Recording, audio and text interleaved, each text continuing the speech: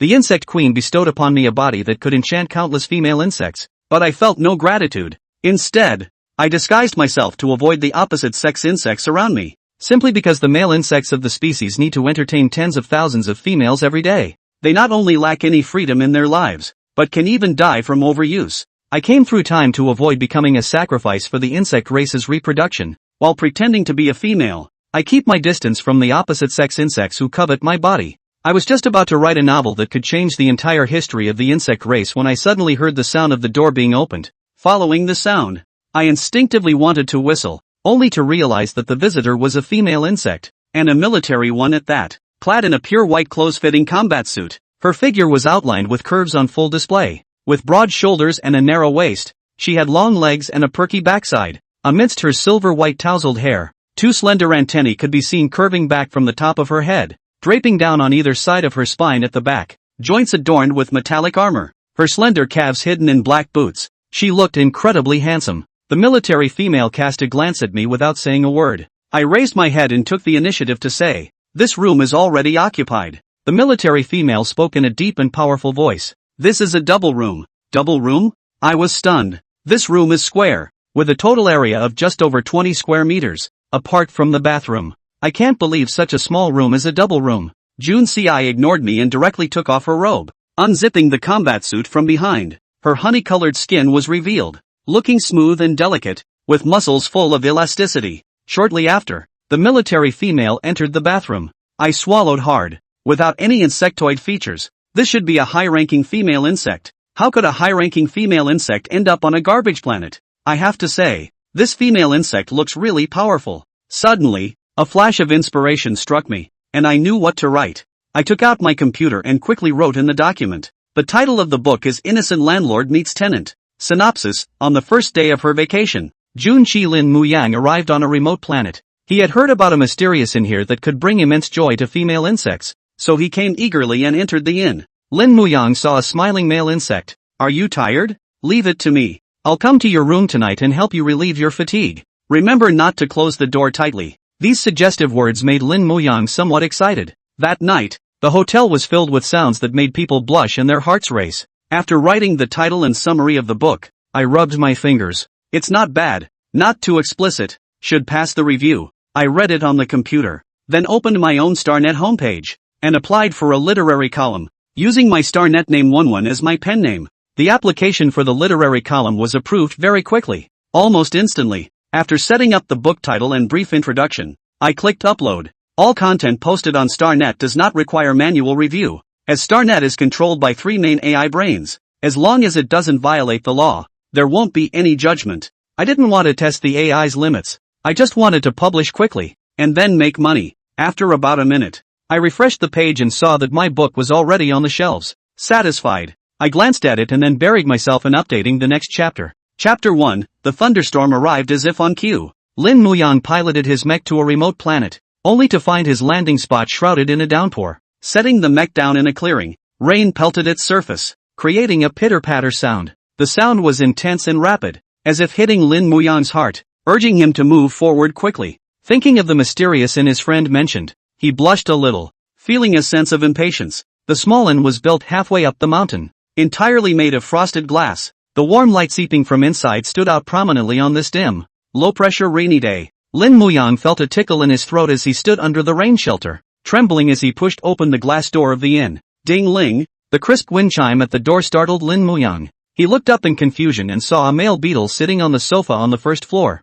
Male beetles? There are really male beetles here. Lin Muyang's eyes were completely drawn to the male beetle and he looked at it. The male beetle had short black hair, black eyes, and beautiful and delicate features. His fair skin seemed to be covered in a layer of mist under the warm light. The male beetle was wearing a fluffy and soft white sweater with a large collar. He leaned slightly, the loose sweater revealing half of his shoulder, the furry garment stacking at the elbows. Confused female insect, how many days do you want to stay here? The crisp sound interrupted Lin Muyang's gaze, and he felt his Holter detector start flashing red, indicating abnormal hormone levels in his body. Just one glance at the male insect, and Lin Muyang's pheromones went off the charts. The male beetle stood up and walked towards him, the loose and fluffy sweater still piled on the beetle's arms. The tail hook behind him was covered with fine scales on the shell structure. Since you're not speaking, I'll make the decision.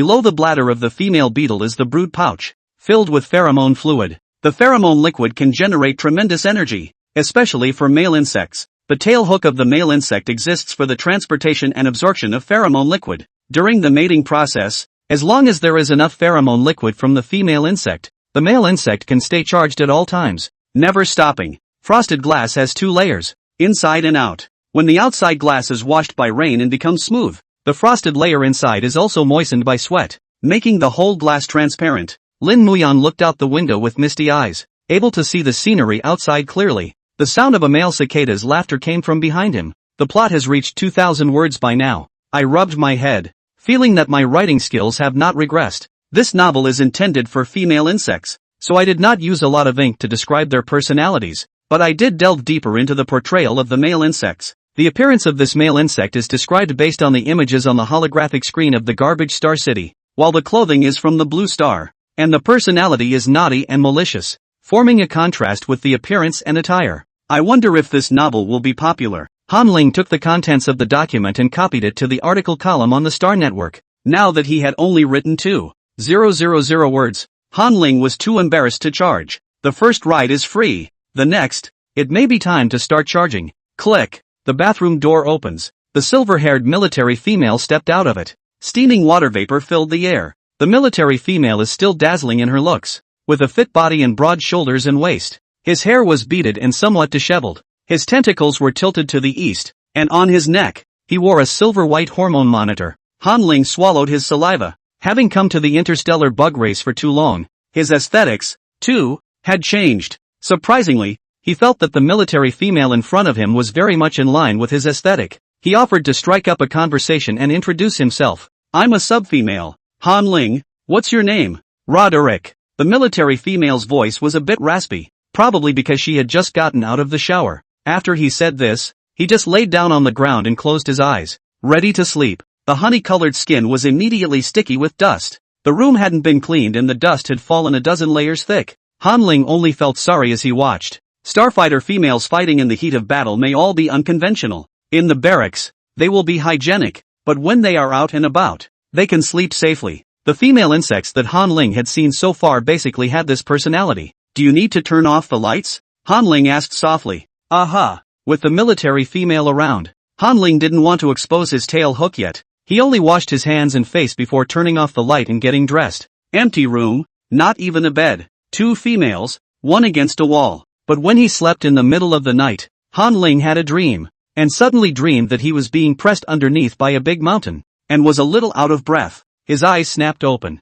What the hell? Han Ling sensed the weight on his body and was startled. That military female, how did she get to him? He asked in his head as he tore the female away. System, what's going on? We're 3 meters apart. How did he get here? The host will undergo a body transformation at night, and the pheromones of your male bug, slightly exposed, are attracted to him in his sleep. It is recommended that the host also get a hormone monitoring ring, which has some masking effect. Han Ling frowned when he heard this. Hormone monitoring rings, which are uniformly distributed by the planetary administration, are generally designed to prevent pheromone imbalances in females, which can lead to frenzies. It's kinda expensive if you have to buy it separately. It's 1,200 star coins. His pockets were cleaner than his face now, and there were so many places to use his star coins. He shouldn't even have money to spend in the near future. Say, when there's money to be had. Everything has to wait until there's money. Perhaps it was his own pheromones that did the trick. The military female before him,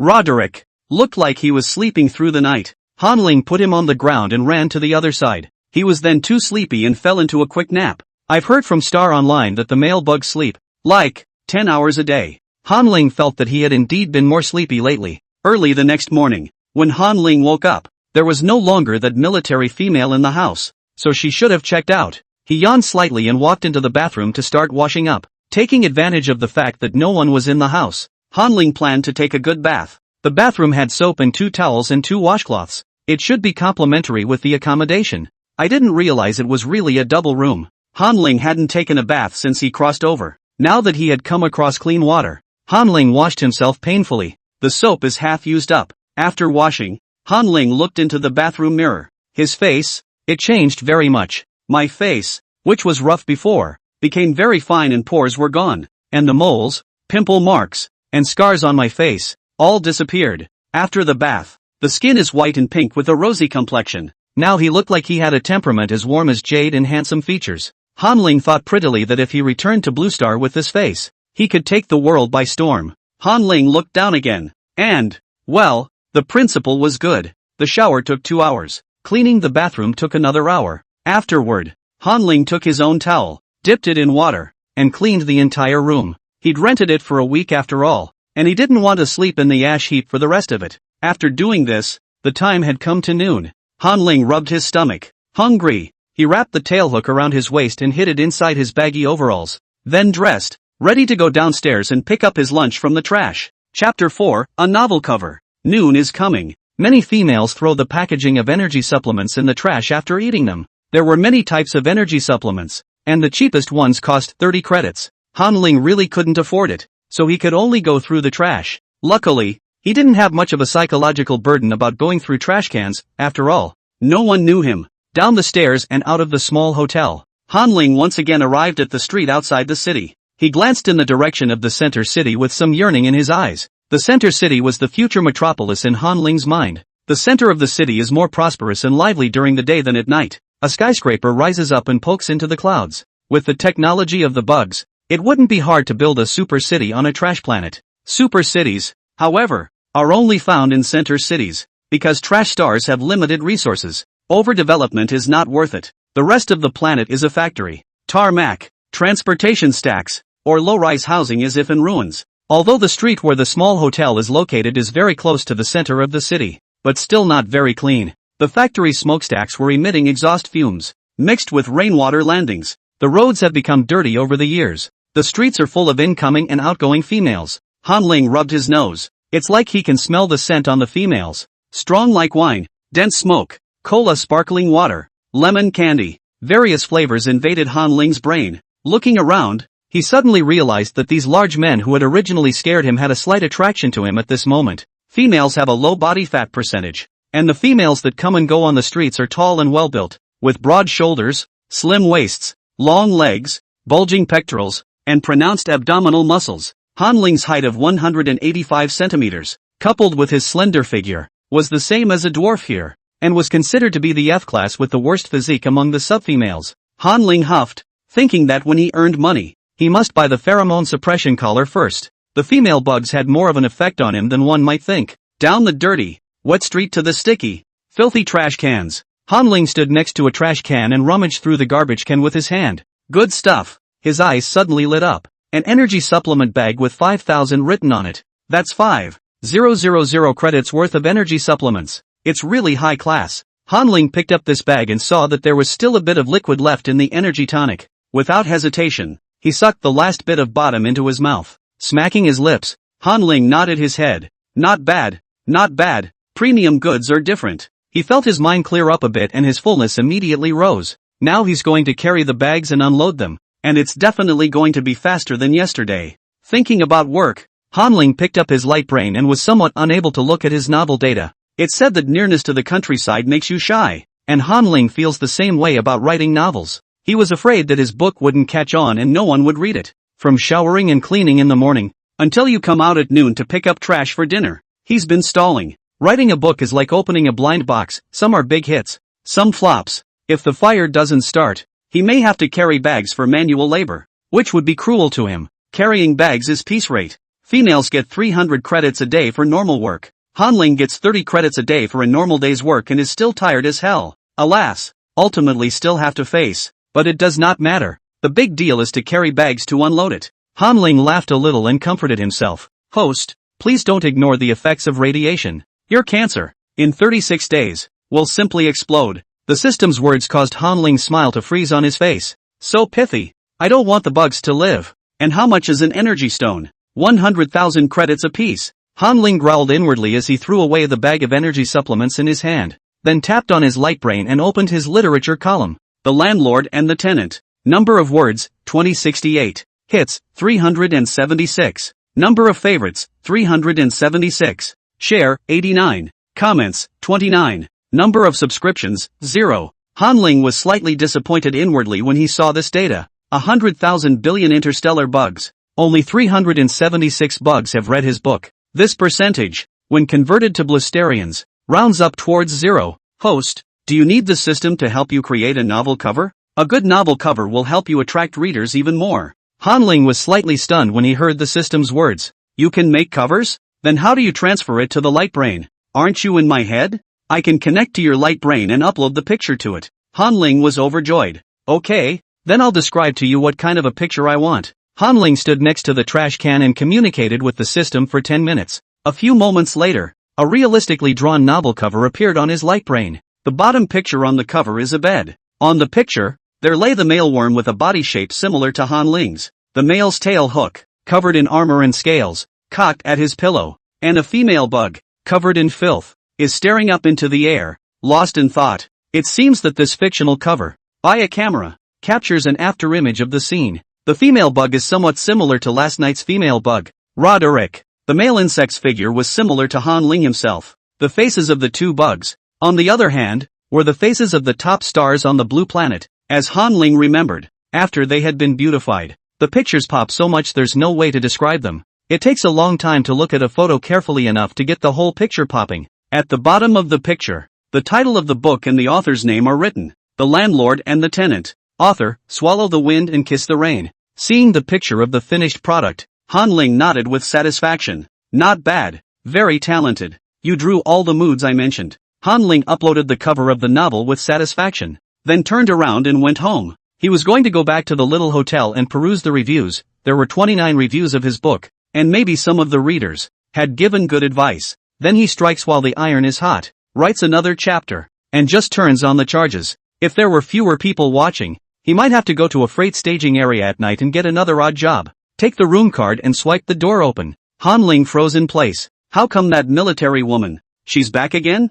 Inside the not-so-large room, Roderick, the military female, was crouching in the corner with a cigarette in his hand, seemingly a little sad. He heard a noise and looked up diffidently. The moment he saw Hanling, his nerves instantly tightened. Male bugs? Only the male bugs have such fair skin, such clear eyes, and are so desirable. His fingers moved slightly and he was just about to make a move when he heard that male insect say something. What are you doing back here? Roderick put his finger down. The voice he remembered. It was the sub-female from last night. I didn't realize that the sub-female, who was black as a ghost yesterday, was so beautiful when cleaned. Too bad it's not a male bug. Chapter 5, Roderick's Invitation. Roderick tilted his head, biting into his cigarette and puffing out a puff of mist. Behind the white haze, the sub-female, who was, to his eyes, uncharacteristically beautiful, looked more like the male bug. Roderick's throat rolled. I'm staying here for a month. What about you? Hanling had recently become somewhat sensitive to pheromones, and he sensed that the silver-haired military female in front of him,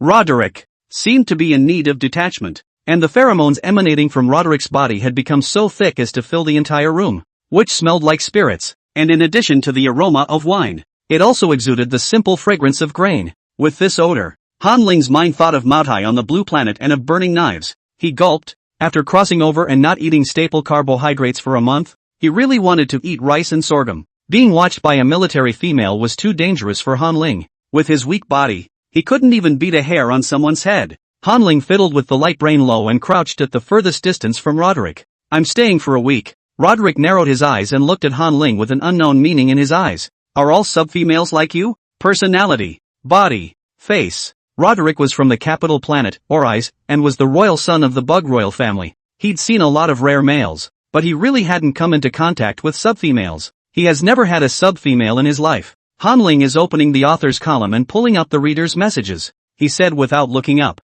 Sure. What's wrong? Roderick stood up and walked over to Hanling. He squatted down and encircled Hanling's entire body in his arms while sniffing Hanling's neck. Well, there's no pheromone rejection reaction. And how is it that sub-females with this underwhelming look, like softies, haven't heard of being played by any females? Interstellar bugs. Same-sex pheromones are inherently at odds. A female bug and a female bug can be friends, brothers in arms, but only not mates. Because of their genetic setup, they are very tired of same-sex pheromones. Roderick didn't feel bored in the sub-female in front of him. Even he had gotten this close and still didn't feel repulsed. Hanling's hand holding the light brain trembled as he hastily pushed away the military female in front of him. Holy, bro, your pheromones are smoking me. Hanling finished saying this and pretended to dry heave a few times. Oh, sorry. Roderick was easily pushed to the ground. His hands braced behind him as he stared playfully at the sub-female in front of him. Let me guess what your genetic level is. F? The force of pushing him away just now was like scratching an itch.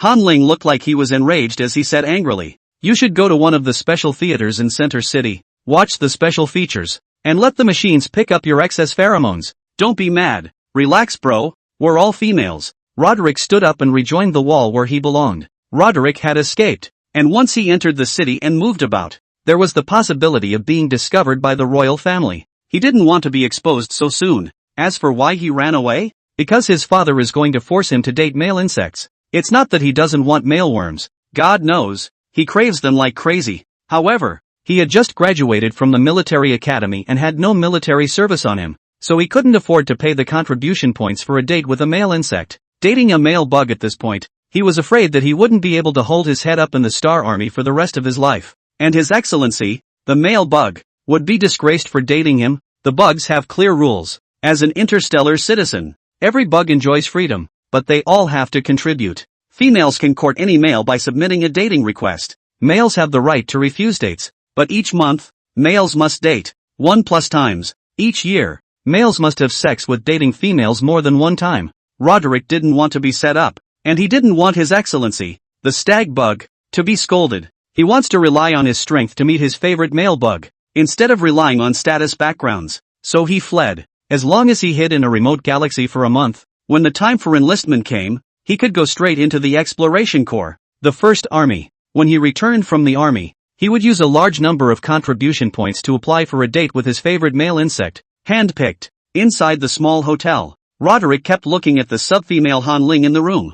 I don't know what's going on, but he's been itching inside, like something is scratching him. No matter if he was lying down or sitting, he couldn't relieve that itch, and it seemed that the only way to relieve it was to look at Han Ling. Although Roderick's pheromone concentration was too high, it was not so high that he lost his mind. When he gets into the First Army, he'll deal with his pheromones. But today, he's a little impatient. Roderick cleared his throat. I say, sub-female Han Ling, how about a deal? Han Ling's newly relaxed nerves immediately tightened. He frowned and asked, what kind of deal? Roderick let out a soft chuckle, his silver head lifting and raising his chin at the bathroom. Take a shower together and I'll pay for your room for a month. Roderick had observed Han Ling. This sub-female had low strength and should be poor. He had just seen it. Han Ling squatting next to the trash can to pick up garbage. The energy tonic that Han Ling picked up was the one he dropped. Although Roderick didn't have credits, he had brought quite a few things with him when he set out from the capital planet. Things like energy supplements, which are no different than credits,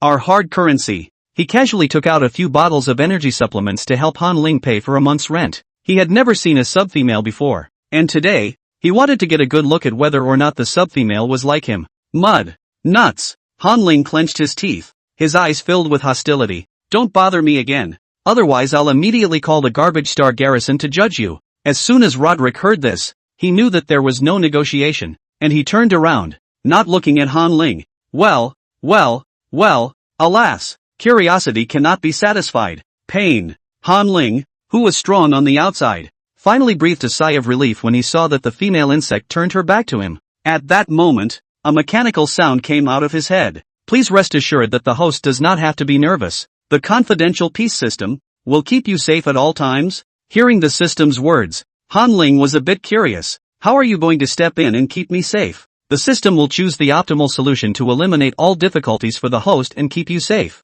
The optimal solution to deal with the female insect in front of you is to show the tail hook. The corners of Han Ling's mouth twitched. If I wanted to light up, I would have done so a long time ago. Are you a little big sick? Light up the tail hook and be greeted with endless trouble. He'd found out. The system wasn't artificial intelligence at all. It was artificially retarded. Please rest assured host, after the system's calculations, there will only be 2 consequences after you light up the tail hook. Which 2? First consequence, mate with the female in front of you. Probability 50%. Second consequence, mating with the female in front of you and being discovered by other females, joined by more than one person. 50% probability. Get out. Pure love 1v1 war god. Han Ling cursed in anger, listening to the words of artificial retardation. People are retarded. After scolding the system, Han Ling refocused his gaze on the optical brain. He clicked into the comments section of his article and read the comments. Chapter 6, The First Reader. At this point, there are 29 reviews for the novel Pure Landlord Crash Tenant. Han Ling pursed her lips and clicked on the comment section as if she was on the verge of a disaster. Cam. Author. Real male bugs are not like this. Put away your shameful fantasies. The inspection team has been summoned. Author, you wait to be caught. If an honorable maleworm sues the author for insulting the image of maleworms, 100 years in jail to start. Author, get the hell out of here and go to jail. Han Ling's heart stuttered when he saw these messages. He glanced at the times of the messages, all centered around midnight yesterday. If the report had taken effect, he would have received a subpoena from the Star Court by now. Now he hasn't even gotten the message, which means he's still safe. Han Ling sighed in relief and continued to look down. Boy, this is some good stuff. This is the first time I've ever hid under the covers and read a book. Who wrote this book? Author, get your ass out here. Sha. Boss, take a look at me. I'm more durable than Lin Muyoung. I'm going to kill Lin Muyoung. Not taking the initiative at all in front of the maleworm. How dare you wait for the boss to take the initiative to help you? May I ask where this little hotel is? Urgent. Author, provide coordinates quickly. I want to get to the little boss too. The writing is also too energetic. What should the two of them look like in front of the window? Ooh, I haven't dated His Excellency the male bug and can't imagine it. After reading all the comments, Han Ling breathed a sigh of relief. The first chapter of the novel, or the majority of favorable comments. This is a good start. The squealing readers in the comments section have made it clear that intergalactic females eat it up. Han Ling decided to start updating the next chapter right away. He glanced up quietly across the room at Roderick, the military female, and bowed his head sheepishly. Afternoon. Sunset sunlight, shining into the windows of the small hotel. Lin Muyan was covered in marks and bruises. He was awakened by the blinding sunlight. After his head cleared up a bit, Lin Muyang recalled last night, and his face was covered in a blush. He turned his head to the small innkeeper next to him with a satisfied smile.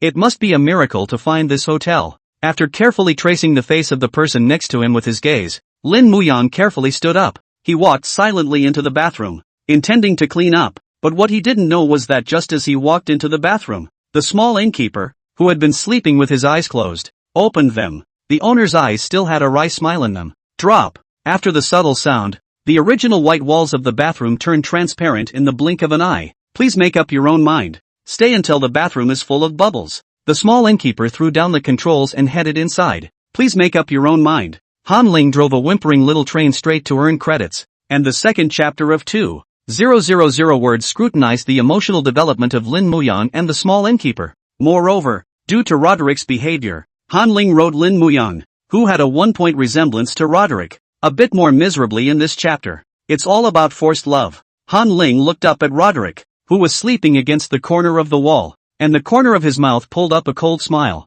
Don't mess with anyone but fiction writers, especially yellow mosquito writers. The author of the novel has a unique spirit of triumph that sweeps away all enemies. And the enemy, ignorant of everything. Coding is a hard job. And 6 hours have passed since Han Ling finished writing the second chapter of 2,000 words. He has to have a dizzy spell in his head every now and then, and it delays his writing. Han Ling copied and pasted the article and subsequently posted it on StarNet, where he set it to 2,000 words a chapter for 0.1 credits. This price, which is flat rate pricing on Star Online, equivalent to 1,000 words, 0.05 credits. Mosquito is no longer small is also meat. Han Ling clearly know. Code words and moving bricks are the same. Are hard work. After the second chapter was uploaded, Han Ling's head was a bit foggy again, and he felt that it must have been the tumor in his head that pressed on whichever nerves he had, causing him to be particularly drowsy. He nodded his head and couldn't help but complain to the system. System, aren't you in my head?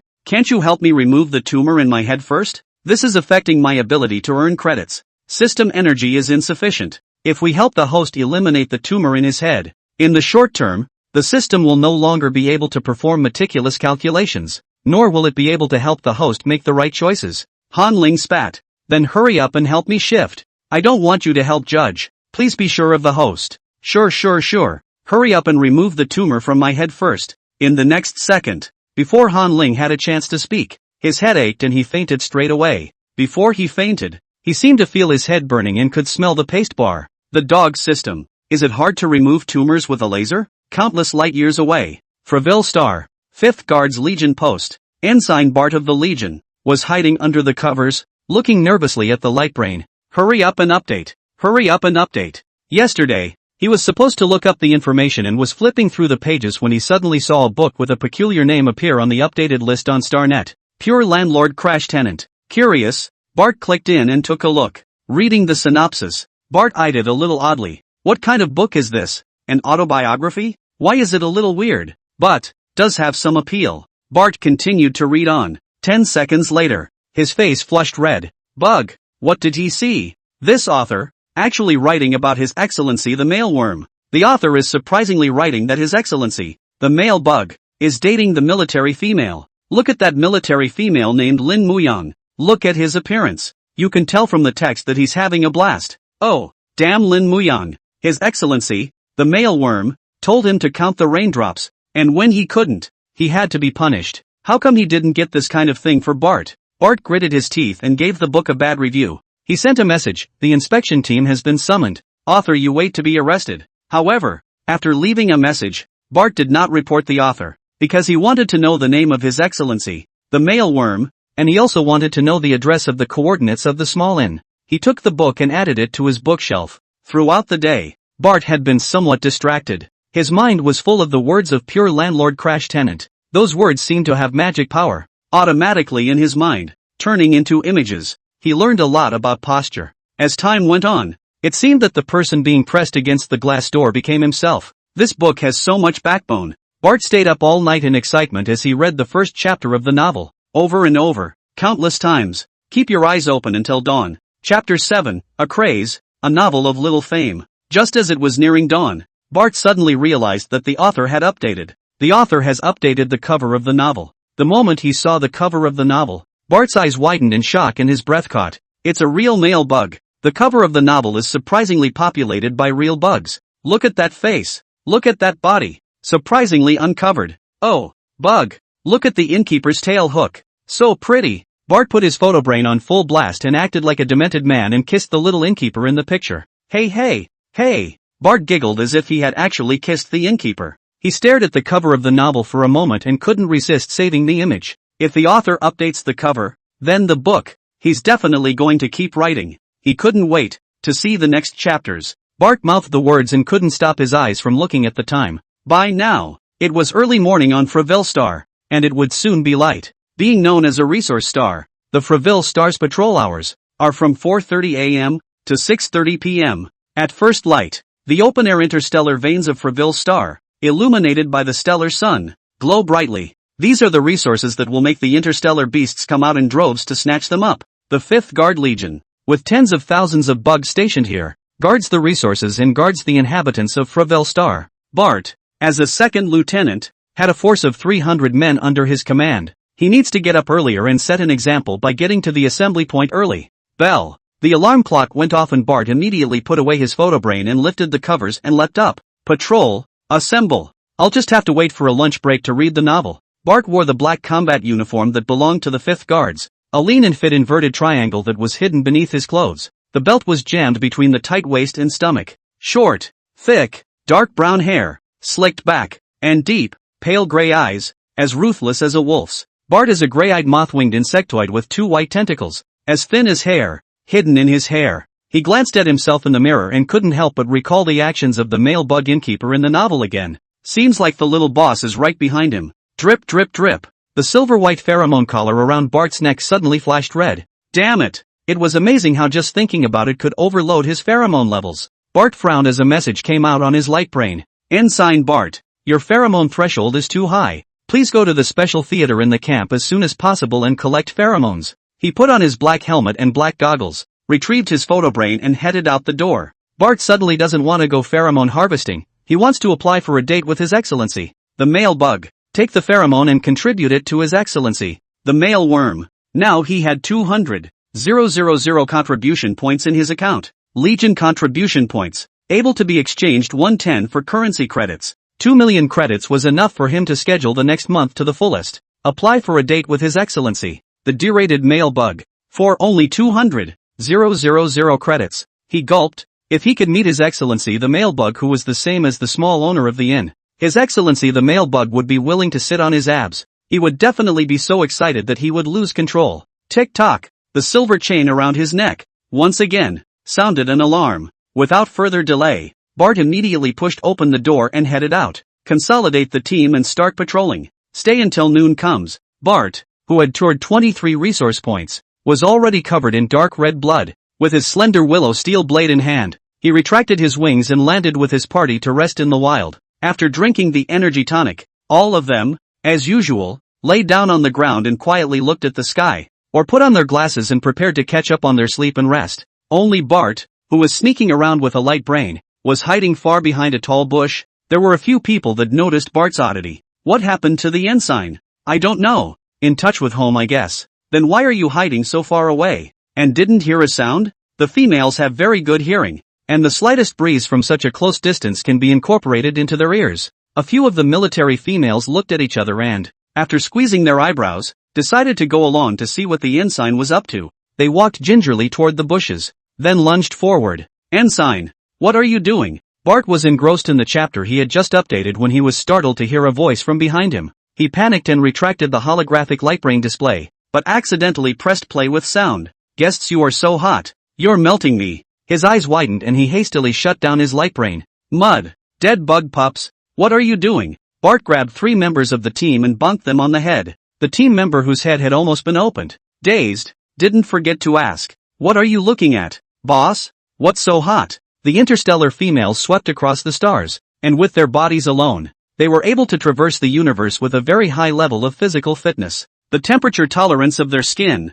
typically, is over 2,000 degrees. Ordinary steel melts and nothing happens to the females. Bart's face exploded red. He was a little ashamed and eager to show off. The book, a treasure book, was discovered by the ingenious man who wanted nothing more than to sneak a peek for himself. But he can't discuss it with anyone else if they don't know about it. Bart grunted. You bug-s. You're too trashy to deserve to know yet. When you guys can. When you can pass the 20x gravity chamber, then you'll be qualified to ask. A female worm without ability does not deserve a male worm. Get lost, get to bed and leave me alone. He waved an annoyed hand at the disruptive scatterbrain. Only halfway through the chapter he'd just updated, and Bart crouched back down into the bushes, turned on his light brain, and turned on snoop-proof mode. Bart rewound the novel back to the first chapter. He was going to start from the beginning. Just then, another person poked him in the back. Bart growled back in boredom. Who are you stinkers? Again? Ensign. It's me. Avery blinked. As the freshly enlisted recruit in the team,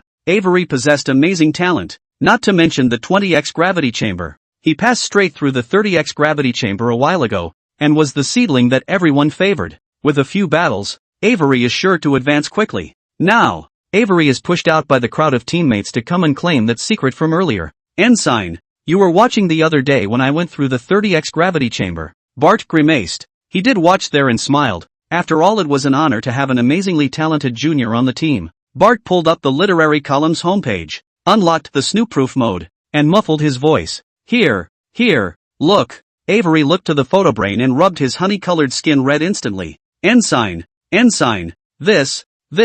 Avery's eyes were on fire, and he had never applied for a date with His Excellency, the stag bug. Surprised to see a male bug directly on the cover nowadays. It's even still. Bart's face was undying, living as if the male worm had gone outside behind his back and stolen someone's dead face. Get back to rest when you see it. Chapter 8 First Recommendation. Avery went back to the clearing where the players were resting with the same hand. The teammates around him shoved him curiously. What the hell? What did you see? What's with the ensign's face? It looks like he ate a cannonball today. He's so fired up. Avery opened his own light brain. He boarded the starnet and typed in the words he had just seen. The innocent landlord crashes the tenant. Literary column. Whoa. The image that popped up shocked everyone on the sidelines. The young man's fire, all at once, burned to the hilt. The ear-piercing screams woke up everyone who was sleeping around them. Bug, what the hell are you screaming about? Sans sculpture. I really did. Shout your ass off. Avery frowned as he retrieved his optical brain.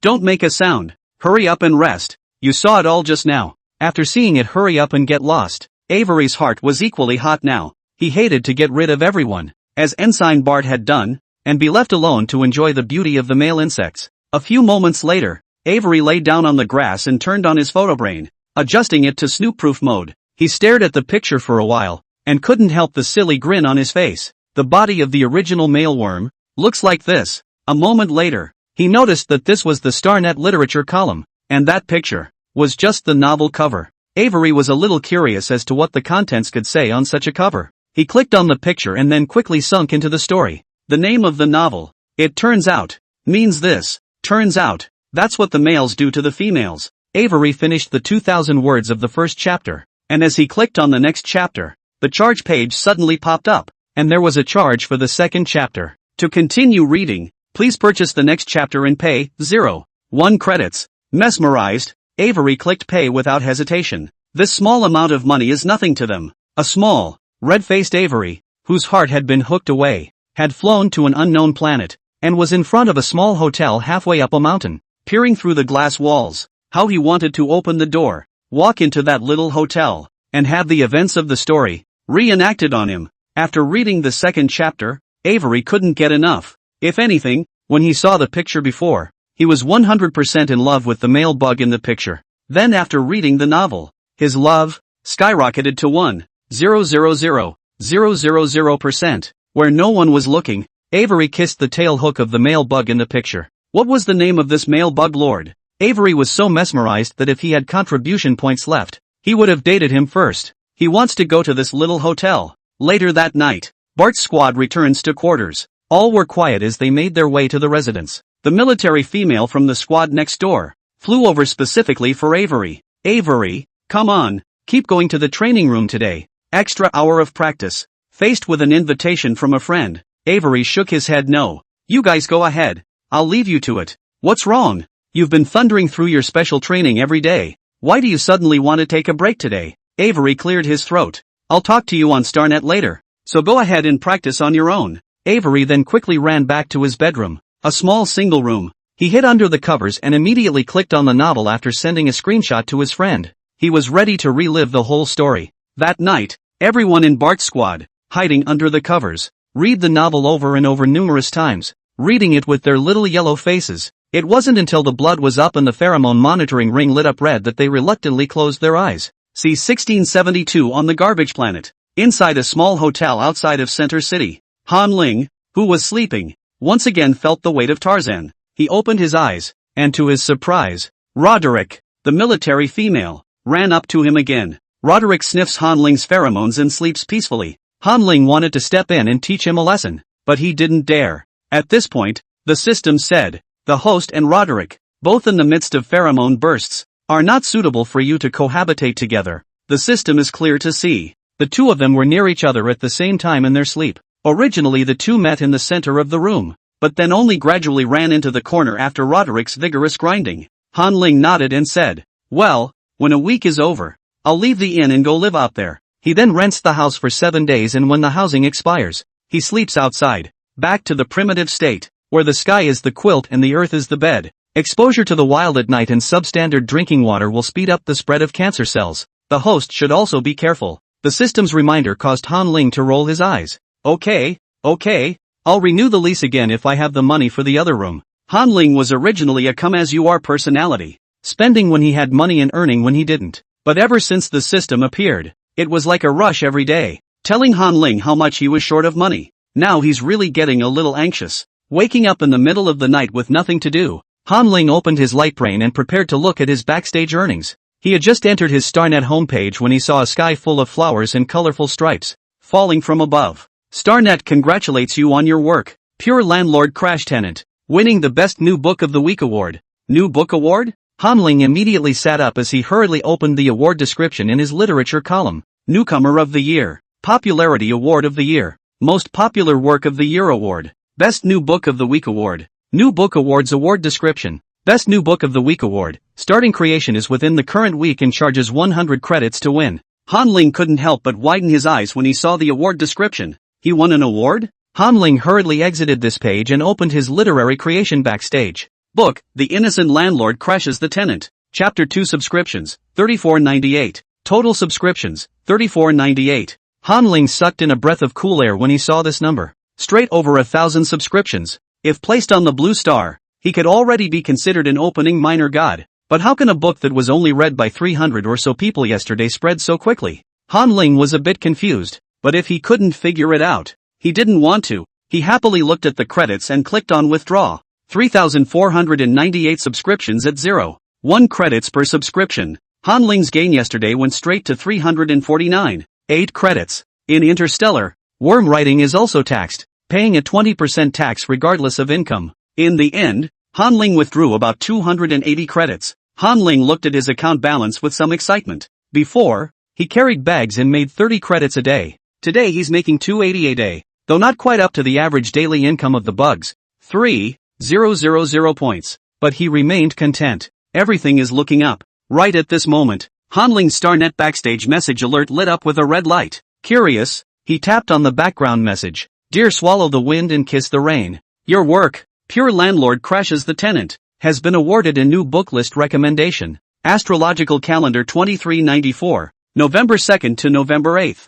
During this period, your book will be logged into the new book list recommendation with a recommendation of 43. Please do not break your work during this period. Chapter 9, Roderick's Questions. Han Ling clenched his fists in excitement when he saw this recommended position. You know, there are millions of interstellar bugs, and his book is ranked in the top 100. He's going to be rich. When he's rich, he'll buy 2 bottles of energy supplements, take one and throw it away, buy 2 Starfleet cars, drive one and blow one up. With a beautiful dream, Han Ling lay down again and went to sleep. Early the next morning, Han Ling opened his eyes and was taken aback. A pair of blue-gray eyes in front of him stared at him intently. Roderick, the silver-haired military female, was leaning down, on one leg, staring intently at him. Han Ling swallowed, controlling that the tail hook at his waist must be hidden and not exposed. TSK. Roderick hooked the corners of his mouth in an impish grin. Dude, I want to ask you a question. Han Ling pushed him away and cleared his throat. You asked. Roderick asked as he stood up and towered over him.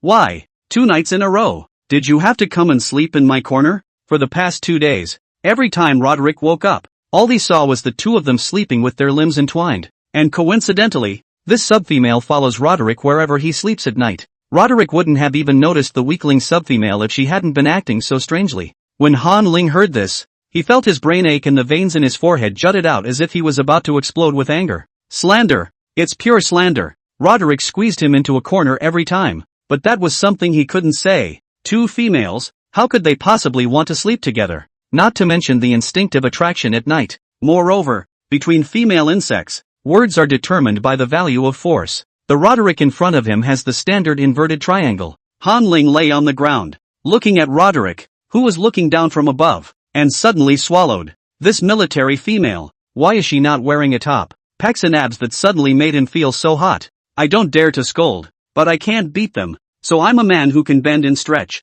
Han Ling could only play dumb and scratch his head. I don't know. I'm not sure. Maybe it's a little cold at night? During the night, he had touched Roderick's skin, and the military female had a high body temperature, a trait that he also wrote about in his novel. Roderick frowned and straightened up, seeming to believe the remark. Han Ling smiled inwardly. Every day when Roderick woke up in the morning, he must have touched his low body temperature as well. That's why he believed it so easily. Seeing that Roderick stopped talking, Han Ling stood up and went to the bathroom to tidy up his personal hygiene. 10 minutes later, he cleaned up and came out of the bathroom, ready to go out and look in the dumpster for some breakfast. Just then, he heard a voice from behind him. Hey, poor guy, don't go out and pick up trash. I've got extra nutritional supplements here. Han Ling looked back and saw Roderick sitting leisurely in the corner with 2 bags of nutritional supplements in his hands. One he held in his mouth and one he held in his hand. The package of this nutritional supplement happened to be the one he had picked up yesterday. 5,000 credits a bag. He hesitated for a moment and walked over to him. There's no such thing as a free lunch. I don't want a new one. Just take the one you're drinking and save some for me. If he took that new nutritional supplement, then he really owed it to himself. In his mind, the system spoke out. Host, Roderick's pheromones. They're having too much of an effect on you. In the month before, you picked up garbage, never ate it on your back, never touched the bags. But yesterday, you were biting directly where Roderick had bitten. Han Ling's heart thumped when he heard this. Really? If it wasn't for the system's reminder, he wouldn't have noticed at all. He asked in his mind suspiciously. You could see my every move before, too? Yes, the night before, you were disturbed by Roderick's pheromones, and it was only the next day that you picked up, without hesitation, the nutritional supplement tainted with his pheromones. Just now, when you chose what he had left to drink, it was actually the pheromone that was interfering with your judgment. Han Ling was silent, not knowing how to respond. How did it bend so easily? Up ahead, Roderick threw the leftover nutritional supplement he had been drinking, though it was strange. Han Ling took the nutritional supplement and he drank it down in silence, biting into the place Roderick had bitten just now. He really didn't feel the slightest bit of nausea or disgust. Ha! You're so disgusting. Can't you drink it on your back? Roderick's disgusted voice came. Han Ling raised his eyelids and was about to say something before swallowing his words. There are some things that are not appropriate to say right now. Roderick rubbed his nose. He seemed to notice that his words were a bit hurtful, but he didn't want to bow his head and apologize. He just coughed twice. When I get into the first exploratory legion, you can have all the remaining nutritional supplements. No need. After finishing his breakfast, Han Ling turned and sat in the corner opposite Roderick's. He pulled out his optical brain and began a new day of coding. He glanced at the data and his mood improved somewhat. At this point, the novel's numbers had gone up. The Landlord and the Tenant. Number of texts, 4368. Hits, 7,832. Number of favorites, 7823. Share, 459. Comments, 584. Number of subscriptions, 7823. Han Ling couldn't help but nod his head as he glanced at the ratio of subscriptions to clicks for the novel. Hits and subscriptions are infinitely close to 1:1. So it seems he's writing a text that's pretty screwed up in the interstellar bug world. And sharing has become more frequent. And whenever there's sharing, his books have new outlets for distribution beyond the new book lists. He relaxed his hands and prepared to start coding. As for what to write about on day 3, Han Ling raised his eyes to Roderick, bursting with inspiration and thoughts. The charming night came. Inside the small hotel, Lin Muyan woke up leisurely. He felt an itch on his body, and with a slight opening of his eyes to look, he realized that it was His Excellency, the male worm, who was on his body. Hiss! Lin Muyan couldn't help but frown as if he had gotten his skin broken. At the sound of the voice, the dark-haired, dark-eyed boss smiled and looked up. You awake? Don't know your name yet. When Lin Muyan heard this, he only felt that it was absurd, the two of them springing into action, and as a result, they didn't even know their names. Lin Muyan. Good name. You can call me Liao Sha. Liao Sha's pair of peach blossom eyes tacked on a smile, his palms blazing around. He laughed. Stand up. This time, you're on top. Please make up your own mind. Afterwards, Liao Sha's tail hook wrapped around Lin Muyan's wrist. Lin Muyan's mind was groggy as he softly said, Liao Sha, I have to go. My vacation is only 4 days. Lin Muyan loved Liao Sha miserably, but he still had a mission ahead of him. As a military female, he had the tasks and missions of a military female, especially since he was in the 1st Exploration Legion. His mission was to broaden the land, to constantly explore and conquer outwards at the edge of the bug's territory. Chapter 10, Han Ling Surrenders, the Sense Scene. Lin Muyan felt that there was no way he could be with Liao Sha forever. In particular, Liao Sha's hostel is going to remain open. He loved Liao Sha, but he didn't dare and couldn't possess him alone. Maybe the next time we meet again, Liao Sha will have long forgotten about him. For Liao Sha, he was just an optional passerby. The female is not destined to have the complete favor of the male. Sadness shrouded his mind. Lin Muyan no longer dodged. He tilted his head up and let Liao Sha do whatever he wanted. Liao Sha, leave me a little more imprint, okay? After the 3rd chapter was written, Han Ling moved his wrist. After checking that there were no typos,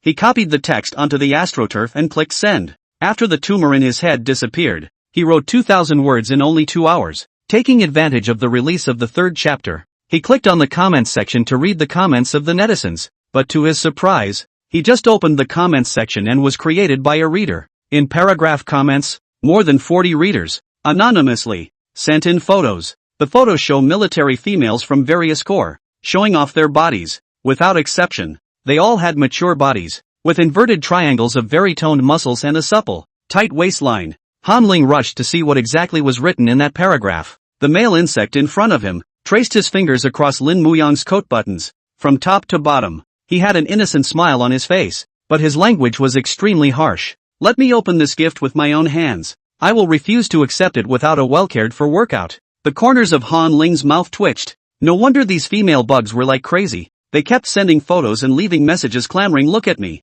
Your Excellency, the male bugs, look at me. I'm definitely better than Lin Muyang. Han Ling raised his head, swept a glance at Roderick, who was sleeping on the ground, and sent a comment from the author. There's no way for any of these people to compare their figures to Lin Muyang, because Lin Muyang's character's figure archetype comes from Roderick. Han Ling traveled to the interstellar bug race for a month, and met the Sioux female bug. In town, out of town, all sorts of genetic classes. He'd observed them all, including the frequent replenishment of goods at the Trash Star Supply Depot, the military females of the First Army. When he saw these people, Han Ling was still the same straight blue star man who would never lower his head. He, Han Ling, would not date a female insect even if he died. But since meeting Roderick, in just 3 days, Hanling felt that his heart was gradually shaking. The smack in the face came too soon. As much as he didn't want to admit it, the system saw it all. He just has a thing for Roderick. He has written what he wants to do to Roderick in the novel. By the time the rent is due and he leaves the room,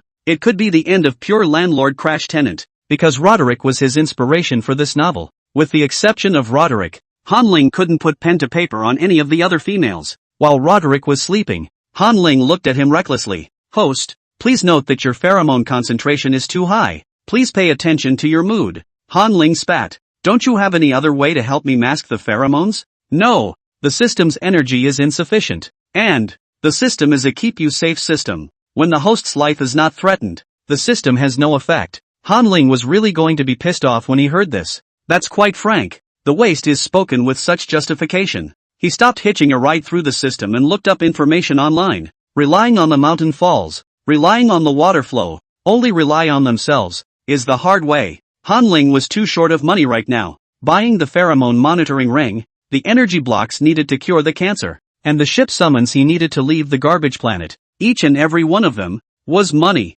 The only way for him to make money now is to write a text. The current data of this book is good. Hanling wants to make this book a fire again through other methods. To the little fire, add a handful of firewood. Only the more people who read the book, the faster he can make money. The faster he can make money. Chapter 11, Preparing the Game Script. Hanling looked around on the internet, and not surprisingly for him, entertainment was particularly scarce among the starbugs. Whether it's music, movies, literature, or everyday games, all of it has to do with war and with resources. It seemed that the insect race naturally loved fighting. Even when they were resting, they were honing their combat skills, their mech piloting skills. Their lifelong quest is to become stronger. Hanling rubbed his fists and jumped a little. Let him, to give the little worms of the stars, some shock. Capital Star, Enlightenment University. Inside the 309 dormitory room of the Peach Orchard dormitory building, Parson, the tech nerd, was writing the game program, a code that was quickly entered into the light brain.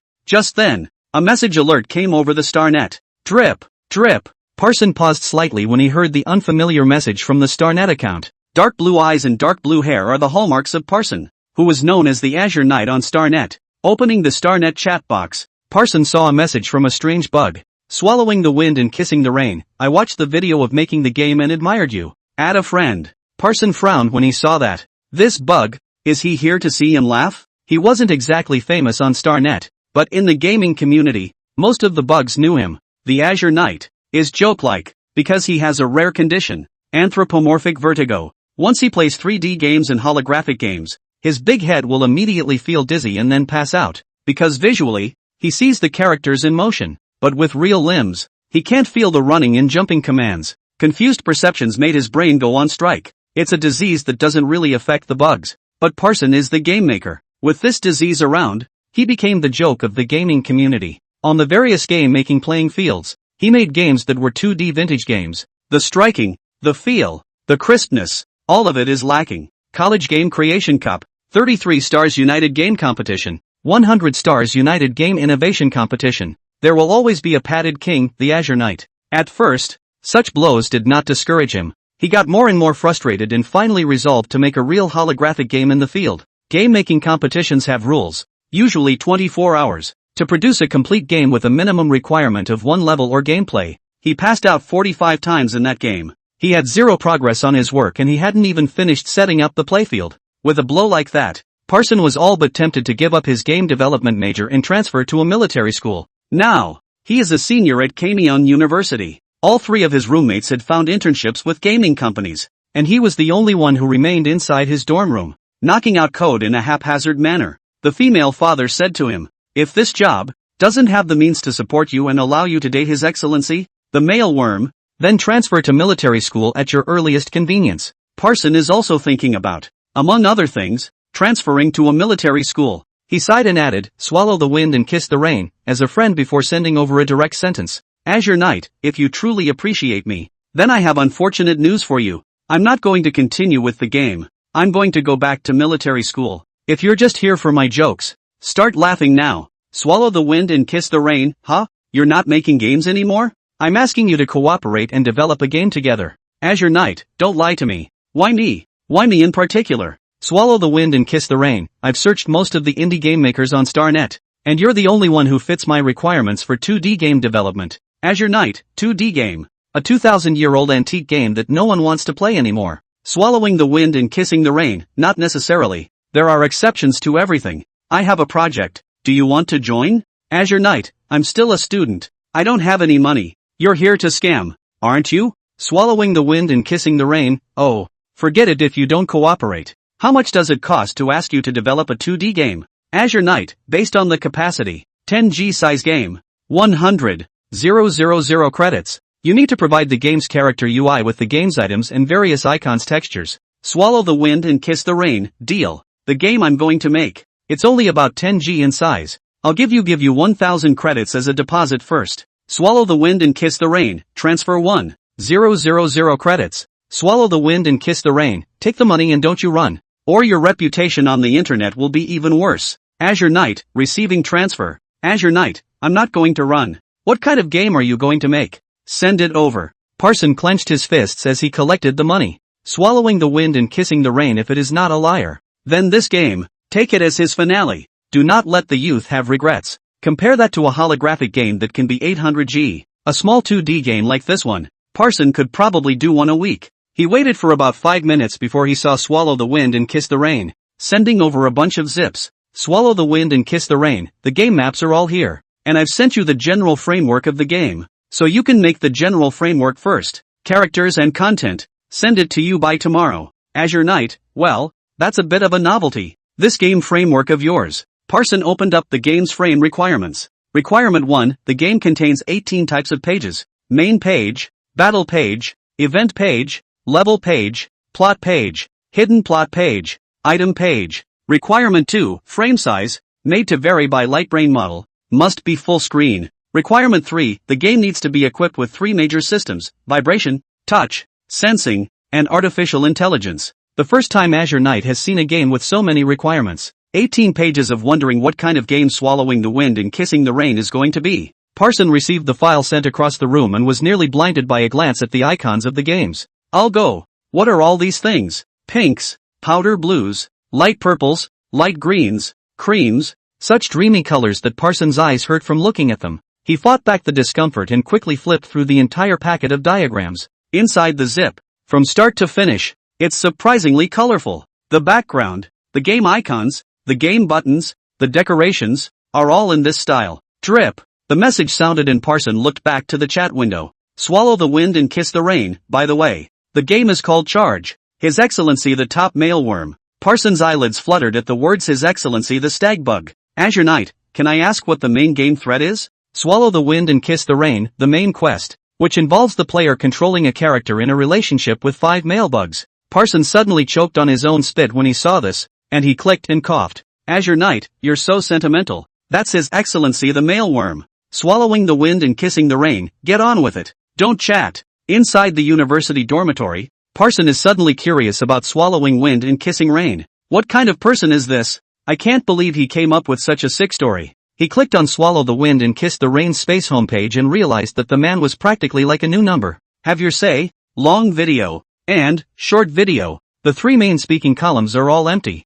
Instead, there's a piece in the literature column. Parson clicked in curiously, his eyes gradually widening. He opened the door to a new world. The other side. See 1672 on the garbage planet. Han Ling was writing furiously on his light brain. He was writing a game plan, and an analysis of the personality and behavior of the 5 main male characters. The system is also busy, working on character stand-ups. Single, double, multiple. As Han Ling wrote, he didn't forget to admonish the system in his head. You draw it quickly, and turn it in by today.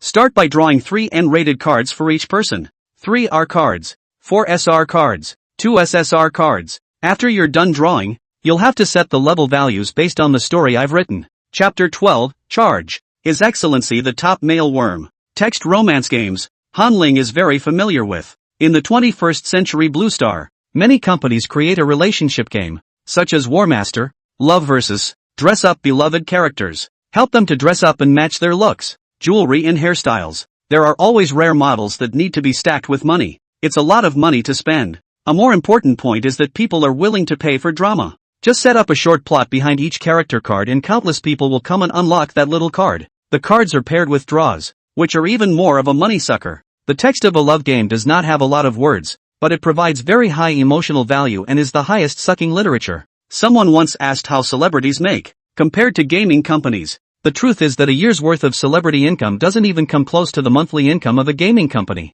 Today, in the intergalactic era, the market for such games is like a huge cake. Han Ling was incredibly determined inside. He was bound to eat this cake of love games, and he was going to take the first bite. Thinking about the background of the game's story, Han Ling spilled out, writing 8 hours of game planning. The punch. His Excellency the Top Stag Bug. On February 9, 2390 of the astrological calendar, a massive explosion occurs on the capital star, and the protagonist, Murphet, as a Major General of the 3rd Protection Corps, resolutely travels alone to the scene of the explosion to save lives. But after entering the scene of the explosion, Army Girl Moffat enters the middle of an odd time loop. In order to find the beginning and end of the time cycle, he encounters the 5 top male bug honors, the overbearing and unreasonable Jean Nuo, the pampered and adorable Mu Chen, the melancholic and pitiable Shui Yu, the arrogant iceberg but easy to blush Firefeather, and the gentle and tolerant of all your earth dreams. When 5 of the top male insects, His Excellency, ask for Murphet's hand in marriage at the same time, what will he choose? Setting the background of the story, Han Ling moved his somewhat sore wrist, 5 male bug male masters, corresponding to the attributes of gold, wood, water, fire and earth, and then add combat increase attributes to a few male bugs. Add a battle system to the game. The higher the level of SSR cards, the stronger the supporting effect, and the females who seek great strength, coupled with love, will surely go crazy. Han Ling decided to give the gang a dose of the hard stuff as soon as he came up. System. To set up a top SSR deck, draw a card face of a military female, lying with 5 male masters at the same time. I'll describe to you how the poses should be set up. Under the guidance of Han Ling, the master who knew the most poses, the system quickly gave a picture of 6 people sharing a bath. The picture is very indescribable. Han Ling was very satisfied. Han Ling sent the game's background introduction and protagonist's persona, as well as some of the basic card face pictures, together in a package to Azure Knight. Swallow the Wind and Kiss the Rain, documentation. Swallowing the Wind and Kissing the Rain, this is the background setting of the game. Take a look at it. Azure Knight, document received. The other side. Inside the dormitory building of Qiming University, Parson, who goes by the screen name Azure Knight, read the document and was shocked beyond words. He looked at those incomparably realistic images of the cards, and inwardly he rolled over a huge wave. The tail hook of His Excellency, the male worm, turned out to be so beautiful. What would he choose if all these male bug honchos wanted him? Parson couldn't make a choice. He greedily wants it all. He gulped. Just a few moments ago he had watched Pure Landlord Crash Tenant and immediately fell in love with the small innkeeper in it, the dark-haired, dark-eyed Liao Sha. As a result, in the next second, he was mesmerized by 5 male bug honors with different personalities. The punch. Top male bug excellency, in which the 5 excellencies do have a little something going for them. After he reacted, he hurriedly sent a message to Swallow the Wind and Kiss the Rain. Azure Knight, you said you'd work with me before. Does that still count? Can I back out? I don't want to turn it down. No one can refuse this game. This game is going to be a fire. Swallowing the Wind and Kissing the Rain, there are no pills for regret in the world. And time can't be turned back. But if you're sincere, I can consider making you my employee. Do you need this job? Azure Knight, need. I need this job. Boss. Swallow the Wind and Kiss the Rain, draw up a resume for yourself and send it to me. If you join the company, then I won't give you the cost of making the game. But as you are the company patriarch, I can give you the original share points of the company. What do you think? Azure Knight, transferring 1,000 contribution points. Azure Knight, boss. I think it's fine. Here's the deposit for the game. I'll give it back to you. Parson is not short-sighted, and through failure after failure, he has learned about adaptability and the importance of cooperation. Azure Knight, boss. Our company. Are we still short of people?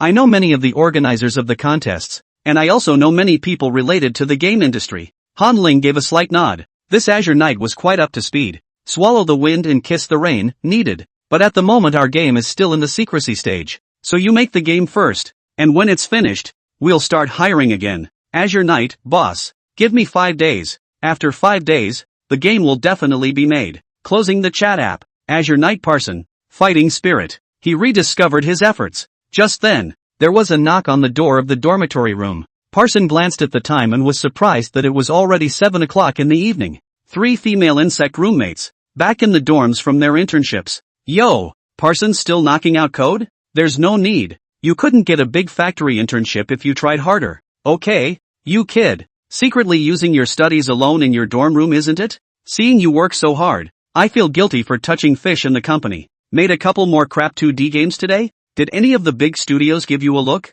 Hearing the cynicism of his 3 roommates was something Parson had gotten used to long ago. In the past, he could only suffer in silence. Sarcasm, irony, demeaning, these words were like a sharp knife, stabbing him hard. But now, he won't hold back. Parson laughed. Thanks for your concern. I've joined a game company. My boss appreciates me and I've started following up on the game project. The 3 roommates looked at each other in disbelief. There's a limit to lying, and it's true that the company may be blind when you're inducted. But what boss would appreciate you? Oh, laugh it up. How can a newcomer who just joined follow up on a game project? Parson shrugged indifferently. You naturally don't have the strength. But I don't. Parson's ability to program and think logically is quite impressive. He's been writing games on his own for years and can already be called the strongest newcomer king, except for the shortcoming of having an anaglyph vertigo. Several of the roommates glared at Parson's words. You continue to blow. You can't wipe your face, squatting in your dorm room every day. I'll wait for you to rot and stink.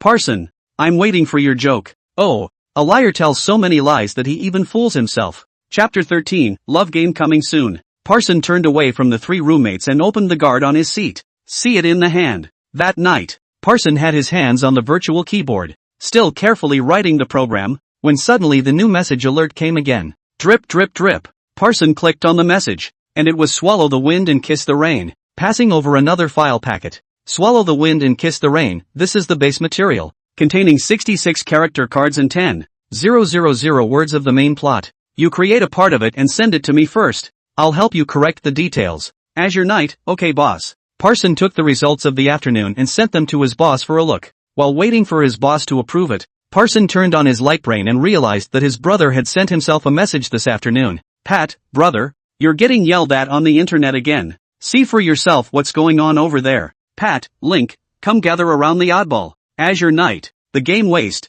announces that he has found a job and has become the head of the game. Azure Knight, don't mind them. I'm telling the truth. I've actually got a job now and am working on a game. Pat, brother, don't hold up when you're being bullied. Transfer to military school and beat the crap out of anyone who mocks you. Your talent is in piloting a mech. Azure Knight, not holding out. I'm telling the truth. In about a week, the game will be made, and you'll be recruited as a playtester then. Pat, well, you remember to talk to Est father. He's worried about your mental state right now. Azure Knight, aha. After talking to his brother, Parson rubbed his eyes. His estranged father, who served in the 1st Exploratory Corps, was a lieutenant general, a very high position. Soldiers, NCOs, lieutenants, school officers, followed by officers. The only ones better than the lieutenant general are the admiral and marshal. His female father was valiant beyond measure, having fought in countless interstellar alien wars, explored no man's land, and found 12 new planets. The female father has accumulated a large number of contribution points in exchange for numerous dates with His Excellency the male insect.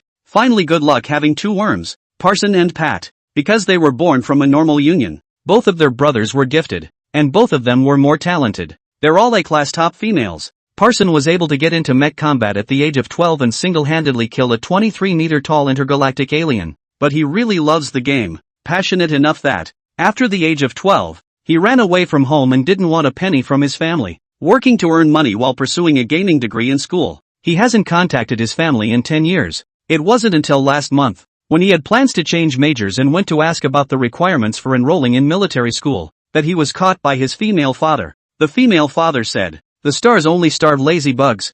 I'm not worried about you at all if you run away from home. But if you're going to enter military school and come to the 1st Legion after graduation, you're a Class A female, and the explorers need senior females on the battlefield." Parson was definitely not going to military school now that he was going to continue to make games, something that he really needed to talk to his female father about. But he wanted to wait a little longer. It wouldn't be too late to talk to his female father after the game was released and after he had made a name for himself. Drip drip drip. The message tone sounded, interrupting Parsons' thoughts. He looked down, and swallowing wind and kissing rain had already presented him with a new revision. Swallow the wind and kiss the rain. The overall idea is good. Not bad, but these 12 places need to be revised. Also, this is the game value setting. You fill in the game values. Azure Knight, okay boss. swallowing the wind and kissing the rain. It's too late today. I have to go to bed. So I'll send you chapter 2 of the game tomorrow. See 1672 on the Garbage Planet. Garbage Planet has no moons like the moon. And when it gets dark,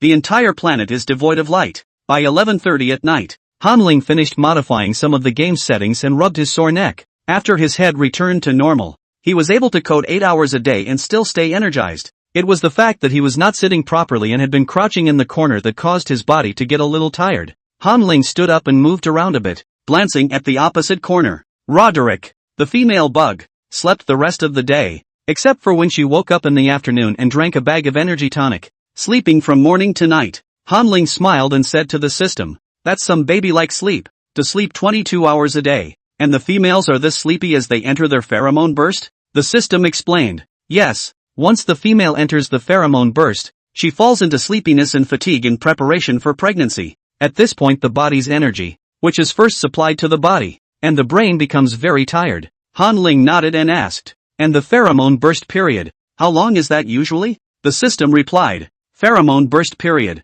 1 to 3 days. However, if females and males are cohabiting at this time, the period will extend to 5 to 10 days. The host is now in danger of sharing a room with Roderick. If you are also into a pheromone burst and interacting with each other, you will have a 100% chance of going into estrus. The system suggests that the host move out of the hotel in 2 days. Hanling ground his teeth, his heart's emotions unknown. I paid for a 7-day room. Today is only the 3rd day. There are still 4 days of hours left. Is it too much of a loss to stay for only 2 days? Hearing Hanling's words, the system analyzed them extremely quickly, and as an artificial intelligence, it thought of countless possibilities for the duo's future development. The system replied, "For the first time, you've met a male bug so shameless as the host, and host you've fallen in love with Roderick and can't wait to have sex with him. That's why the host doesn't want to go, right? But I would suggest that it would be better for the host not to do so. You're taking advantage of the situation, and you don't know each other well enough. According to the data derived from the calculations,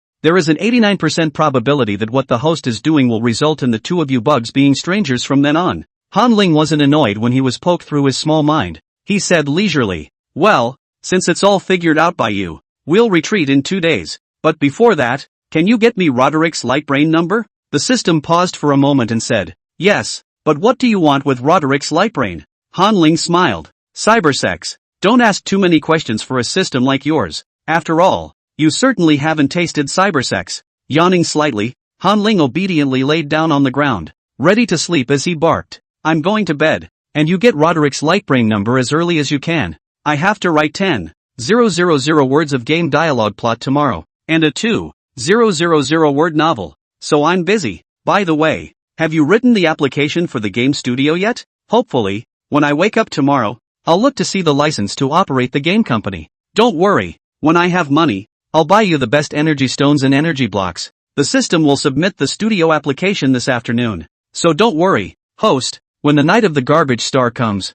on the rest of the planet, it was slightly light. In the morning light, the crowd welcomed a new busy day. At this time, a book on the new book list of the Starnet literature column began to climb upwards at a slow pace. It's coming into the public eye. Chapter 14, Caught in the Act. Scared the bugs out of me. The book Pure Landlord Crashing Tenants is on fire, on the new releases list, and climbing the ranks. It's all because of the annual debriefing of the 8 Corps. November 3rd, in the year 2394 of the astrological calendar. 5th Guards Corps. Encrypted call conference site. Freville Star. Major General Cologne, administrator of the 5th Guard Corps, is giving a speech. For the whole of last year, Freville Star, the number of bugs stationed in the army was 23,982. The number of soldiers killed was 2,378. The number of wounded soldiers was 17,989. The number of discharges due to illness was 2,948. And the number of normal discharges was 3,121. Battles, large and small, totaled more than 340,000. And the number of interstellar alien beasts captured was more than 560,000. One of the teams, led by Ensign Bart Bartlett, received a key commendation for having 0 casualties for the year. And now we have Ensign Bart to give his speech. In another half month or so, the new recruits, fresh from the military academy, will report into the Corps. The annual debriefing is the meeting where veterans are promoted upward. In the last few years, there has been a lot of interstellar alien activity, and they keep running out of the dark matter worlds and infesting the normal universe. In every legion, the casualty rate of soldiers climbed dramatically. The 5th Guard Legion, just guarding the resource star, had such a large percentage of casualties, and the number of casualties for the rest of the legions was incalculable. And females are in need of mental reassurance after experiencing a kill on the battlefield. The male insects are too scarce to appease all the females. Most of the military females, whose mental powers were overly strained for long periods of time, were mentally disturbed, and were clearly in their youthful prime, but could only be discharged from the military due to mental damage. Under these circumstances, it is all the more remarkable that Bart's team of 300 men, with no deaths and no retirements, has been able to do so. Freville Star Resident. Inside a simple and plain single room, Bart, with his dark brown hair and gray eyes, was sitting at his desk, muttering his next speech under his breath. He was a little remorseful inside. Bug, when I was looking for information the other day, I was so focused on reading novels that I didn't even memorize my speech. These days, the novel Pure Landlord Crashing Tenants has mesmerized him. Even in his dreams every night, he arrived at the door of the small hotel, peeked through the glass door and tried desperately to get in. Bart envied the protagonist inside the book. The military female Lin Muyan, in his mind, had become the #1 enemy in his life. After a few moments of reading, Bart's heart was a little itchy, and he was now very eager to see if there had been any updates to Pure Landlord Crash Tenant. I can't really memorize the script, so I'll just play it on the spot when the time comes. Listening to Major General Cologne's lengthy speech, Bart felt uninterested. He directly switched pages and pulled up the novel. He was going to reread it and memorize it all. And so the awkward scene unfolded. As the 5th Guardsman Corps, the assistant at the debriefing site, cut the camera feed to Bart's optical brain, the entirety of the females at the meeting were in an uproar. Only a bunch of text was displayed on the photobrain, and Bart was making humiliating gestures to the photobrain's camera. Bart was still grunting. Han, Lyosha, why are you still? The next words were simply unpleasant. In the next second, 270,000 group chats were instantly created in a conference room of 90,000 people. People exchanged information and ate melons until they flew. A makeshift chat group of 30 people is spitting mad. We are the ones who will hold up the future of the Freville Star. My god, what the hell is Bart's talking about? Worm poop. This Bart, he's stupid, isn't he? Shame on him. Shame on the whole Corps. Freville Star is going down. Embarrassed, I stubbed my toe on the ground and gouged out a bulletproof fortress. I didn't realize that Bart was such a character in private. It's so stuffy. Embarrassed as hell that Bart was openly masturbating to His Excellency, the male worm. Oh, my god, look at the look on Major General Clone's face. He literally wants to fly into outer space right now. Bug asterisk. Some of my fellow military academy students from other galaxies were asking me what the hell was going on in Bart. It's too bad. I was approached by my military academy classmates. They were all asking me why this female bug was so abstract. Unbearable to see just how long Bart is going to play with his pink raisins. Doesn't anyone talk to Bart privately? Didn't. No private chat. Forgot. Hurry up with the private chat. In a few moments Major General Cologne will let us have extra practice. The military females of Freville Star, panicked, privately chatting with Bart. Bart, who was immersed in the novel, suddenly saw countless pop-up private chats, dripping and ringing. He hurriedly opened it to check, only to see, on each private chat, it said, "Brother, stop it, don't go on, stop it, Joe, it's all military females out there." Bart suddenly realized what was happening, and his face instantly reddened, then swelled to a saucy pig's liver color. He cut back to the conference page in a panic, only to see that first shot, which belonged to the marshal, was transferred to his own optical brain. What does that mean? This means that everyone at the meeting could see him. In this instant, Bart had even thought about where he would be buried when he died. This is simply social death. Major General Cologne, who was giving his narrative speech, had eyes that could have spit fire, and if Bart had been beside him, he would have wanted to rip Bart's head off and kick it for a ball right now. Major General Cologne gritted his teeth and repeated what he had just said. Ensign Bart Bartlett, please explain how the team you lead has managed to have 0 casualties all year. Bart sat up straight, his mind running wild. How is he going to spout this nonsense when he hasn't memorized his speech? The house is leaking. Bart, who was crumbling inside, wanted to knock his brains out more than once. What does he have to do to finish this meeting and clear his name of what he just did? Just then, his mind snapped. It is said that a boat is naturally straight. A great idea that instantly formed in his mind. Bart coughed twice, and faced with so many military females, he told a big lie to save face. Greetings lieutenants,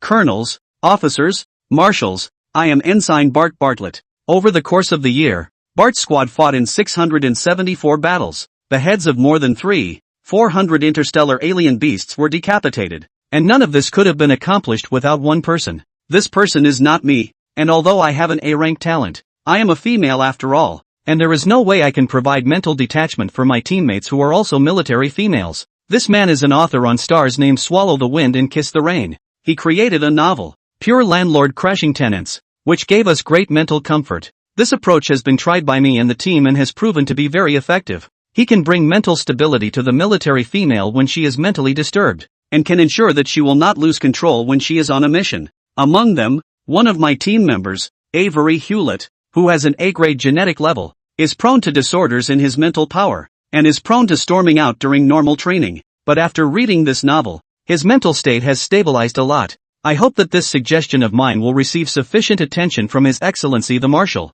End of report. Bart finished his sentence, his heart pounding as he prayed. Avery, you must bless me. Let this excuse of mine pass muster, to redeem my lost honor. Swallowing the wind and kissing the rain. You must protect me after all the publicity I've done for you. Monsignor Lyosha, bless me. I would give everything I have to go to that little hotel and wait for you. Chapter 15, A Thrilling Meeting, Admiral Ulysses. The entire room was momentarily quiet for a few seconds because of Bart's bold statement. Immediately afterward, Major General Cologne cuts back to the broadcast camera with a dead-eyed, I don't want to live look in his eyes. Bart the Worm, how dare you openly call out the Marshal? Major General Cologne said with an expressionless face. There were a dozen squads at Freville Star, besides Ensign Bart's squad, which lost no soldiers, that performed with great distinction. And Ensign Bill will be asked to speak next to address the audience. Ensign named Bill enters the shot with a demented grin all over his face. Can't hold it in, guys? Aha! Toe grabs the ground.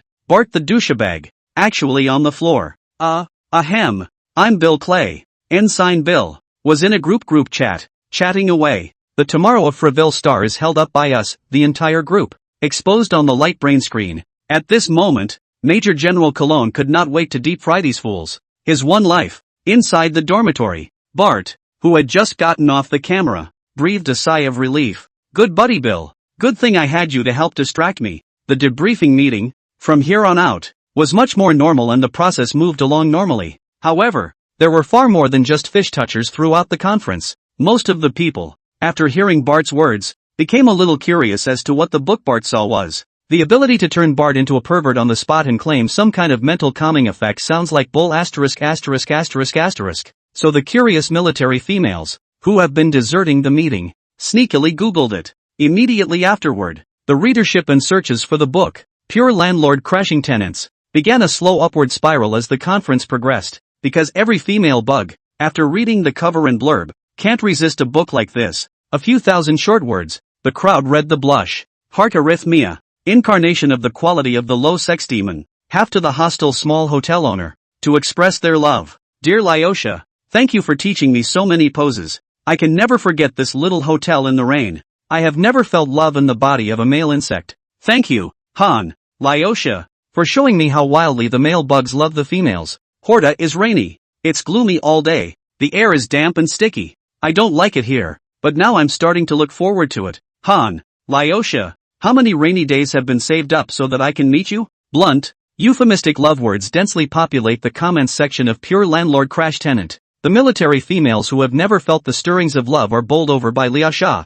the protagonist of the novel. His Excellency, the male worm Lyosha, had a proactiveness, a passion, a colorfulness that they had not seen before. God knows, the females are going crazy with cravings. They didn't lack bravery, they didn't lack contribution points, and they had a strong force value, but the only thing they hadn't felt in their long lives was love. The female bugs who read this novel instantly transformed into top love brains and couldn't wait to roll in bed and do some lovey-dovey things with the male bug. Han, Lyosha. Under such fantasies, the violent fluctuations of the mind made the pheromones of the military females unusually active. Many of the military females' pheromone monitoring rings, silver necklaces, lit up red. Bug, I can't believe I lit up. Today I'm going to take His Excellency Lyosha along with me to the special cinema. As the meeting was going on and coming to an end, the red-lighted military females, sitting on the edge of their seats, didn't want to stay in this meeting for a second. Their minds could not be calmed. But just then, a military female, of her own accord, stepped forward. Marshal, there is one thing that I would like to clarify. Admiral Ulysses' handsome yet melancholy face appeared on the light brain of the crowd. Ulysses is an S-class senior military female, one of the 4 admirals of the Guard Legion. His red, crushed hair was brushed back, and his pale pink eyes with their deep sockets gave Ulysses a look that always had a melancholic air to it. The somewhat pale lips under the high nose carried a unique beauty. As an S-class senior military female, Ulysses had participated in tens of thousands of battles, large and small. The hefty military service on his body promoted him to the rank of admiral within 50 years. At the same time, the high amount of contribution points allowed Ulysses to successfully have his own male bug. Why do the females work so hard? Why are the females so desperate? For the sake of having an androgynous lord only for himself, like Ulysses. Ulysses has been the role model for all the military females. Everyone in the meeting stopped and looked at Ulysses. Yuri, what's the matter with you? The marshal asked. Ulysses looked straight into the camera. His toned body, encased in a shirt, but still occasionally visible, a red mark peeking out of the shirt. The military females discussed it in a small group. Damn it, I'm envious. Admiral Ulysses' male bugs must be like His Excellency Lyosia's every night. Bitter. I'm bitter inside. Brothers, would love to have a male bug. Gloomily twisted and crawling. I see the red mark of love now. But the next second, Ulysses' words made all the military females freeze in place. Ulysses said with an unchanged expression, Marshal, just now I read the novel that Ensign Bart recommended. The content in it involves the privacy of His Excellency the stag bug. In my opinion, this book is not suitable for circulation in the market, and it is detrimental to the reputation of His Excellency the mealworm. It could also lead to incalculable disasters. Do we notify the 3 masterminds? Dispose of the novels and novel authors. Ulysses' words were like a boulder hitting the sea, a stone stirring up 1,000 waves. The military females, who had been chatting a moment ago, were stunned when they heard Ulysses' words. What, brother, you're eating your own food and you don't even want to leave soup for everyone? You've got your own male bugs, but the brothers are still single. You're so funny when you finish serving and just smash the pot, aren't you? Many of the military females were righteously indignant and tried to stop Ulysses from continuing. But they don't have enough rank. The Star Army, divided into 6 classes and 16 levels. 1 pawn, private, first class. 2 NCO, corporal, sergeant, staff sergeant. 3 lieutenants, ensigns, lieutenants, captains. For school officers, major, lieutenant colonel, colonel. 5 officers, major general, lieutenant general, admiral. 6 marshal, marshal. Today, there are only 4 admirals in the 5th Guard. If the remaining 3 admirals didn't speak up, the remaining military females, there was no way to interfere with Ulysses' decision. The atmosphere in the conference room gradually became anxious. Some, already, are begging their grandparents in the group, Major, say something to the general. Get him to say something, and don't let Ulysses report the book. I'm only a major.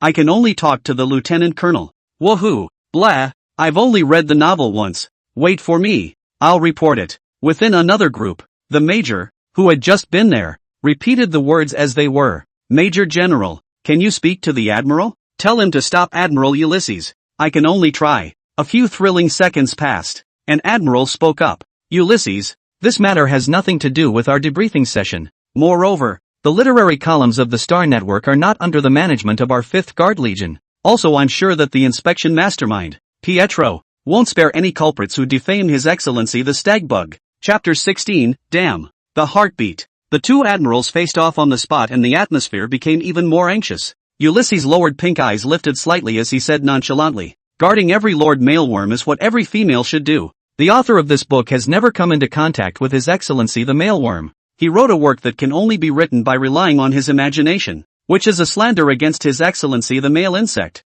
and we should boycott it with all our might. Ulysses' attitude was unyielding. The other admiral rubbed his nose, speechless in the face of Ulysses' words, for he had not even read the book. Those words were only what his lieutenant told him to say. 2. The admiral looked down at his eyeballs, then looked up. What makes you so sure that the person who wrote this book must not have met His Excellency the Mailworm? That is an overly arbitrary statement. Ulysses raised the palm of his hand, a flourish-style pink diamond ring on his ring finger on his white serviceable combat gloves. The huge oval pink diamond ring was as clear and translucent as Ulysses' eyes, and as huge as they were. I am married. I have spent more time with His Excellency the Mailworm, I think, than any of you here. I know exactly what His Excellency the Mailworm is like. At least His Excellency the Mailworm is never like what is written in that novel. The other admiral was anxious when he heard this. Who was he looking down on? Who couldn't apply to marry His Excellency the Mailworm? He just doesn't have the time. Otherwise, with his military service and contributions, he would have had his own mail bug honors. He choked.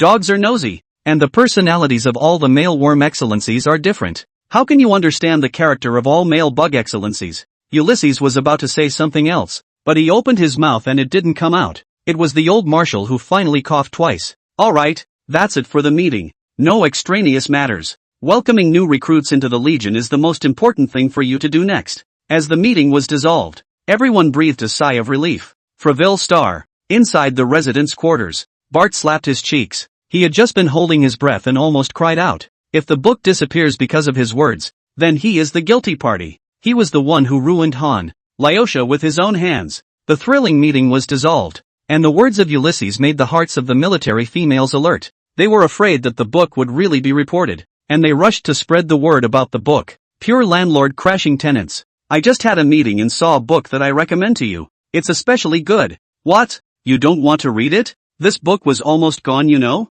If you don't read it now, it's too late. Freville Star's Bart made a fool of himself at the meeting? You've heard? But that's understandable. After all, it's His Excellency Lyosha he's in love with. Who is Mr. Lyosha? I've never heard of him before. Is he one of the main actors in the special movie? No.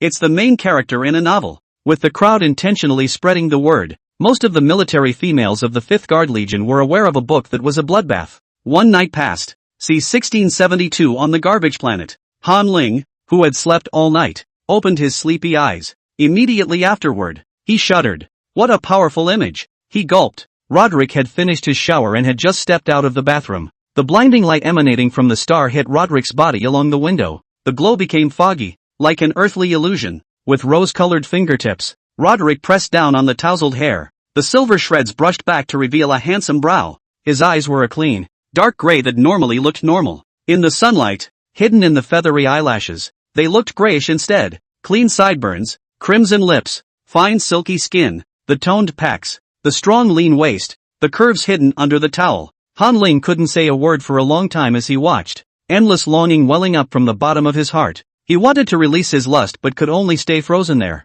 Seemingly noticing Han Ling's gaze, Roderick looked unsettled as he furrowed his brows, grabbed the bath towel around his waist, and smashed it against Han Ling. Here, I just used your bath towel. Why are you looking at me like that? Like you want to eat someone? Beautiful misunderstanding. The towel covered Han Ling's face, and like a pervert, Han Ling sniffed deeply at Roderick's scent. He felt that if he continued to live with Roderick, he would really become a pervert. When desire arises, it cannot be extinguished. There was the sibilant sound of dressing in his ears. Han Ling didn't dare to lift the bath towel to look, so he hid inside it and imagined the white combat uniform, how it was worn by Roderick. After a long time, Roderick changed his clothes and walked over to Han Ling again. Lifting the towel off himself, he looked down on the demented and tired Han Ling. What's the matter with you, poor man? Hungry and stupid? Han Ling nodded stiffly. Roderick took out a bag of energy tonic from his belt pouch and drank half of it before handing it to Han Ling. Eat? Recently Roderick went into a pheromone burst. He was in a difficult state at all times.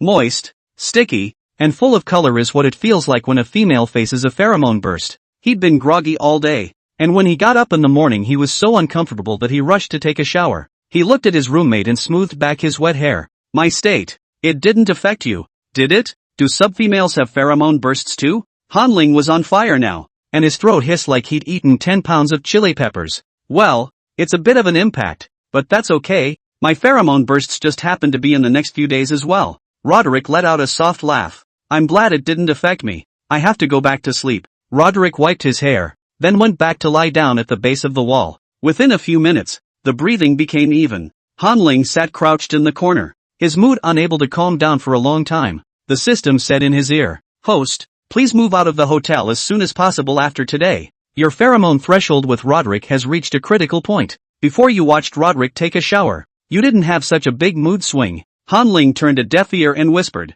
waiting for me to take a first look at today's novel subscriptions. How many have subscribed today? He opened his optical brain and a light screen jumped out. Clicking on the literature column, Han Ling directly froze. Individual, 10, 100, 1,000, 10,000. How many subscriptions is this? His heart was pounding with excitement. The book was going to be a hit. The Landlord and the Tenant. Number of words, 6678. Hits, 68,320. Number of favorites, 56823. Share, 29,487. Comments, 134,503. Number of subscriptions, 123445. Han Ling counted a total of 120,000 subscriptions, and for each subscription, he was able to withdraw 0.1 credits, and in one day yesterday, he earned 12,000 credits. And, look at his book reviews, 130,000 paragraph reviews plus chapter reviews. That's more words in a reader's review than in any novel he's ever written.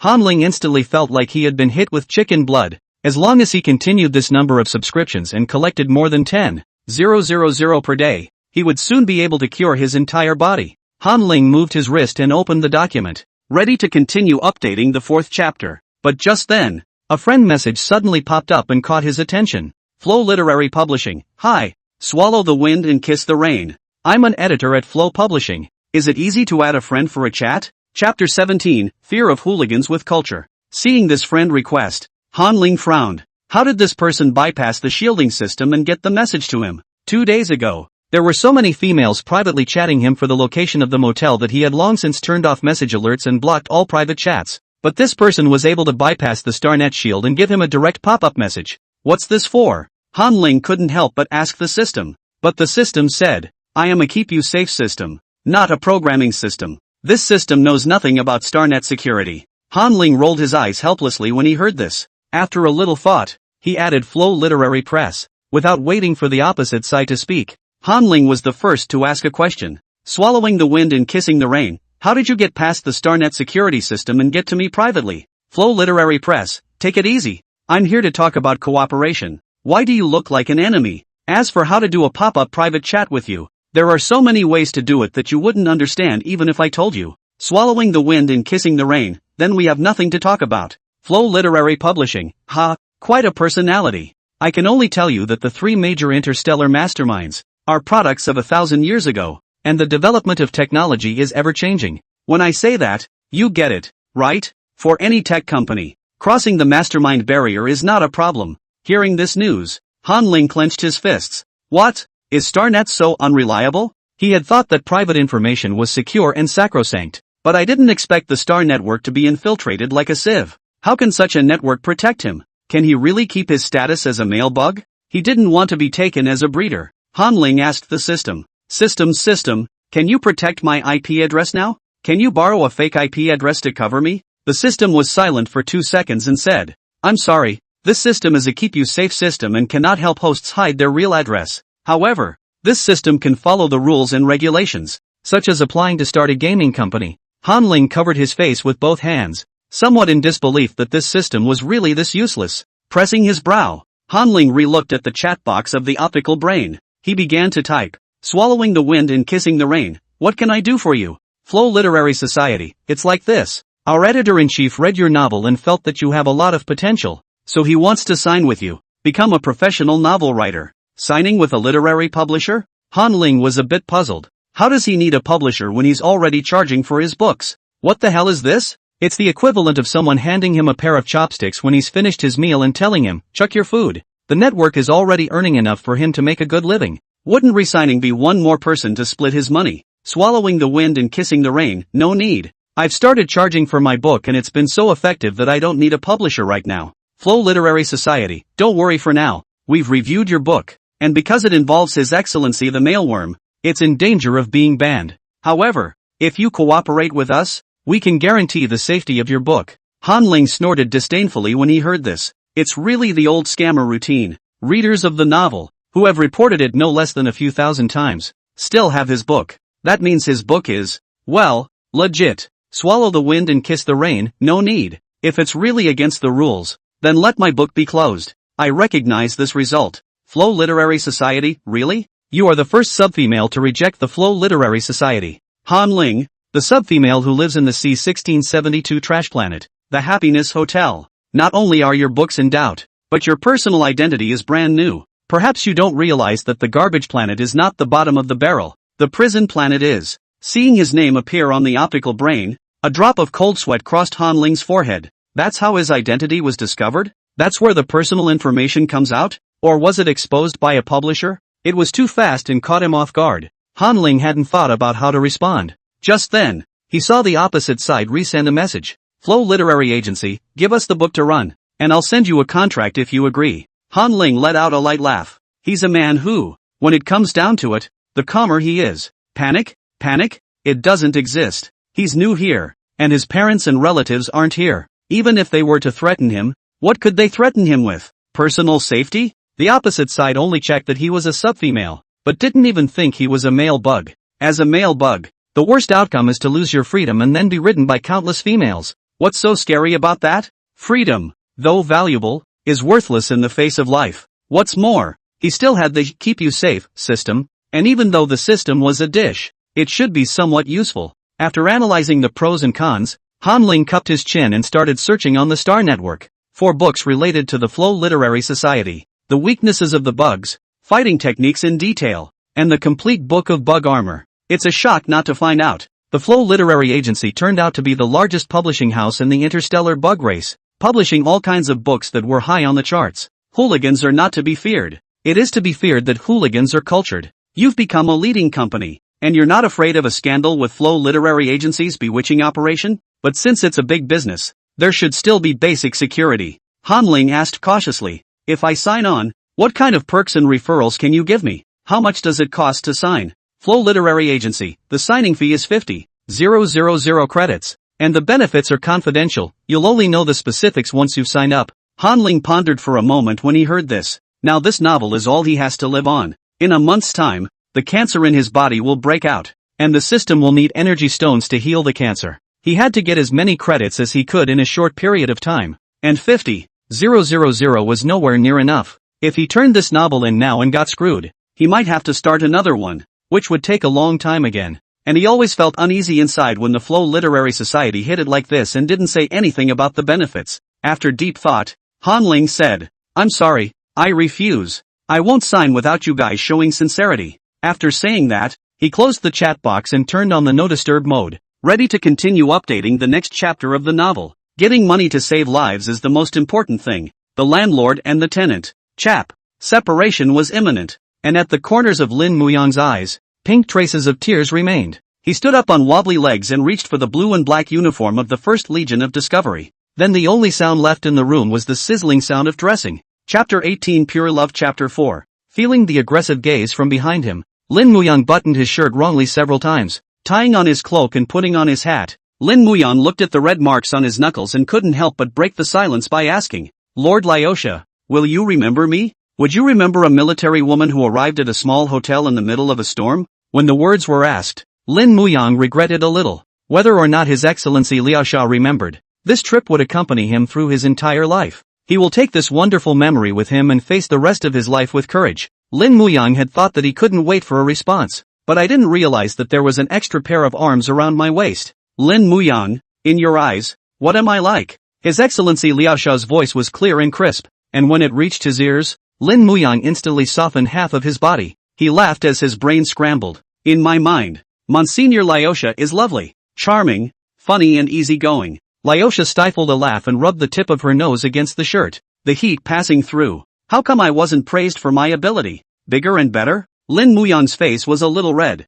Liaosha said carelessly, I'm sorry if I may have hurt you the last few days because, well, it was my first time too. First time? Lin Muyang was shaken. How could that be? Monsignor Lyosha's first time? That friends and colleagues who used to come to the small hotel. Behind him, Liaosha tightened his arms. Would you like to hear me tell a story? Lin Muyang returned to his senses and slowly nodded. Liaosha let out a light laugh and narrated in a nostalgic tone. It all starts with Aphrodite's star. This is a planet exclusively for males, and the only people who come and go are the males' mates. The males, however, are not born to stay here, and the male pups, which usually grow up to 6 months old, converge on the planet Aphrodite, from everywhere. And our protagonist, the male worm Lyosha, unlike the others, he was 8 years old when he arrived on the planet Aphrodite. By that time, little Lyosha had a memory, and he cried out to go back to his home to see his estranged father, but everyone refused his request. The males are supposed to live on Aphrodite and not move around, but Oryxa didn't think it should be like that. He preferred his own planet to Avaro's. On his planet, There is the female father, and the neighborly little cutie who has always protected him, because the males were weak-looking. Before they came to Aphrodite's star, little Lyosha was often bullied. Every time he was bullied, the neighbor's tiny cutie would always stand up for him. Even if he can't beat them, tiny cute will take all the punches for him and help him scold back. But this time, little Lyosha cried. No one came to his rescue. No one came to help him. Little Lyosha prayed to the heavens if tiny cute came to his rescue this time, he would never call him tiny cute again. But a day went by and no one came to his rescue. The next day, little Lyosha cried again, and he continued to pray to the sky if tiny cute came to his rescue this time, he would stay with tiny cute to play with him all day long. But tiny cute, still not here. On the third day, little Lyosha's voice cried out. He thought, it must be because he usually always commanded tiny cute. He thought that it must be because he was always telling tiny cute to do things. Didn't come. He renewed his prayer to the heavens that if this time tiny cute came to his rescue, he would be tiny cute best friend. But still no one came to his rescue.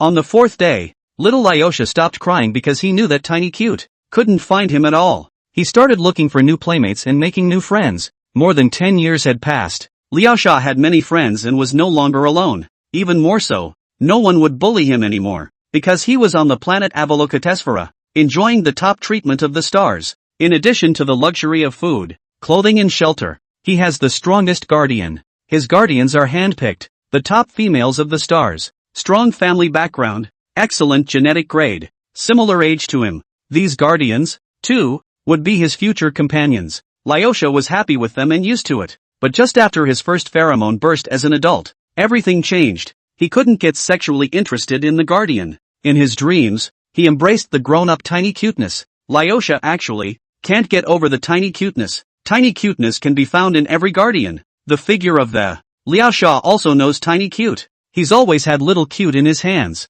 He's always had pictures of him growing up. That's what he asked the guardians of the other male bugs to secretly photograph. Mouths and minds can lie, but pheromones don't. Thoughts that swirled in his mind, day after day. Lyosha suffered twice as much. He's had pheromone hot flashes and hasn't been able to get through them. Except for tiny cute. He doesn't want anyone. Later, with the help of a male bug friend, he sets up and sneaks out. In the little hotel halfway up the hill, he sat on the couch, watching the stormy night, anticipating the tiny cutie's arrival. Finally, at midnight, tiny and lovely, against the wind and rain, pushed open the door and came to him. Tiny cute. The look-alike is the same as in his treasured photos. Hot flashes are on the way, and Lyosha can't wait to cuddle the little cutie. But Lyosha's insides were crying. Tiny cute doesn't remember him at all. Doesn't remember Lyosha at all. Tiny cute. You can just give your first time to anyone. They're not the same. Just as the story began to be told, Lin Muyan's body stiffened.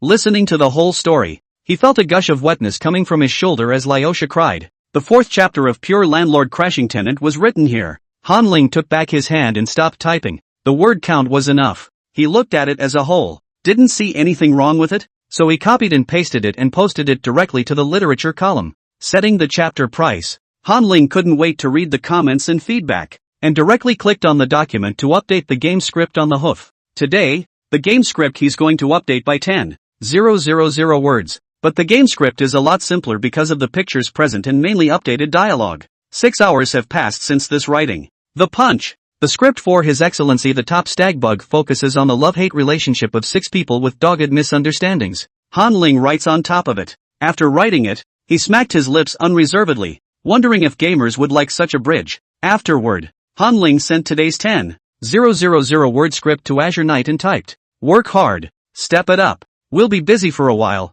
Just wait for the game to go live. You're an old employee. The game has 2% of your shares. Azure Knight, okay boss. Boss, I'm going to keep working on the game." Seeing his staff so diligent, Han Ling nodded in relief. Not bad for his chosen secondary tech talent. After getting all of the day's tasks done, it was time for another night. Because the garbage planet has no moons. It's pitch black outside the window. Han Ling held onto the wall and stumbled to his feet, trying to turn off the lights. But just as he stood up straight, he felt some wetness on his mouth. He licked it strangely, the taste of blood going straight to his head. He got a nosebleed. A warning from the system sounded in his ears. Attention, host. Attention, host. The smell of blood will induce the pheromone outbreak period to come early. Please leave this hotel immediately or the consequences will be incalculable. Chapter 19 Pheromone Burst. The faint smell of blood lingered on the tip of his nose. Han Ling covered his nose with the back of his hand. His arms and legs were weak. Half of his body leaned against the wall, but it was like he was dislodged and kept slipping. He inquired in a raspy,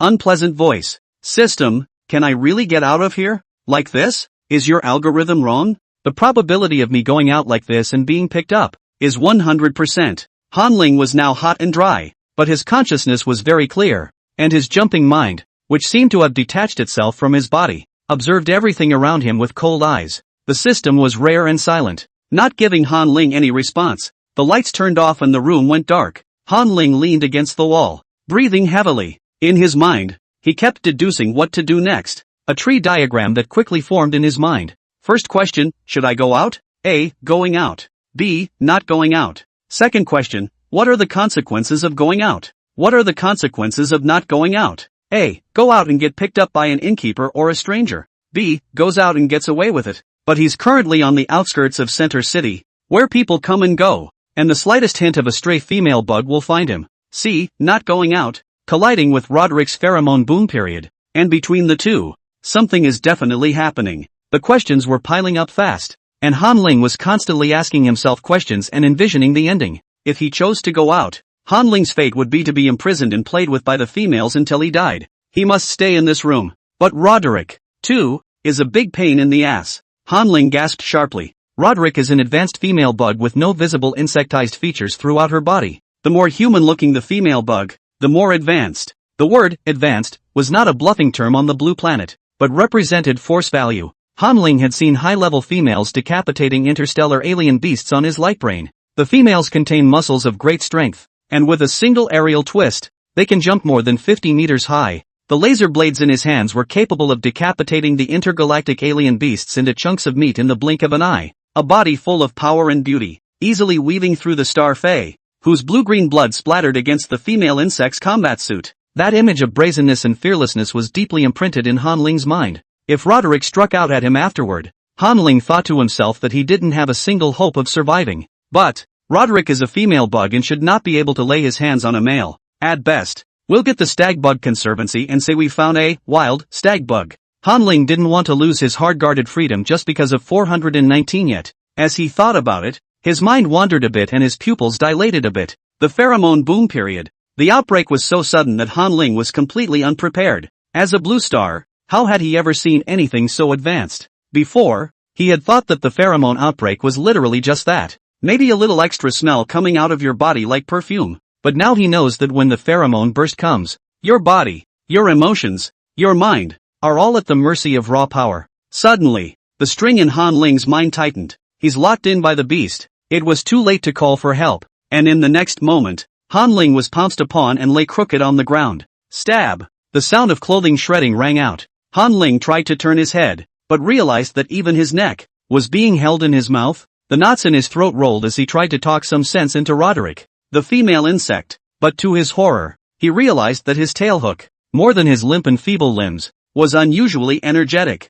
The tail hook, wrapped around his waist, ran out at some point. Chapter 20 Pheromone Outbreak. Fleeing Han Ling. Han Ling's breathing suddenly became irregular, and his pupils widened with some fear and bewilderment in his eyes. He hadn't even thought about it yet. His body had already made the choice for him. The male's spine, half of which is exposed, extends from the tailbone, and the elongated spine deforms into a scorpion tail-like armored structure, which is the caudal hook. Han Ling's tail hook was solid black, over a meter long, and usually wrapped around his waist. But for the moment, the tail hook was wrapped around Roderick's arm. Han Ling was weak and powerless, but that tail hook attacked ferociously. The sharp hook, unconsciously, cut across Roderick's tough skin, leaving a white trail. This trace, an imprint left by the pheromone that belongs exclusively to the male bug, will not fade away within 2 months. Feeling a slight cold touch coming from his arm, Roderick, who was buried in the crook of his neck, sniffing pheromones, raised his head in bewilderment.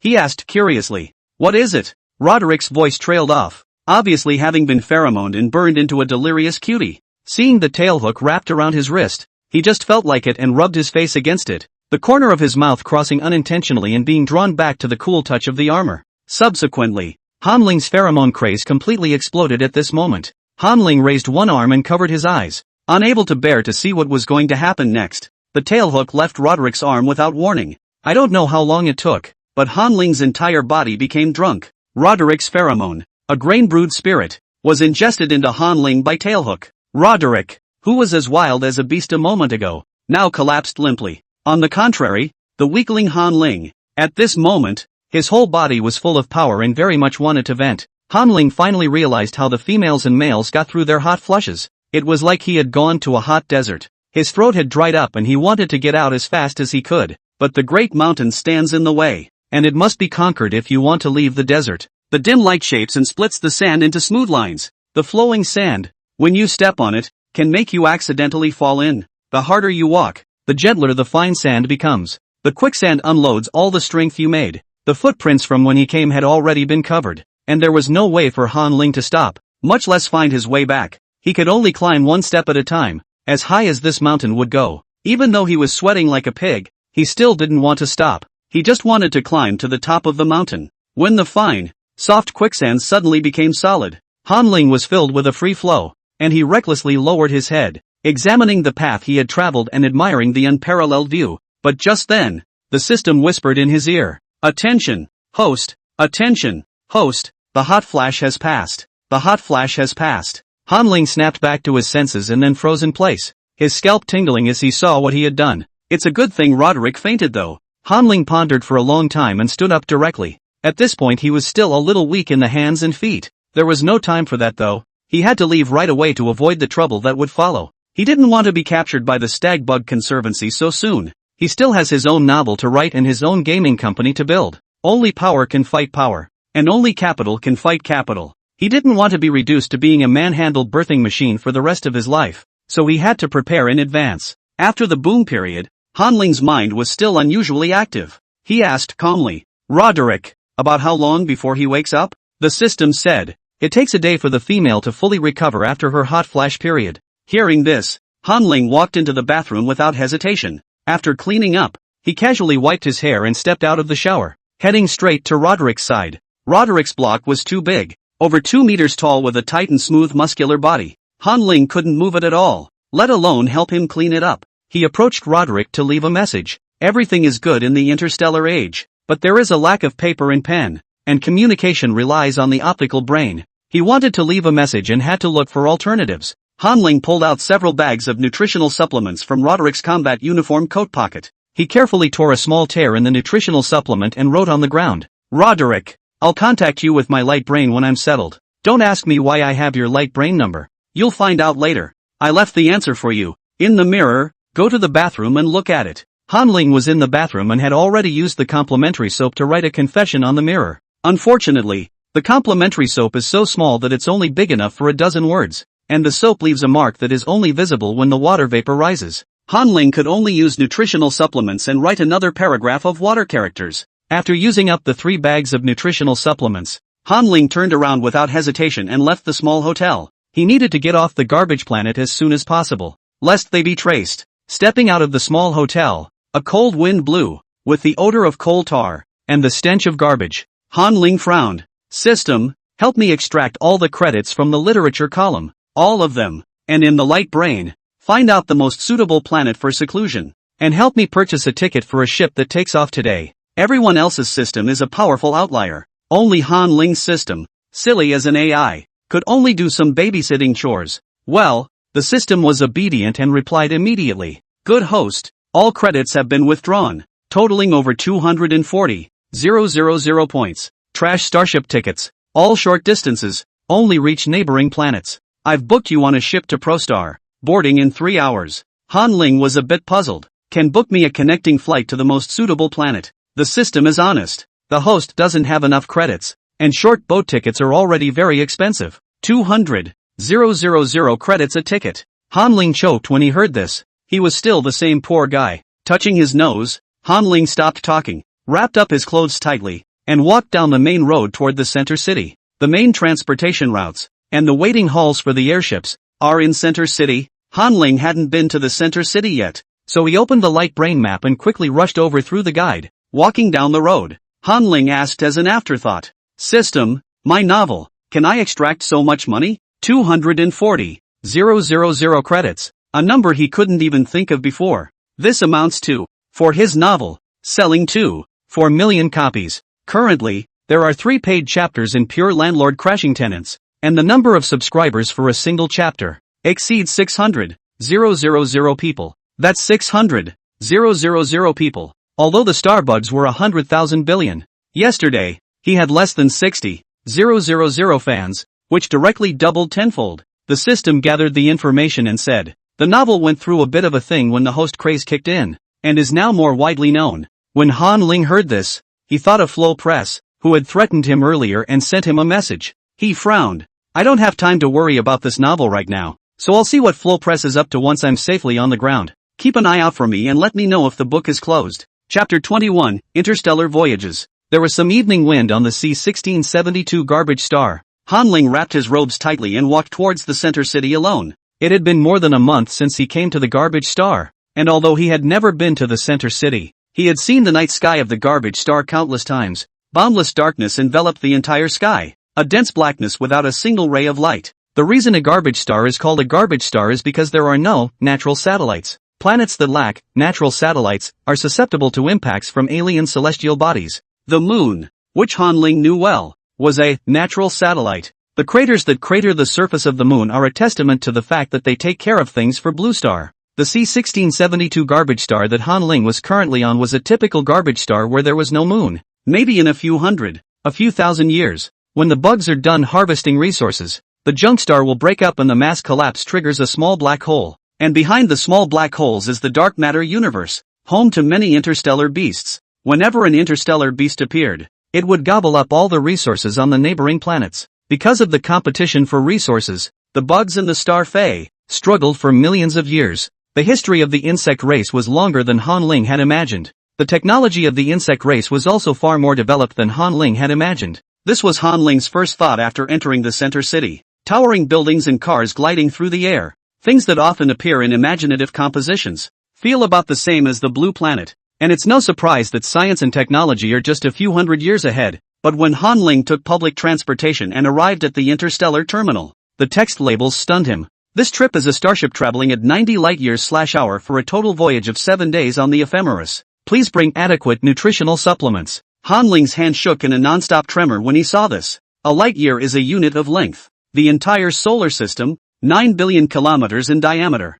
is about 1 light-year long. But a trip on an ordinary spacecraft of the Starbugs is a surprising 90 light-years/hour, spanning 90 solar systems. At this speed, it would take 14 days to cross the entire galaxy. No wonder the Starbugs were able to take over thousands of Earth-like planets. It's not that there are a lot of Earth-like planets around. Rather, it's because, long ago, they ran out of the solar system. They ran out of the Milky Way. And they have thousands of different suns. Own half a nebula. Han Ling wiped his face and suppressed the corners of his mouth that were trembling from shock. He had a better understanding of the concept of interstellar. There was also a deeper awareness of the force value of interstellar females. Suddenly, he winced as Roderick's figure appeared in his mind. It occurred to Han Ling as an afterthought that he was sleeping with Superman, and slept and ran away. Han Ling didn't dare to continue thinking about it. He covered his face with his hand and relaxed and patted it, then observed the surroundings with his face as normal. The central city of the trash star was more prosperous than Han Ling had imagined,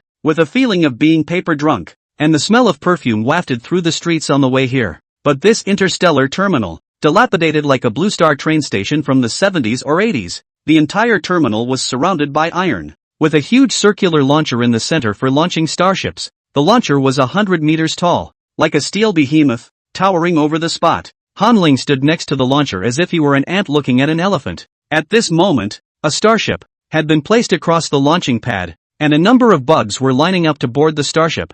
Han Ling rushed over to the line. Ahead of him in line were well-dressed, tall females, some carrying children in their hands. Bug cubs look similar to human babies, but human babies don't have tentacles on their foreheads. Human babies, too, don't have the luxury of holding a 50 kilograms dumbbell in their hands as a teething toy. Han Ling observed the people in front of him, and after watching for a while, learned how to check the tickets. When it was his turn to check his ticket, he pulled up the ship's ticket purchase page on his optical brain and checked the information on the spot. The inspecting female quickly released him and let him into the cabin. Upon entering the cabin of the spaceship, a familiar feeling came over him. Isn't this a passenger bus? And an airplane seat? Just about every seat, a wider and larger version. One other difference is that each seat Equipped with a transparent shield, prevents pheromones from going haywire. Interstellar females, who cannot smell pheromones of the same sex, can easily fight and have an accident if they do.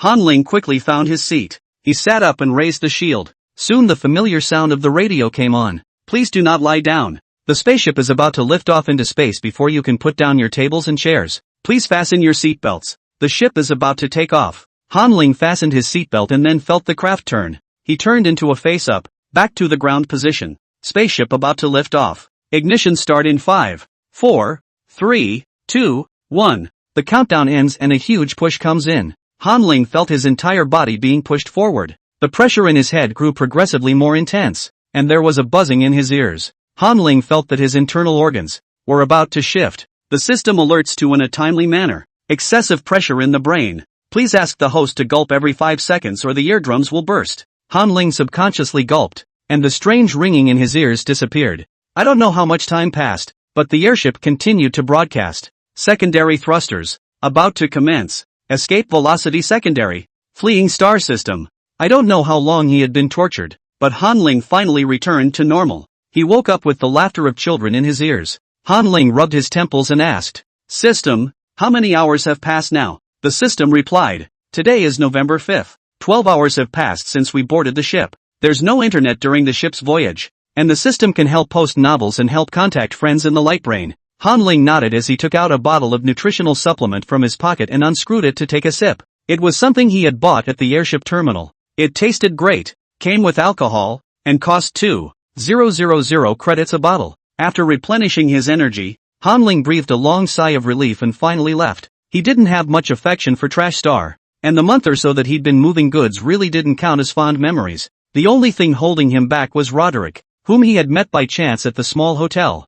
I wonder how Roderick is doing now and if he has seen his messages. Han Ling pursed his lips and added Roderick's light brain when he got to the new planet and settled in. The encounter hadn't been wonderful at all, and he wanted a fresh start with Roderick. Thinking of this, Han Ling opened his light brain. It was time to give Pure Landlord Crash Tenant an ending. Chapter 22, Taking the Storm. The Landlord and the Tenant. Chapter 5. Liaosha finished her story and sobbed on Lin Muyang's shoulder. Lin Muyang's entire body panicked. He did not want to cause Liaosha to cry, and even more so, he could not afford to let Liaosha cry. He held Liaosha's face in his hands and tried to wipe his tears. "Don't cry, Han, Liaosha. It's all my fault. It's my fault. It's my fault for not remembering you. You can hit me and scold me all you want. Lin Muyang clumsily consoled, saying all the words of apology he could think of. At the end of the day, with a heartbeat, he unzipped the zipper of his combat suit. From the back, "Your Excellency Liaosha, Lin Muyang is at your disposal." Liaosha, who was crying with her head down, raised her head when she heard this, her eyes moist and translucent, like bright stars. "Lin Muyang, this is what you said. No backing out." As the words fell, Liaosha's tail hook once again attacked Lin Muyang. Imagine that. When Lin Muyang opened his eyes again, he didn't know that it was a few days later. Before his mind cleared, he heard Han, Liaosha say, "Lin Muyang, I'm stuck with you. I don't want to be separated from you this time. You take me to the first exploratory legion. I want to be by your side all the time." Lin Muyang jerked his head up and looked towards the source of the sound. Liaosha smiled with a face of innocence that seemed to go back to the summer he made his choice. "Lin Muyang, you're my first female insect and my only female insect. I like you. Will you take me?" What happened after that? Lin Muyang somewhat do not remember. He only remembers that the wind is very light, the clouds are very white, the sky is very blue, and the hand next to him is very warm. Han Ling finished writing the last chapter with more comfort in his heart. Although he didn't have the means to take Roderick, it was good that Lin Muyang could take Liaosha. Hopefully, in the end, he will also reap the rewards of a fulfilling love like Liaosha. Han Ling twisted his wrist and said to the system, "System, help me post this chapter on StarNet and change the status of the article to finished." Within a few minutes, the system replied, "The article has been published and the status has been changed." Han Ling nodded and yawned. "I'm going to take a nap. Set my alarm for an hour. I seem to have been affected by the wormhole leap just now." Han Ling was a human before he was transformed into a male bug, and his physique was very weak, especially noticeable during the interstellar voyage. He was next to female bug cubs that were in better shape than him. Well, the first short story is finished. Next, he'd just update the game script every day, and he'd be able to relax a bit with fewer tasks. Leaving the matter behind, Han Ling slowly entered dreamland. But what he didn't know was that the network war that was already on the verge of eruption was directly triggered by the release of the last chapter of The Landlord, which led to the Big Bang,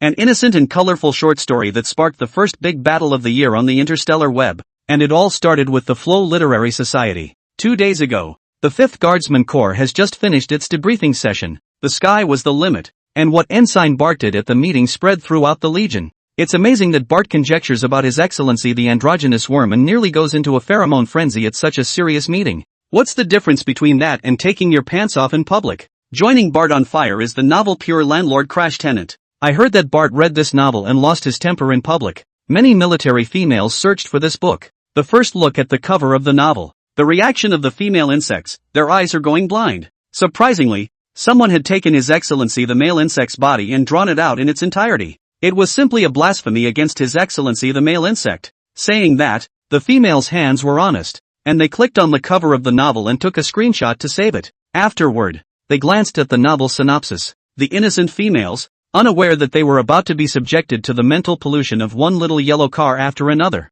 ignorantly clicked on the first chapter. It's been all over the place since then. The ride bumped off all the females because the language was too descriptive. Even as soon as the females closed their eyes, they felt a pair of small, invisible hands, resting on their bodies. On that day, the 5th Guard Legion, the special theaters on each of the resident planets, were all full. Many military females have erupted into periods of pheromone craze. Before these military females could slow down, the 4th chapter of the novel was released. Against the red-lighted pheromone suppression ring, the military females gritted their teeth and kept going. New car after new car, running over their faces. But I didn't expect the car to end up with a knife. When I saw the novel, Han, Liaosha hugged Lin Muyang from behind and slowly cried. All the military females couldn't help themselves and left messages to start cursing. I'm gripped. Damn Lin Muyang. From this moment on, I have a mortal grudge against you. The hate of husband raiders. It's the hate of taking a husband. If His Excellency Liaosha likes me, I will never break his heart.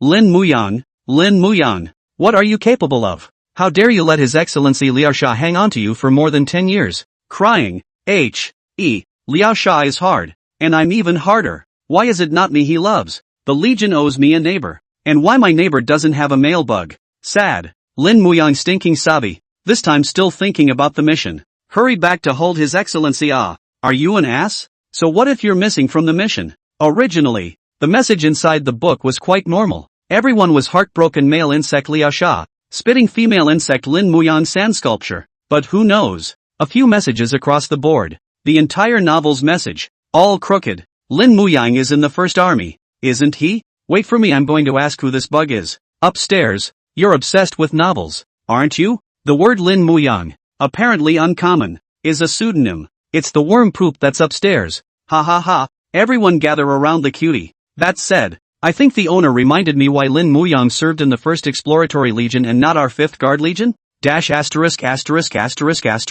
A conspiracy? Trying to cut down on our Legion's recruiting program? Possibly. After all, it's almost school recruiting season. Dirty conspirators. Come out and die. I'm going to report this novel. Brothers, give the author some color and tell him to change the protagonist, Lin Muyang, to the 5th Guard Legion. Or we'll report this novel. The crowd of bugs. Only then did they react to the fact that all the characters in this book were created by the author of the novel. Swallow the wind and kiss the rain. Tackling the thief. This novel smacks of intrigue, as the 5th Guard Legion is united in the face of threats from the other legions and does not back down. But they forgot that the people reading this novel were other people besides the military females of the 5th Legion. The military females of the 5th Legion make up 95% of the readership. The remaining 5% are readers who clicked in from the leaderboard. There were military doctors, teachers, military students, people from all walks of life who saw the 5th Legion's whistleblowing remarks. Coincidentally, a few hours later, the novel did go down.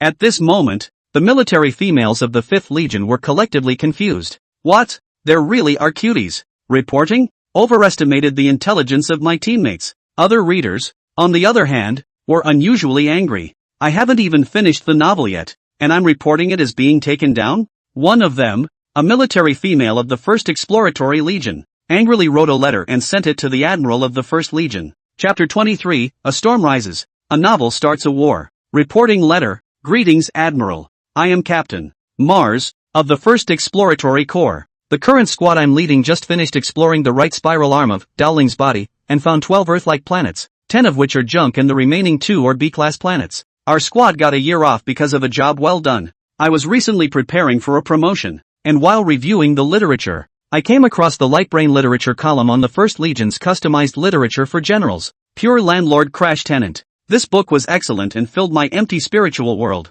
I think this book will stay with me on future missions as well. The protagonist of this book, Lin Muyang, is also very much in line with the spirit of our First Army generals, never backing down, going forward and heading for unknown heights. However, just an hour before I wrote this letter of report, this work was reported by the 5th Legion of Guards and has been taken off the shelves and blocked. I am very angry about this. I hope you can step in and formally warn the 5th Guard Legion not to do shady things, or the strongest generals of the 1st Quest Legion will show them a bit of color. On behalf of the vast number of soldiers of the 1st Explorers, I request that the books be restored. This whistleblower letter, taking the expedited channel, went straight to the 1st Exploratory Corps, the light brains of the 3 admirals. Upon receiving this letter, the 3 admirals were confused. What the hell is this? When did the world get another book of literature and how did they not know about it? What's with the 1st Legion customization? That's too much to pull off, isn't it? Who is doing things under the banner of the 1st Legion? In an effort to put things back in perspective,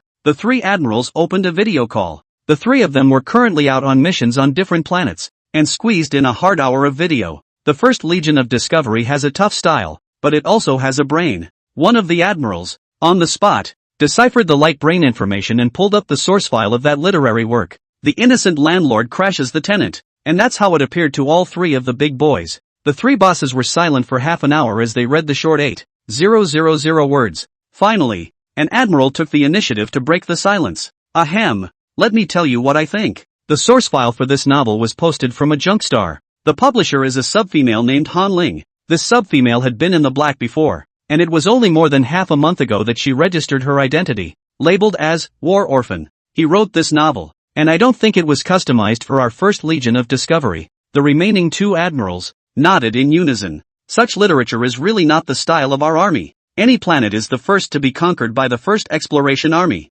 This subfemale came from a garbage planet and must have worshipped us. That's why the protagonist Lin Muyang served in the 1st Army. The 3 admirals discussed the book and decided to keep it. This book will be beneficial to our 1st Legion of Discovery, and it's a rare and good one. That's right, I haven't been this excited in a long time, and the last time I saw His Excellency the Mailworm was 2 years ago. Being able to apply for a date with His Excellency, the Mailworm, really motivates many military females in their endeavors. This book is a spiritual support for the generals. Thinking about the date application, the 3 admirals looked at each other and sighed heartily. Looking at the admirals of the various legions, they are the only 3 bugs that are still naked. They are highly capable and have very sufficient contribution points, with hefty military achievements, but have not been qualified to marry male insects. For the mission of the 1st Exploratory Army is to explore into outer space, drifting among the stars at all times, with no fixed abode. They were also located very far from the central star. The marriage center refused their request for marriage on the grounds that the males are physically incapable of running around.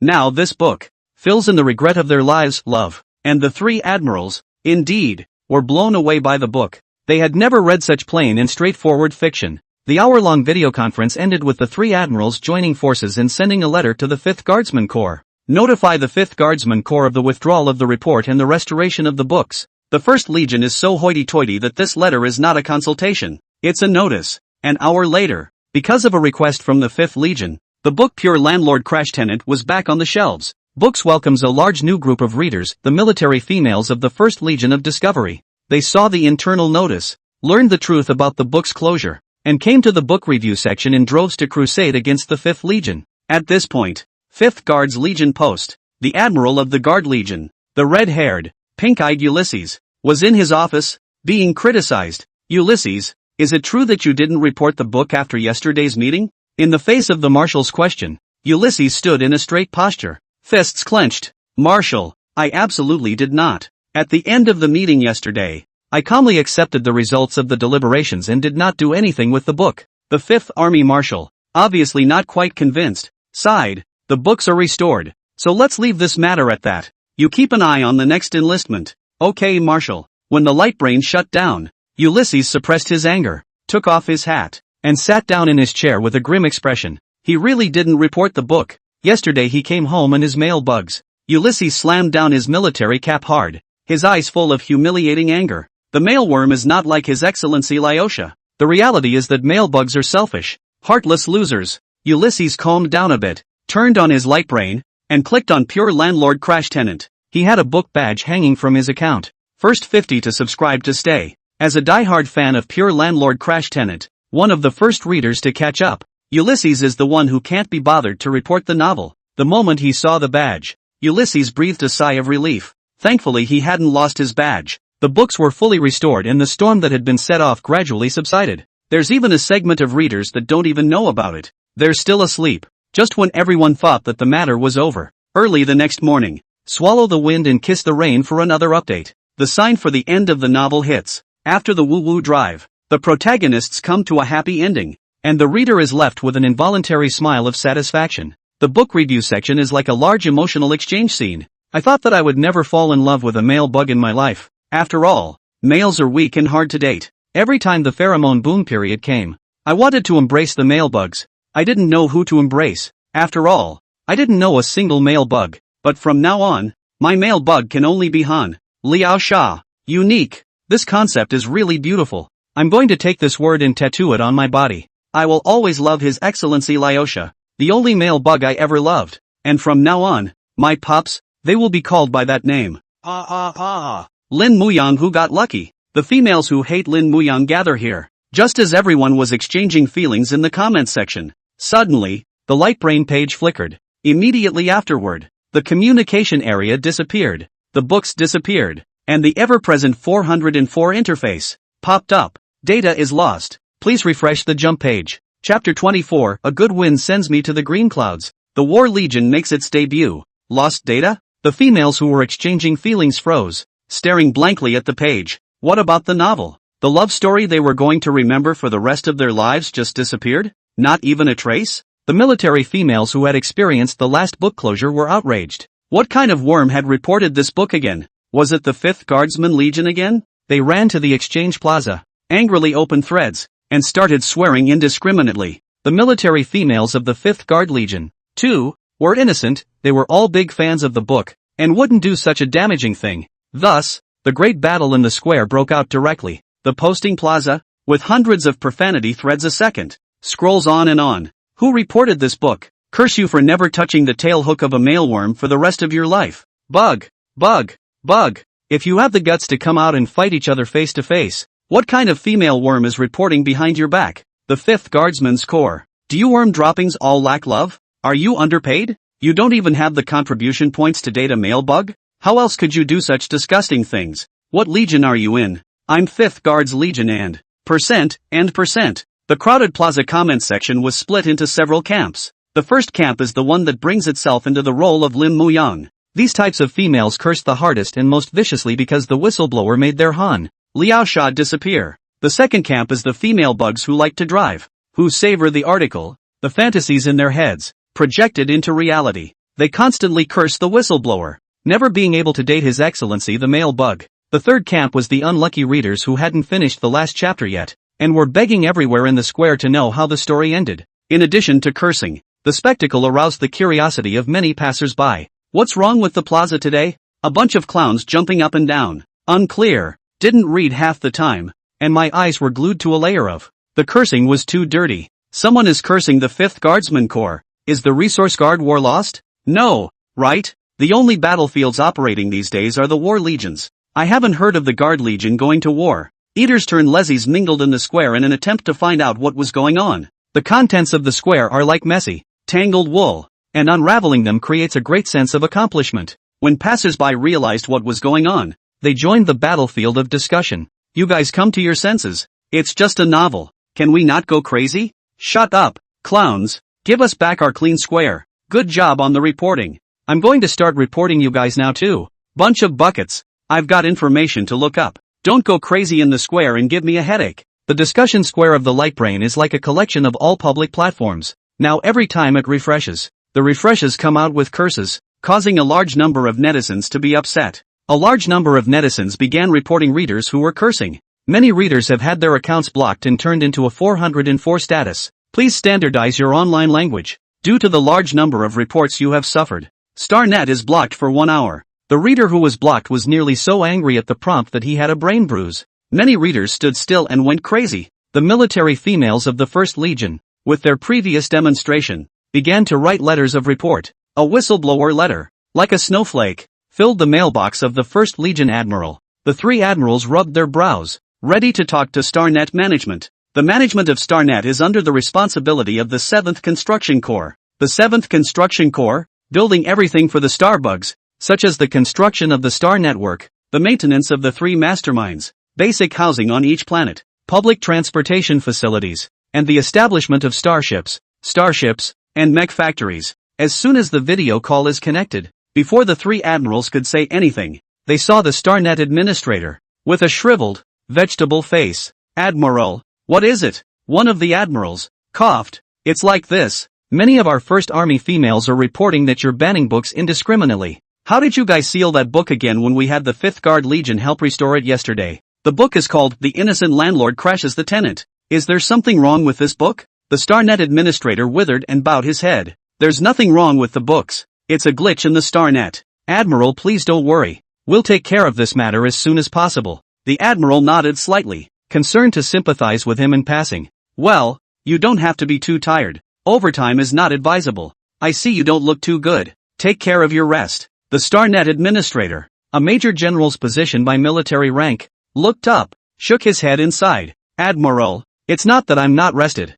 I'm scared." The War Legion called with a video communication just now as well, threatening to step on StarNet HQ if they don't restore the books. The 3 admirals' breath hitched when they heard this. The Legion of War is involved? The War Corps is reading this book too? What corps is it? 2nd War Legion. White Scarab. The Starbugs. There are 8 legions. 1, 3, 5, 7, is the functional corps, with a different mission in mind. The 1st Exploration Corps, for example, is responsible for expanding outward into the interstellar landscape and exploring new galactic planets. The 3rd Protection Corps, which is responsible for maintaining the policing of the planets. The 5th Guard Legion, responsible for guarding the resource star. The 7th Construction Corps, responsible for building the virtual network and physical facilities of the Starbugs. These 4 functional legions, when recruited, are open to all bugs, but 2, 4, 6, and 8, collectively known as the War Corps, are open to recruitment only for specific races.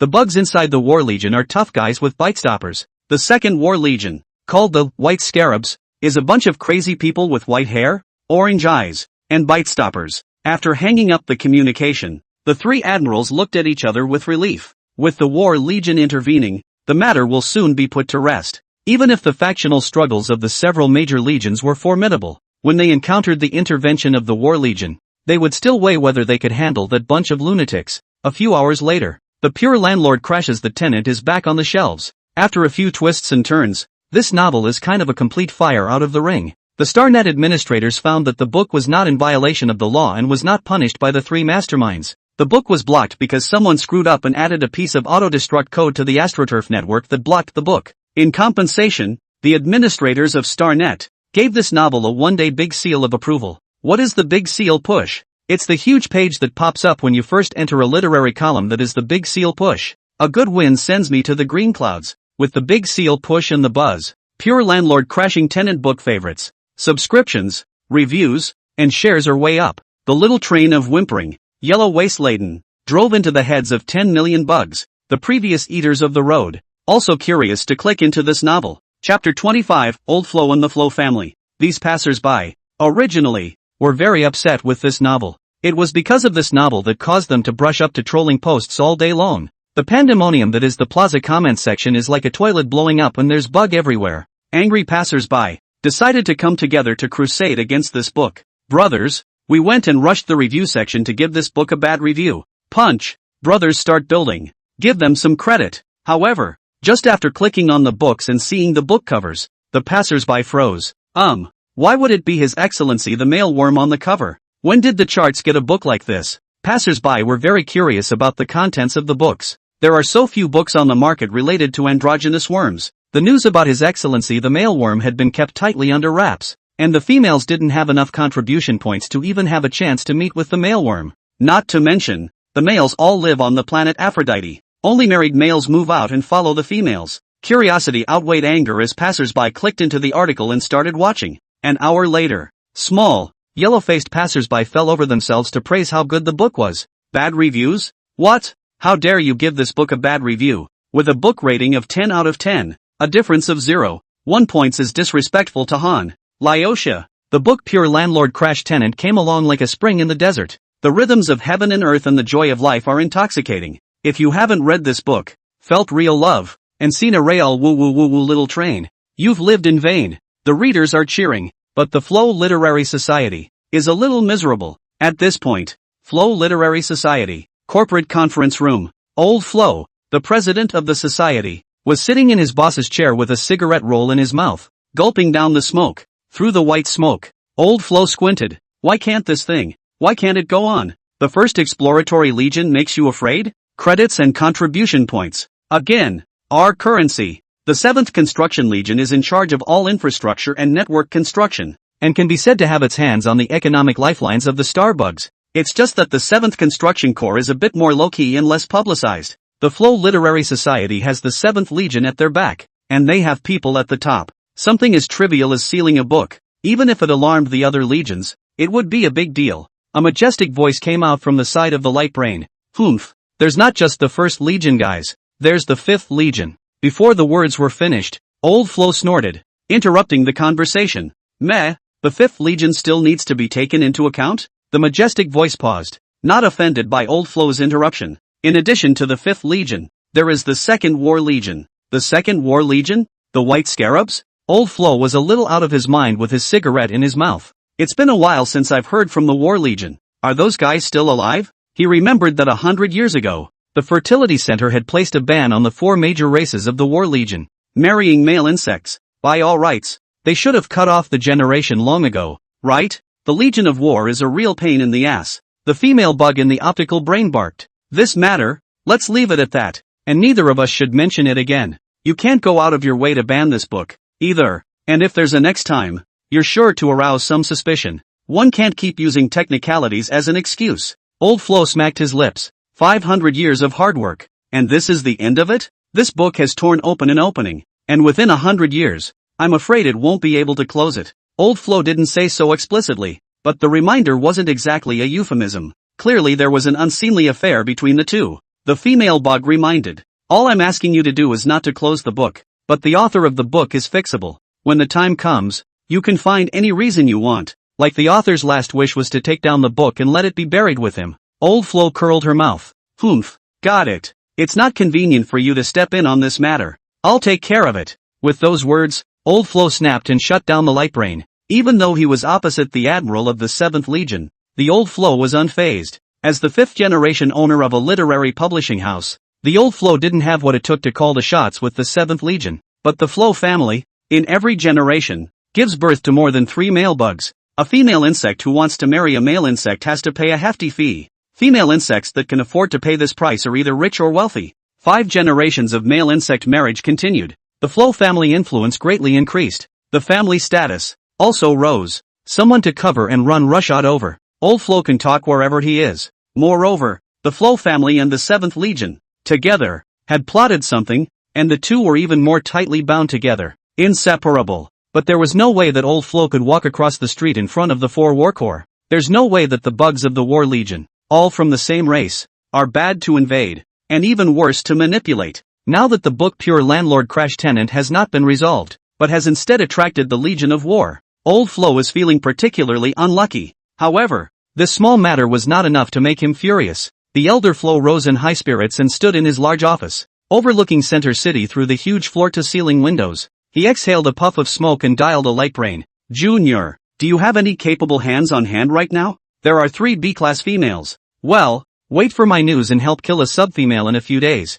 Okay, uncle. By the way, the situation on your big brother's side, how is it now? The situation is not good. The Imperial Grand Prince has escaped, and now Big Brother is pressurizing the Imperial family to capture the Grand Prince and return to consummate the marriage. Or wait 3 years and let the second prince marry his elder brother when he graduates. Old Flo's brow furrowed when she heard about it. It was one bad news after another today. After a long time, he said, in a few days, I'll apply to visit you all on Aphrodite. This matter must be resolved as soon as possible. The Flo family had worked hard for 5 generations to climb up to royalty. And with the prospect of an imminent marriage and the birth of a royal bloodline, this matter must not be ruined so easily. Yes, uncle. I'll let them know. Looking at Junior's well-behaved face, Old Flo nodded in satisfaction. Hanging up the light brain video, Old Flo sent a command to his subordinates. Always monitor the author's address for pure landlord crashing tenants. Find out as soon as possible and report it immediately. The impact of this book can't continue to grow. The current viewership is just under 10 million, which is still manageable. It needs to be snuffed out as early as possible. Han Ling, who was traveling in a starship, knew nothing about what the books had triggered. He slept through the night, and when he woke up, he was so weak he couldn't even unscrew the cap of his nutritional supplement. Chapter 26, Game Progress. Examining the white glove. The male insect's physique was too weak, and the continuous wormhole jumps made Han Ling's entire body listless. He frowned and put his shirt over the cap of the bottle, relying on it to add friction to finally open the nutritional supplement. Tilting his head back and taking a few sips of the nutritional supplement, Han Ling regained a bit of his strength. He asked in his head as he moved his stiff body, "System, did the Azure Knight reply to the message I sent?" The mechanical voice of the system sounded. Azure Knight sends a message stating that everything is fine, and that he is planning and correcting the game content based on what you gave him. With 3 days to go, the game script will reach 70,000 words, a plot length long enough for players to play for 60 days.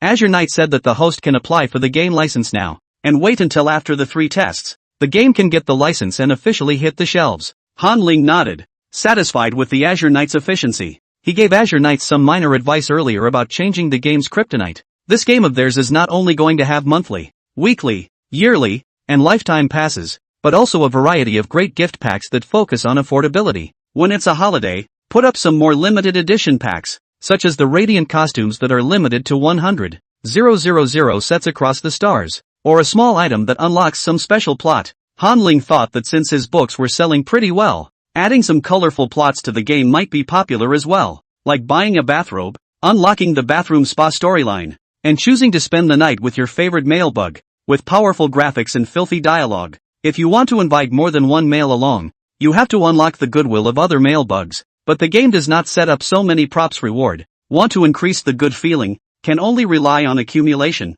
or kryptonite. Thinking of this, Han Ling opened his light brain and began to write furiously. In order to be able to add a little bit of kryptonite motivation to the players, he was going to write a little bit of an abusive storyline. For example, after reaching a certain level, if you don't brush up enough goodwill from the other male leads and collect enough items, the branch will be permanently closed in the future. The males will die by accident or sadly leave. In order to enhance the player's sense of responsibility towards the male worm, Han Ling also set up a bunch of powerful plots with colors. For example, before the male bug dies or leaves, he will forcefully push down the protagonist and force something indescribable to happen with him. Who, may I ask, can spare a lover after the fact? That's bound to be impossible. All give me kryptonite. This game is the first touchstone of Han Ling's impact on the game market. He's going to use every trick in the book without reservation. Only if this game catches fire will it drive his next games. Punch! His Excellency the Top Stag Bug is a romance and parenting game. The game takes place in a circular time period after a disaster. The player controls the female protagonist, who saves herself from the cycle while awakening the 5 male excellencies, because female bugs in the interstellar age, who have never been in love, are very gullible. That's why the plot written by Han Ling is basically about the male bug taking the initiative to show his affection and using all kinds of means to chase the female bug backwards. It was said that a messy fist killed a master teacher, and with Han Ling's set of combinations, these female insects with zero relationship experience would probably be dumbfounded. Han Ling had already thought about the ending of this game. After some bloody bridges and emotional entanglements, the protagonist settles down for life with 5 male bugs and breaks the time loop to win a happy ending. But that's just the first part of the game. If the game sucks money, there will be a second installment. The second one could be written so that after a few people break the time loop, they come out of it, only to lose their memories and their lovers become passers-by. Want to keep rolling together? Want to pull the lights and drive? Then keep getting stronger. Keep the kryptonite going. Han Ling was so literate that he finished the 10,000 word plot in about 7 hours of writing. He squeezed his aching wrist and instructed the system. System, help me send today's episode to the Azure Knight. Also get the Azure Knights ready so the game can start recruiting beta testers. After the first test, apply for a game license. Wait for the game license to come down and start the second test. The second internal test, open recharge channel. After the official opening of the service, the proportion of the return, this sum of money, the development of our company is very important. The Azure Knight has shares in the company and is considered a half-founder. So let him put in more effort to recruit some staff for the company. If he has someone he knows better, he can recommend them to the company as well. The company is still in need of legal, the head of tax, and customer service as well. Just pay normal wages. And with the first internal funding, there should be enough to pay salaries. The only people Han Ling could trust were currently the Azure Knights. This female is quite honest and loyal and is all about hard work at the moment. Han Ling intended to decentralize and put down some of his rights to the Azure Knights, so that the Azure Knights could work more and accumulate experience and connections to prepare for their future promotion to management.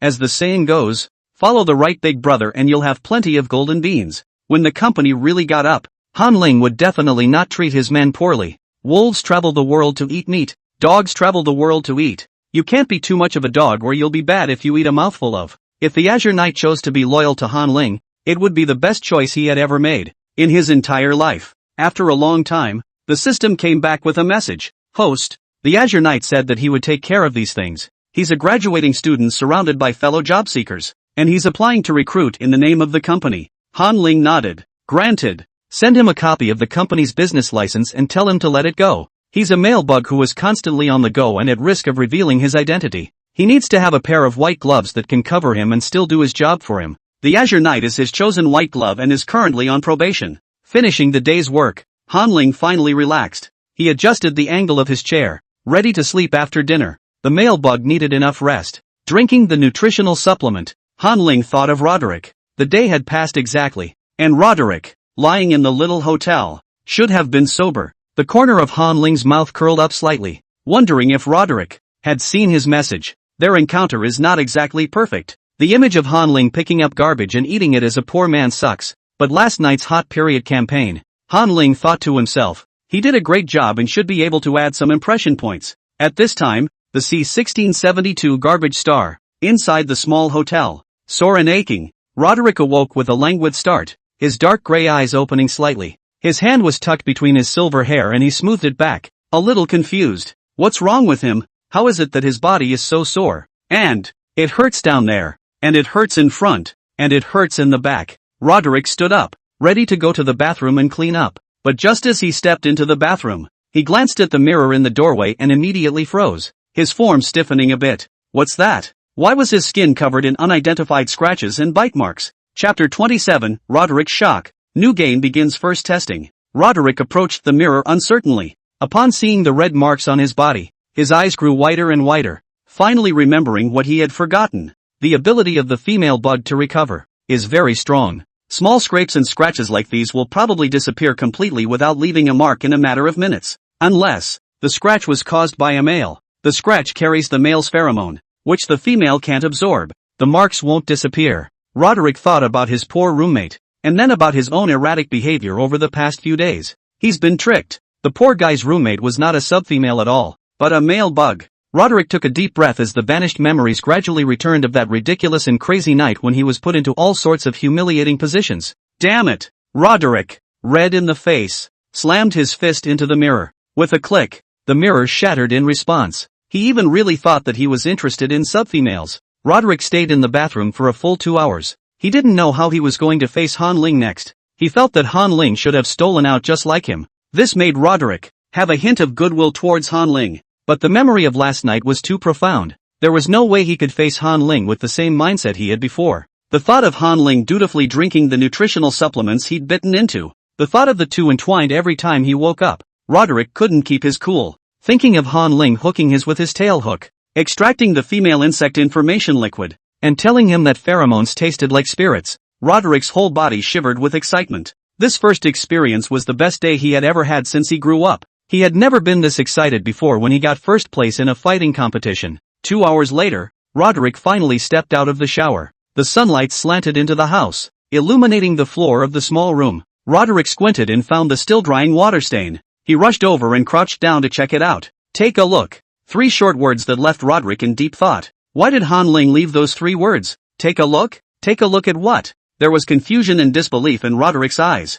His eyes searched forward and a possibility occurred to him. Han Ling was supposed to have written a large paragraph, but as time passed, the water was evaporated, and in the end, only these 3 words remained. Why did you leave him a message? Roderick pursed his lips. What did Han Ling mean by this? Could it be that he ran away? He smoothed back his silver hair, a little reluctant to face that fact, playing disappear after sleeping around. Roderick thought of the worst possibilities. Han Ling left words that might have been written. Taking a look at your stupid appearance. I'm not satisfied. Roderick was a little lost, his broad spine a little straight. He sat down on the floor, leaned against the wall, and looked through the window at the clear sky in the distance while it rained heavily inside. He didn't understand what was happening to him. It was clear that he had run away from home in order to escape the male insects arranged by the royal family. But after actually encountering the male worm, he was eager to hear His Excellency the male worm's satisfactory evaluation of him. At the very least, he cared about Han Ling's opinion of him, and wanted to ask about it to his face. Roderick stayed in the house, waiting for Han Ling to show up. He waited from 12 noon until the next night, 36 hours, and no one came back. Roderick felt trapped in this house. He recalled the events of that night over and over again, recalling Han Ling's expression and voice. His light brain was being tracked and localized, and there was no way to contact anyone or find someone to talk to about it. Roderick was left to digest these emotions on his own. He gave himself half a month. After half a month, he wouldn't think of Han Ling, the male worm. He has his own dreams to fulfill. He also had to report to the First Army. He also wanted to rely on his own efforts to earn contribution value and date his favorite male bug. Time flies. 3 days passed quickly. Han Ling, who traveled in a starship, lived a simple life of coding, eating, and sleeping every day. On this day, he finally finished writing the last 10,000 words of the plot and had the system send the contents to the Azure Knight. Azure Knight sent a message saying that the beta testers are now organized and the company is qualified to recruit on campus. When the game starts testing, he'll have time to recruit staff. After giving him some encouragement, Han Ling said that he might be a bit busy next, and that he would let the Azure Knight make his own decisions about all the little things. After disconnecting the communication, Han Ling held his drowsy brain and once again sighed at the garbage physique of the interstellar male insects. Just 6 days in space was too much for his body to handle. In the seat next to him, the months-old female bug cub, strong as a calf, was still full of energy. He couldn't even keep up with the cubs. At this point, the system prompted, "Host, your physique is too weak, not only because you are a male bug, but also because the cancer cells in your body are spreading and need to be cured. After it is cured, your physique will not be so weak." Han Ling nodded. Thinking of the upcoming game's fee-based test, Han Ling had an inner strength and finally gathered the courage to ask, "System, how many energy stones will it take to cure all of my cancer?" "Probably need to provide me with 100 first-class energy stones, a level 1 energy stone, a piece of 100,000 credits." Han Ling remembered clearly. It seems reasonable that it would take a total of $10 million to become healthy. Han Ling converted it. His book can only charge 0.1 credits per chapter. If it is converted into 6 yuan down payment inside the game, that's 600,000 book fans directly can help him to account for $3.6 million.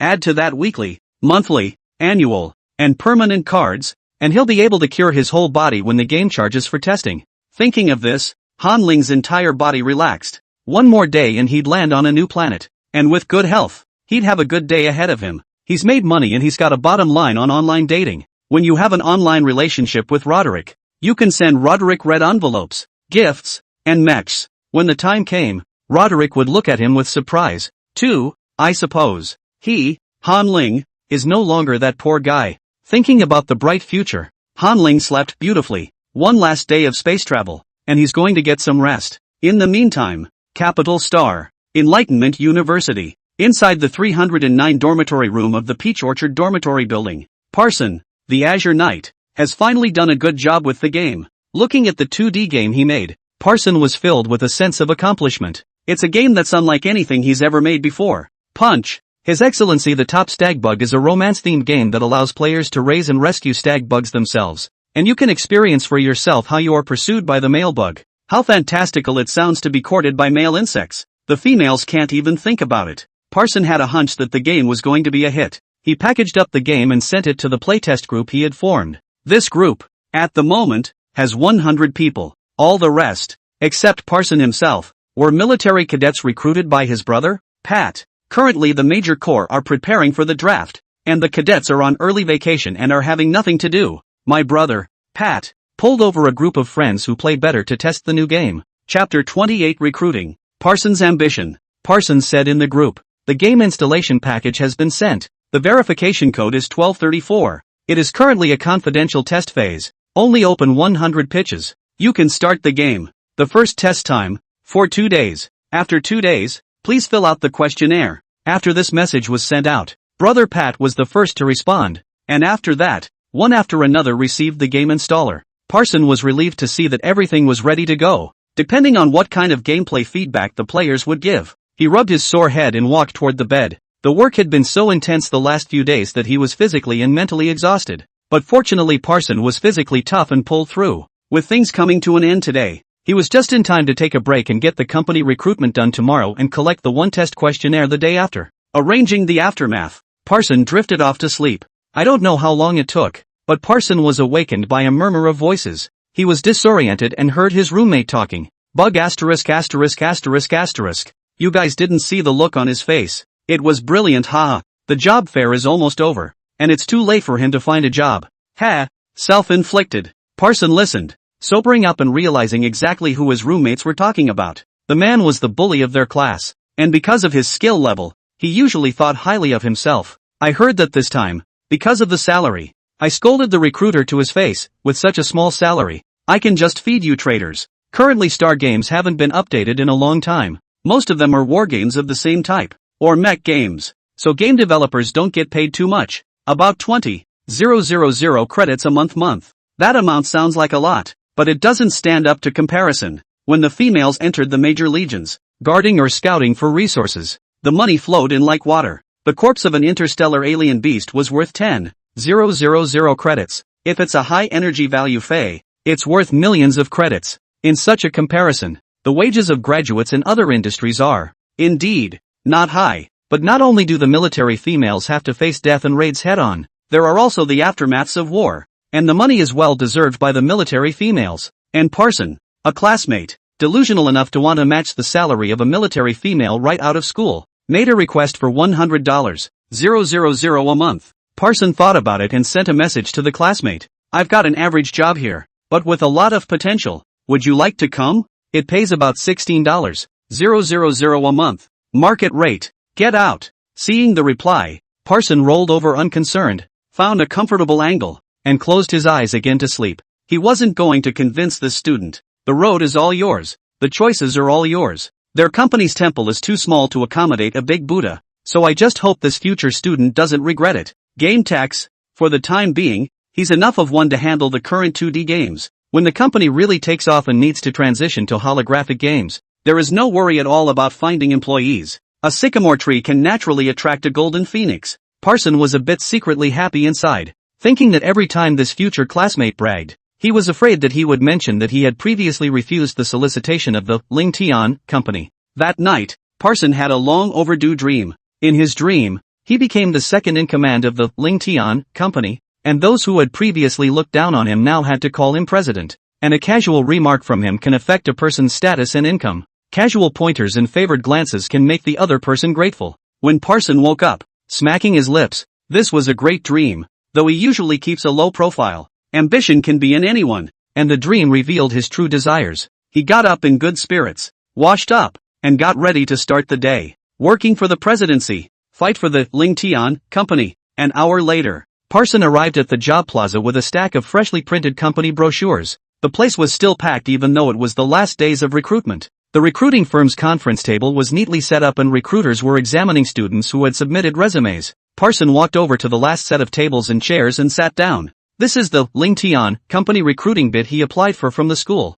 A number of people noticed Parson, muttering to his companion. Who's that? It's Parson, isn't it? The Azure Knight of internet fame? The loser? Yeah, that's him. Why is he suddenly a recruiter? Wasn't there a rumor the other day that Parson had joined a company? Could this be the same company? The group gathered around Parson's booth and took a company brochure. Ling Tian Company? Never heard of it. I looked it up on my light brain, and I didn't find anything either. Except for this company, which was registered 7 days ago. It's a fraudulent company, right? Holy crap. I didn't realize that Parsons was technically incompetent and had poor character. Go away, go away. Spread the word in the school groups. Just say Parsons scammed and give everyone a heads up. Parson doesn't argue when he hears the group. He leans on his arm and looks at the crowd with a smirk. Anyway, the company recruited very few people. One legal, one tax, a few customer service. Nothing to do with these techies gross. Now, Ling Tian Company is the dusty treasure pearl. Only smart people, can know the value of Ling Tian Company.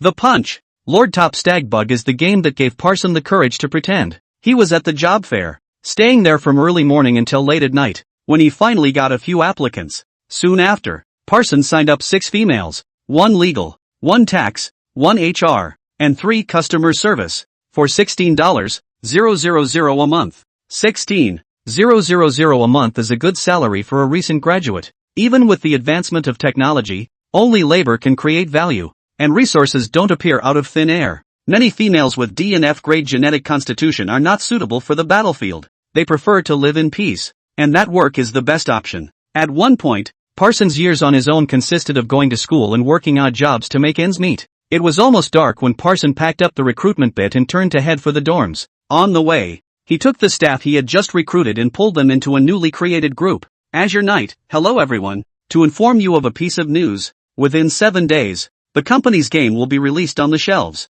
Because you have not graduated, you will first work in the dormitory, and your salary will be settled as usual. I will notify you all of the office address at a later date. Legal, okay. Vice President. Tax, okay. VP. Personnel, okay. Vice President. I'll go to the Capital Star office first in the next few days and help everyone with their 5 insurance and 1 pension. Parson nodded in satisfaction as he saw the responses from his staff. It seemed everyone was getting into the swing of things and becoming social. He wanted to laugh a little inside. It felt like playing house, with everyone pretending to be adults to make themselves look more credible. Back in his quarters, Parson tore open a bag of nutritional supplements and opened the game's backend as he drank. At this look, Parson was taken aback. These cadets, don't they sleep? The game background monitoring data shows that 100 test players, the average length of time online 38 hours. In other words, not a single person has gone offline since the game started yesterday. All of them have been playing all the time. No wonder no one was talking in the playtest group. He thought these military students weren't interested in games. Parson glanced at the players' progress in the game and realized that they were all stuck at the 6th level of Chapter 1. He was a bit speechless. How did he get stuck just after he started playing? Chapter 29, the game begins to publicize, and the paid beta test is launched. The 70,000 word game plot written by Han Ling was divided into 14 chapters, with 10 levels in each chapter. Chapter 1, Level 6, coincides with the departure of the first male bug. Parson mused for a moment that it appeared that the cadets, all mesmerized by their first androgynous highness, could not bear to part. But that's not good. A few moments later, Parson entered commands into the game's backend to generate a gift code. He sent the gift code to the beta group. This is the gift pack code for this internal test. It contains 10,000 gold coins, 5,000 diamonds, and 100 raffle tickets, so everyone can redeem it. After sending it, Parson contacted his brother. Azure Knight, what's wrong with you? Why does the game keep getting stuck on the newbie level? Pat, I'm in love with His Royal Highness, the domineering Kino. Azure Knight, speechless. Pat, you don't know how I feel. You don't know how dominant His Highness Kino is. He lifted my chin and condescendingly kissed me. He said, females, you're playing with fire. He said I was allowed to hold him and take him out. Azure Knight, so you've been stuck on level 6? Pat, I don't want to be separated from His Highness Kino. If the price of getting stuck is to be with His Highness Kino forever, then I'm willing to. Silly brother seems to be getting even sillier. Parson held his forehead inside as he thought about adding an enforcement program to this level. After the 6th level of the episode, you automatically move on to the next episode. After writing the program, Parson saw that the wailing was everywhere in the internal test group. All he could do was post a paragraph in the group explaining, don't be in a hurry, everyone. Raffle tickets allow you to draw character decks. Unlocking differently styled character cards will lead to special plots, like hot flushes, bathing, looking at flowers, snow, and the moon, and extracting female pulp in the mech bay. After this message was sent, the playtest group became quiet again, and it seemed that those players, again, entered the game. Parson thought of something and immediately wrote a code. The first time a player draws a card, she will definitely get a SR card, and it cannot be the card of the first male lead Jean Nuo. The contents of these cards were all written by Han Ling, and the more advanced the card, the more powerful and nasty the content behind it. Be sure to sweeten the pot a bit before the player continues to play. Parson is constantly refining the game's content and fixing various bugs. That night, the game's internal test ended. The server shut down. Players were kicked out en masse, and the internal test group wailed again. My 5 male bug honors, so want to cry. Suddenly experienced the ancient book said that the lost love. I haven't had a chance to say goodbye to His Excellency. Azure Knight Big Brother. When does this game officially go live? There's no way I'm losing this game. Seeing the positive feedback from the group brought a smile to Parsons' lips. He was on the right path. Extreme low self-esteem gives birth to extreme ego. Previously Parson made 2D games that have been noticed and mocked. But the more he did, the more Parson wanted to prove it to everyone. Now, boss Han Ling, let him out on a golden path. Parson calmed the crowd within the game group, telling them that the second paid beta should start in a few days. Closing the chat box, Parson sent the results of this playtest, the game's information, and the company's qualifications, together to the three masterminds. After a successful review by the three masterminds, the game is ready to hit the shelves. With that done, Parson leaned back in his chair and sighed in relief. He wiped his face and felt that his dream had finally come true. He made a popular game out of it himself. Evening. One by one, the three roommates returned from work and loudly discussed the interesting things that had happened during their internship. The sight of Parson reclining in his bunk was habitually taunting. Yo, how come Azure Knight isn't working hard today? I'm a little uncomfortable that you're not sitting in your chair and banging out code. Ha ha, probably finally realized that his efforts were a joke.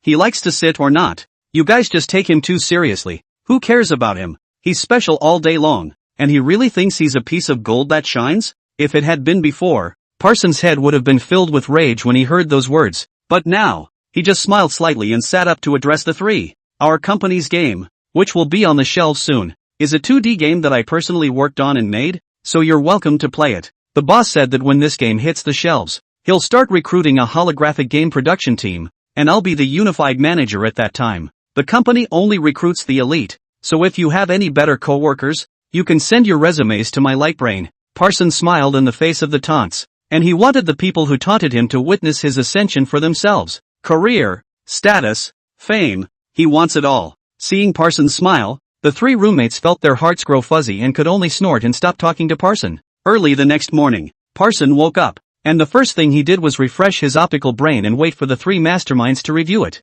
About 12 o'clock noon, he breathed a sigh of relief. The game's version number is approved, and you can open the payment channel. Parson hurriedly sent a message to his boss. Han Ling, boss, what you instructed me to do. It's all done. Now the company is fully staffed, and the game version number has come down, so you can open the paid test at any time. Here's the link to the game. Aboard the starship, Han Ling had just woken up from a nap and was drinking a nutritional supplement. The system conveyed the Azure Knight's words. Han Ling nodded with satisfaction after hearing this. Good. Tell the Azure Knights that early this morning, the paid beta test opens for 7 days. After a long time, the system said, host, content sent. Han Ling continued to command. Send a message for me on the literary column. This day, readers of The Innocent Landlord Crashes His Tenant have discovered that the author, who has been missing for 6 days, has finally updated again. They couldn't wait to click on it to check it out, but all they saw was an announcement. Announcement. The author,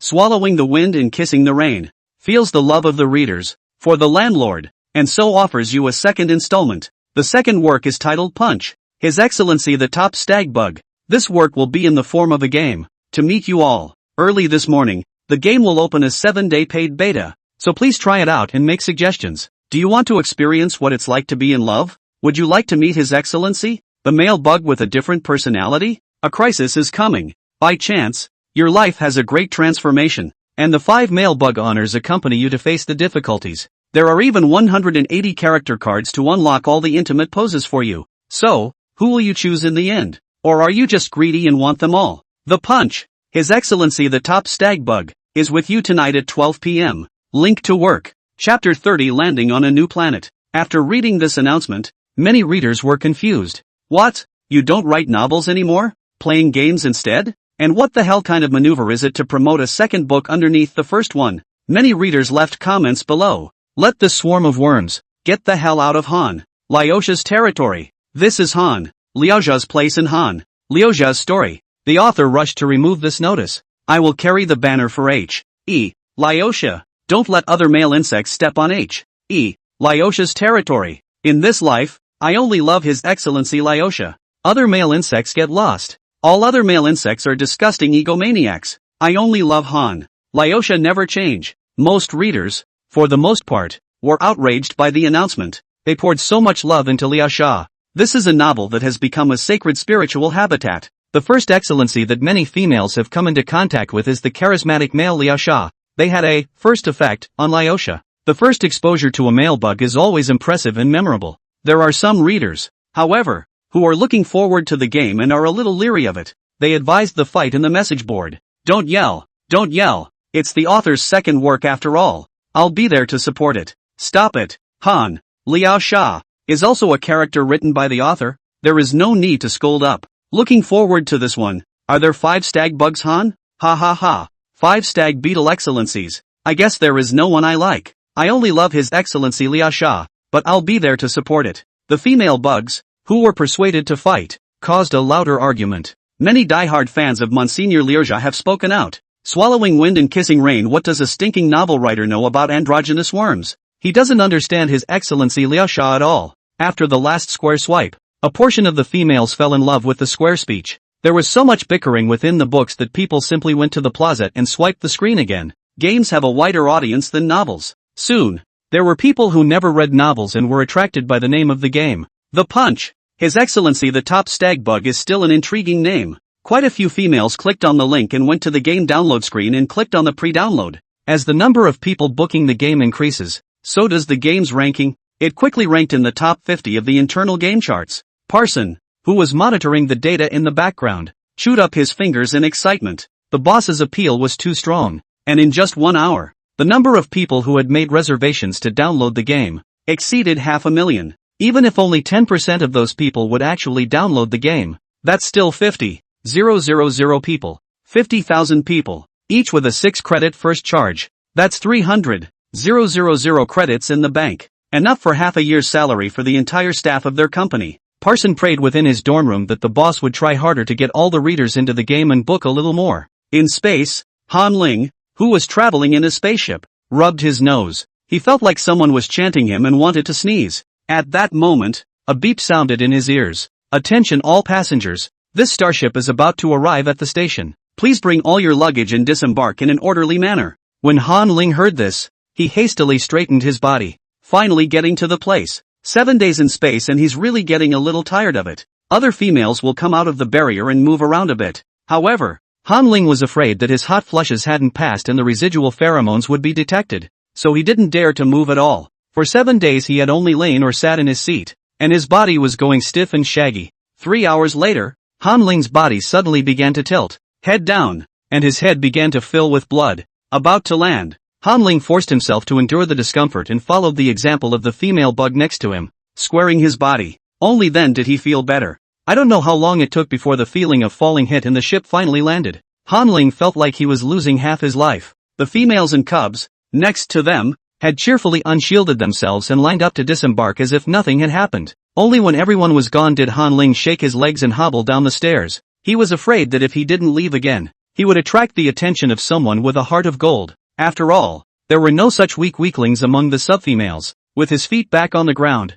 Han Ling was almost moved to tears. He saw the sky again and smelled the fresh air. Surrounding it is a huge complex of buildings, with high rises. Han Ling followed the crowd to the exit. The technologically complex building is very empty inside. A person walking in it would feel as small as dust. The lobby also displays mechs and various weapons. Han Ling was dazzled. This planet was an F-class planet. Not a high class, but it had everything it needed. For example, security checks. Han Ling's heart skipped a beat the moment she saw the security check. People are numb. Why is there a security check? The garbage stars aren't even there. He stopped his advance and pretended to check the light brain, stopping in the middle of the hall. He watched for a while and realized that the security check would not only scan the entire worm's body, but would also pat down the body for any contraband. Just like on the blue planet, the tail hook that Han Ling had wrapped around his waist moved uneasily. As he wiped the cold sweat from his forehead for the 30th time, Han Ling's eyes suddenly lit up. He saw a group of people, who did not go through the security check and left directly from the side passage. Han Ling hurriedly followed, hiding in the crowd. Han Ling left the terminal directly. After leaving the terminal, the group didn't stop walking and were still walking, so Han Ling could only continue to follow. He couldn't help but tap the arm of the person next to him and ask, "Brother, where does this passage go? It's my first time in an airship." This person, handpicked by Han Ling, had no obvious insectized features, was short, only 182 centimeters, and should also be a subfemale. This is the road that leads directly to the station outside of the city, and by taking this road, you can't get into the center of the city. You have to stay outside, the subfemale explained. Han Ling nodded with relief at hearing this. It turns out that you need a security check to get into town. Then in his life, he may have nothing to do with Center City. The passage was somewhat long, and it took about 10 minutes of walking to see the end of the road. A large flying machine was parked at the end of the road. Han Ling recognized this one. This was a large transport vehicle just like a bus. When he got on the bus, he saw the route of the bus, which had only 3 stops: swamps, forests, and mines, respectively. Han Ling couldn't help but shiver. These are places that feel like the murder scene of a horror movie, like a murderous rampage, a traveler who unknowingly disappears, and an alien monster on the prowl. He tapped the sub-female on the shoulder again. Outside the Center City, aren't there any buildings? Of course not. There are ranked planets with buildings already planned, and 20 kilometers outside the central city must be entirely covered by vegetation. Only a garbage star would build another city, outside the Center City, resulting in no life experience at all for the residents. Han Ling nodded in understanding. The sub-female asked curiously, "You've come over from the trash planet looking for a job?" "Aha." The sub-female laughed. "I'd recommend the mines then. There's a bit more job opportunities there. And the forest is a tourist attraction for the planet. Everything is expensive." Han Ling gave him a grateful look. "Thanks a lot. Thanks a lot." With this kind sub-female's explanation, Han Ling was ready to just go live in the forest. There are a lot of people traveling, so there's definitely a smoky atmosphere and it's not so empty that it's scary. Chapter 31: Landing on a new planet with food. Forest Station is at the last stop. After roughly half an hour of flying, Han Ling stepped down from the craft. It's a voyage that charges 1,800 credits, but it's halfway across the planet. After seeing the forest in its entirety, Han Ling breathed a sigh of relief. It was similar to what he perceived the city to be. It seemed crowded and not deserted. The streets are clean and tidy, with a wide variety of stores, open for business. The skyscrapers were nothing technological and looked closer to the blue star that Han Ling was familiar with. Just the various robots that traversed the streets revealed that this was still an interstellar world. Mechanical creatures up to calf height, called blast squid, maintain law and order and monitor unusual environments. Han Ling walked through the transportation station and into the forest city. He saw snack bars of all colors after a long time. Han Ling was a little excited, although he knew that the interstellar people hadn't given up on food. But there was nothing on the garbage planet, and his stomach was shriveling up. Now that he saw the food store, Han Ling walked in without hesitation. Today, no matter what the price of the meal was, this was the meal he was going to eat. Han Ling picked one of the hottest stores, and when he walked in, he was slightly dumbfounded. Just in front of each customer, instead of a table, there was a rice bucket placed directly in front of them. Huge lunch pail, no problem to stand inside and take a shower. The corners of Han Ling's mouth twitched. He had only seen pictures of eating like this on the Star Network before. Star females consume a huge amount of energy to keep their bodies functioning properly. There's no way to support the normal activities of the bugs by relying on normal eating and energy intake. So if you don't eat nutrients and just eat food, an adult female worm will consume 40 pounds of ingredients in one meal. With 40 pounds of ingredients, it takes at least 3 to 4 hours to get a good stew going. Such time-wasting meals have long since been eliminated and turned into holiday treats. Normal females are still accustomed to taking nutrients to quickly replenish their physical energy. I've heard that the male worm planet, Aphrodite, still retains such a traditional way of eating. His Excellency, the male worm who has nothing to do, is the one who wastes all his time eating and drinking? Han Ling walked into the restaurant and glanced at the menu. The price of a dish is 3,000 credits. It's 2 times the ticket he just had for that trip. But he looked at the bucket of rice on the floor and thought the amount of food, worthy of the 3,000 price tag, and the meat looked like dozens of pounds. Han Ling still had some credits in his hand and ordered a barrel meal without hesitation. He picked a corner to sit in and waited quietly, relaxing a bit inside. Compared to the garbage planet where wars were fought daily and mechs flew about, this place was closer to the society that Han Ling was familiar with. A stable living environment where lives are secured and people only have to worry about making ends meet. Life gets better if you put in the labor. Han Ling tapped his fingers on the desktop, in a good mood. The noisy surroundings are also much more lived in. It's just, it would be nice not to hear what they're talking about. Next to the females, they are discussing how to date His Excellency the male. Brother, you don't know. The little hand of His Excellency, the male worm, is so white and soft that when I touched it, my heart melted. Did you sleep with His Excellency? TSK. At that time I didn't dare to move, constrained like a little cutie. But His Excellency praised me for my cuteness. So are you asleep? Honorable male bug complimented me on my cuteness, and kissed me on the cheek, and put his hand on my chest. So are you asleep? He said that a figure like mine was more to his liking than a military female. So are you asleep? Damn it! Stupid bug. You stop asking. No sleep. No sleep. Okay. What's the use of talking so much? Or not being able to do it? And blowing 3 whistles? I've slept with His Highness. That was just a coincidence on your part. It's to the mandatory number of times His Excellency. The male worm. Han Ling sat in the corner and listened to the chatter of different people before realizing that this wasn't Blue Star, which had a monstrous gender ratio. There are 800 Earth-like planets, 9 trillion bugs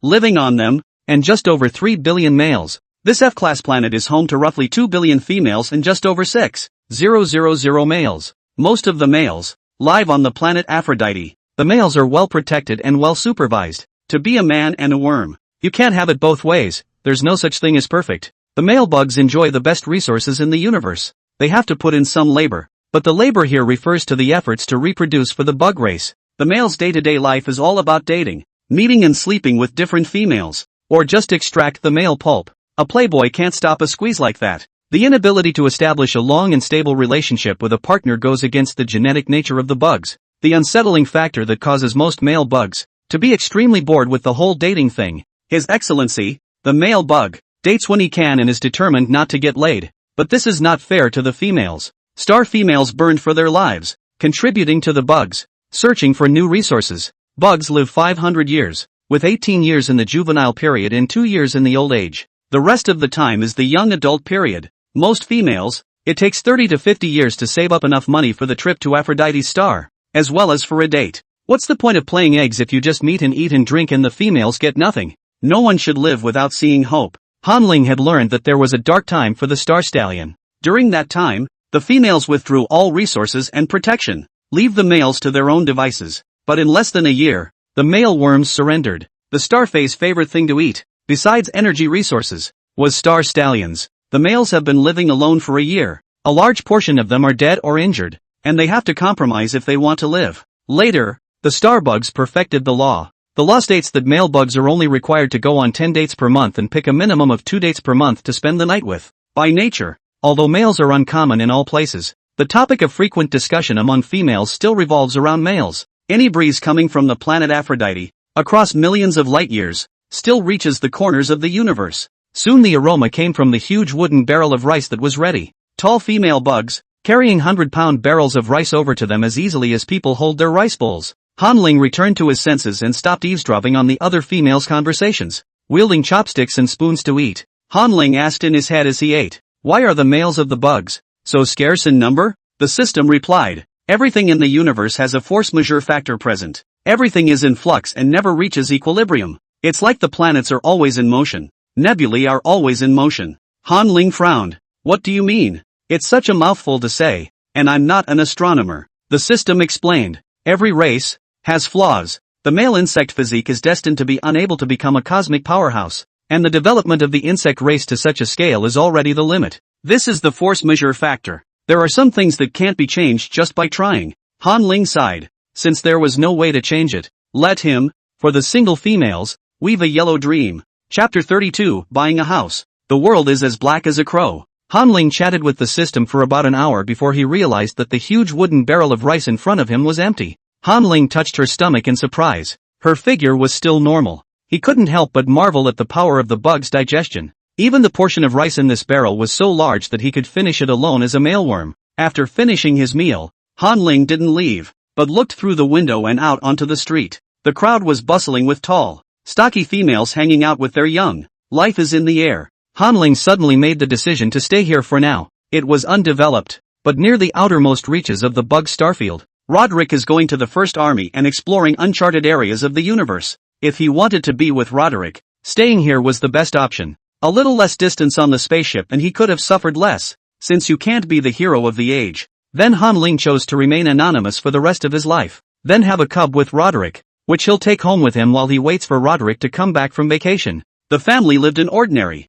common, but happy life. Although he hadn't chased Roderick yet, Han Ling believed in his ability. After enjoying himself, Han Ling said, "System, help me check the house prices of this planet. And by the way, how much the novel is earning now." During his recent cosmic voyage, Han Ling had gotten into the habit of commanding the system at all times. The system really works quite well. It's smart, and it's easier than checking your own optical brain. After a long time, the system replied, Forest currently has homes for sale. 698 units, at an average price of 30,000 credits a square meter. In addition, the host currently has 8 million credits in his novel account that have yet to be withdrawn. Hanling was just about to sigh that the house prices were a bit expensive, and immediately afterward, he was shocked by his own income. He growled in his head in a frantic manner. What? What did you say? 8 million credits? 8 million. That's 8 million. This means that his readers have surpassed 10 million people.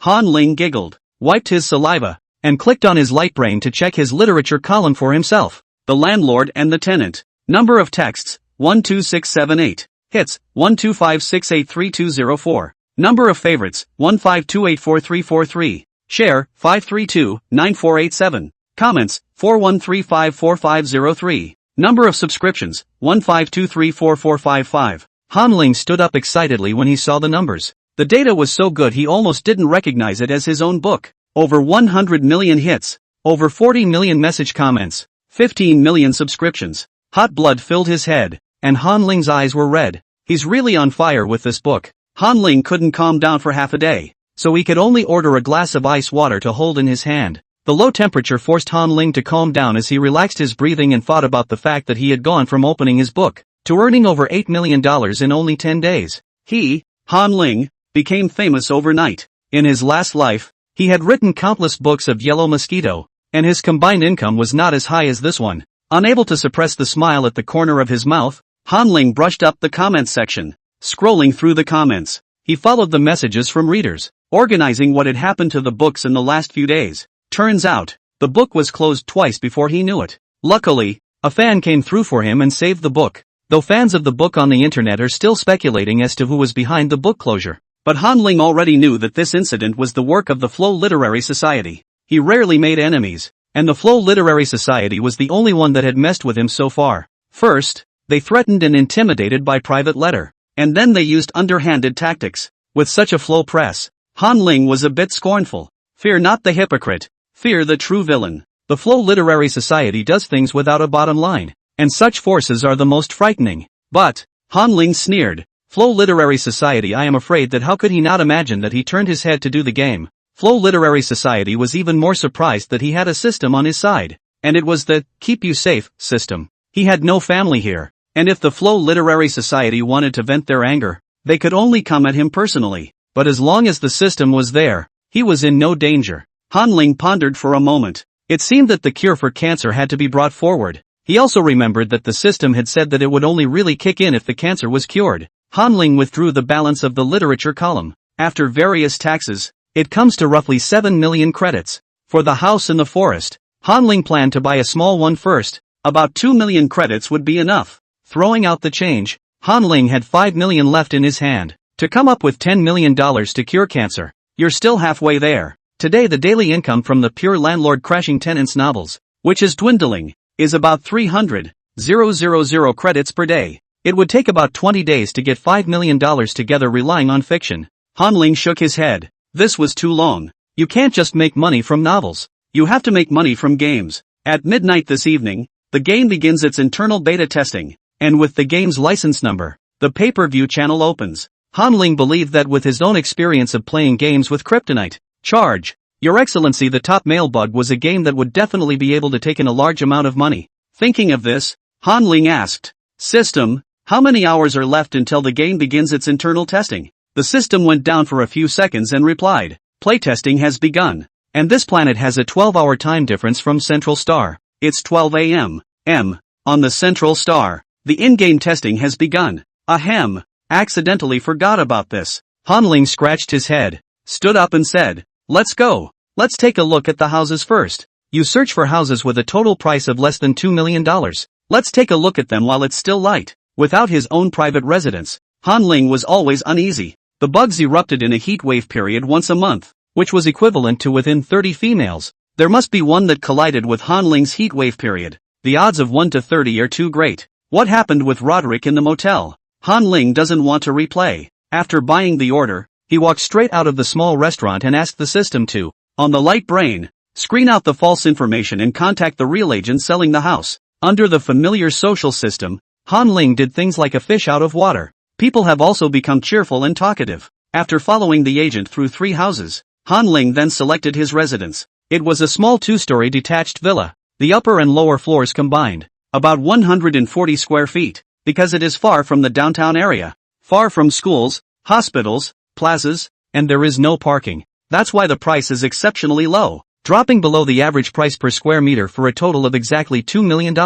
This house simply fit Han Ling's requirements perfectly. He couldn't fly a flying machine at all. He was still a male bug, and being away from the downtown area and the hospital could only give him more peace of mind. Without hesitation, Han Ling paid the money on the spot and bought the house. Because there was no haggling, the agent also gave him a full set of household appliances and simple furniture. Wool comes from the sheep. Han Ling did not expect. It turns out that no matter where you go, it is all the same. Businessmen are all the same black heart. 12 hours later, by the end of the planet's night, the cottage's furniture was finally set up. Second floor has bedroom, den, bathroom. First floor has gym, study, bathroom. The rooms were all a bit empty at the moment, and in the future, this simple and clean house would only belong to Han Ling himself. He washed his face in the first floor bathroom to calm his excitement. Han Ling in the mirror was red-faced, a bit overwhelmed by the amount of good news he had received today. Still, what's done is done. Having just spent $2 million on a house, he had to ask the Azure Knight how the game was paying off today. The game beta service opened 12 hours. The player's first recharge amount should have arrived, right? Better yet, I'd like to take the 2 million credits I spent on the house and make it back. Chapter 33, Suddenly Becoming a Big Capitalist, Establishing a Fledgling Company. Han Ling sat at his log-colored desk and sent a message to Azure Knight. In the first 12 hours of service, how are the gamer uptake and recharge conversion rates? Inside the small villa, the only quiet sound left was Han Ling's breathing. He waited nervously for the Azure Knight's reply. A few seconds later, Azure Knight sent over a celebratory emoji of fireworks exploding. Boss, you just wait for the sack to be filled with money. We have this game. The earnings are so good that all the data is added every second. As of just now, the recharge conversion rate is 18%, and the recharge amount has 6.8 million credits. The number of players online at the same time reached 300,000. Han Ling's heart thumped and began to beat when he saw this number. He pursed his lips, unable to suppress his joy. 12 hours into the game's internal testing, the recharge amounted to $6.8 million, directly earned 3.5 sets of small villas. It's no exaggeration to say that this is a game that will directly support him for the rest of his life. Han Ling excitedly typed in the chat box, wanting to encourage the Azure Knights to come on and do well. But to my surprise, the Azure Knight said, "Boss, let's leave it at that for now. It's a bit busy over here. I didn't expect so much income. I only recruited 1 finance and 3 customer service. I'll have to go recruit some more people. After midnight, after the finance counts today's total earnings and pays the taxes, I'll withdraw this money into your account." Han Ling removed the words of encouragement and said directly, "It's up to you to decide what happens in the company, and I'll give you all a big bonus tonight. 1,000 words are better than a huge sum of money." Since the game was making money, Han Ling wouldn't skimp, and stabilizing the army was the most important thing now. If there is a mouthful of meat for the big brother, there is a mouthful of soup for the little brother. This is Han Ling's management creed. People who work carry a strong sense of resentment, the oppression of their bosses, the inadequacy of their work, the difficulties of their clients. It's a resentment that only money can erase. After getting high on himself for a while, Han Ling suddenly thought of something. In his head, he said to the system, "System, help me get the enterprise software registered, and get the company staff structure perfected. Draw up another salary promotion schedule that is the same as the top big companies." A moment later, a file, appeared on Han Ling's optical brain. He tapped his light brain, opened the enterprise management software, and sent the invitation to join link to the Azure Knight, and said, "Let's invite everyone in when we have offices here from now on. I've divided up the exact company structure, so you watch the recruiting. 10 million light years away. Capital Star. Enlightenment University." Inside the 309 dormitory room of the Peach Orchard Dormitory Building, the Azure Knight, also known as Parson, saw that Han Ling was going to give out red packets and directly jumped up in excitement. He had a feeling that this red envelope amount would not be small, and he was going to be rich before he graduated. Parson casually clicked on the invitation link sent by the boss, and just as he went in, his eyes widened in shock and vibrated in their sockets. He's just a college student, not out of his ivory tower yet. Parson actually knows nothing about how to run a company. To be able to rely on charge, top stag bug excellency game, being promoted to become the head of the game project team was the best ending he could think of. But upon entering this enterprise management software, Parson saw that his avatar divided into the president's office. President? He'll be the president from now on? Straight to CEO. Off to a top start? Parson rubbed his eyes and scrutinized the office software's division of positions. Board of Directors, Han Ling. President's Office, Parson. Technology and Products Department. Sales Department. Customer Service Department. Administration. Parson's heart thumped. His position, really, was the president of the Ling Tian company. At this time, the corporate chat window suddenly rang with a drip sound. It was the message sent to him by the boss, Han Ling. Parson clicked on it, and a complete list of employee promotions and pay scales sent his way. Han Ling, here's the payroll and the employee promotion form. You and the personnel department can butt heads. Each person has 2 appraisal periods per year, and after passing the appraisal, they will be promoted and receive a pay raise. If the company is more profitable, there will be more benefits in the future. Parson, roger that. Don't worry, boss. I'll brush up on my knowledge of business management. Han Ling, well, I'll watch you. Go do your work. Closing the chat window, Parson took a few deep breaths, still basking in the joy. Before that, he was in charge of recruiting and doing all sorts of things, but the division was out of reach. The applicant asked him what position and status he held at Ling Tian, and Parson couldn't say a word. He was actually a handyman. But not today. Parson's previous dream was to successfully make a popular 2D game. That dream has been fulfilled. What followed was a new chapter in his life. The position came down, and Parson was immediately energized. And instead of staring at all the data, he contacted the employee who was working in his dorm room. Several employees are entering the enterprise management software one after another. Parson aligned them within different clusters, according to position. With their joint efforts, the recruitment of newcomers was carried out in an organized manner. Parson intends to recruit more people for the next public beta of the game. Corporate finance reached out to Parson, saying, President, I'm too busy for one person now. The company's water flow is too high. The tax filing planet involves hundreds of them. I need help. Parson couldn't help the corner of his mouth from quirking up when he saw the title of president. He returned, recruitment of manpower is underway, and if you have a good candidate to recommend, he will be prioritized to join the team and be managed by you and put under you to do the work. Company finance, okay, then I'll ask my classmates. Finance is a subfemale named Sophus. At the moment he was sitting deflated on his bunk with 2 puffy black eyes, 3 virtual light brain screens, densely packed with applications to pay tax bills. The gamer is from a different planet and he needs to go to different planets and apply for opening taxes. Sophus worked from 12 a.m. to 12 p.m. by this time with a bag of nutritional supplements in his mouth. After talking to Parson, Sophus sent a message directly within the large group of the finance department. Everyone has vanity, and Sophus knew he had found a good company when he saw the amount of money flowing through the company was so high. He sent this message with the intention of showing off as well. He wanted to show off in front of his familiar classmates. As a subfemale who grew up hovering in the middle to lower echelon of all abilities, Sophus has been overlooked. Even at the job fair for graduation, he waited late for this employment opportunity. Now that she had joined Ling Tian, Sophus had the feeling of returning to her hometown with honor. It's like being a once small and transparent person whose life took a huge turn because they made the right choices. Chiming University Department of Financial Management Group Chat. Sophus, Ling Tian is still hiring for finance. Are there any students who are interested in joining our company? Just contact me for a monthly salary of 15,000 credits. Classmate A, you got into a fraud company? Didn't you just join the company a few days ago? How come you started hiring today? Classmate B, I remember you joined Parson's company. Everyone knows who Parson is. And the other day there was talk of Parson running a scam. Classmate C, it's not as bad as it sounds, is it? I guess someone is spreading rumors. If it was really a scam, it would have been put up on the campus website long ago. Classmate D, you blink when you're threatened. This message, someone forced you to send it, right? At Safi's. Chapter 34, Making a Killing. End of the first day of internal testing. The word sent by Sophus caused some discussion. Most of the students, mocking Sophus, were degrading themselves by getting into a pheasant purse company and being co-workers with that loser Parson. Sensible students, let's not jump to conclusions. Sophus saw their discussion and bristled. The bill kept scrolling on the 3 virtual screens in front of him,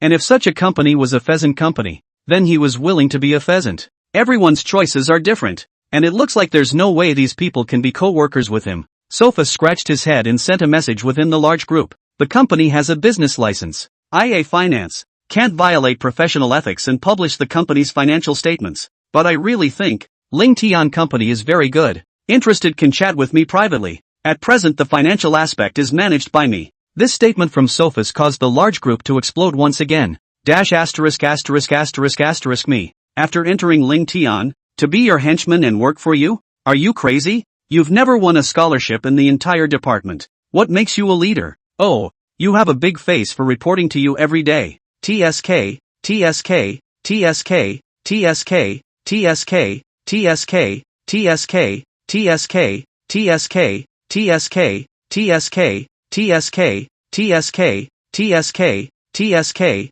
TSK, TSK, TSK, TSK. You start a day early and you're a leader? Pheasant Company lives up to its name. Sophus saw these words and smiled. He was indeed more fortunate to be a veteran employee by joining a day early. It's hard for a person to be able to look at the situation and make the most favorable choice. Now that Ling Tian is just starting out, there are not many people and fewer leadership positions. However, when the company grows for a while longer and the team grows, all the employees who have recently joined the company will surely be able to mix in a small leadership position as well. The stakes were such that Sophus wasn't going to say anything because no one would believe him if he did. He took a sip of his nutritional supplement, closed the chat window, and got back to work. A few hours later, he rubbed his tired eyes and saw 3 private chats. The first one stated, "I want to get into your company. Here's my resume." The second person who chatted privately with Sophus, a classmate he knew, joked, "I'd like to check out the company first. Is it okay if I don't sign up? If it's a scam, I can still just run away."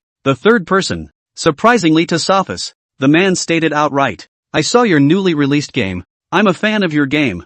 I want to work in your company. Give a chance. Here's my resume. I hope the leader will let me through." Sophus was a little surprised that the game had just been released for 10 hours and already had a fanbase. It seems their company is, indeed, on fire. After glancing at the resumes of these 3, which met the recruitment requirements, Sophus replied to each of them, "Welcome to join our company. This is the contact information of the personnel. You add him, and if you are interested, you can sign the entry contract." After a short break, Sophus, who had been promoted to junior leader, got back into the swing of things. He hoped to see the newly hired finance by tomorrow to help him share the workload. Night is coming. A row of moons floated above the capital star. Just after midnight, Sophus immediately dropped what he was doing and began to account for the data Parson had just sent him. These figures, which are sales from the first day of the game, first charge, monthly card, yearly card, lifetime card, game energy pack, raffle ticket pack, diamond pack, the sales of every single game prop are, well, huge. Gift packs are linked to each other, and recharging is like a flood. Once the floodgates are released, they can't be closed again. By the time Sophus had calculated the various figures, an hour had passed. He sent the financial statement to Parson. "President, on the first day of the game's internal testing, sales were 24.9 million credits, estimating the company's annual revenue, which is roughly 9 billion credits and subject to 40% tax. The turnover is roughly 5.4 billion credits. At the company's current size of 7, net profit remains at 5.4 billion credits. I've also put together the paid time curve, which the president you can look at. After 10 p.m. at night, players have the strongest desire to shop, and those who clicked on the recharge page basically chose to pay. It belongs to impulse spending. One of the diamond game packs, with the most severe breakage, was recommended to be taken off the shelves or replaced with another product, and sales could still grow by 2%. Inside another dormitory building, Parson was sitting on the bed and turned on the barrier. Everyone else in the dormitory was asleep and only Parson was still working. Seeing today's sales, and the company's overall future earnings, all he could do was gnaw on his fingers in excitement in order not to scream out. After a long time, he spoke, "Please withdraw this money. The chairman has a request that future daily earnings, minus taxes, be credited to the boss's private account. Although they are now a proper company, they are the owner's sole proprietorship, and they are in the gaming industry. No production chain or loan collateral is involved. Earnings liquidity, after paying taxes, can all be transferred to the owner's private account. Those who don't transfer money to private accounts are trying to evade taxes. Many companies, by transferring money to the public, using company accounts for charity, making donations and setting up foundations to avoid tax checks. Although Sophus didn't know why his boss wanted to be honest about his taxes, he did it anyway. 14.94 million credits were immediately transferred to Chairman Han Ling's account. After requesting a transfer from the bank, Sophus yawned. A busy day is finally coming to an end. He glanced at the enterprise software, and what had been a company of 7 people had become 29 at this point. It seems the company has only recruited that many people in one afternoon. And at this point, Parson, who holds the title of president, said in the group, recruitment within the school is over, and in the next few days, we will be in the rest of the universities, launching a recruitment campaign to recruit mainly some senior talents to make our company more dynamic. Parson sat in his dorm room and interviewed all afternoon. He had discovered a serious problem. Their company is now a grassroots organization. Even the president is newly appointed, and the chairman is a shirker. They had to recruit top talent and establish the daily basis of the company's operations. Where to find top talent? There's plenty of it on Capital Star. Interstellar universities, which must be established on Class A planets, in order to prevent destruction by interstellar xenomorphs. Among them, Capital Star, as an S-class planet, has 100 basic universities and 4 super military schools. The Cheaning University they were in was only ranked in the middle of the pack among basic universities. Parson intends, by throwing his hat in the ring to top schools, to recruit the top employees for his company. They say the ass determines the head. Parson, who previously scoffed at top schools, now sits in management and is starting to think about the company. Schools are not representative of a student's ability, but they reduce the company's tolerance for error and save screening time. A-grade card pool, drawing A-grade students. It's always going to be easier than a C-grade card pool and drawing A-grade students. Just as the Parsons 7 were discussing which of the top universities to recruit at tomorrow, Chairman Han Ling suddenly appeared, and it's showing up with a huge amount of money. Chairman Han Ling, to President Parson, transfer 2 million credits. Chairman Han Ling, to Treasurer Sophus, transfer 500,000 credits. Chairman Han Ling, to Personnel Director. Chairman Han Ling, to the head of the Manual Customer Service. Chairman Han Ling, to After Sales Customer Service Supervisor. Chairman Han Ling, to a series of large transfers that left everyone in the company with red eyes. Parson watched the transfers, his neck bruised with excitement, and he pounded the bed hard. The day hadn't been in vain. The new employee, watching the transfers without his share, had his teeth gritted. At this moment, Han Ling said in the large group, the first day of the game's paid internal test. Everyone has worked hard. Today is a test for our company. Thank you for running the game so well. These credits are considered compensation for everyone staying up all night. Also, I hope you'll keep up the good work, as bonus packs will be sent out every day for the next 6 days of the beta. Tough on everyone working overtime. New employees, cheer up too. After saying that, Han Ling directly in the group sent 20 spelling hand red packets worth 50,000 credits. Chapter 35 Curing Cancer. Liaosha Fan Base. F-Class Planet. Inside the 2-story cottage, Han Ling looked at the light brain with a smile on his face. The red packet worth 1 million credits had just been sent out when he saw the chat group turn into a zoo. The whimpering and scrabbling speeches came and went. He saw a man named Sophus and grabbed 200,000 straight away. These red packets, however, were only received by the older employees, and the newcomers were completely afraid to move. Han Ling said in the group, spell luck red packets. Newcomers also have a share. Hurry up and grab it. In a few days the company will expand. It will not be able to grab so much. The next second Han Ling sent this, 20 red envelopes were snatched up. It seems that the new people have long been waiting for this sentence. After the revelry, it was the latter part of the night on Capital Star time. Han Ling had a private chat with Azure Knight Parson for a while. After telling Parson about the company's future plans and urging Parson to get some rest, he shut down the light brain. For Han Ling, he didn't need to know everyone in the company. He just needed to manage Parson. At this time, it was still afternoon on the planet where Han Ling was. The sunlight was scattered through the windows in the minimally decorated villa. Han Ling stood up from his chair and stretched. He called out to the system in his head and laughed. System, in my account, I have exactly 10 million credits to place an order for energy stones,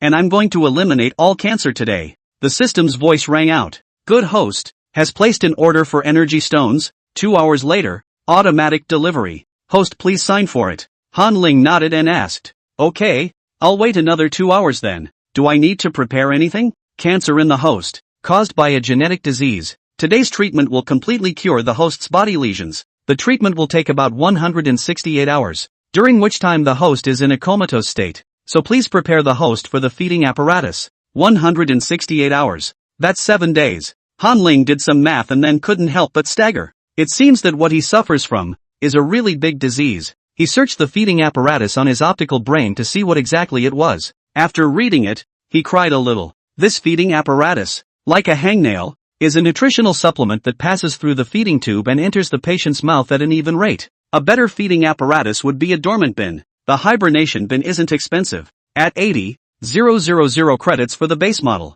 And it comes with a massage function. Hanling didn't hesitate to order a top-of-the-line version for 580,000 credits. Now that he's bird-dogged his way out of poverty and become a rich man, this amount of money is no longer hard to beat. 2 hours later, the hibernation bin and energy stone arrived at the same time. It was dispatched to his doorstep by a robot and also helped carry it to the house. A repairman had even sent an installation droid to direct the robot to help him install the dormant bin and place it in the hall on the first floor. When everything was ready, Hanling took a deep breath. Let's get started. System, what should we do with these energy stones? Please ask the host to hold the energy stone in his hand and the system will begin to draw energy. The appearance of a grade 1 energy stone, which looked like irregularly shaped black crystals, was the size of a palm, and Hanling happened to be holding it in his hand. When the energy stone was almost absorbed, Hanling opened the dormant bin and laid down in it. Thinking that he was about to fall asleep for 7 days, Hanling admonished the system. In these few days, after the daily game proceeds arrive,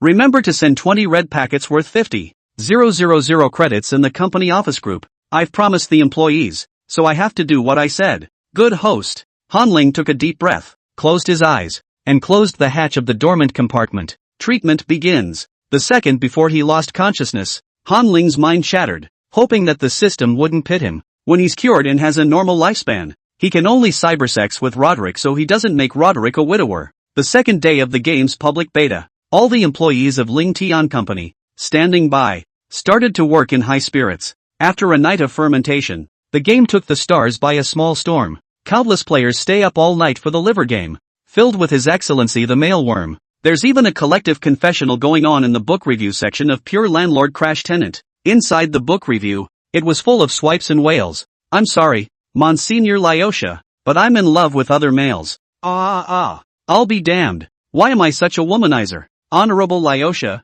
I did not resist the temptation of the other male insects, when I had sworn only the day before that I would love only you in this life. I have no way of refusing the overbearing Han. No. I have no way of refusing His Excellency Mukin who was pampering me. Well, I love the melancholy and noble Mizutaki-sama so much. I unlocked a SSR card, and Mizutaki-sama was in the heat of the moment, and pushed me onto the piano at that time, playing piano music with the rhythm of my body. Stand still upstairs, you damned female worm. What's the name of the card you unlocked? How to draw it? I'll be honest, Don Lyosha, I've actually fallen in love with other males besides you. Not just one, but 5. These fictional fans are the ones who download the game in the first place. There are also readers who don't play the game and miss the novel announcements who are unusually angry at the sight of a cluttered review section. Traitor, get out of here. Lord Lyosha has no shortage of guardians for you. Don't you have a home? Go in your own review section and stay out of our Han Lyosha's book review section. The female worm that has moved on does not deserve the love of Lord Lyosha. What's going on? I've only been out on assignment for a week. Why has the comments section changed? By the time these unidentified females, who understood what was going on, were curious about the game and wanted to download it and play it. In the end, there was only one female worm left, holding out to bash these deviants. This man is the red-haired, pink-eyed military female, Admiral Ulysses, 5th Guards Corps, Horta Star Residency. Ulysses' eyes were red. These fans, he felt, were simply insulting His Excellency Lyosha. To move on in just one day, they don't deserve to be fans of His Excellency Lyosha at all. Especially the Freville Star Garrison. The ensign named Bart. Earlier Bart had also made blatant indecent gestures towards Han Lyosha during a meeting. But now, that ensign Barth, openly shouting in the square, I love Monsignor Kino. It's really a disgrace among fans. Ulysses frowned and raised his chin slightly, sighing sadly. He is never going to download the game. He will always love only Monsignor Lyosha. The most loyal knights are the ones who deserve to be loved. Early the next morning, Ulysses had just woken up from his nap when he got up and opened his light brain to access the Han Lyosha's Hardcore Fans Backup Club and check the group messages. This is a good thing to check. Once loyal teammates on a united front have defected in the course of one night, and actually talked about game cards all night. Ulysses, enraged, used out administrator powers directly to kick the traitors out of the group chat. He said within the group,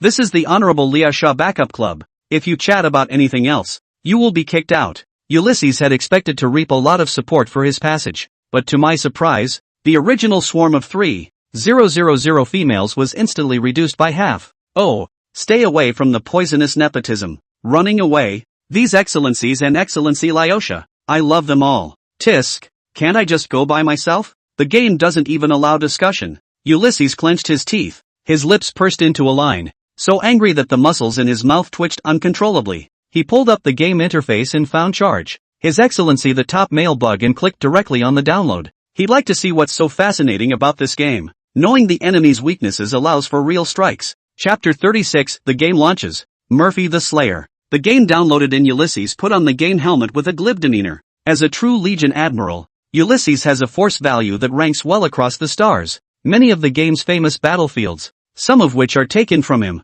Ulysses had always looked at games with razor-sharp disdain. Holographic sparring games, he argued, could only be used as an aid to campus lectures. The real battlefield is not a game, and instantaneous movements determine the length of a warrior's life. Those who can survive the battlefield are not the lucky ones who are brave, bold, and have experienced life and death. Ulysses leaned his head back and leaned back in his office chair, adjusting it to a comfortable position and launching the game. Let's just show him what's so interesting about Charge, Your Excellency the top stag bug game, where it's really interesting. The cold, metallic gaming helmet slowly warmed up and the game launched. Ulysses opened his eyes, pink eyes devoid of warmth. A few white letters appeared on the black screen, accompanied by a piece of music that appeared. Ling Tian Games, healthy gaming advice. Boycott bad games and reject pirated games. Pay attention to self-protection and beware of being deceived. The entire inside of the helmet lit up, and Ulysses moved his fingers slightly as the screen jumped around, entering Cycle World. Bang!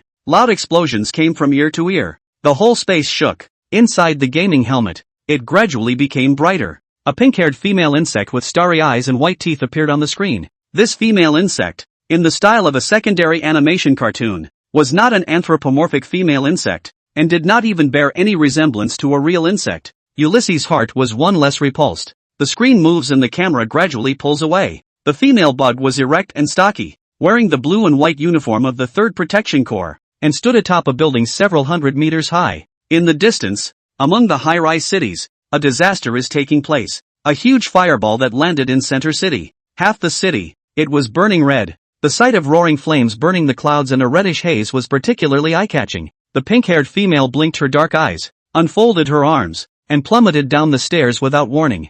There was a sharp sound of wind in her ears, and when she was almost at the ground, the female bug moved slightly and managed to land on the ground with a flip. Slayer Murphet, that's my name. A calm, low voice rang out, telling the backstory of the game. Stardate 2390, February 9th. There was a massive explosion on the capital planet. Something falling from space with strange energies enveloped the capital planet. Countless people died tragically in this disaster. The inhabitants of the living capital planet were moved away. But I stayed. As Major General of the 3rd Protective Corps, I decided to go to the blast site alone to save lives. It was also this reckless decision that put me in the middle of a weird time loop. Within the cycle, I have a new name. Please, I'm called Dash. The storytelling stops. A pop-up window appeared in front of Ulysses. Please name yourself. Ulysses hesitated for a moment and typed in a word, Uli. My race is Mantis. The game screen continues to jump around as the female bug with the word Yul on her head quickly runs towards the center of the city, her blue and white uniform against the fiery red sunrise,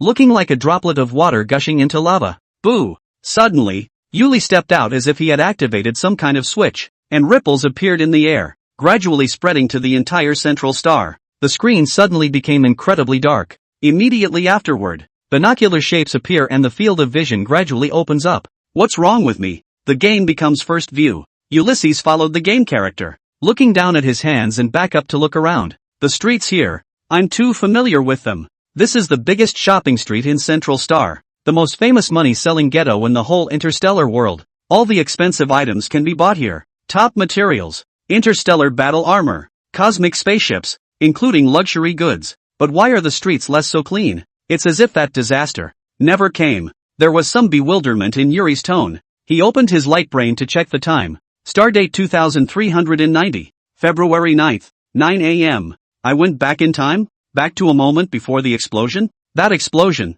which occurred on February 9th, at 5 p.m., was 8 hours away. Yuri frowned and stepped forward. Since there was still time, he had to stop this disaster from happening. Suddenly, the rest of Yuli's eyes caught a flash of a figure, and he stumbled, cold sweat dripping from his forehead. How would the Han male worm be here? The probability of a male bug appearing on the streets of the capital planet is very low. And a female bug in a high position of power can't afford to let her lordly male bug out for a stroll. They will just bag the entire merchandise, ship it to their home, and let His Excellency the stag bug take his time picking it out. But now, His Excellency, the male worm, appears at the center of the explosion? To stop His Excellency the stag bug, protecting the safety of His Excellency the male worm is the top priority. Chapter 37, Meeting the First Lord of the Mailworms. Key No. The moment he saw His Excellency the mailworm, Ulysses, who was immersed in the drama, had his heart move hard. Males are so valuable. Why would there be males at the center of an explosion?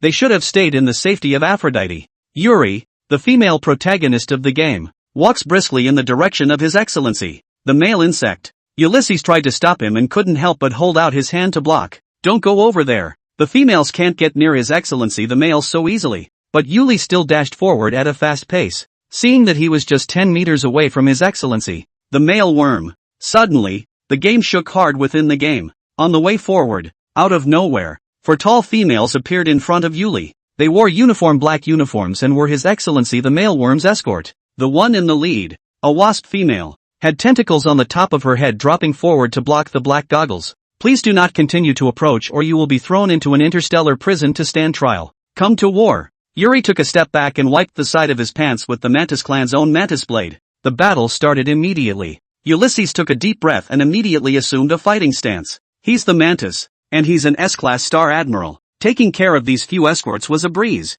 Ulysses dodged to the side of the guard with his sword in both hands. The light of the knife flashed by at great speed. Swish swish swish. It only took 3 slashes for Ulysses to turn his back on the 4 escorts and stand up straight with his back straight. But the next second, Ulysses sensed an electric stimulus in his chest. He turned around, only to see blood bars appear above the heads of the 4 females, which had dropped only a little. And above Yuri's head, the blood bar had bottomed out. A long spear that ran through his chest. The weapon of the B clan. If you fail the challenge, please try again. You can increase your strength by the following ways: upgrading your equipment, strengthening your equipment, and companion draw. What the hell? Ulysses frowned and took a closer look at the task. Mission: please go to the mall and buy a green lower grade weapon. Ulysses wrinkled his nose and did as he was told, using the 1,000 gold coins gifted by the system to purchase a green mantis sword. After putting on the belt, Ulysses once again commanded the characters and headed for the location where the battle had just taken place. This time,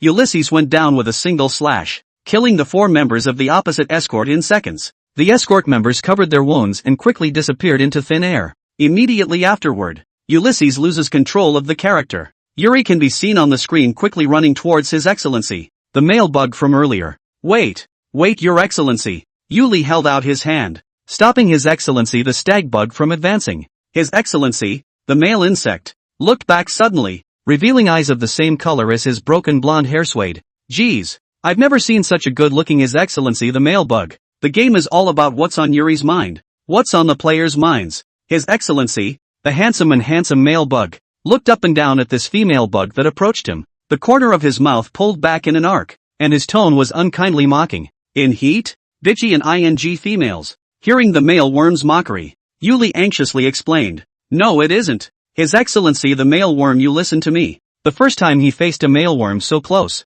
Yuli was nervous, especially after being insulted and slandered by the other party. His heart was breaking and tears were welling up in his eyes. But just then, a piece of gravel that suddenly appeared in front of Yuli's feet. The game screen also gives a close-up of that rock. Yuri's feet slipped and he couldn't help but lunge forward. The scene suddenly came closer, and Yuri jumped right into the arms of His Excellency, the male insect. The 2's mouths met, their eyes filled with shock. Yuli just wanted to speak, only to hear the opposite side of the male worm. Excellency muttered, really cannot do anything with you. Subsequently, His Excellency the male worm took the initiative to open his mouth. Immediately afterward, charming images appeared, and the 2 of them gradually forgot themselves and hugged each other intoxicatedly. Ulysses, immersed in the game, clenched his fists nervously and couldn't help but applaud such a godly development. It was so unexpected. Surprisingly, I kissed His Excellency the male worm. The 10 seconds or so were so brief that Ulysses was still reflecting on what he had just seen when he saw the game turn into a first character view.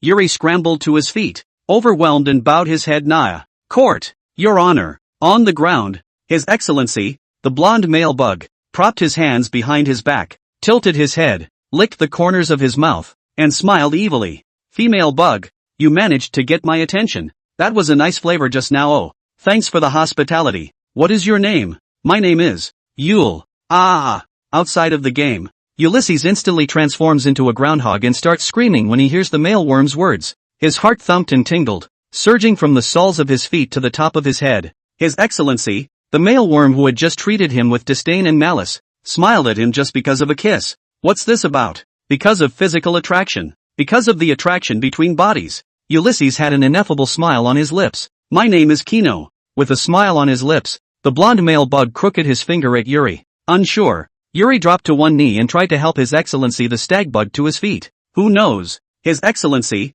the male worm, grabbed him by the collar and yanked him in his direction. Lord Kino sniffed his neck and kissed the corner of his mouth again, his tone ambiguous. Need help with your hot flushes? Now. Yuri's face, in an instant, turned red. Outside the game, Ulysses waved his fists anxiously. Promise him now. You. Such a great opportunity. A once-in-a-millennium opportunity. Yuri lowered his eyes, remembering the explosion. He raised his head again, his eyes steely and not to be denied. Lord Kino, let's talk about this afterward. There are more important things waiting for me right now. After saying that, Yuli stood up, and in passing, in a princess hug, picked up Kino and placed him in his arms. He didn't dare to look at His Excellency, the male insect, and blushed slightly. Your Excellency, my words may be unthinkable, but everything I am about to say is true. In 8 hours, the central star, within a 1,000-mile radius of the Commerce Building, will suffer a cataclysmic disaster, and everyone in this area will be buried in flames.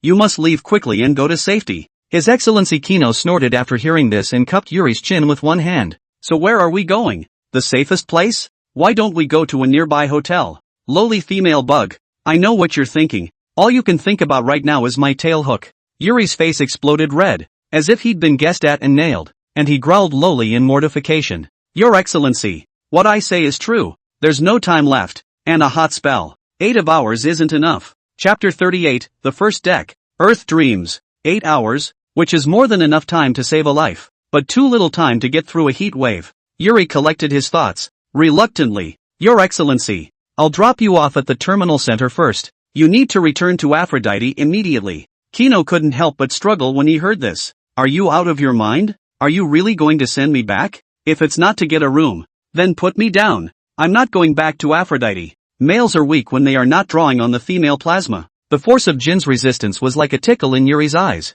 Yuri explained. Your Excellency, I know that it's hard to believe my words, and I have no proof, but I'll vouch for my life. Before the words were finished, a sharp blade was suddenly erected on Yuli's neck. The sharp blade was a hair's breadth from the knot of his throat. The escort of male insects, dressed in black uniforms, reappeared. Monsignor Kino disappeared from his arms. When he reappeared, Lord Kino stood behind the other man, his eyes shadowy and unkind. Yuri, you crossed the line. Stay out of my business and don't interfere with my actions. Escort, teach him a lesson. Yes, Your Excellency. 6 members of the escort surround Yuri. Yuri once again drew his mantis blade from his back, green in color and emitting a faint to negligible glow. The battle begins. Outside of the game, Ulysses' eyes radiated coldness as he took control of his game character once more and began to fight. Let me kill you scumbags in one move. Ulysses struck viciously as he gripped the mantis blade in his backhand and powered up at the waist, instantly twisting his body and striking at his enemy's weak point.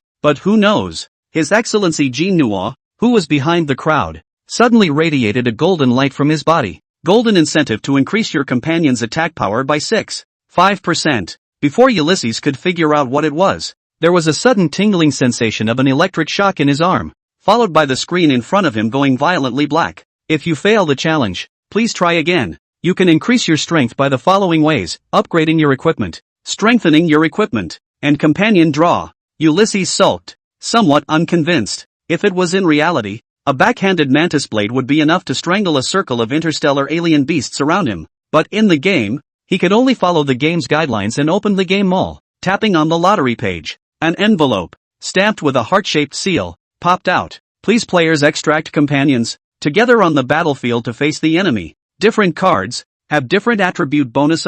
Seeing the prompt from the game system, Ulysses slid his finger up and down against the void, and the envelope was unwrapped. A rune card falling down and floating in midair. Congratulations on your SR card. Name, Sweet Frosting. Affiliations, Earth Dreams. Ulysses clicked on the rune card and an option appeared. Will you enter the card plot? Ulysses clicked yes without hesitation. In the battlefield, to defeat the enemy, you must first understand yourself. Drawing out new characters that Ulysses didn't recognize at all, he needed to get into the plot to find out. This companion, it was hoped, would help him defeat the guards and take Monsignor Kino. After making the choice, dots of brown starlight, gushing out from the surroundings, coalesced into a wooden door engraved with a mysterious pattern. Ulysses pushed the door open and stepped inside. The view was dark at first, and then slowly brightened. The scent of powdered sugar and coffee roasting came from the tip of his nose. The scene, which had been vaporized, finally became clear. Ulysses saw a male bug in a white shirt with a brown apron,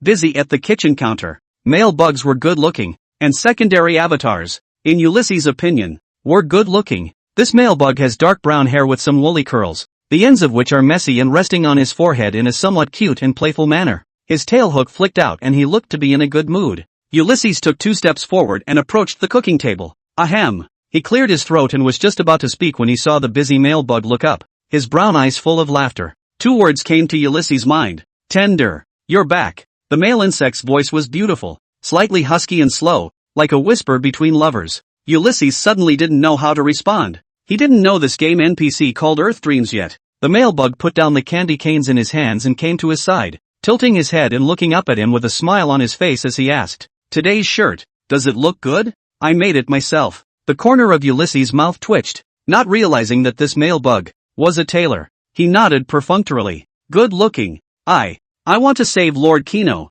May I ask what your ability is? Instead of answering Ulysses' words, Earth Dreams gently took Ulysses' hand and placed it around his own waist. Pick me up. Yuri. Ulysses stiffened his body in embarrassment. Is this going to be a hug? He twisted his head sheepishly and glanced at the door. He also wanted to go to the rescue of Monsignor Kino. After all, he had just kissed Monsignor Kino. Females need to be responsible for males. But while Ulysses was still thinking, the game character, Yuri, had already picked up Earth Dreams. Earth Dreams said in a soft and gentle voice as she approached Ulysses' ear. This shirt, it's made of shredded sugar. It's very sweet. Do you want to try it? Well, also, if you eat all the candy, it disappears. So where do you want it first? Earth Dreams' words caused Ulysses' brain to go down, and it took him half a day to react before he realized what the words actually meant. With a pang, Ulysses went all red, from his neck to his face. His whole body stiffened, like rusty machinery, and he clicked his head around to look into the pocket on Tumla's left chest.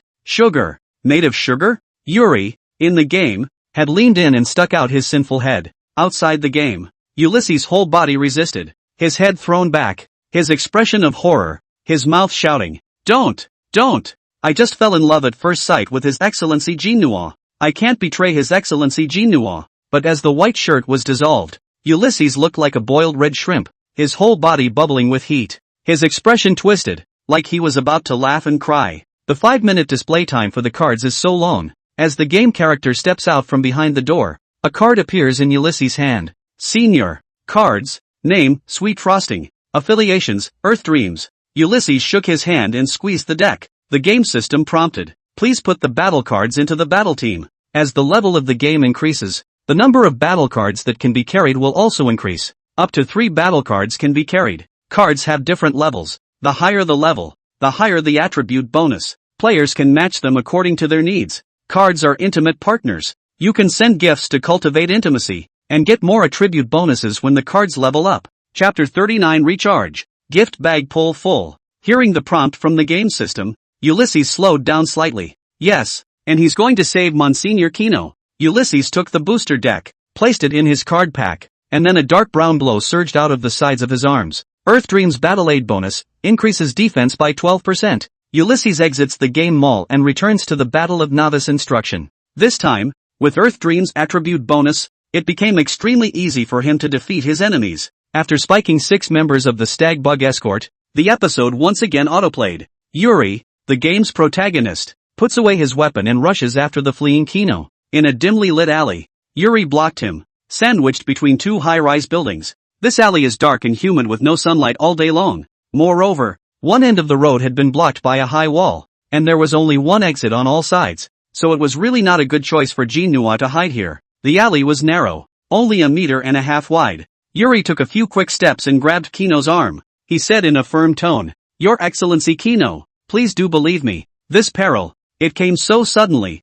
you must evacuate as soon as possible. Kino sneered. Distress? Why don't you run away first when you're in distress? Yuli's figure became erect when he heard this, and he clenched his right hand into a fist and placed it on his left breast, as a legionary salute. Let me reintroduce myself. I am Major General of the 3rd Protection Corps, Slayer Murphet. Han. Kino's face changed slightly. What? You're Yuri Murphyte? The S-ranked military female who churned through a small black hole alone a month ago? A newspaper appeared in front of Yuri. Small black holes, generally caused by the collapse of a star, the sun, require a certain amount of mass, weight, to maintain. But a month or so ago, near the capital star, a small black hole suddenly appeared for no apparent reason. The black hole was so close to the capital star that even residents on the ground, looking up, could see it. The sky looked like it was leaking a big chunk, and there was some panic among the inhabitants of the capital planet. Just as the army was about to shatter the black hole with a battleship, Major General of the 3rd Protection Corps,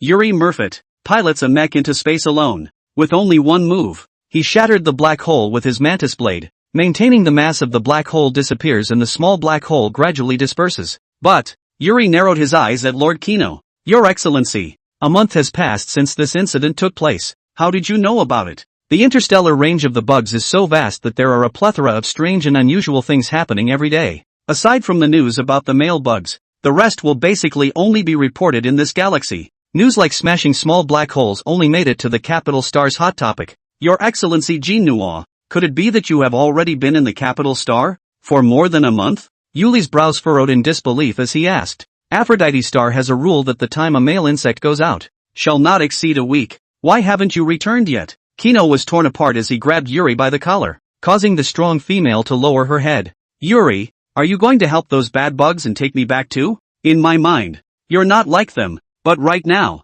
I'm disappointed in you. His Excellency Jinnuo's tone was unkind, and there was a hint of danger in his dominance. Yuri couldn't understand Jinner's words, and he lowered his head, bewildered. I don't understand, Your Excellency. I'm just trying to lead you away from the danger, away from the coming explosion. Jinnuo's pupils clenched like golden stars when he heard this. Anywhere I go, my identity will be inquired about. Not to mention walking out of the capital star. If I walk out of the central city alone, I'll be captured by the male worm escort.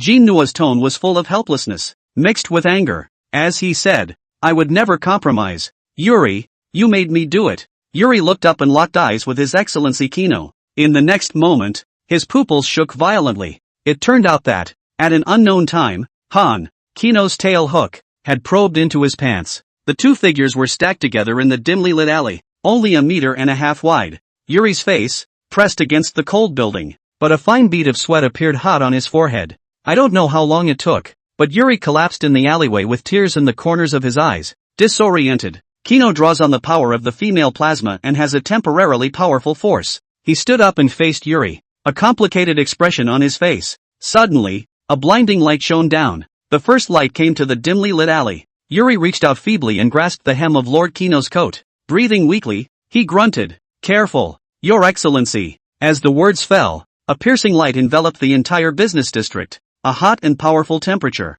a light that destroys everything. In just the blink of an eye, the two were engulfed in an explosion. When the blinding white light faded, the darkness struck again. A pair of eyes opened from the darkness. The voice of the main character, Yuri, rang out. I'm caught in a strange time loop where I can respawn infinitely, but there's no way to save everyone. What should I do? Should I embark on this difficult path? A multiple choice question that appeared before Ulysses. Embarking on a cycle. Abandonment of circular path. Without hesitation, Ulysses clicked on the first option and stepped into the loop. I won't give up. I'll definitely lead the 5 male worm excellencies to break out of the time loop. The voice of the game's protagonist was deafening. A rousing piece of music followed. The game's newbie guide ends. A screen of light appeared before Ulysses' eyes. In the upper left corner of the light screen, the avatar of Ulysses was displayed, with the word, Uli, next to it. Next to the avatar were 2 rows of buttons glowing gold. First charge, recharge, level ranking, gift pack, black market, game mall.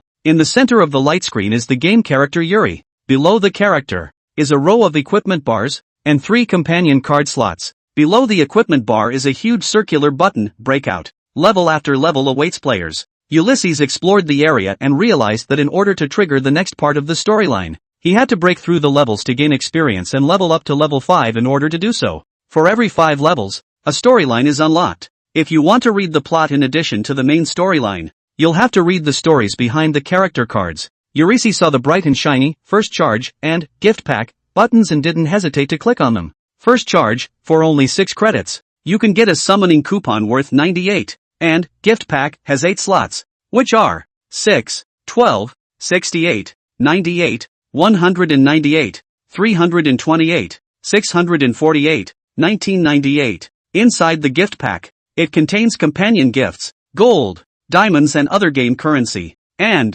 the 1998 prize pack, limited to 5 purchases, contained a silk nightgown of the same color as His Excellency the Stag Bug, which could be dressed up for His Excellency the Stag Bug. As an admiral, Ulysses earns millions of credits for killing a single interstellar beast. He saw the gift packs and didn't hesitate to pull them all full. The gift packs are limited to a few purchases, so he buys them a few times. He then opened the game mall and bought all of the male Worm Excellency dress-up clothes that were currently on sale. Within the mall, after buying the clothes, Ulysses, red-faced, opened the raffle page. For 98 credits, or 980 game diamonds, you can draw a prize once. Prizes include companion cards, gold coins, and companion gifts. Ulysses was so engrossed in drawing cards that when he came back to his senses, it was the middle of the night. The game helmet beeped. Your game time today has reached 12 hours. Please take a break or it will cause irreversible damage to your brain. Ulysses faded his gaming helmet and took a deep breath. The cold breeze cleared his mind.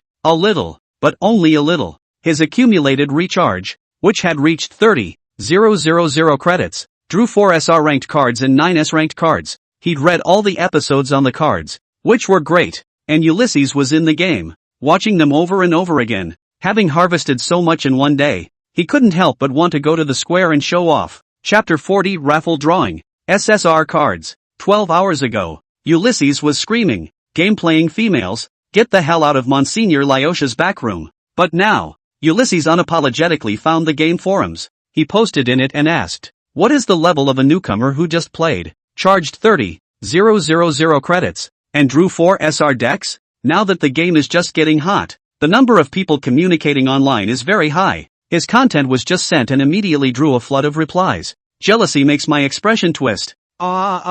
Why can't I draw? Looked at the coordinates. It was the military female big brother. No wonder it was charged so much money. Average level. I filled up 500 and used the raffle tickets that were given for breaking in and also drew 4 SR level cards. This is a post with a lot of replies. Gradually, the post got some heat and distributed to more people's front page recommendations. At this point, a sharp-eyed netizen noticed something familiar about the poster's name. My ass? Isn't this some admin who just kicked me out of the group chat? Why don't you just keep your Han? Lyosha? I told you it looked familiar. Isn't this the administrator who went crazy and dissuaded half of the Pure Landlord fanbase? Many called out to their friends and came to taunt Ulysses. Ulysses looked away and sheepishly closed the page. He admitted that he had spoken too loudly earlier, not realizing that the punch in the face had come so quickly. With the game unplayable for the time being, Ulysses had nothing to do, so he scrubbed through the game threads. Many gamers are taking screenshots of their draws. One of the posts caught Ulysses' attention. Ha ha ha ha ha. I'm so lucky today. I drew a SSR card. SSR decks? Ulysses was a little curious. SR decks, aren't they the highest tier decks? Curious, he opened the page. Then the owner's unusual mental state was seen. Ah ha ha ha ha. Everyone give me the game kryptonite. The SSR decks are so flavorful. At the bottom of the post, the owner also put up a picture of a screenshot of that very SSR deck. Only on the screen, a blonde-haired Han, Kino, wearing white beach pants, is walking out of the sea bathing beach. Han, Kino's hair with swimming goggles, some sand sticking to his body, and his tail hooked dangling on the ground. The view shifted down to a recliner next to Han, Kino, where the brown-haired Han, Tuman, was reclining, with a triangular glass cocktail in his hand. Monsignor Earthdream twisted around to look in that direction. The two excellencies, neatly gazing in the direction of the deck, as if looking at the players. Ulysses' heart skipped a heavy beat. How is it that there are suddenly two excellencies on a card? He pursed his lips and continued to look down the page. Since the old days, comments sections have produced talent. The comments section below is also very exuberant in the spirit of the netizens. So hot. So hot. Monsignor Kino is handsome as hell. My bitter tea seeds are going to fly. It can't be what I think it is, can it? Has the owner entered the plot? The moment His Excellency Tuman came out, my eyes fell out. These two are my male bugs. Don't anyone take it from me. These two are my wallabies. Look at me so much. What is the plot of this deck? Is it begging to be asked? I also want to get into the SSR card plot. Sorry, Lord Firefeather. Let me climb the wall for a moment. Ulysses scrolled through half of them and finally saw the owner's reply. The owner of the deck announced loudly, "It's what you think it is. In the sea baths. Me. With the two excellencies. Together." Through the heat wave, the bombshell news instantly caused a group of people to wail below this message. Ulysses asked, typing excitedly, "Excuse me, how much do you recharge? And roughly how much can you get out of an SSR card? The SSR card is two highnesses, so it should have two attribute bonuses as well, right?" Soon Ulysses received a reply. The owner replied, "Yes, SSR decks have two attribute bonuses. I recharged 20,000 credits to get an SSR deck out." Seeing the reply, Ulysses' face blackened into carbon. "Charge 20,000 and you get a SSR card? That's bull asterisk asterisk asterisk asterisk. He's already recharged 30,000. How come he hasn't seen anything?" Ulysses thought so and asked so. The owner sent a helpless emoticon. "I'm not sure then. Maybe I got lucky." Ulysses suppressed his heart's unwillingness. He plans to enter the game tomorrow and directly start Kryptonite. He just can't believe it. A SSR is not given to him. Day 2. After finishing his morning workout, Ulysses, shirtless, went into the bathroom and took a quick shower. He then found a comfortable position on the couch in his office to lie down, putting on his gaming helmet in the process. Tap the charge. His Excellency the top stag bug game. The familiar soft music played, and Ulysses hummed softly as he tapped on the card library. "Hello again, Kino kisses. Kisses from His Excellency Tumen." With a lewd grin, Ulysses took the only cards he had, tapped them in order, and reread the card plot again. After reading the plot, Euclid hit the recharge page with a serious look. The game packs had already been emptied by him, and if he wanted to rebuy them, he needed to wait for the 7-day refresh time. He can only charge straight up if he wants to draw now. While it's not cost effective to charge straight up, it's not quite a waste for Ulysses. That amount of credits spent would not even scratch the surface given his wealth. The maximum amount for each recharge was 1998, and Ulysses' hands went numb from charging, finally filling up 100,000 credits. He then opened the lottery page and reverently closed his eyes as he mouthed the words, 100,000 credits, 1,000 raffle tickets. I'm sure I'll win an SSR deck. Opening his eyes again, Ulysses didn't hesitate to click on the 10 draw. Invitations with fire-painted seals, one after another, were unwrapped, and Ulysses held his breath in anticipation. Unfortunately, he had a disappointed look on his face when the results came out. In this batch of invitations, apart from gold coins and diamonds, not to mention SSR,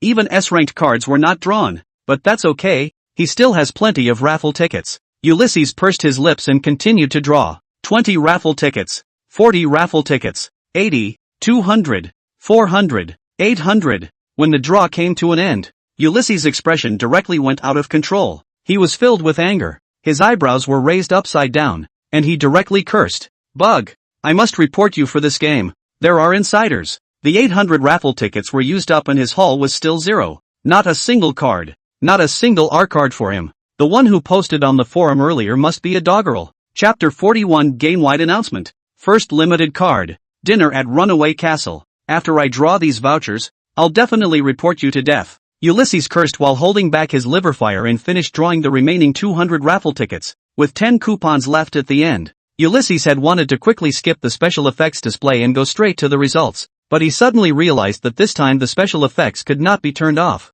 The special effects can't be turned off, usually because a new deck has been drawn. Ulysses sneered at the sight. Asterisk asterisk asterisk asterisk game, don't think that by giving me a little bit of sweetness, I can let you go. I'll have the 3 major masterminds properly investigate your worm game. The words were on his lips, but he still looked at the light screen expectantly. The multicolored light lit up, and Ulysses had some satisfaction in his eyes. Worthy of being an SSR card? The special effects were all done so well. In the next second, on the entire light screen, the special effect of fireworks rising and exploding in the air appeared, and countless colorful bars fell. Service-wide notification, congratulations to player Yuri, for obtaining the only hidden card, UR card. Dinner at the Runaway Castle, in the test service, in all of Interstellar. At this moment, on the server, all the players online were startled. What? There's a hidden card? What do they look like? Ulysses was also horrified by the full service announcement. The game could still be played like this?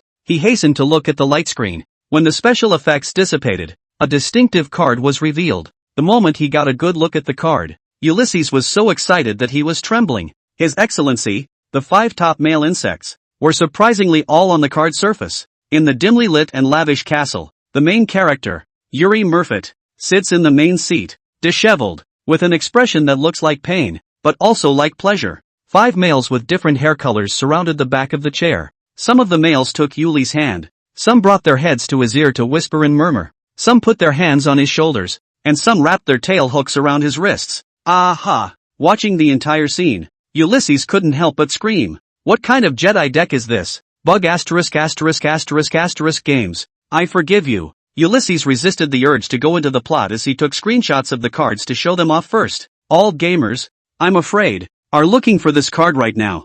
Ulysses posted the screenshot to the game forums. His graphic post, sent not more than a minute ago, was directly by the players who came to watch, topped to the popular. All the players howled at the bottom of the post as he did. The only card. I'm going crazy. I want to see the plot. Please. How much did it cost to draw? Damn it. I should have charged more. Maybe the deck is mine. SHHH ha. His Excellency the mailworms are all around me. Ha ha ha. So excited to see the plot. Shady crawl. Twisted to the point of gripping. Heartbreak. Can the owner live stream it? I'd like to see the plot of this card. Want to see +1. Want to see +2. Pants off. Give me a quick peek at the plot. Because of the appearance of special cards, many players found the game customer service. Queuing up to question the game customer service. There are hidden models, why not say in advance? The customer service department was directly paralyzed in the face of more than 100,000 gamers questioning. Most of the customer service,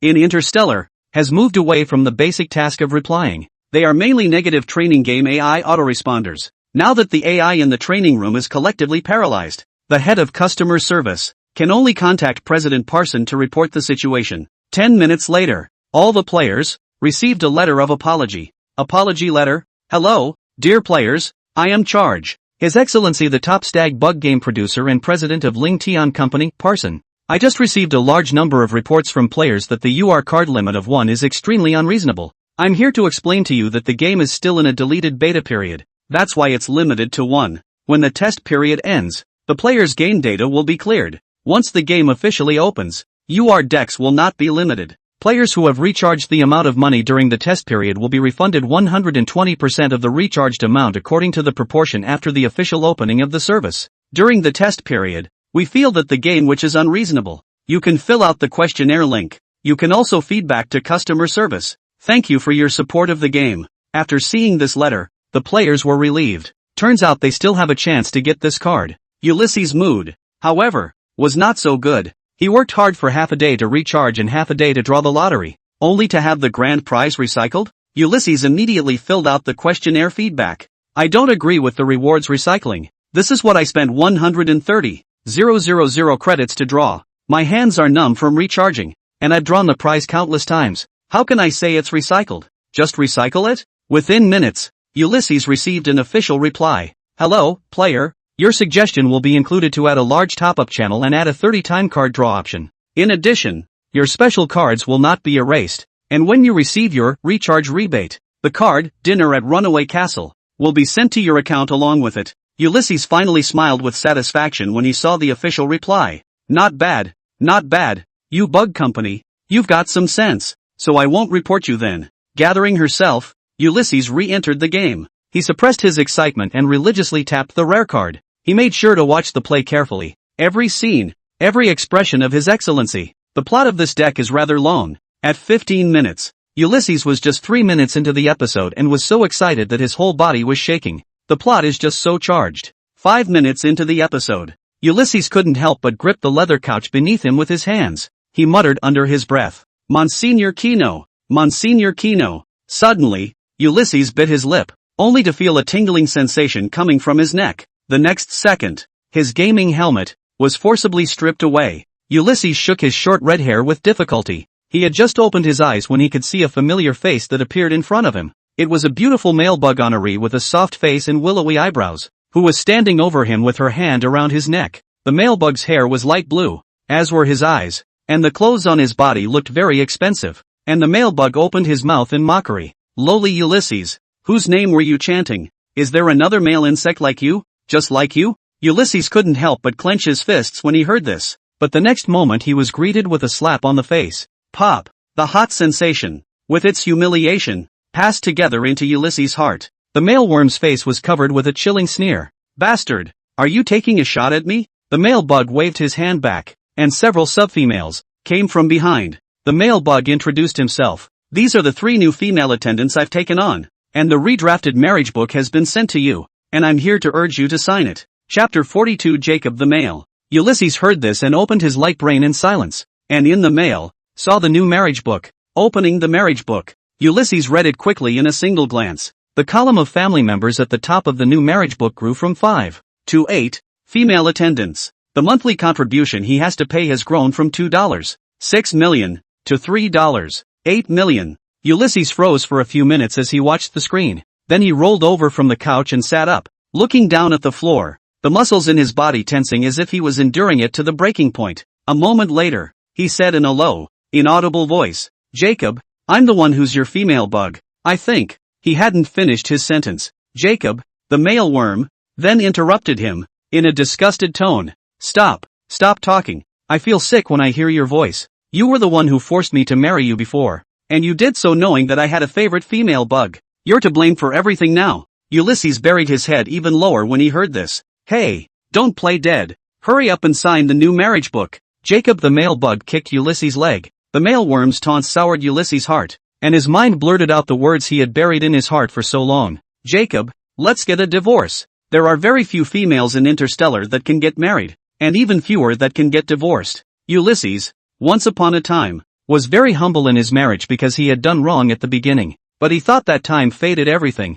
that love could be cultivated, that everyone did. So he forcibly married Jacob and did what he wanted with Jacob, allowing a number of female attendants to join their family. Even when Jacob kicked him out of his house and wouldn't let him go home, he was happy to sleep in the barracks. But after reading the novel The Innocent Landlord Crashes the Tenant, Ulysses' worldview changed. His marriage, it turns out, was not love, not even warmth. It turns out that a head of heat cannot melt the ice. The heart knot cannot be unraveled. It will always be a heart knot. At this thought, Ulysses raised his head. His expression became serious, and he repeated his words very solemnly. Jacob, let's get a divorce. Since you don't like me, let's stop torturing each other. I'll let you go and you let me go. Jacob heard this and sneered unsurprisingly. What? You don't want to see an increase in my provisioning costs? That's money you have to pay. Ulysses shook his head. I'm the one who's sorry. I'll keep the money coming. I'll give you alimony for the rest of your life. But let's get a divorce. He had had enough.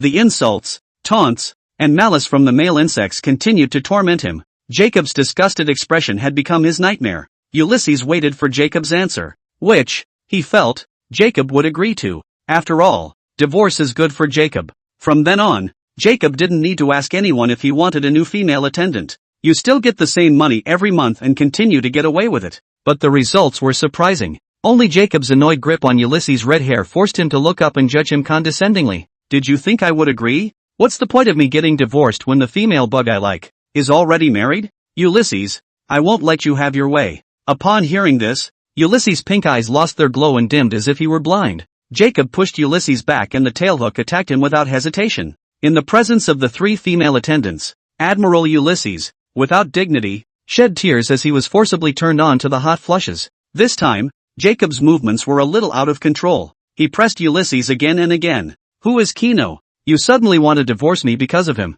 right? Why don't you say something? I'll see how long you can hold your tongue. Ulysses, answer me. Ha, it doesn't matter if you don't answer. You continue to play dead. And since you ruined my happiness, I won't allow you to get together with other male insects either. You can only be my female bug. Females will sleep for a day after the heat wave period. When Ulysses came to his senses, it was the 3rd day. He weakly stepped into the shower and rinsed off the marks left on his body. But it won't clear the red marks with the androgynous pheromones. He smoothed his red hair back, looked at himself in the mirror, and made a decision. That same day, the news that the 5th Guard Legion Admiral, Ulysses, was going to be transferred to the 1st Quest Legion, blew up in all the major legions. The military females have been discussing the matter. Admiral Ulysses? As I recall, he was transferred from the 1st Army Corps to the 5th Army Corps only 8 years ago, wasn't he? Yes. At that time, Ulysses will be married. Need to have a stable resident star. In order to be married to the male worm lord.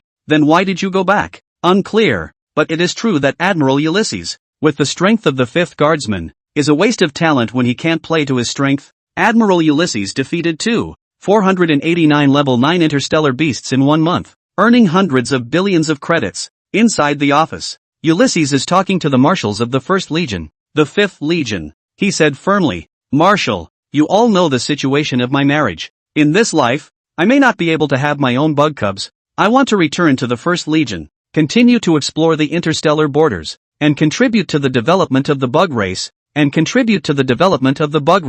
The Marshal of the 5th Legion sighed. Have you really decided? Since you've decided, I'll allow it to pass. The Marshal of the 1st Legion unfolded his smile. Welcome back, Admiral Ulysses. Chapter 43, Han Ling wakes up. System mission reward. The 7 days passed in a flash. The F-class planet, the forest living area, was bustling as usual. The golden wheel falls in the west, and fog rises from the forest. A blinding golden light that shone through the clouds and diffused to all corners of the planet. Han Ling, who had been lying in the dormant warehouse for 7 days, was finally awakened by this dazzling light. He opened his eyes in bewilderment and sank into a long silence in the dormant bin. After 10 minutes, Han Ling's consciousness finally returned. He rubbed his eyes and opened the dormant bin, stumbling out of it. Sleep for 7 days. Sleep me silly, just now my head is blank. System, is my disease really cured? Why do I feel like there's something wrong with my head? Han Ling flirted in a rather good mood, his voice still a bit hoarse. The mechanical sound of the system rang out from the back of his head. The host's genetic cancer has all been cured and his head is temporarily normal. Now that the host's body has fully recovered, may I ask whether to open the system mission? Hearing the system's words, Han Ling smiled slightly. A system mission? Let's wait a little longer. Now that I've just recovered, let me get used to it first. Then, Han Ling ignored the system that was screaming in his head and directly took out his light brain, finding the most luxurious restaurant in the forest and ordering a heavenly meal. I've heard that this set meal, which is the favorite of His Excellency, the male worm, costs 60,000 credits for 1 serving. While waiting for his meal, Han Ling was on the 1st floor of the villa, doing a few push-ups to briefly test his physical condition. His body, he realized, had indeed returned to its peak. Before, when he had a tumor in his body, he would run just a little bit and feel tightness in his chest and congestion in his lungs. Today he does 30 push-ups in a row and still breathes well. Han Ling, who was satisfied with the state of his body, hummed and walked into the bathroom for a quick shower. Half an hour later, Han Ling was fully dressed and walked to the villa's entrance to pick up his food. On the ground outside the door of the villa lay a box quietly. Why do you use the word lying? Because the size of this box was almost as big as the dormant bin Han Ling had been lying in for 7 days. Han Ling held back, not holding back, and spat. This isn't overpacking anymore, is it? This is selling coffins, isn't it? Han Ling even suspected that with his wasted mailworm physical ability, he might not even be able to carry this box. He bent down and put his hand on the food box, then with all his strength, tried to lift it. 1, 2, 3. Han Ling's face was suffocating red, but the box remained motionless, and he estimated that the box was at least 300 pounds, heavier than the barrel of rice he had eaten in the restaurant before. Han Ling, who had just regained his health, was struck again. He was so weak that he couldn't even lift his lunchbox. Finally, Han Ling pulled and dragged this big coffin, finally dragging it to the 1st floor of the villa. He gasped with exhaustion and sat on his butt on the coffin. System, is there any medicine that will allow me to enhance my physique? With your system quest, you should be able to get benefits after completing it, right? Han Ling asked while undoing his belt and taking out his tail hook, which was a bit cramped just now. Male bugs have a physique that is just too weak in the stars. It's just lifting something. And even if my limbs are sore, I can't believe I can even get a cramp in my tail hook. The system replied. Within the system mall, there is no medicine to enhance the physique. There is a limit to a male bug's physique. Once you take the medicine and force your body to exceed this limit, your heart will not be able to supply enough blood, and all your organs will not be able to withstand it, and the host will directly die suddenly. The system suggests that it is better for the host to adapt to the male insect physique earlier. Han Ling skimmed his lips when he heard this. Well, then he tried to get used to it. The system continued. In addition, hosts do get rewards for completing tasks. The system mall has officially opened. The host can unlock 1 prop for every mission completed. It can be purchased by simply spending energy stones. Hearing about the system mall, Han Ling became interested. He rubbed his chin curiously. You're keeping you safe, system. Let me guess. What's inside the system mall? Well, could it be a medicine that can bring the dead back to life? When the system heard this, it was silent for a long time before replying. Not. Within the system mall. Selling arms, starships, warships, cosmic battleships, everything. A compressed resonant disc large enough to destroy a star. Or a handheld electromagnetic rifle. Only by being armed can the host be best secured. Ha! Han Ling's mouth opened wide in surprise. I'm a mailworm. I have trouble lifting a lunch pail. Are you sure I can hold an electromagnetic rifle? I get airsick in a spaceship. Are you sure I can fly a cosmic battleship? The silence of the system was the best answer. Han Ling held his forehead, somewhat speechless. The things within the system mall were flashy and he couldn't use them at all. Unless he wants to make himself king. But the female worm is not a dry meal. The interstellar billions of females gnawed him raw. The meat is not enough to share the gap between the teeth. And the star bugs are living pretty well right now. The bugs on the garbage planets are well fed and grow tall and strong. Han Ling scratched his head inside. Let's talk about the quest afterward. I'll eat first, and contact the Azure Knights on the way to ask how the game is going. Hearing this, the system fell silent again. Han Ling stood up and pushed open the lid of the coffin. Seeing the true face of this boxed lunch, inside the huge lunchbox, divided into a dozen portions, the bottom was covered with white rice. The different meats and vegetables piled on top looked like a wall. Some hung in thick sauces, and some were lightly white-burned. Han Ling couldn't name any of these ingredients, but he was about to pocket his saliva when he smelled the aroma of the meal. He took a spoon in both hands and flung himself into a feeding frenzy. Interstellar ingredients are just great. With more planets and a larger territory, the variety of food choices that are available is much more plentiful. An hour later, Han Ling was all tired of eating, but he still didn't feel full. Eating basic processed foods is not satiating and energy utilization is too low. Han Ling once again realized that he was no longer a blue star, and even if he was a weakling, he was still a male bug. 2 hours later, Han Ling finally ate and drank enough. He sat down on his butt at the work table, ready to get started. As a boss, he needs to empathize with his subordinates. How can a company generate revenue if its employees don't work hard? Han Ling opened his light brain and prepared to ask about the company's revenue status. Opening the corporate office software, Han Ling realized that his company, now, had taken shape. Total number of people in the company, 386. Han Ling took a little look and took out his calculator. He had to figure out how much he needed to send out for his monthly paycheck with so many people. Don't count it. It's a shock. Han Ling stipulates that the company's minimum salary, or starting salary, is 15,000 per month. If they are all paid at the minimum wage, 386 people, with a monthly salary of $5, 8 million. Seeing the results, Han Ling's hand holding the light brain was shaking. If you want to be noble in front of people, you must suffer after them. This boss is really not for the faint of heart. Chapter 44, Waking Up Rich, Games Grabbing the Market. Seeing the results, Han Ling's hand holding the light brain was shaking. If you want to be noble in front of people, you must suffer after them. This boss is really not for the faint of heart. No wonder so many companies have broken their financial chains or their products don't sell and the owners are poor as pants. And then, Han Ling thought about the fact that 7 days into the game's internal testing, he had sent out $7 million in red envelopes. The loser turned out to be myself? Trembling, he sent a message to Parson, the company's president. President, the game's internal testing is over. Let's have a meeting. Take a look at the game statement and discuss how to develop in the future. The next second, Parson replied, Good boss. I've been wanting to have a meeting for a long time. We're all set, just waiting for you to book the time. During these 7 days, Han Ling sent 1 million red packets in the group every day on time, making every employee smile. At the same time, the chairman of the company, also in the hearts of the people, has a very high prestige. Han Ling said, The meeting time, let's set it for 2 hours from now. And you tell everyone about the online meeting, which will be held in 2 hours. 2 hours later, 386 employees, en masse, entered the conference room. Everyone was in high spirits when they faced the camera. 7 days on the job and I've grabbed tens of thousands of dollars in red envelopes, so I can't help but be happy. Inside the conference room, everyone except the chairman had their cameras turned on. Han Ling not only didn't turn on the camera, he didn't even turn on the sound in order to hide his identity. He just typed to Parson, The meeting can begin. In 7 short days,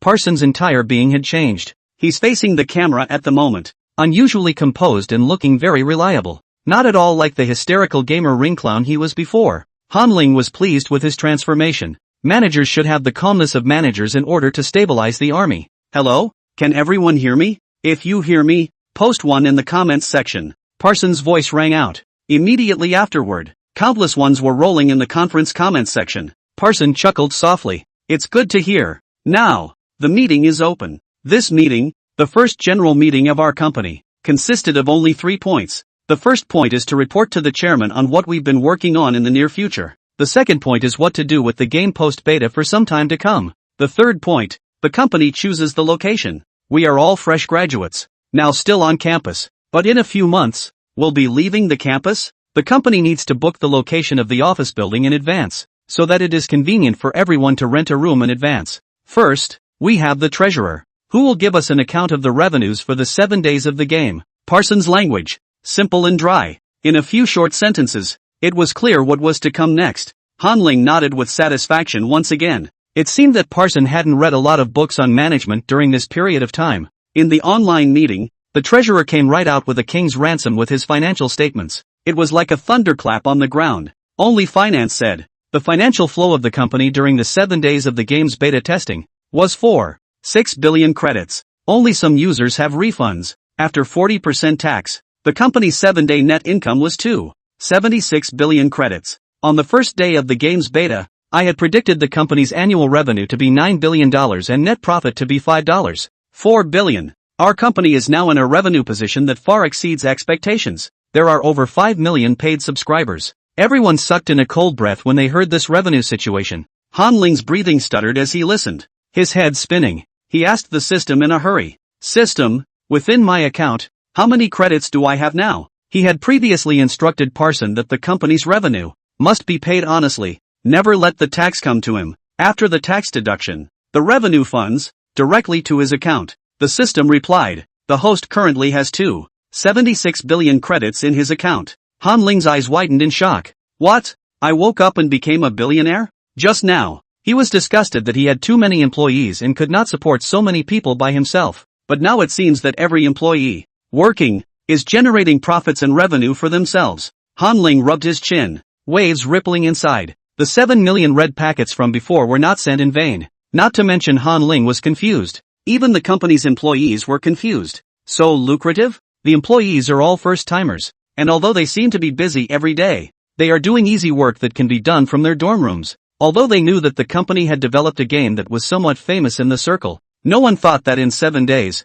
the revenue was $6 billion. The treasurer was still reporting at the meeting. He reported a lot and was very professional. Hanling listened with half an understanding, but he heard what he needed to hear. For example, the treasurer says that the number of people preloading the game is high now during the beta. Then when the game goes public, fewer people will be reloading, and it's likely that expectations won't be met. For example, the peak of the game recharge was after the first UR deck was introduced. Hearing this, Hanling couldn't help but reminisce. When I was in Blue Star before, the game cheated kryptonite out of a very large number of sets. In order to maintain the top-up flow of the game, most of the games have different events every day. On top of that, the game will come out with events on a monthly basis. January has New Year's Day, a New Year's preview. February has the Lantern Festival and Valentine's Day preview. March kicks off with Tree Planting Day and Women's Day. April Qing Ming Festival, Labor Day preview, Labor Day, Youth Day, and Mother's Day in May. From the beginning of the year to the end of the year, the gaming activity never stops. However, there are not so many holidays on the stars. Because the bugs own so many planets, there's no way to make the festivals by one planetary festival uniform. Hanling rubbed his fingers together. No holiday, just make one. Celebrate if you want to. When Hanling moved to this thought, he immediately took 3 minutes to write it and sent it to Parson. How do I keep the game hot and get people to recharge a little more when the beta is released? I have an idea. The punch. Your Excellency, the top male bug game features 1 female and 5 males, for a total of 6 protagonists. We can divide the lucky months of the 6 protagonists by month. During the month, top up and you'll get the main character a little birthday gift. The more you top up, the more you get. For example, during the month, top up 100 credits and get a free pair of shoes. Charge a total of 1,000 credits to collect a set of celebration dresses. Charge 10,000 credits and get a souvenir card with a special episode. We need to create content that increases user stickiness. In addition to the lucky month, we need to tie up some important holidays. For example, when everyone is on vacation, I want them all to come and play our games. Then, at this time, we need to actively give players some gifts to entice them to log in. Han Ling said a bunch of his own suggestions. In his opinion, these are the most basic marketing tools for the game. But in the interstellar age of war games, it's graphic authenticity, fluidity, and combat that counts. Can you make money making Paperboy 2D games? Before Punch, His Excellency the top stag bug, the game makers couldn't even think about it until the game came out. After posting these, Han Ling re-listened to the meeting. At this point, the conference speaker has changed. The head of the legal department is speaking. In the 7 days of our game's beta testing, we suffered a total of 560,000 cyber attacks, most of which were stopped. A small number left traces, and the Ministry of Legal Affairs has prosecuted those who did. Also, our company's games are so hot that other companies have already started copying them. Now on the market, all the big companies have divided into new divisions to produce holographic love and nurturing games, with the same game model as ours. Love and nurturing games are very easy to imitate, and with the large company having enough manpower, I believe it won't be long before our competing game will be online. By that time, our company's revenue may be lower. Han Ling couldn't help but curse when he heard the head of the legal department. Asterisk.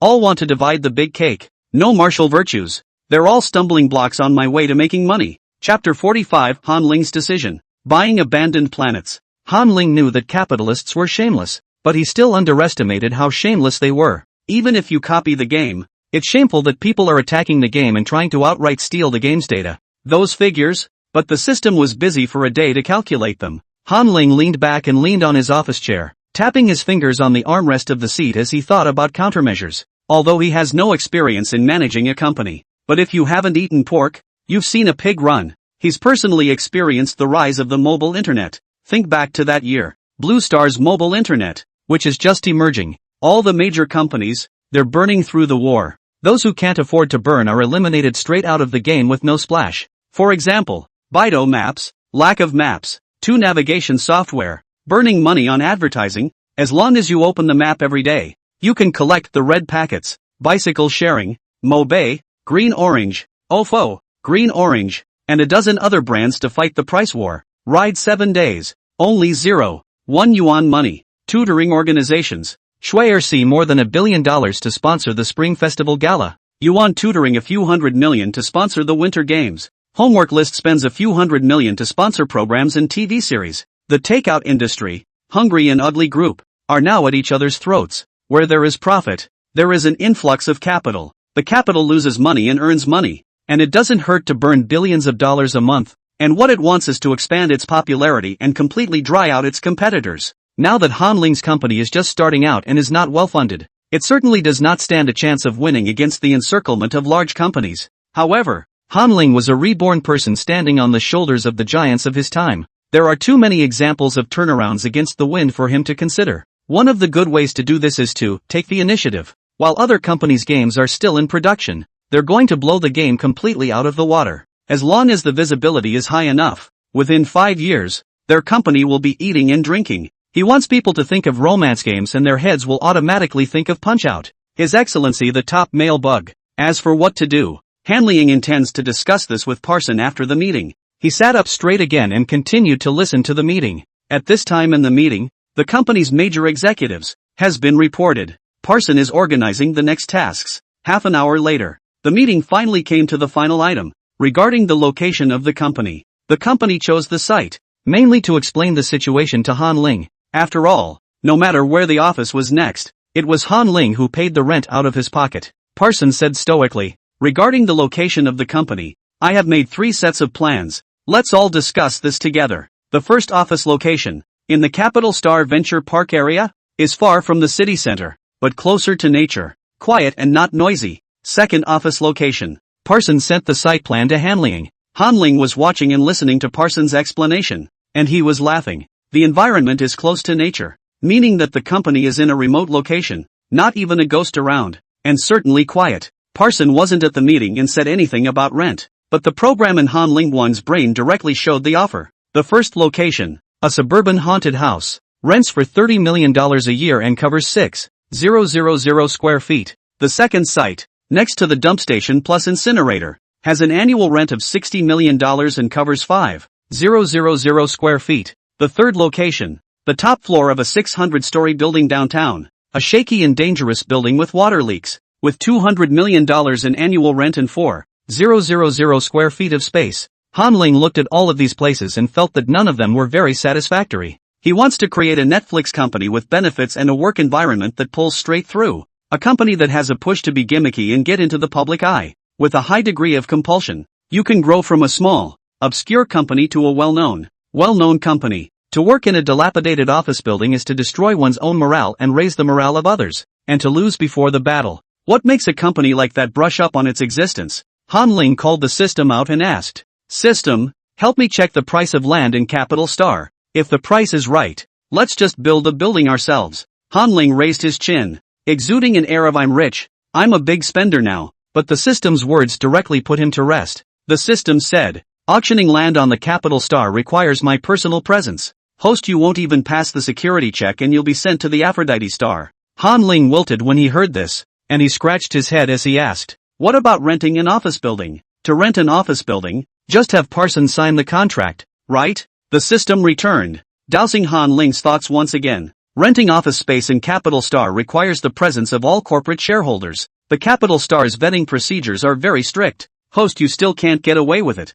Han Ling was a bit speechless. "Then is there any other way? I can't let my employees work from home either, right?" The system suggests that the host can either purchase a resource-depleted planet or hire a mercenary group to explore new Earth-like planets outside the domain. It is written in interstellar law that ownership of new planets searched by an individual is vested in the individual. After moving the planet back to the bug's starfield, only one protection fee is required. Hearing the system's words, Han Ling froze, associating it with the arsenal within the system mall. He tentatively asked, "System, are you really the keep you safe system? Are you sure you're not one of the rebels? I never asked where you came from. Do you have a grudge against the bugs? Another arsenal, another planet to buy, and mercenaries who are self-respecting." Han Ling has been alone and bewildered as he adapts to interstellar life after crossing over. The system had appeared out of nowhere after he'd rented a hotel for 7 days, and as soon as it appeared, it was in his head. Although the system says it's always there, it's just dead and in hibernation. But Han Ling still didn't know where the system came from.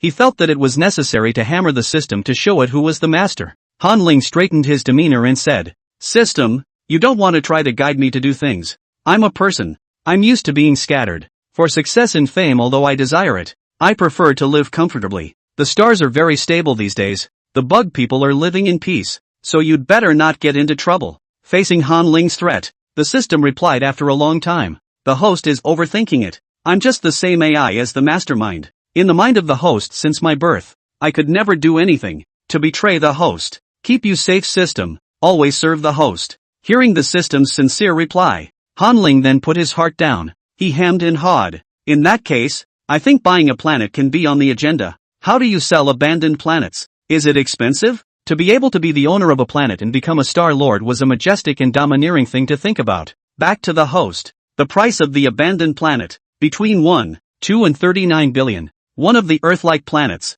with stable cores and capable of normal habitation for 5,000 years, is priced at around 12 billion. A normal residence for 500 years costs around $2 billion.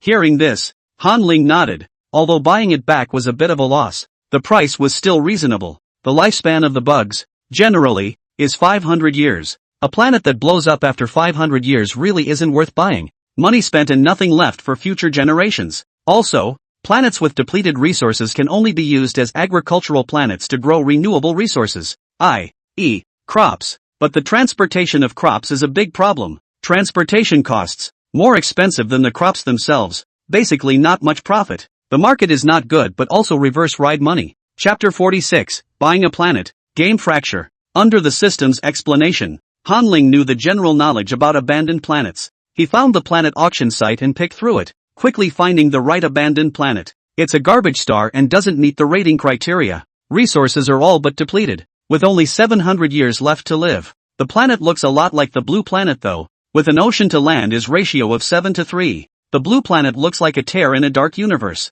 as seen in photos taken from the cosmos. And, for this planet, only 2.5 billion credits. Han Ling has $2.76 billion in savings to cover it all. That leaves 260 million credits, which is also enough to pay employees. After selecting the planet, Han Ling clicked on the payment without hesitation and purchased it in full. Account funds deducted, 250,000 000 credits. In order to reduce the risk of the mailbug's identity being exposed, Han Ling filled in the contact person as Parson's light brain number when he purchased the planet. So Parson, who was in the middle of a meeting, got a light brain call. At this point Parson is brainwashing his staff to choose the cheapest out-of-the-way haunted house for an office building and learn to enjoy nature. Seeing the call request that popped up from the optical brain, he rejected it directly without thinking, but the call seemed urgent, and just as Parson hung up, the other side continued to dial. Parson frowned imperceptibly. He was just about to continue hanging up when he saw a message from Han Ling.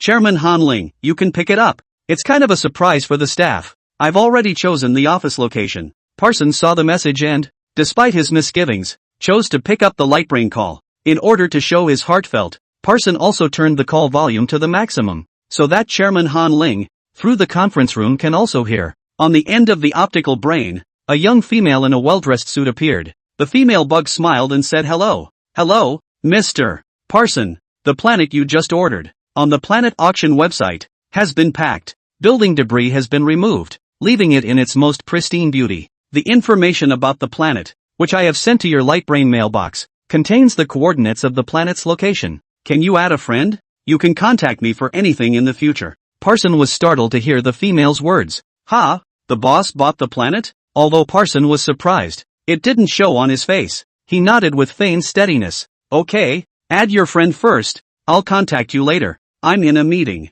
Parson summoned up his gravitas as president, and after closing the call, he smiled and announced to his staff, just now, when the chairman heard that everyone wanted to stay close to nature, he purchased a planet to use as our office area. Please let's express our gratitude to the chairman with a warm round of applause. The conference room was filled with thunderous applause. The staff stayed in this meeting, and were on the verge of being shocked to the point of numbness. They have accompanied the company along the way as initial employees and have seen a company rise quickly. For the chairman, Han Ling, they admired him from the bottom of their hearts. Han Ling's heart was also dripping blood, but he still replied in the comments section, I hope that this is the kind of office area that everyone will enjoy. Working on a new planet is also a challenge for all of you, as it is inconvenient to get home, but the planet is big, so if your families miss you, you can have them come to our planet for a vacation. A planet with just over 300 employees is scary to think about. Han Ling was not going to go live on this planet. Otherwise, once the identity of the mailworm was discovered,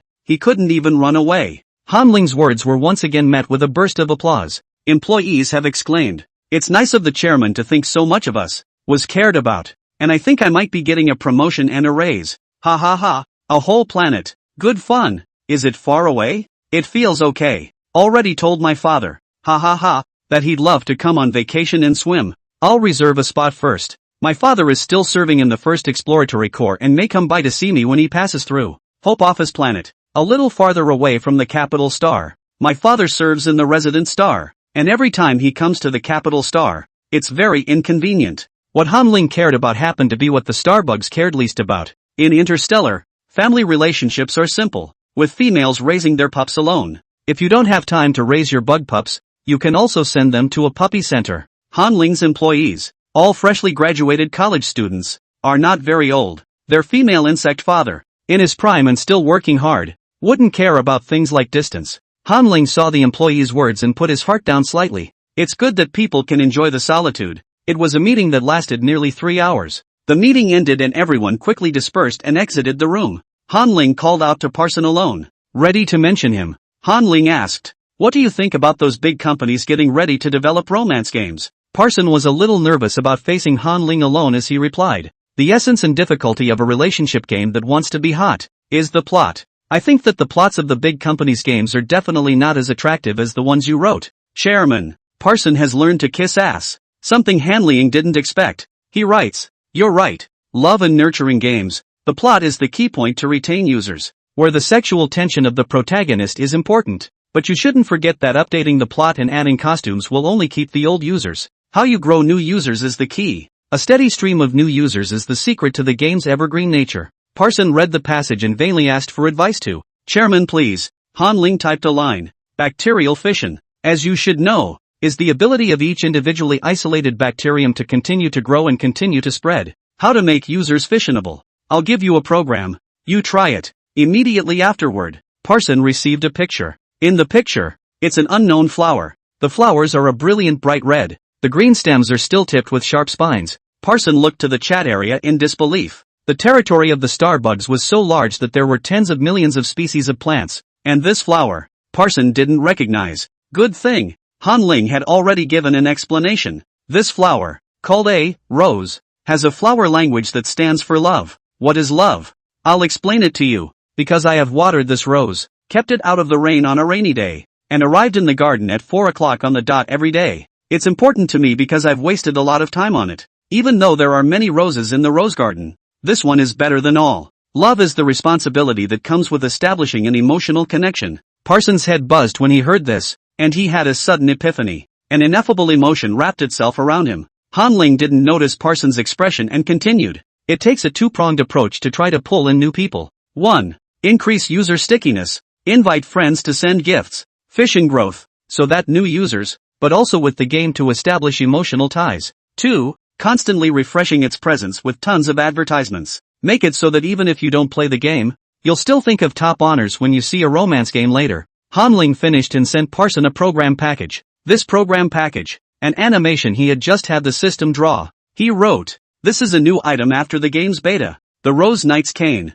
You need to invite 20 friends to get it. Users with canes can do special actions when interacting with His Excellency. The stag bug, like princess hugs, hand kissing, etc. Always make sure that this cane has a special character. As for the advertisements, I'll give you $100 million to run them, so that the game and our company will be tightly bound and famous together. Diamonds are forever, and one lasts forever." This advertising slogan has fooled the world for centuries by making diamonds symbolize love that never changes. Every couple who gets married must buy diamond rings to add extreme value to the diamond mine. Now, Han Ling wants to replicate this operation, creating the lie that the rose symbolizes love. He wants to show all gamers what love is. What is love? Love him by dropping money and wasting time for him. How do paper people love you without kryptonite? Without giving? Han Ling let out a loud laugh and leaned back in his office chair. Killing 2 birds with 1 stone was outdated. He wanted to kill 3 birds with 1 stone. The notion of holding out roses, i.e., refreshing the game's presence,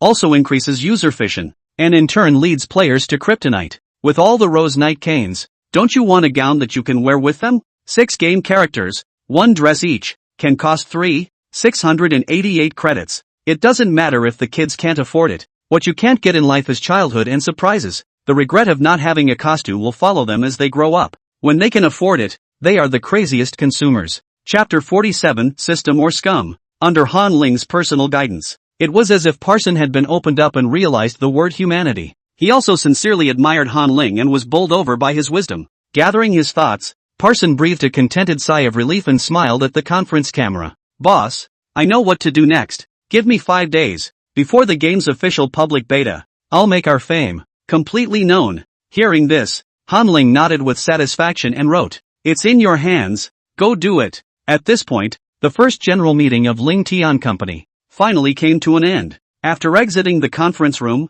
Han Ling sat on a chair, crossed his arms, closed his eyes, and reviewed the content of the meeting in his mind. A moment later, a mysterious smile appeared at the corner of his mouth. This meeting was a shot in the arm for the staff. Everyone is a new employee and does not yet feel a strong sense of belonging to the company. Raising the barrel and running away, and just leaving, is a thought for the employee. But it was a meeting that gave employees hope for the future. After seeing the company's super high earnings, I'm afraid no one wants to leave, and they're all waiting for raises and year-end bonuses. Now, I'm afraid that employees with a little bit of ideal ambition have already started to work hard in secret. Want to perform well, early promotion and salary increase. After the review, Han Ling stood up and admonished the system. "System, in the next few days, help me pay attention to news about Ling Tian Company and news related to Top Excellency, and report back to me as soon as there is any news." Although Parson has always done things reliably, Han Ling still has to supervise it. After all, this is $100 million of promotion and distribution costs. By now, the time was late in the evening. The sunlight slanted into the cottage, fine golden shades hitting the floor through the windows. Han Ling left his desk and leisurely lay down in the soft sofa, waking up the system. "Okay, now you can say something about the system mission." The success achieved in his career put Han Ling in a happy mood. He thought to himself that he would be willing to accomplish any task as long as it wasn't running east. When the system heard this, it immediately jumped out and said, "Keep you safe, system. The mission is officially launched. The long-term mission is to multiply and reproduce." Before the system could finish its words, Han Ling's face had already turned alarmed as he nervously interrupted the system. Stop, stop, stop. You shut up. Where did you get the idea of having many children? I'm in the Starbucks. Aren't you a little big sick? System? The system's words caused cold sweat to break out on Han Ling's neck. Multiple children and all that. It's too much of a killjoy. In Han Ling's perception, only cockroaches gave birth that way. The system was interrupted and jammed for a few seconds,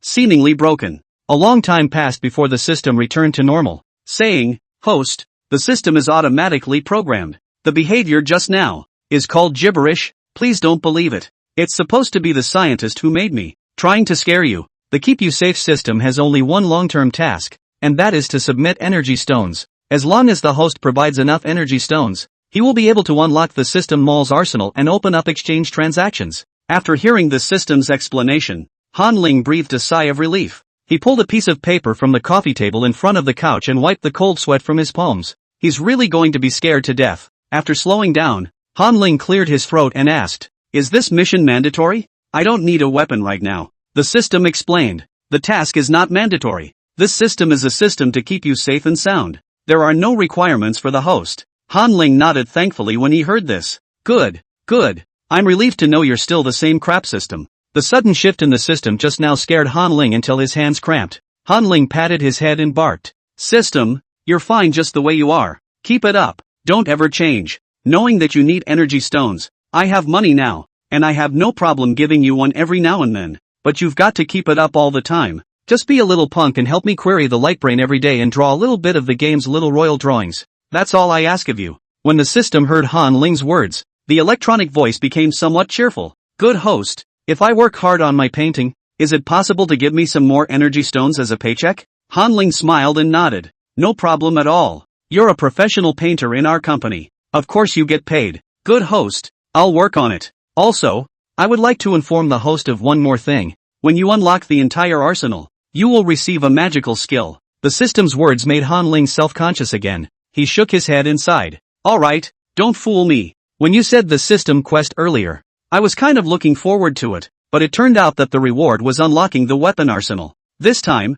I won't fall for it, and I don't want the skills even if they're amazing. He is a male worm with a physical ability level of 0. And I am afraid that the only thing that can get along with him is the reproduction skill of many children and many blessings. Thinking about it is scary." He got up from the couch, staggering, and walked over to the desk on the right side of the living room, ready to start working. "System, get to work. Let's continue to make the game's plot while we're at it before the game is released to the public. And you continue to draw pictures and make the appropriate videos. Today, Punch, His Excellency the top male bug has been updated with a total of 70,000 words, and the plot has only just begun for the romance game." Han Ling expected that the 70,000 words of the plot would probably only be enough for Kryptonians and Hepatists to play for a week. An average player can, probably, beat the level in about 2 weeks as well. In order to catch up with the game, Han Ling is ready to continue writing the script. "I'm going to write a plot outline today, and starting tomorrow, I'll be back to 10,000 words a day."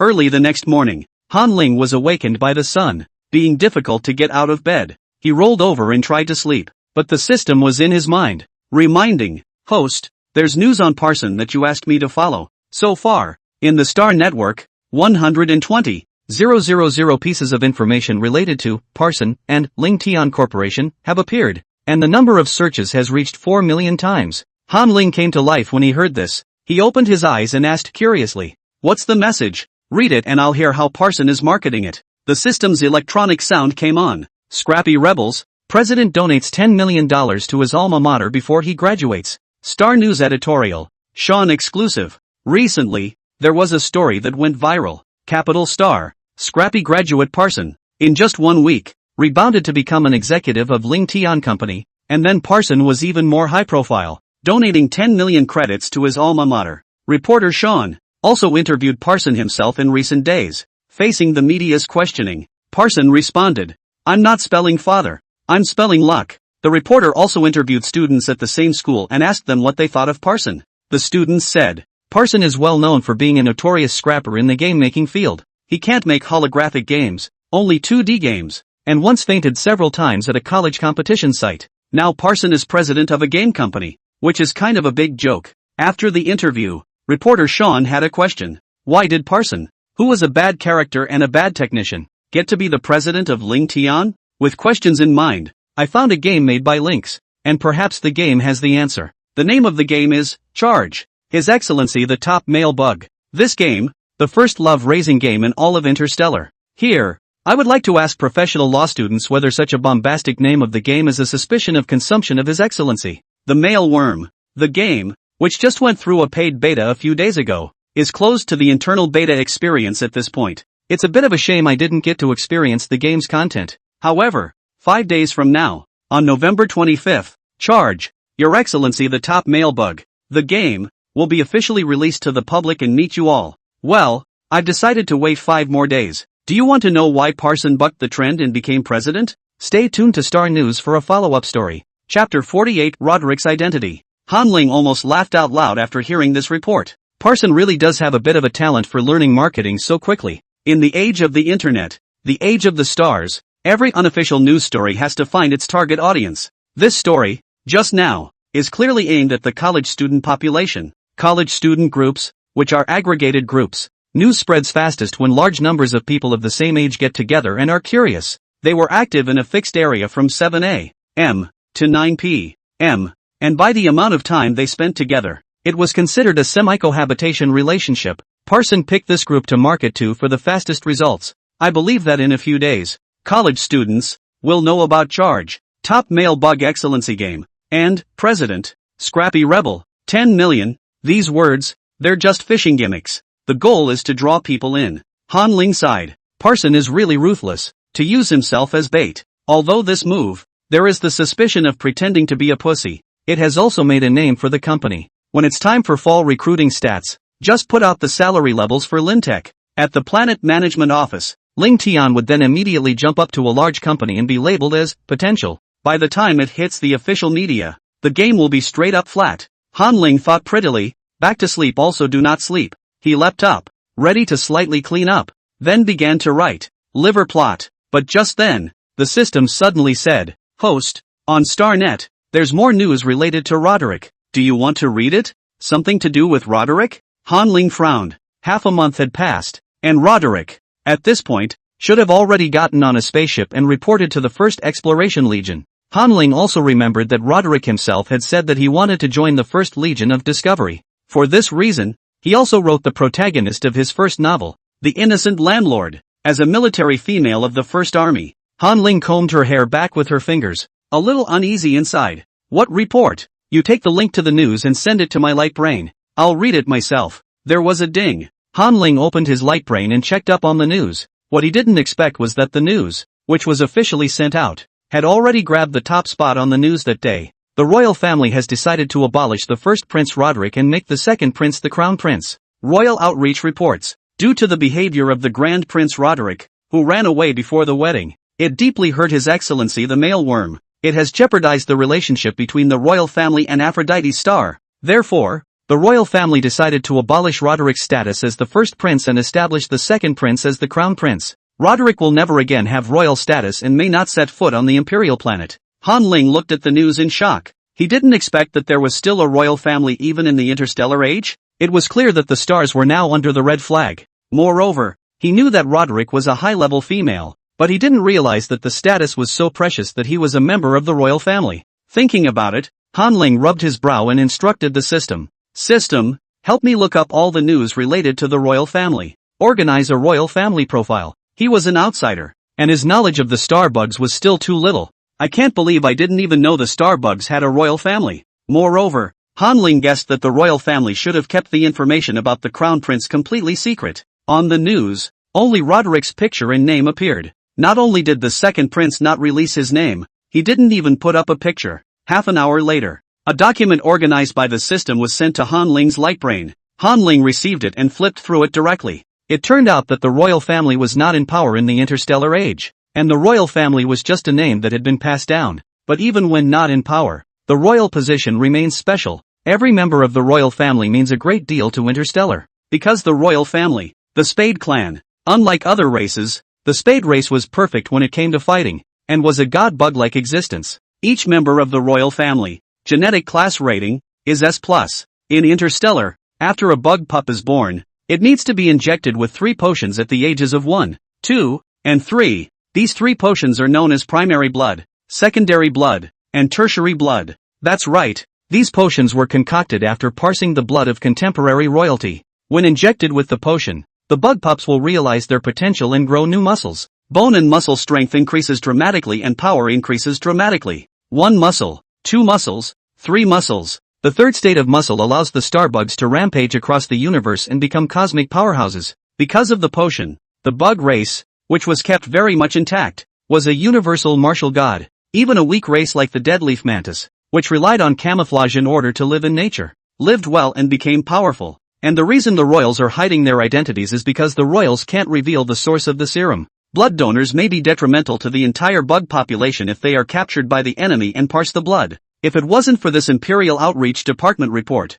it was possible that the insect populace, all of them, didn't know that the royal family still had a great prince and a second prince, because no one knows exactly how many people are in the royal family and who the source of the serum really is. The Emperor's planet, more mysterious than Aphrodite's planet. Han Ling's brow furrowed so much after reading these messages that he could have caught a fly. If royalty is so important, why did they release Roderick's name and looks? Han Ling cursed indignantly. Mud. Royal outreach. They're pushing Roderick into the fire with this move. Roderick goes to the first exploration corps, explores the margins, and might come into contact with aliens. What if he gets captured? As the first member of the royal family to reveal his looks in this era, Roderick is sure to be in danger. The more Han Ling cursed, the angrier he got. And he rolled up his arms and sleeves as if he wanted to fight the editor of the Foreign Propaganda Department. He finally vented after a set of mewling punches into the air. One's own females, or one's own guardianship, and no one else. No one else. A set of meow fist used up all of Han Ling's physical energy, and he commanded under his breath. System, you remember Roderick's light brain number, right? Send a friend request to Roderick. His plans for cybersex, going ahead. It must be hard and lonely for Roderick now that he's been abandoned by the royal family. He just happens to be able to drill a hole to warm up his females. Originally, he wanted to wait for the game to be publicized, and when he was successful, he would go and show his identity to Roderick and courted him generously. But plans don't change fast enough. The royal maneuvering has directly reduced Roderick from a pampered prince to an irresponsible, runaway female with a very bad reputation. Such a shift in status could leave Roderick exposed to bullying and lack of food and clothing. Han Ling had suffered, and now that he was developed, he didn't want Roderick to endure such suffering again. A moment later, the system replied, Host, Roderick's light brain is not within the range of the star net. Perhaps he is on a spaceship. He will only be able to see your friend request when he lands. Chapter 49 Roderick, a battle of fame. At this time, in the vastness of space, a large transport ship that is sailing fast. The transport ship, belonging to the 1st Exploratory Legion, was at that moment carrying new recruits to be enlisted this year. The interior of the transport ship was huge, covering tens of thousands of square feet and 100 meters high. The trip was a long one, and there was no internet yet, so the hot-blooded heavenly beings could only spend their time with fighting. They formed a makeshift ring in the very center of the transport ship, surrounded by a cordon. The battle in the ring at this time had already entered a white heat. The 2 slender, muscular recruits, females, were bare-chested and fighting. The shouting and cheering could raise the roof. Females are natural warriors, with a natural passion for combat. 4 days of sailing down the coast, and the matchplay competition for all new recruits is now in the top 12 of the competition. No one wants to admit defeat in the face of a final showdown. Finally, the failside pheromone inhibitory loop lights up red. It was a strong fight that ended. Boos all over the place. Ha ha ha ha. Rookie, it's just a match. I can't believe that even the pheromone suppression ring is alarmed. How long has it been since I've been to a special theater? It's a shame that you can light up even when you're competing with females. Scared the hell out of me. I thought he was reacting to the female pheromone. We've got the top 6. We'll pick the top 3 in a minute, won't we? I vote for the silver-haired female who, so far, hasn't even taken his shirt off. Real bull. I don't think much of him. I vote for James, who, at our military school, is known as a war hero. I'm also optimistic about James, the same worm that eliminated me in the arms race earlier. With the exit of the 2 females, a new match is upon us. Within the scene, the cheers resumed. A female bug with short orange-red hair flicked over the cordon and into the playing field. James, the golden-ringed hornet. The female just came up and introduced herself. He cupped the hem of his shirt with one hand and removed the black half-sleeves from his body, revealing his lean upper body. It looks beautifully worked out with broad shoulders and narrow waist and symmetrical muscles. Immediately after the poof sound, on his back, 2 pairs of translucent wings unfolded. Orange and black plumage is one of the characteristics of the golden-ringed hornet. Another major characteristic of the golden-ringed hornet was that the exoskeletal weapons, when the nimble bug armor was deployed, were highly poisonous. And his opponent, the silver-haired female bug, Roderick. At this moment, Roderick was wearing a black power suit and a pair of soft leather boots, wrapped tightly from head to toe. By the looks of it, it was out of place with the surrounding females. He deftly rolled inside the cordon, craned his neck and moved his wrists, smiled and introduced himself briefly. I'm Roderick. Below the ring, supporters from both sides shouted loudly, "Go for it, Roderick! Go for it, James!" The battle was imminent. James's translucent feathers, which gave him much more maneuverability, came at Roderick with great speed. Roderick, his face unchanged, immediately struck the moment James swooped down. The muscles in his body were all mobilized in an instant, and his figure turned into a stump. Bang! A loud voice rang out. No one could see how Roderick struck. In a wobbly moment, Roderick had jammed his hand around James's neck, skidding a dark gray trail across the floor. Those were the scorch marks created by the nimble bug armor rubbing against the ground. Seeing this detail, all the females present instantly clamored. Holy, it's too fierce. Blows out the golden-ringed hornet clan's numinous insect armor. If it comes to the real thing, James will surely die. Holy, stronger than a golden-ringed hornet. What kind of race is Roderick? I'm afraid the genetic level is A+, isn't it? No wonder he's so calm. He doesn't even have to take off his top. I wonder if he has wings. Rookie King, this match doesn't need to go on. The Rookie King is Roderick. Hearing the cheers of the people around him, Roderick stood up, nodded his head and, without looking at James's shocked expression, turned straight around and walked out of the arena. James, who was in the arena, froze in place, seemingly unable to believe that he had been killed in seconds. Facing Roderick, he didn't have the slightest chance to fight back. Yeah, not even a chance. More than just a fight. The interstellar insect race, with its many races, and the golden-ringed hornet, a notorious fighting species, is known for its combat prowess. But now, he was actually killed in seconds. James stands up and walks indignantly out of the arena, looking for Roderick in the crowd. Roderick was easy to find, and now the whole field of females, all topless, only Roderick, dressed in a black power suit, leaned behind a support pillar. James immediately ran over and asked with a stifled look on his face, "Hey Roderick, did you just use all your strength?" Roderick still had a smile on his lips, as if there was something joyous about it, and the corners of his mouth just wouldn't fall. He shook his head and said, "No, but you're strong." James heard this and balanced his mind a bit as he continued to press the issue. "And what percentage of force did you use?" "I'm a class of female." "Well, about 90% power." "You're strong." Full marks were percentage words. When lying, one would subconsciously touch their nose. Roderick touched his nose and answered vaguely. Hearing this, James' mind balanced a little, and he smiled and extended his hand. "Humph, then we're not that different." By way of introduction, "I'm from the Central Star 5th Military Academy." Roderick smiled back. "I'm from a remote garbage planet. Father was probably some military female. I'm not sure. He abandoned me on the garbage planet." "Ha, that's pretty bad about your father then. But bug pups are precious, so maybe your father didn't abandon you. He just died in the war." Roderick heard this and shrugged. "Maybe, but my father really deserves to die." Clearing the air, James quickly changed the subject and talked about other things. "I see you seem to be smiling all the time. Is something good?" Roderick touched the corners of his upturned mouth and sighed. "Ahem, 10 days ago, I think, something good did happen." Roderick was on fire inside as he thought of that little hotel, of the first pleasurable passages of heat, of the ridiculous days and nights, when he built his career and got a lot of contribution points. He must go and find that mailworm. First this and this, then that and that. Roderick's dark gray eyes sparkled with brilliance. For the past 10 days, it was as if his brain was broken. All he could think about was that mailworm. "I can't forget it, and I even relive the events of that night every day in my dreams." Roderick felt like he was still in the heat of the moment, his pheromones long out of balance. But because of the pheromone left behind by the male bug, it's still working. That's why his inhibitory ring didn't light up. Chapter 50, Identity Exposed. Medical Examination. Roderick chatted with James for a while. He then went back into the ring and, unsurprisingly, defeated his final opponent to take the title of Rookie King. Some people are curious about Roderick's identity. All the recruits present, numbering 60,000, came from different military schools. but strangely enough, none of them, surprisingly, knew Roderick. In the face of the crowd's curiosity, Roderick repeated what he had just said.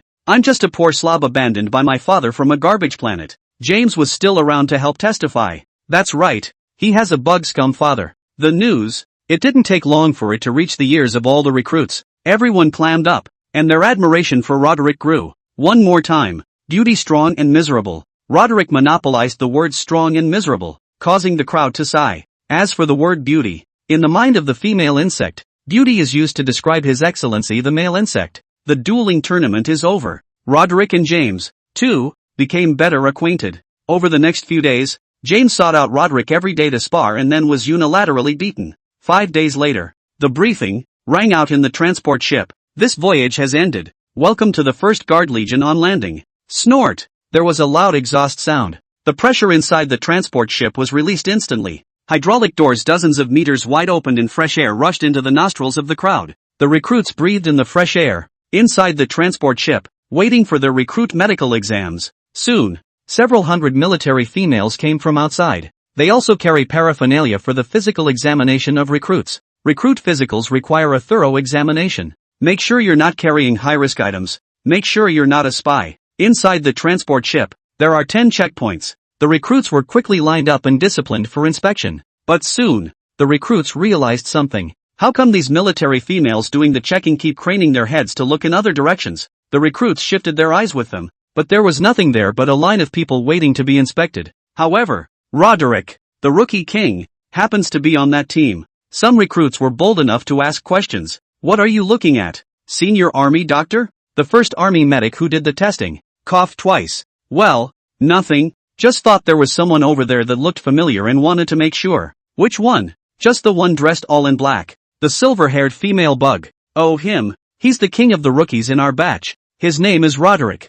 Do you know him? The medic shuddered when he heard this. What? His name is Roderick? Are you sure? Of course. He's the new king. We all know him. Ask the others if you don't believe me. The recruit sidestepped his body, and the newcomer behind him, who was eavesdropping on their conversation, nodded. Yeah, his name is Roderick. We all know him. What's wrong with him? The medic asked with a nervous twist of his head. And do you know who he is? I know. He's an orphan, grew up on a garbage planet, and was abandoned by his scumbag father at a young age. When the military doctor heard this, the look on his face suddenly became extremely complicated. The speaker doesn't have a heart, but the listener does. The military doctor associated with the news on the hot search a few days ago. He suddenly felt that the replacement of the crown prince, perhaps there is an inside story. It turns out that the grand prince wasn't stripped of his crown prince status because he skipped the wedding. Running away is just a pretext, a smokescreen to hoodwink the public. It turns out that the royal family has unspeakable secrets. The eldest prince was abandoned as a child and lived in exile. Where did he get the status of a crown prince? Perhaps there is also, in this case, the Han male worm involved. The infinite-brained medic, poking and prodding darkly at the story in his mind, felt that he was incredibly close to the truth. He came up to the recruit's ear and muttered something about the hot news of the last few days. 1 by 1, 10 by 10. Soon, over 50% of the recruits, together, were watching Roderick. Roderick, who was standing in line, felt as if he was in the back of his head. He sensed the gazes of the crowd and couldn't help but frown, secretly wondering, what's wrong? Why are they all looking at me? Roderick's brow, as more and more eyes watched him, snapped. He seemed to have thought of something and hurriedly opened his light brain and searched it. He was on the Star Network, searching for the word, royal family. Fittingly, he saw his picture in the recent news. This story, from the Royal Outreach Department. The royal family has decided to abolish the first Prince Roderick and make the second prince the crown prince. Roderick's teeth gritted when he saw the news. Surprisingly, his identity and photo were published. How's that going to get him out there? On purpose. It was definitely intentional. Roderick took a deep, comforting breath. It doesn't matter. It's just exposing the Spade clan. He forced himself to calm down and shut down his light brain, no longer paying attention to the news of this. Ignoring all the searching eyes, Roderick waited quietly in line. In the future, he would only be the military female of the 1st Exploration Legion, and as long as he stayed on the outskirts of the starfield, when the wind passed, this matter would not matter. Soon it was Roderick's turn to check. He stood on the testing table and waited for the medic's command. After measuring height and weight and recording pupil and hair color, the medic said suddenly, take off your jacket, take off your top, lose all jewelry barriers, and be sure to check your body for tattoos and berry chips. Roderick froze. Undressing? I don't think any of the recruits in front of us were allowed to take off their clothes, were they? Seemingly seeing his confusion, the medic pointed to the people in line next to him. See for yourself. Only the recruit next to him, who had been bare-chested the whole time, was visible. For a moment, Roderick hesitated a little. He grabbed his shirt and hesitated, until he sensed that the eyes cast by the bystanders were getting weirder and weirder. Only then, reluctantly, did Roderick take off his jacket and half-sleeves. The upper half of his lean body was exposed, and the smooth lines of his body were like beautifully carved jade. Judging by the direction and distribution of his muscles, Roderick is the strongest fighting species, but it was this stature that made the female insects in the room suck in a breath of cold air. His body. Why are there so many scars? Red marks that crisscrossed Roderick's body. The army doctors next to him got together and whispered, "My God, didn't they say that the genetic level of the royal family is S+? How did they get hurt so badly? Yeah, the recovery ability doesn't feel as good as our mantis. What abuse? You still don't know?" Roderick said it himself. He's an orphan, abandoned by his father as a child, raised on a garbage planet. Huh? Could that report be a fake? The Grand Prince couldn't possibly be treated like this, could he? Just bluffing us, right? At that moment, the same medic who had tested Roderick slammed the table and stood up. The medic looked over at Roderick with disbelieving eyes and yelled out of breath. This trace was left by His Excellency, the mailworm? 3 weeks ago, you and His Excellency the mailworm went through the heat wave together? The whole room was silent at the sound of these words from the flat earth. Chapter 51, The Envious and Jealous Military Females. Roderick's breath hitched as he heard the medic's question. This thing, after all, had been discovered. He nodded slowly against the incredulous stares of the room. Yeah, 3 weeks ago, I went into a hot flash, but it's my personal business, so what's the problem? Roderick didn't want to expose Trash Star. He stayed alone in the small hotel those days and thought about a lot of things. For example, His Excellency the mailworm, why did he run away? Hanling must have his reasons for preferring to pick up garbage and eat it rather than expose the identity of the mailbug. All Roderick could do for Hanling was to keep the secret. Still, now, a corner of what happened to them has been revealed. The medic grinned in the face of Roderick's assertiveness. Humph, you boys are pretty lucky to be in bed with a mailbug at the tender age of 23. Judging by the scratches on your body, you guys changed positions a dozen times. Pretty cool, huh? No trace of it escapes the eye of the military doctor. The male scratches, which carry the unique male pheromone, coupled with the male's tail hook, draw on the female's female plasma. It is the combination of the two that destroys the female bug's knife and gun-toting body. Those scratches won't go away for a month or two. That's why Roderick kept his shirt covered tight. Hearing the medic's words, Roderick unfolded his arms with an expressionless face, holding the clothing in his right hand,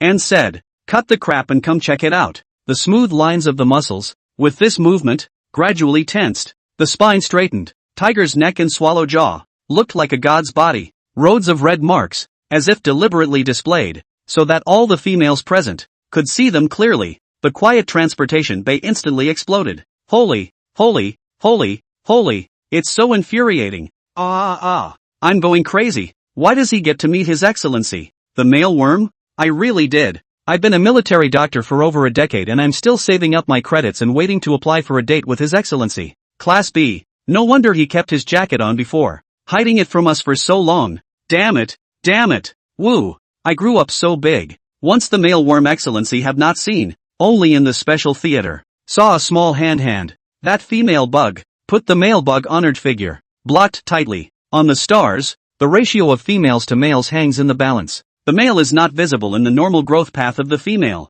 Roderick, however, had easy access to Lord Stagworm, even got things going in the heat of the moment. This caused the females present to break their defenses. They shouted loudly, and for a while the scene was chaotic. Roderick detected quietly. When the test was complete, he put back on his half-sleeves and jacket and walked calmly off the testing table. No one knew that his heart, which had been hanging in the air, had finally landed. Roderick breathed a sigh of relief. Luckily, no one asked him who this Lord Stagbug was and where he met him. Those present, by default, agreed that he was His Excellency, the male bug he met from the Emperor's Star. But there are no males in the Empire. They're all naked females. Luckily, Empire Star did a good job of keeping information secret so that no one suspected anything. Roderick had just walked over to the support column when James rounded on him. James's eyes were glowing, his whole body as excited as if he'd drunk a bucket of coffee, and his eyes were red. "Roderick, you're the Grand Prince? And you have the male worm? You've experienced His Excellency the male worm?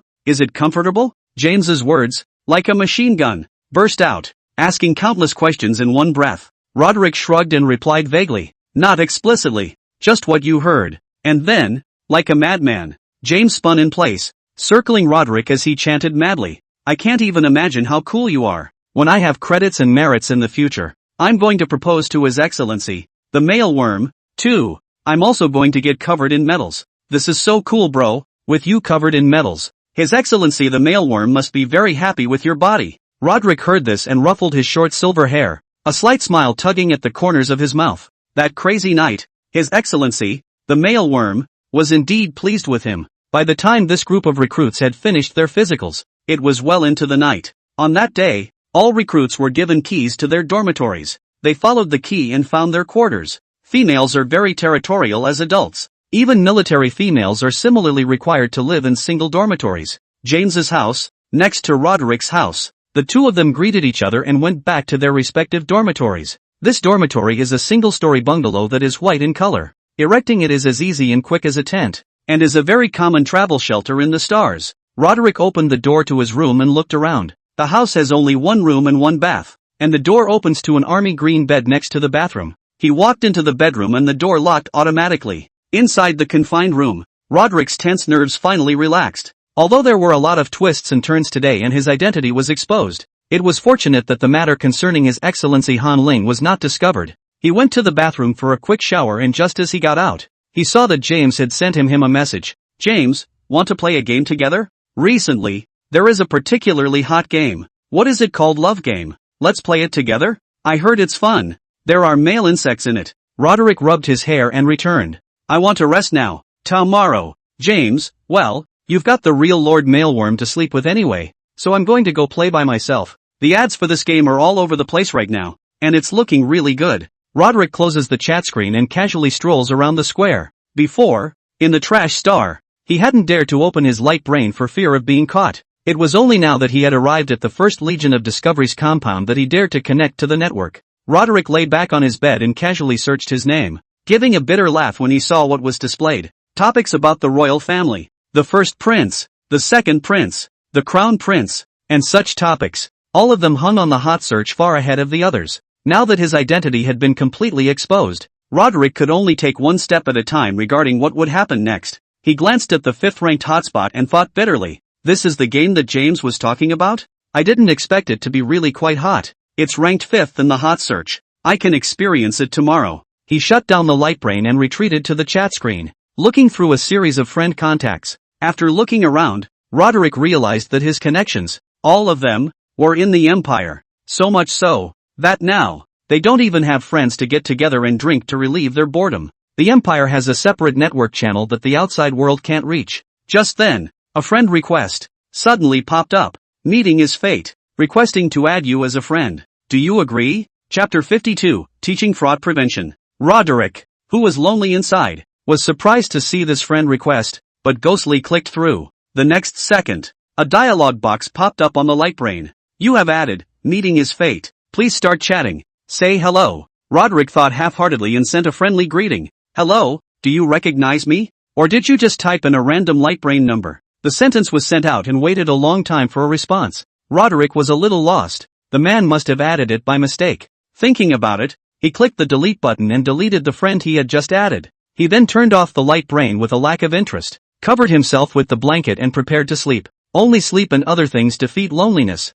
and in his dreams, there will be Han Ling coming out to keep him company. The next day, early morning, first Exploratory Corps resident star, boot camp site. The pouring rain disrupted what had been a planned patrol. The recruits woke up and were told to assemble at the main meeting place. The major corps of the stars only recruit military cadets. The military students are on campus and have completed their studies in command and combat, mech piloting, and space piloting. After graduation, they were the best soldiers they could be. After arriving at the boot camp, you only have to stay for 3 months before you can leave the confines of the starfield and go on a mission. During these 3 months, they would conduct daily patrol missions, find the most compatible teammates, and form groups to explore the starfield. In addition to this, the barracks also conducts some security lectures to prevent the military females from being cheated and extorted by the aliens when they go out. Roderick was fully dressed and had just stepped out of his room when he saw James coming up to him. At this moment, on both of them, they were wearing the blue and black uniforms of the 1st Exploration Legion.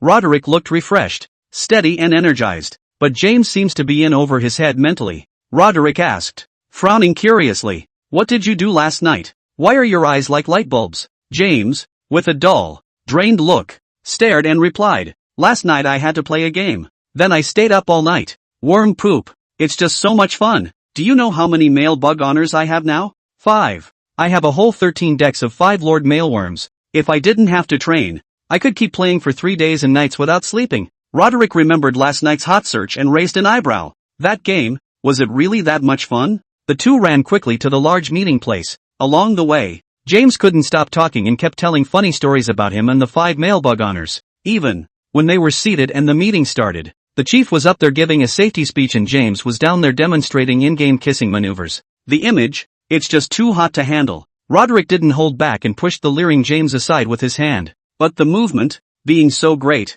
was caught at once by the officer at the podium. The officer shouted, "Hey, Roderick, what the hell are you doing? Stand up. The vocation of a military female is to obey orders." Roderick rose quickly to his feet, standing tall and straight. The officer, seeing Roderick's demeanor, lost half of his fire, and he pointed a finger at the podium, saying, "Well, you're chosen. So step up to the stage and we'll do a fraud prevention demonstration." Roderick obediently walked to the stage and projected his own optical brain onto the giant display in the large venue. The officer explained to the bottom, "There are many intelligent beings in the stars. For example, the other carbon-based beings we came into contact with 1,000 years ago. Each race has different characteristics and slight differences in intelligence. Among them, we, the bugs, have lost our vigilance because of our affluent lives, the vastness of our starfields, the abundance of our resources, and our high level of force. Every year, millions of females are swindled by intelligent creatures from outside the domain.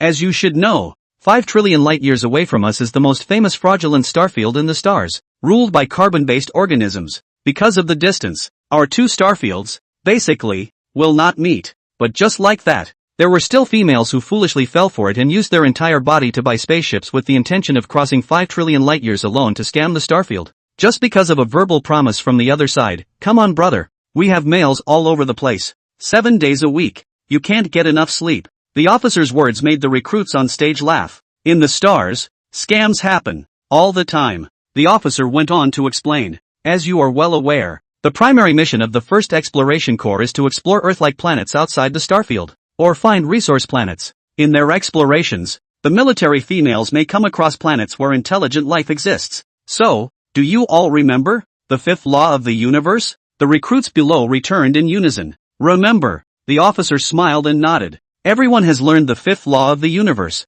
that as advanced intelligent beings, they cannot actively contact lower-level civilizations. Otherwise the dimensional change would cause spacetime to collapse, which would be devastating to us. Lower-level civilizations, however, are able to contact higher beings on their own initiative. Once upon a time, there was a female bug who captured a signal sent from a lower civilization. The other side used the males as bait and left the females in the lower civilizations. But in the end, the female worm realizes that it's all a conspiracy. The males that the other guy is talking about don't have tail hooks at all. They are just physical males. But the female tried to escape. But it was too late. And in the end the female ended up in a very miserable state. Low-level civilizations have bred countless monsters, human-like and insect-like, from the bodies of female insects. All because the lower civilizations are too cunning and our females are too gullible. In order to improve everyone's fraud prevention skills. Next, Roderick and I will give a demonstration of basic fraud prevention techniques. The officer finished his explanation and sat down next to Roderick.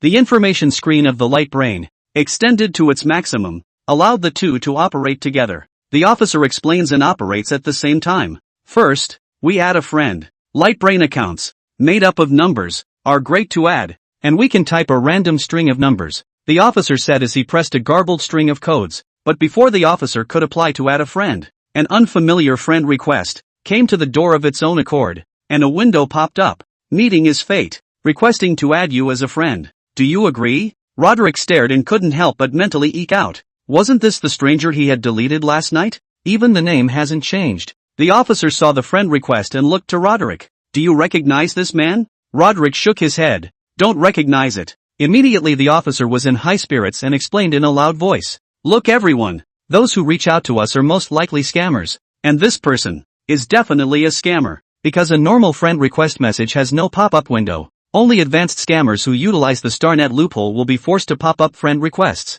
The recruits in the room, discussing it interchangeably. They tried adding friends normally and realized that there was really no message pop-up. Ahem. Quiet. The officer cleared his throat and said, I can predict all the con artist routines. Next, the crooks will pretend to be His Excellency the male insect and trick the female insect into committing credit point fraud and barracks contribution point fraud. The officer said as he agreed to the friend request. Everyone watch my demonstration next to see how I poke holes in the scammer's schemes. Chapter 53, A Liar Who Doesn't Follow the Rules. The other side. Han Ling, who had woken up from his sleep, had just gotten up when he heard a system notification. Host, 5 days have passed and Roderick has finally left the ship. Last night he agreed to your friend request and sent you a message back. As soon as Han Ling heard this, his sleepiness was gone, and he hurriedly opened his light brain, wanting to have a friendly exchange with Roderick. He edited a large paragraph, deleted and cut for half an hour, and a small essay, 800 words long, was finally sent. But alas,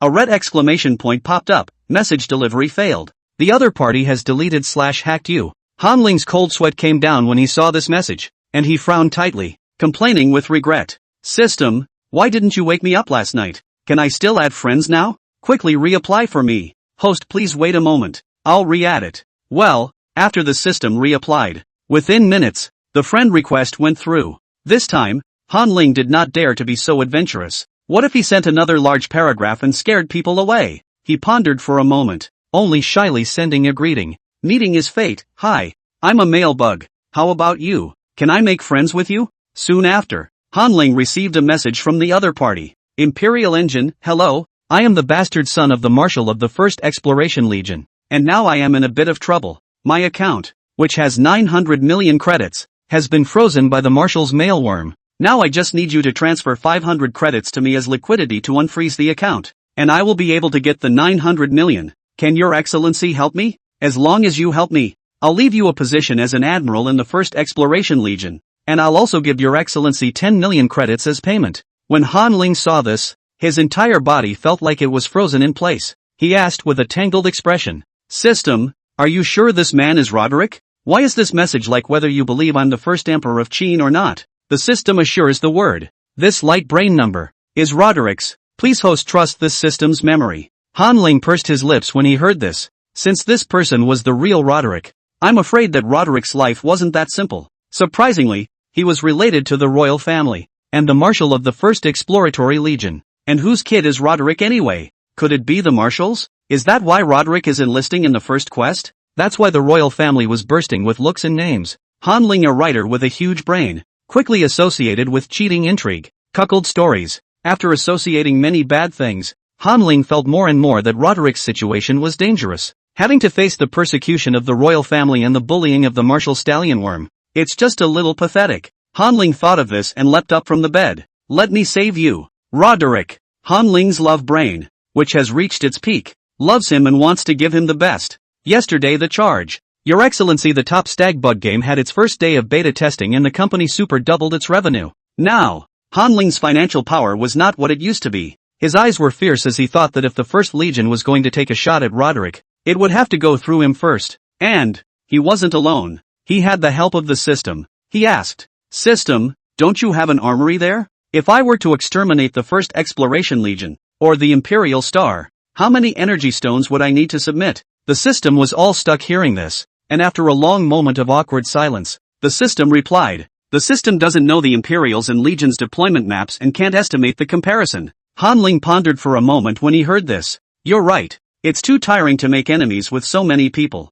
Just get rid of the bug that backstabbed Roderick. In this instant, Han Ling had already thought of how to plan his escape route. The other side. The 1st Legion of Discovery. Inside the auditorium of the boot camp, the officer is spouting a speech. Do you see, people? That's the right way to solve the problem of facing a mail bug scam. The purpose of the mailworm scam is to cheat you out of your money. But all you have to do is throw back the money scamming words and the scammer won't be able to continue the scam. Don't spend all day thinking about having a with a mail bug lord. All the mail bug lords on the other planets except Aphrodite's star are owned. As he spoke, the officers saw the recruits on the stage and their expressions were clearly off. The recruits looked up at the giant display with horrified expressions. The officer frowned and looked down at Roderick's optical brain next to him. Meeting is fate, transfer 10,000 credits. Encounter is fate, network align hold. Cherish this fate. I cherish and your fate. Then heart. The officer's expression twisted a bit. This wasn't like the scammers he'd encountered before, was it? Is it possible that the scammers scam? Updated? Ahem. The officer put his fist to his mouth and coughed. Don't be surprised. Everyone, 10,000 deceptions can't be separated from one another. And you have to put in a long line to catch a big fish. Don't be blinded by small favors. Everyone, he gave you 10,000 credits for the sole purpose of knowing that he can definitely scam more from you. This is a Ponzi scheme. The officer told another story. Earlier, a female bug was swindled in a Ponzi scheme. The scammer used the high interest return as bait, first getting 1,000 credits from the female worm and promising to return 12,000 a week later, thinking that with such a small amount of money, she would lose very little even if she was cheated. The female agreed. A week later, the scammer did return the 1,220 and tricked the female bug. Then the scammers continued to borrow money in larger and larger amounts, but each time they actually returned it. Until 6 months later, when the scammer wants to borrow $1 million, and a week later, returns $1, $2 million. The females have completely trusted the scammers and did not hesitate to borrow in the face of high interest rates. This time the scammer simply disappeared, and after subsequent inquiries, the scammer's identity, address, was all fake. The recruits in the auditorium, listening, nodded frequently. So, it turns out that strangers who give money are also liars. The officer lifted his chin and smiled. When you come across such a scammer, you must not show any mercy. Let the other person know that you have a big appetite that can't be filled by a single scammer, and scare the scammer off straight away. Next, everyone watch my demonstration. The officer sat down next to Roderick and continued typing. Imperial Engine, but I'm sorry, I already have His Excellency the Mailworm, and I may not be able to leave His Excellency the Mailworm because I've already given him 5 million credits for the date. I'll just have to get pregnant with his bug pups, so if you give me 10 million credits, maybe I can convince His Excellency the Mailbug to let me go. After the officer sent this, the corners of his mouth hooked into an evil smile, and he was just about to open his mouth to taunt the liar, when he heard an intake of breath from the room full of people.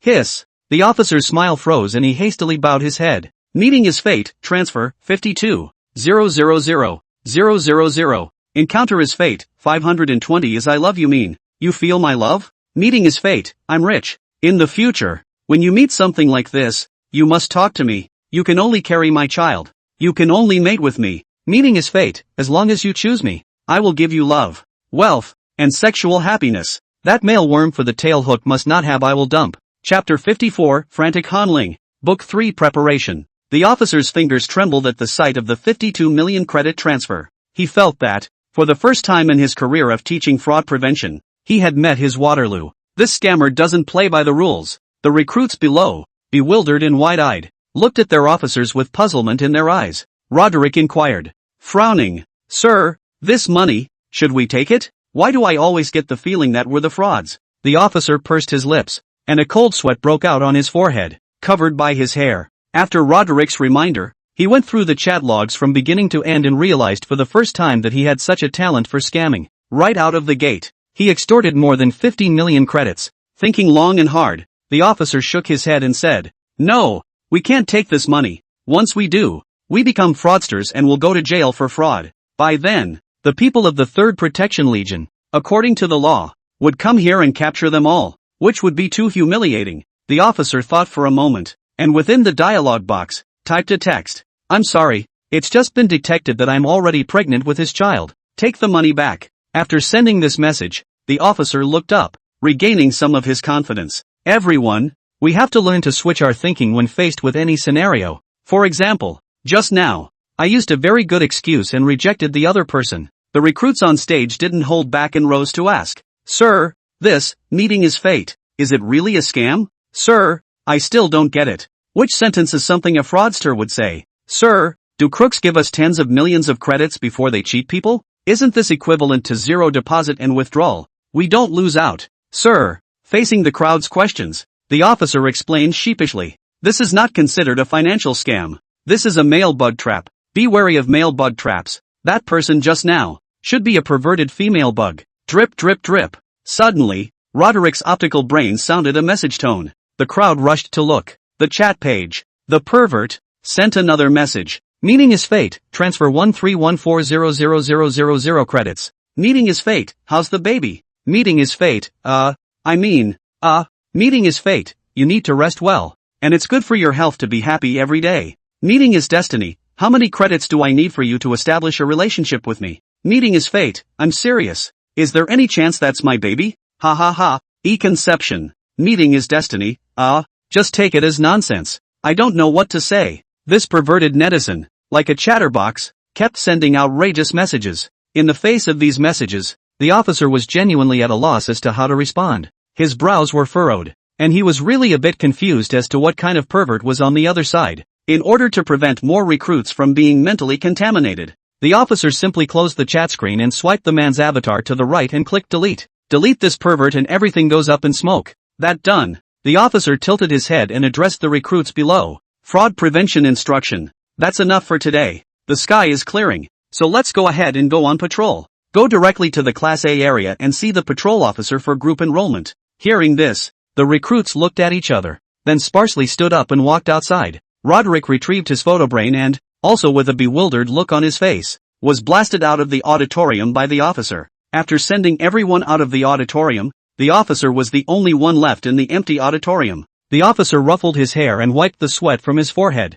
In more than 100 years of teaching fraud prevention, he has encountered such a tricky thing for the first time. He thought back on the conversation and decided to take this as a classic case and go back to analyze it and write a report on it. Outside the auditorium, Roderick had just stepped out the door when he saw James approaching with his eyes wide open. Holy, bro, that guy just now. He sent you a total of over 50 million credits. Roderick corrected him. It's not 50 million, it's 180 million credits. Didn't he send another one? 314 billion later, but what does that mean? James waved his hand unconcernedly.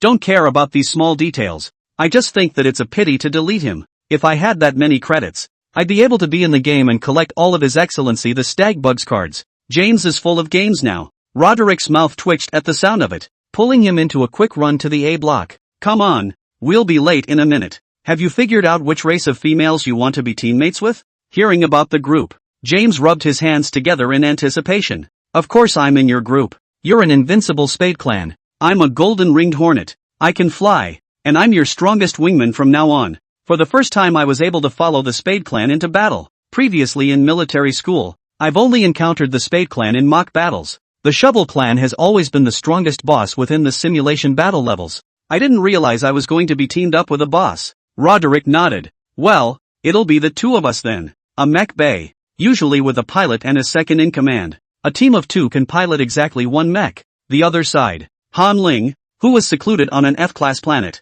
was freaking out at the moment. He was like a maggot, squirming on and off on the carpet, and every now and then he'd do a big Thomas pirouette, lying on the floor in a circle. Aha! Pissed off. I should have known to tell Roderick explicitly. I'm Han Ling, the fake sub-female who rented a small hotel with him. Seeing that he had been deleted again, Han Ling was very sorry. He kept harassing the system and ranting. System, do you think I underpaid for the transfer? Or is there something wrong with the wording of the chat? I acted like a gentleman, didn't I? Gee, what do you think happened? Got deleted twice and didn't even give out credits. Roderick is having bug pups, so I have a feeling that's going to be mine. I can't. I'm responsible for him, but he's already got another male bug with him. What to do? He's a grand prince. He must have male insects. Why didn't I think of that before? Under Han Ling's destruction, the system couldn't help but come out and say, Host, I'll help you rechange your dating name, and we'll reapply to Roderick for a friend. With your persistence and perseverance, you'll definitely be able to chase Roderick to your hand.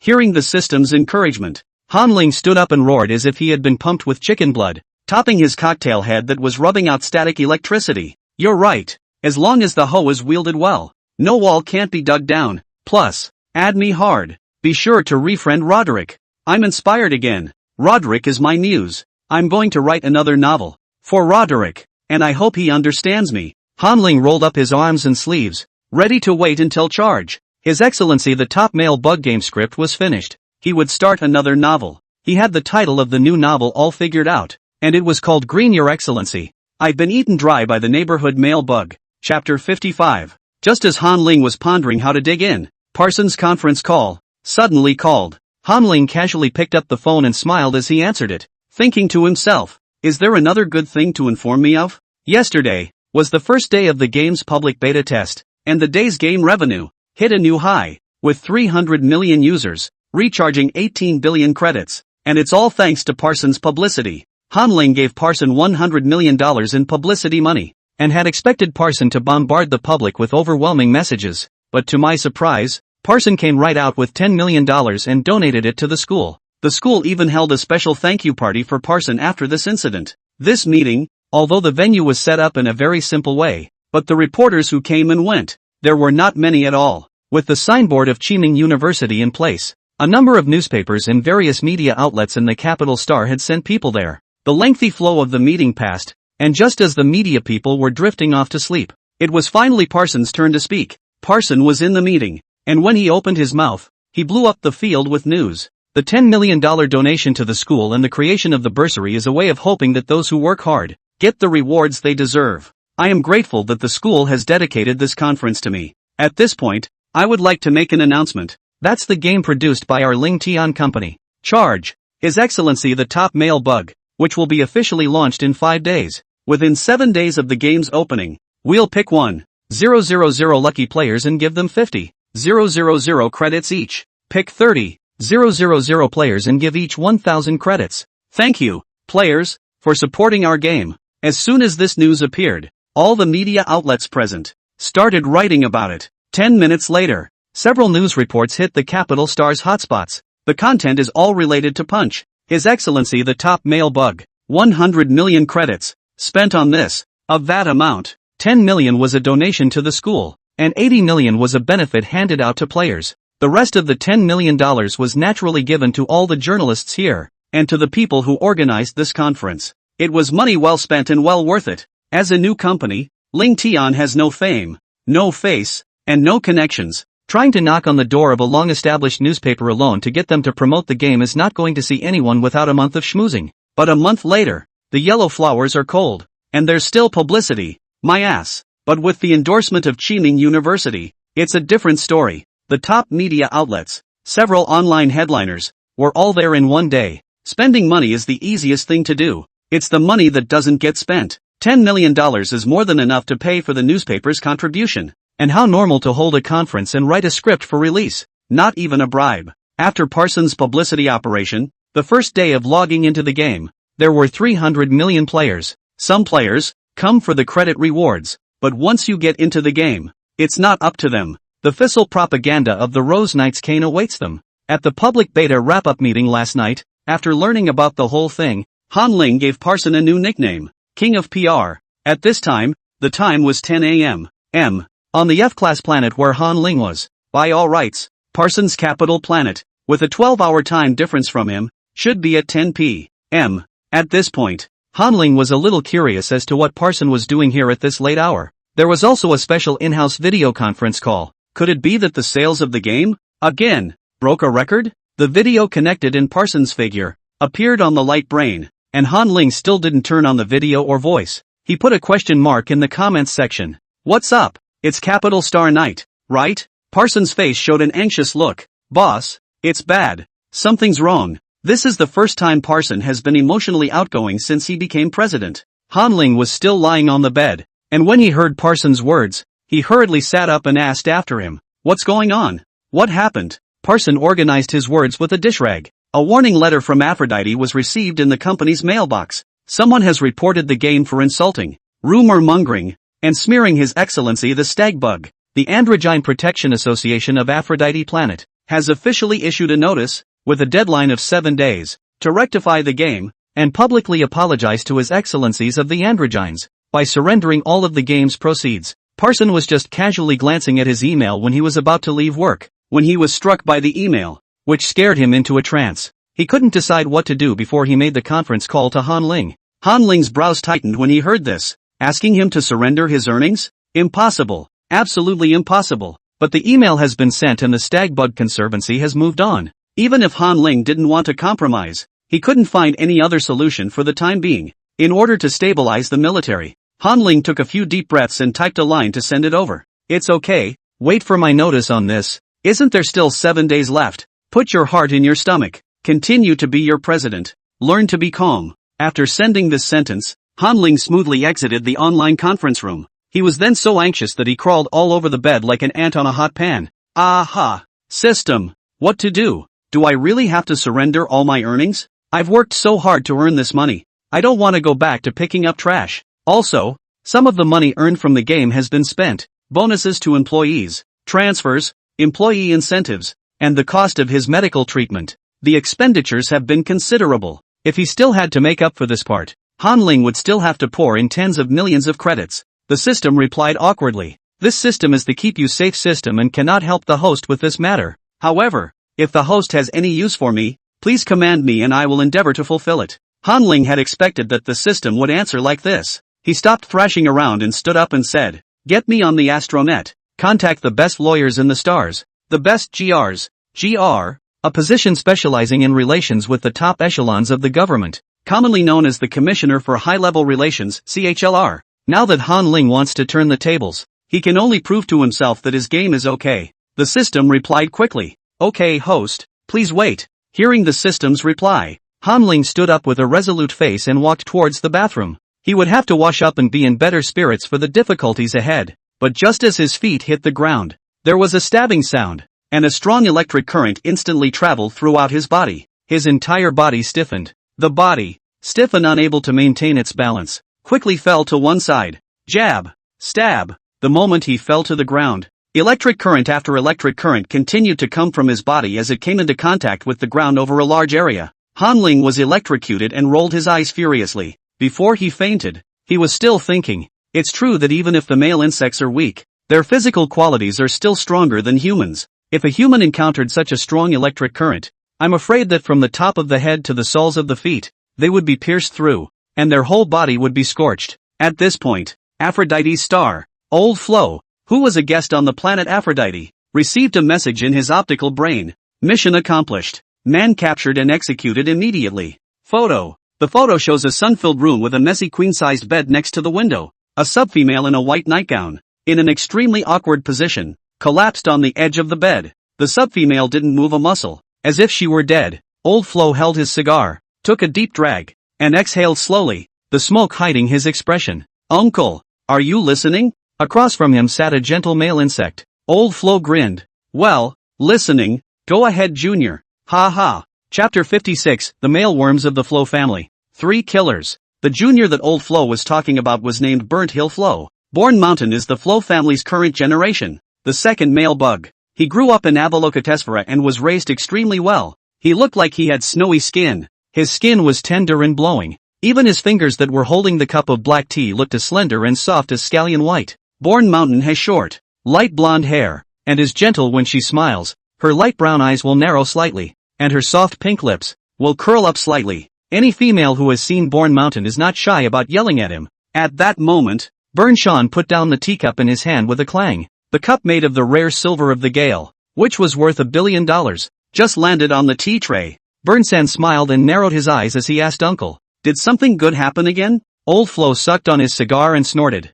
"It's just a small thing. I came here today to say goodbye to you. I'm leaving Aphrodite's star and getting ready to go back to Flo Literary Society." Burn Sean frowned slightly. Uncle has only been here for 2 weeks. Why is he leaving again? Old Flo explained. Your elder brother's matter has been resolved, and now that the Grand Prince has been abolished and expelled from the Imperial Star, there's nothing more for me to do. Next, just wait for the second prince to come of age. After coming of age, have the second prince immediately consummate his marriage with your elder brother. Old Flo had come this time to deal with the issue of a marriage to the royal family. Whether or not they make it to the Emperor's star depends on how this union turns out. However, everyone did not expect that the Grand Prince would run away from the wedding. Old Flo grunted at the thought and glanced at Burnt Hill. This time, fortunately I came in time. Not only did I renew the marriage with the royal family, but I also had Aphrodite Star put pressure on the royal family to abolish the eldest prince. In the future, let me know the first time you come across anything. With so many male insects in Aphrodite planet,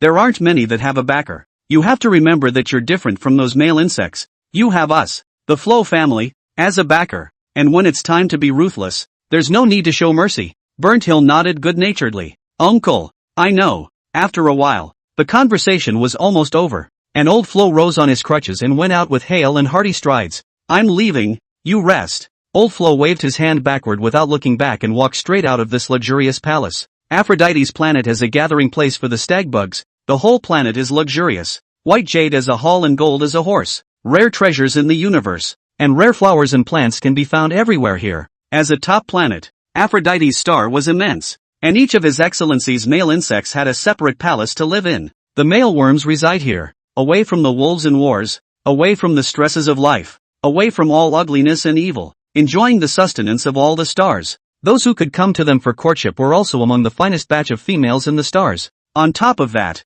each of His Excellency the male worm was followed by an escort of 3 to 10 people. The moment His Excellency the male worm stepped out of the palace door, the escort would not move an inch from his side. Old Flo paced the wide, luxurious streets, looking coldly at everything around him and wondering what was going on inside. Come to the star station. Old Flo embarked on a spaceship to go home. As he was about to take off, he took out his light brain and looked through it for any missing information. At the sight of the picture of the subfemale, Old Flo grunted and laughed. There was no greater surprise in coming to Aphrodite's star than this novelist. He had thought that even if this novelist could get into trouble, he was just a flea on an elephant, not enough to worry about. But I didn't expect that in just a few weeks' time, this subfemale had made a love game, and even the love game had been on the Capital Star's headline hot search several times. If he hadn't been on Aphrodite's planet, it would have taken some effort to quickly resolve this subfemale. The game, now that it's been emailed a warning by the Stag Bug Protection Society, probably won't pop up for a few days. And the novelist,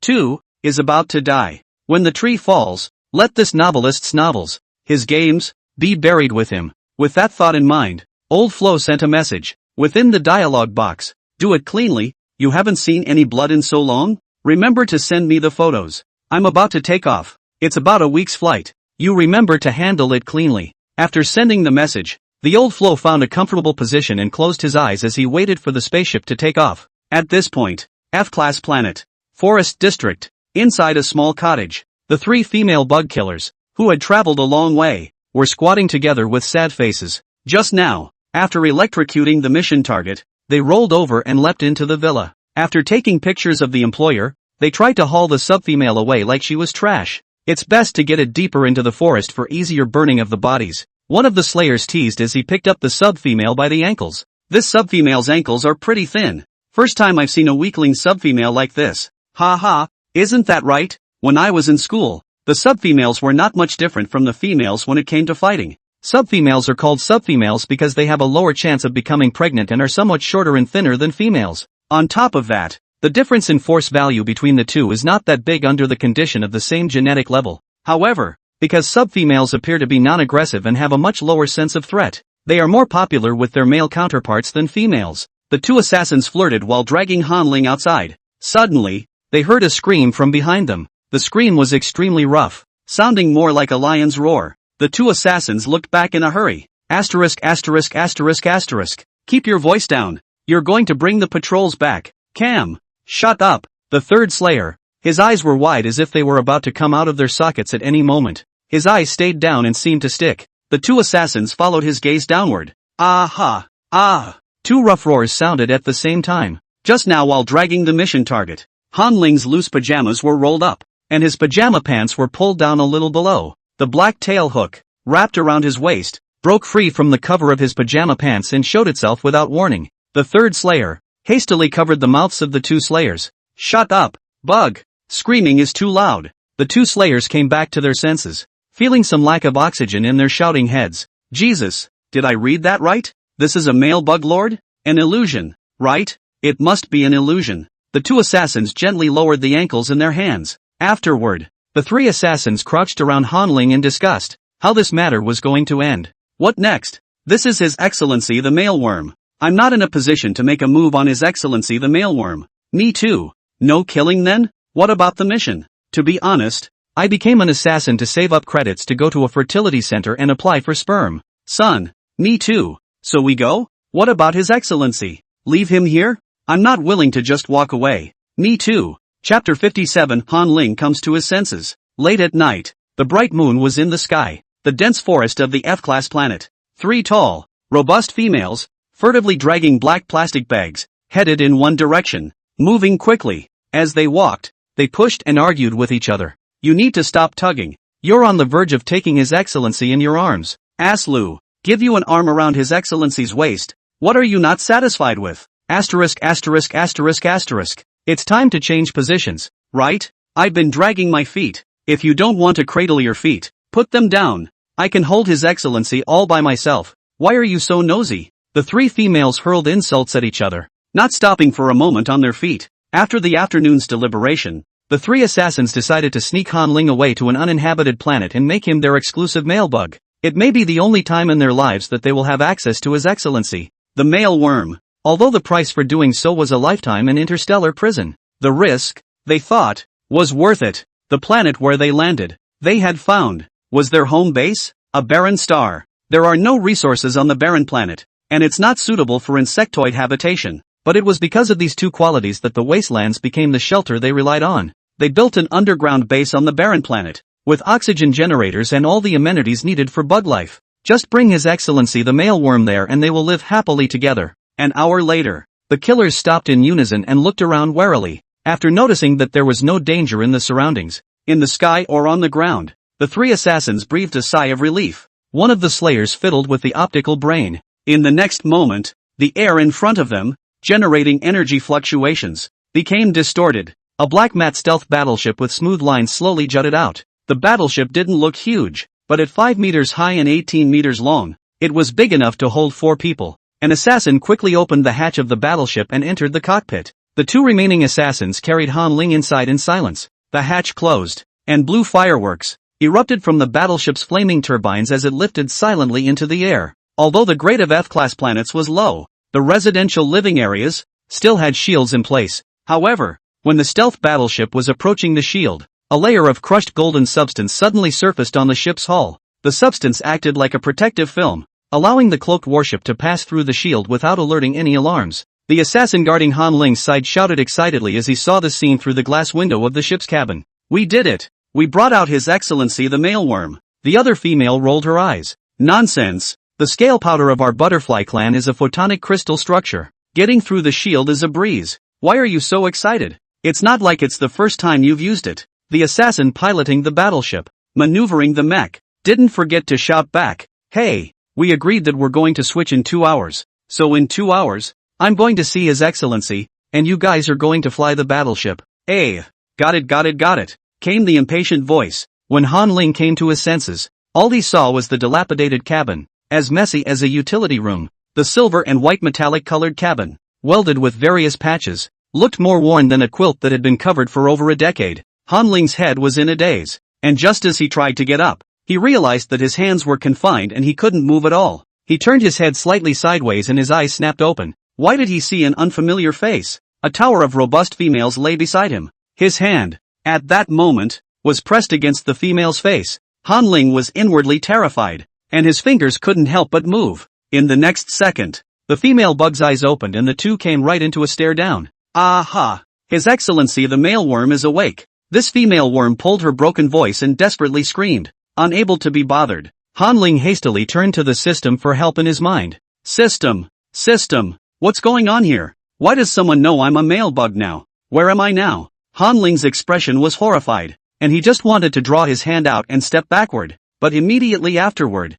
his head tilted and he saw his other hand, held by a titanic female. Surprisingly, my back is against the wall, the system explained in a hurry. Host, don't worry, you were just kidnapped by 3 assassins. You are now sailing through the universe. Your life is not in danger at the moment. When Han Ling heard the system's words, he was almost spit out blood from anger. Being kidnapped with no danger? What kind of crap system is this? He hurriedly pursued the question. What am I in for when you tell me the whole story? Are they kidnappers or killers? The sound of the system is a very calm electronic tone. After behavioral analysis and audio collection, the system deduced that these 3 females were originally assassins sent to assassinate the host. But after they see the host's tail hook, they change their decision and decide to tie the host up. Please rest assured that the host, now your personal safety has been guaranteed. To protect your peace system, to protect the host's peace. Han Ling couldn't help but curse. Bail my ass out $$ at %. Percent and asterisk. He was taken captive and the system didn't even fart.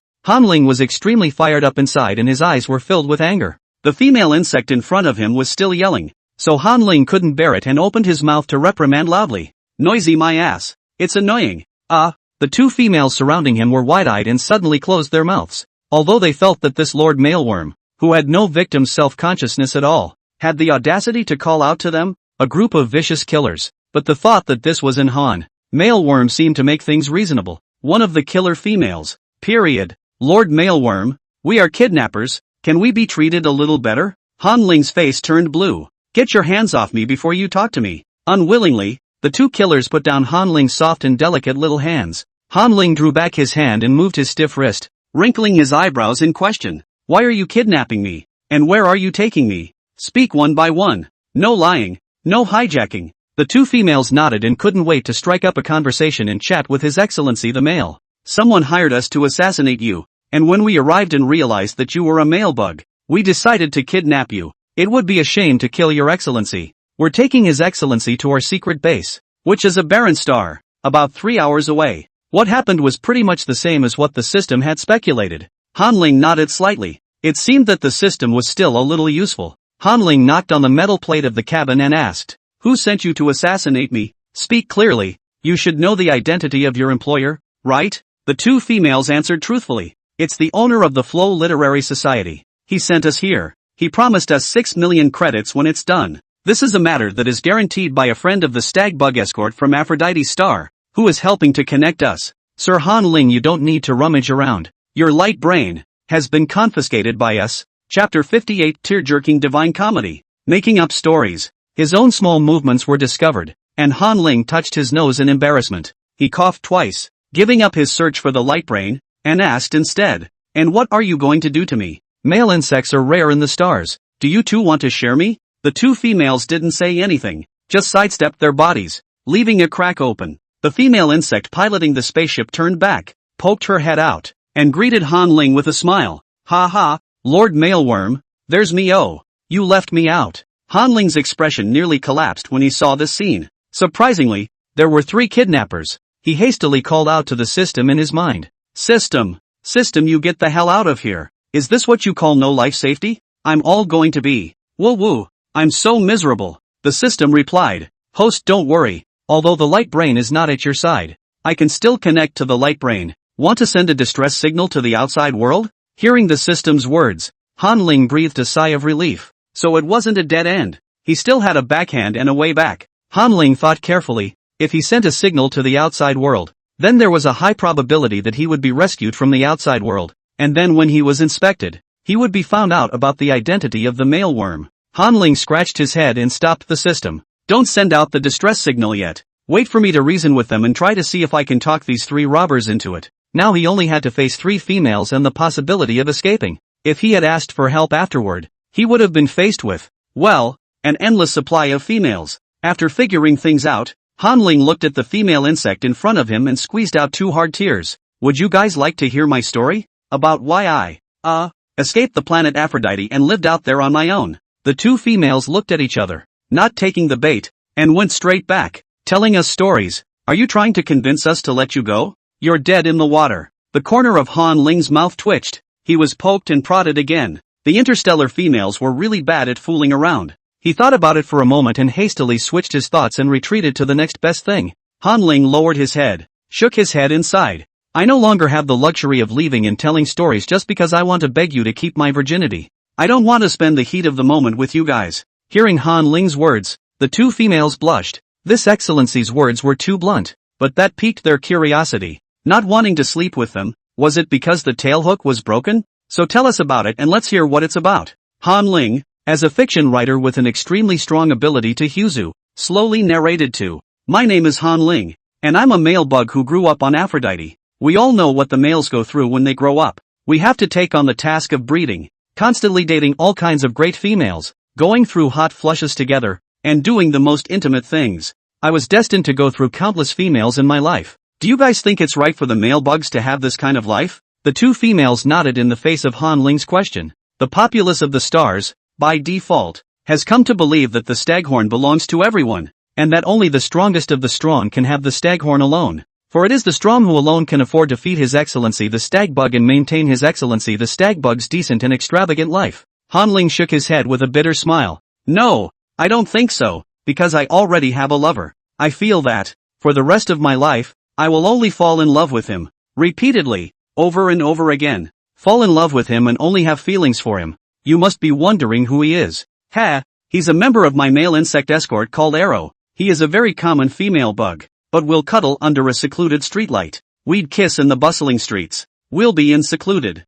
unoccupied corners, leaving traces of love behind. I love his laugh and everything about him. I made a pact with him that on the day I became an adult, I would be the first to hug him and give him my first time. But then I haven't seen him in a long time. Han Ling's voice choked a bit, and tears fell to the ground with it. The two females gripped the hems of their coats uneasily, a bit overwhelmed by the male's weeping. Arrow entered the Legion 3 years ago and has not been seen or heard from since. I only waited for his urn. The females froze for a moment when they heard this. Dead? One of them comforted awkwardly. So much for death. How common it is in the stars. Randomly infested black holes and interstellar xenomorphs have long prepared females to be sacrificed at any time. Han Ling raised her crying red eyes and said quietly, but he's dead, and I don't want to live alone, and I love him. If there's no way to be the first to embrace him, then I'd rather die. That was our deal. So I fled. I fled from the planet Avaro to the border just to be closer to Arrow. The two females scratched their heads, feeling that Han Ling's emotions were somewhat inexplicable. What is love? Han Ling saw the reaction of the two bugs and was a bit anxious. These female bugs are big and bold. How can they not get into the oil and salt? Not romantic at all. He had no choice but to offer a big move. Han Ling closed his eyes and hummed a song. Forgot how long. Never heard you. Tell me your favorite story again. Han Ling sings the tear-jerking song Fairy Tale. He used this song to percolate the emotions whenever he wrote a tragic story. Han Ling's singing wasn't hard to listen to, and he even sang with great flavor because of his clear and fresh voice. Maybe you won't understand. Ever since you said you loved me, my sky. When he sang in deep emotion, Han Ling's voice became long, and a blue ripple, spreading outward from the top of his head, soon enveloped the entire starship. After the three females were enveloped by this blue ripple, they felt a wave of sadness, from the bottom of their hearts, surging to their limbs. Their hearts felt as if they were being pinched by a pair of large, invisible hands. Sour, aching, and swollen heart. This inexplicable emotion seemed to take their breath away. In this moment, they suddenly empathized with Han Ling. In this moment, they understand what it means to love without being able to love. As Han Ling's song continued, the females curled up directly on the ground, seemingly bearing great pain as tears came to their eyes. The two tall, robust females were sobbing uncontrollably at the moment. Woo woo, don't sing, I'm so sad. Arrow is dead, Arrow's dead, love is gone, but the pact remains. When the song ended, Han Ling opened his eyes. He had just sung too much for some reason, and completely missed the cries from the outside world. Now that he had come back to his senses, he could not help but freeze at the sight of the weeping collapse. What's the matter with you guys? Why are you suddenly crying? Were you all touched by my song and story too? The female's fingers were still twitching and tears were flowing freely. Excellency, is this love? Han Ling was a bit surprised, how the females suddenly realized what love was? At this moment, the system replied in his mind. The host's body, completely repaired by the system, so the spiritual empathic ability belonging to the male insect awakens. Your mental power fluctuations just now swept them up within your emotions.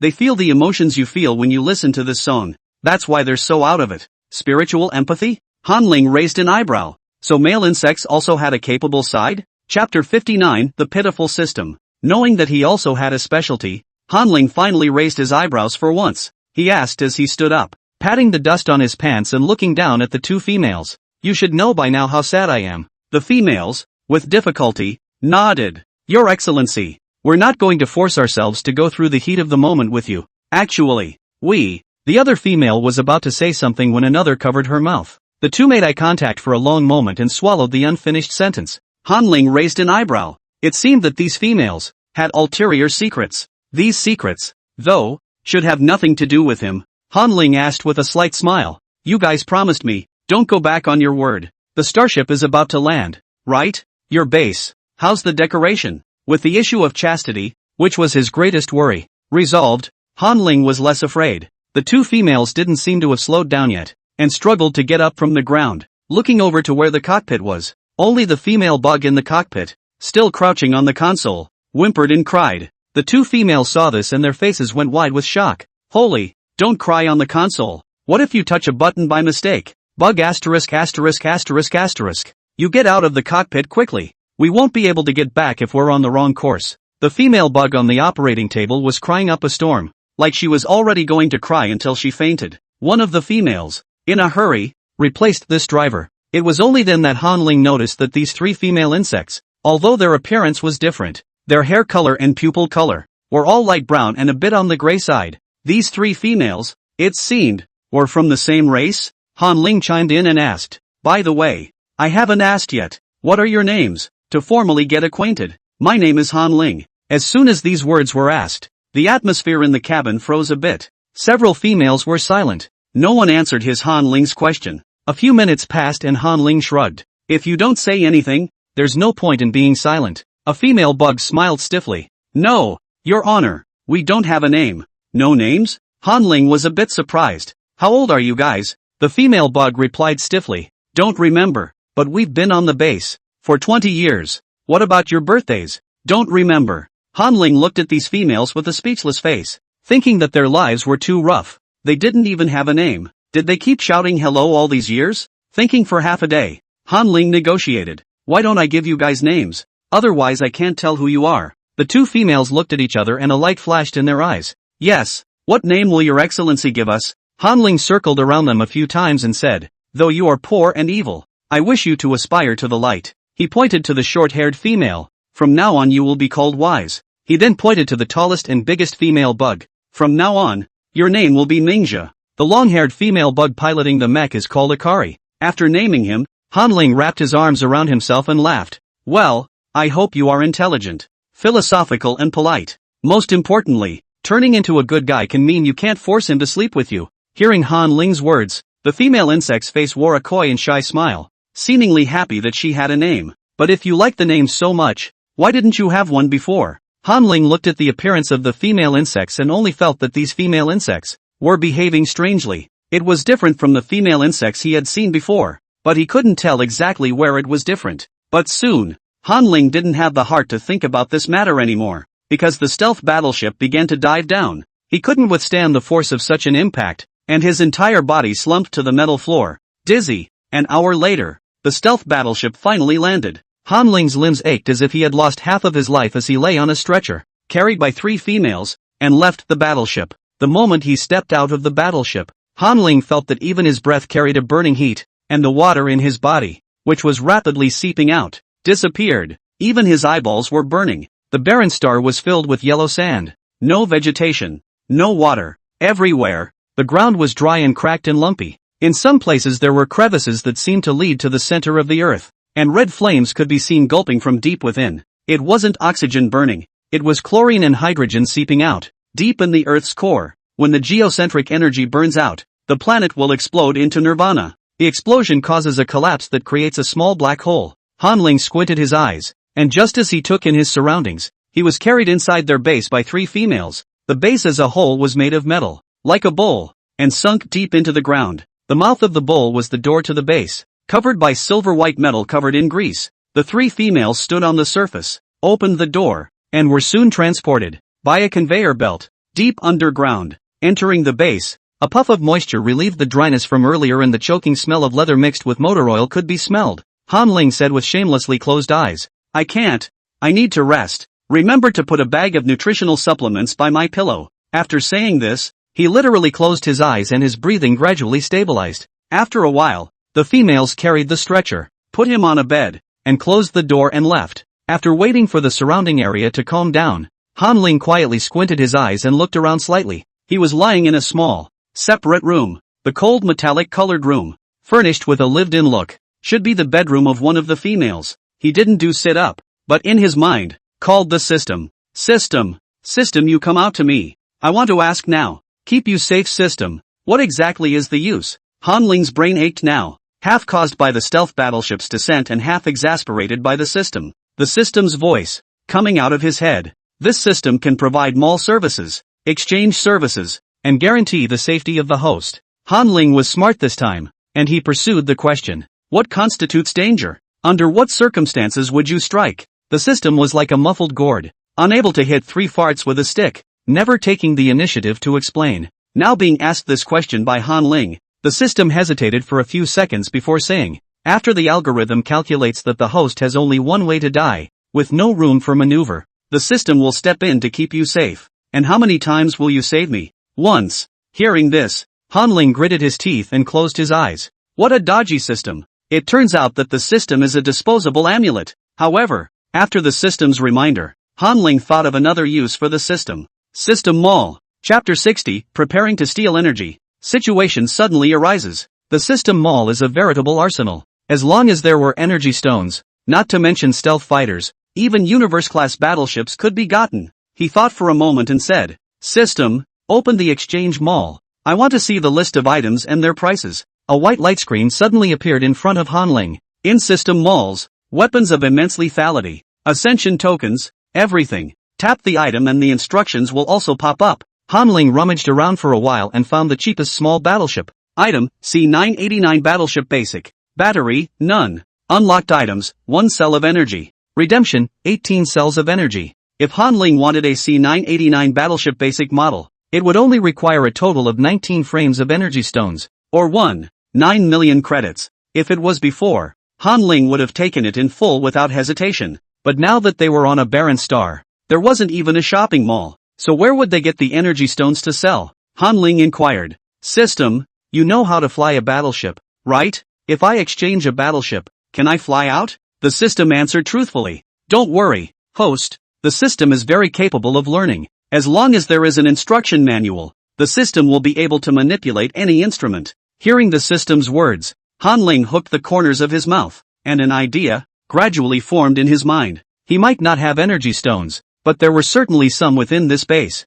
Those 3 females must have stored a sufficient amount of energy after living here for so long. Gotta find a way to get 19 energy stones out of the 3 females. He didn't want to be imprisoned by 3 females for the rest of his life. He had to leave. It wasn't like he had Stockholm Syndrome and couldn't possibly like someone who had hurt him. Day 2. The cohabitation of 4 people is officially opened. Hanling had just woken up from a nap and walked out of his room with a yawn when he saw 3 females squatting outside the door. The 3 females, it seems, have been waiting for a long time. Good morning, Lord Hanling. The neat greeting startled Hanling. Hanling tightened his shirt collar and nodded breathlessly. Good morning to you all. 2. What are you all waiting for? Is there some kind of event going on? The taller Myunchal came up to his side and said with a grin. Just want His Excellency to see us when he wakes up. We don't have much activity. Usually we just stay on base, exercise study. Mingja said a bunch of things, and Hanling nodded perfunctorily, not actually listening carefully. He wasn't interested in the lives of the 3 females, only in observing the terrain for easy escape, and preferably the location of the energy stores. Mingli, who had long brown hair, seemed to notice Hanling's absent-mindedness and asked with a smile, Your Excellency, would you like to visit our base? This base, the 3 of us built it with our own hands. Every piece of iron, every part, we worked hard to ship it back, and I think the base, it's great work. Ming Li's words were right on target, and Hanling responded in a hurry. Fine, let's take a tour then. Ha ha, you guys are really great to be able to build a base in the desolate planet. Hearing Hanling's compliments, the 3 females were a bit excited, and a blush appeared on their faces as if it was a very prestigious honor. Hanling leisurely strolled around the base like he was shopping. As Ming Li was introduced, he figured out the general situation of the base. The entire base, which covers about 4,000 square feet, has only 1 floor and only 1 exit. At 4,000 square feet, there is only about 300 square feet of living quarters,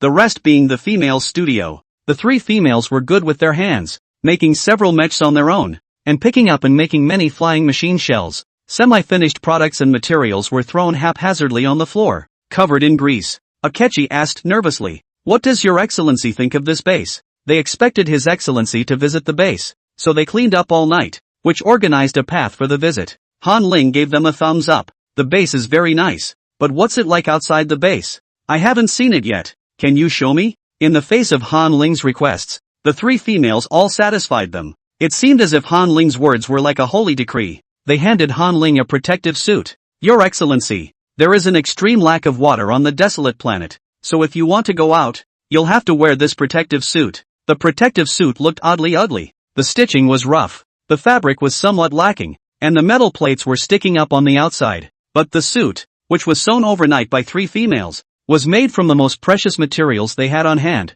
the gold of sand laminate, and cherished leather. The females looked at Hanling cautiously and sighed in relief when they didn't see an expression of disgust. Han Ling didn't pay that much attention as he quickly put on his protective suit and helmet and walked outside along with the three females. Beyond the base, the light was dim. The atmosphere on the barren star had long since disappeared, and when you looked up, you could directly see the endless starry sky. It would have been a dark day here at this point, with no stellar sun visible, but there was enough light reflected from the planet to illuminate it. Han Ling walked towards the area beyond the base. The females guarded his side. Akari introduced. On the barren planet, the atmosphere disappears. Water vapor gradually flies off into space, and the planet irreversibly desertifies. We've built our base on a ridge that's wind and sand resistant, and we'll probably be able to live there for another 50 years. Han Ling nodded with difficulty as he walked halfway around the base with his bulky protective helmet. He breathed with a haze that, in less than 5 minutes, caused the visor of his protective helmet to condense into a white mist.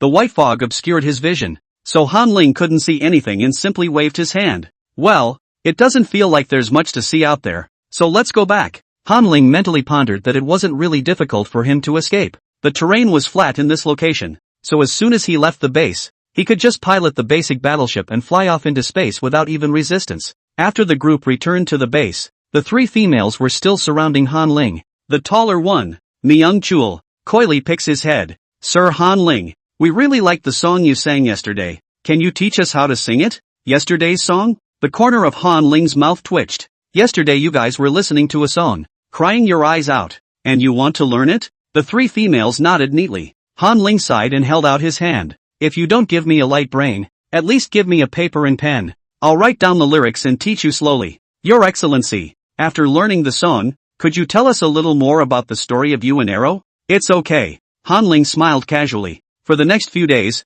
Han Ling stayed fairly comfortably at the base. Every day when he opens his eyes, he doesn't have to code. He teaches singing instead. The whole base echoed with "I want to become the angel you love" in the fairy tale. In addition to singing, Han Ling would also lasso the three females in the evening, under the guise of telling love stories, warm and touching love vignettes that he made up on the spot. But the three females took the stories at face value. Every time the story was told and it was Han Ling's turn to ask questions, the three females would nervously blush and give a full account of what they knew. It only took 4 days for Han Ling to pull some strings and ask where the energy was hidden. Energy is kept in the 5th utility room. The key to the door is the fingerprints of the three females. Day 5. Han Ling got up early, and he took the initiative to take out the nutritional supplements from the storage box, and put them on the dining table. The packaging of the supplement was a little dirty, and the grip, with a little bit of motor oil, was just enough to collect fingerprints. The three females were flattered and took the nutritional supplements with silly grins on their faces. Today, Han Ling held up the nutritional supplement and was just about to say something when he heard a loud boom in his ears. Boom! A loud noise, like a ringing in the ears. The earth-shaking tremor that immediately followed shook the entire base violently. Han Ling dropped to the ground and covered his ears in pain. This is, Your Excellency, hide quickly. It's an interstellar fae. The three females were filled with nervousness as they helped Han Ling up, then quickly changed their clothes and prepared to go out. Han Ling frowned painfully as the information flashed through his memory. Intergalactic beasts, preferring male insects. Chapter 61, Intergalactic Beast, the Whisperer. In Han Ling's head, information about interstellar beasts had just flashed through, and he couldn't help but bend over in pain. It was a sharp stabbing pain that started in the ear and continued with the nerves, spreading to the neck and straight to the mind. Han Ling guessed that the roar of the interstellar beast specialized in restraining the male insect's mental power. Akari asked with some concern as she assisted his arm. Your Excellency, would you like to go to your room and rest? Han Ling waved his hand weakly. I'm fine. Don't mind me. Do what you have to do. This isn't the time to shush me. With explosions this loud, I'm afraid the Star Fae are nearby. Don't worry, Your Excellency. No matter what happens, we will get you out safely. After saying this, the three females didn't delay any longer and quickly put on their helmets and ran towards the conveyor belt. Snort! Hydraulic doors open and close. The moment the gate switched on and off, Han Ling saw through the gap and saw the sky, coiled with densely packed monsters. Those monsters were gray or reddish-yellow in color, with strange shapes, some of which were covered with jagged teeth, and their black mouths were hissing incessantly. Some were humanoid, with no head and a long thin body, and their entire stomachs had been broken open, revealing dense tumors. Han Ling hurriedly asked the system. System, interstellar beasts are divided into grades. What grade is a beast like this? 7th grade. When Han Ling heard this, his pupils widened as he wordlessly repeated it. 7th grade? The most dangerous level is only 10. The system explained. The host just saw the secret whisperer. This is an alien beast that is only found in the queue of interstellar alien beasts of level 7 and above. The Whisperer's stomach was swollen. His limbs were thin, and his neck was bent right down to his abdomen. On the neck, instead of a head, was a mouth full of sharp teeth, countless black tentacles, poking out of the mouth, and ho-ho-ho gasps, like many people whispering. Han Ling's eyebrows jumped heavily. He had just swept through the door and really saw several interstellar beasts, exactly as described. He asked cautiously, "System, level 7 alien beasts. How many insect race armies would it take to fend them off?" The system replies quickly. After inquiring, a level 7 FAQ would require a captain to lead one. 800 females in order to defeat the enemy without injury. Han Ling couldn't help but press his eyebrows when he heard this. 1800 female insects. There were only 4 of them on this barren star base. It is necessary to leave the desolate star as soon as possible. Plans are going ahead. Only by getting the energy stone could we exchange it for a spaceship and escape the barren star. Han Ling took out the prepared emergency freezing liquid and sprayed it on the bag of energy supplements. And the motor oil, which was sticky with fingerprints, instantly solidified. And then he ran to a drawer in the studio and took out a piece of soft plastic adhesive to topograph their fingerprints. Han Ling operated according to the plan, and the 5th storeroom was easily opened. Metal boxes containing energy stones were scattered all over the cluttered storage room. At a cursory glance, there were at least 30 of them. Han Ling sighed in relief. These energy stones were enough to buy exclusive battleships. A speed-type battleship would definitely be able to break through the barrier of a level 7 alien beast. 10 minutes later, the energy stones in the utility room were absorbed by Han Ling. With 19 energy stones, he managed to unlock the base model of the C-989 battleship and purchase one. The system's beep sounded. "Will you release the battleships?" Han Ling left the utility room and arrived at the empty base hall, shaking his head. "No, wait until they get back. Change the itinerary this time and locate the interstellar prison just in time to send the 3 of them in." Through the exchanges over the past few days, Han Ling knew that these 3 females had been doing unseemly dirty work in order to earn credits. However, the first time they took on a killing mission, they met Han Ling. In Han Ling's opinion, there was a head for the grievances and a head for the debts, and he would settle them one by one. This life, he'll count on the Flow Literary Society. And these 3 females, he will send them personally to an intergalactic prison to be punished. An hour later, the 3 females walked back to each other, covered in blood. Their brown hair was streaked with blood. Han Ling hurriedly greeted him and asked, "You have encountered interstellar beasts? Were there many of them?" Blood was still seeping from my uncle's face. A gash that cut across his forehead over his left eye and landed where the tip of his nose was, and he nodded, his tone lost. "The number is very high. The interstellar alien beasts are still gathering. After one day, about 50,000 will gather. The speed of the existing craft is too slow. I'm afraid that they won't be able to escape." Hearing this amount, Han Ling sucked in a breath of cool air. This barren star couldn't stay. They had to leave immediately. Han Ling looked solemnly at the 3 females and said, "I have a way to leave now, but the destination can only be reached to the prison planet. Do you want to come with me?" Hearing Han Ling's words, the 3 females instantly understood what Han Ling meant. My uncle nodded. "Your Excellency, we will go with you. Thank you for being willing to take us away at this time." The 3 females had long had other plans,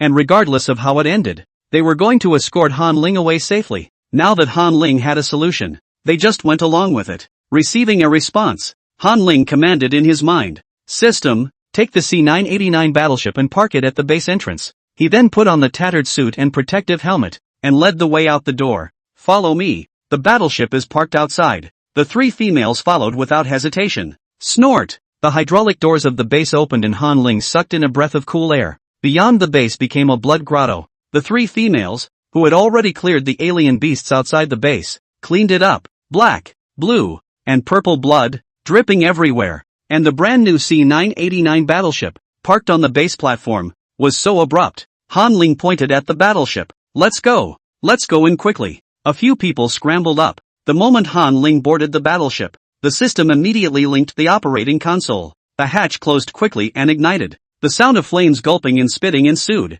The battleship immediately pulled upwards. The 1-2 operation made Han Ling breathe a sigh of relief. The system is still very reliable at this time of year. Unfortunately, not 5 minutes later, his heart hung in the air once again. The Starface sensed something alive and are pouring out. Through the porthole, they could see the crowds of interstellar alien beasts, following close behind them. The hissing sound, across a distance of 100 meters, came through clearly. The Whisperer's tongue was on the verge of pressing into the hull of the battleship. The 3 females looked at each other. each seeing the other's agitation. It wouldn't be long before the interstellar alien beasts were able to pick their way onto the battleship and force open the hatch. A steady stream of interstellar xenomorphs could slow them down. Even if they went into space, the Star Fae would still follow them. They can't shake it off. They can't escape. Unless they implement the original plan and get stronger. My uncle pursed his lips and seemed to have made up his mind as he suddenly asked, "Your Excellency, what do you think of the three of us?" Han Ling, who was nervous and uneasy,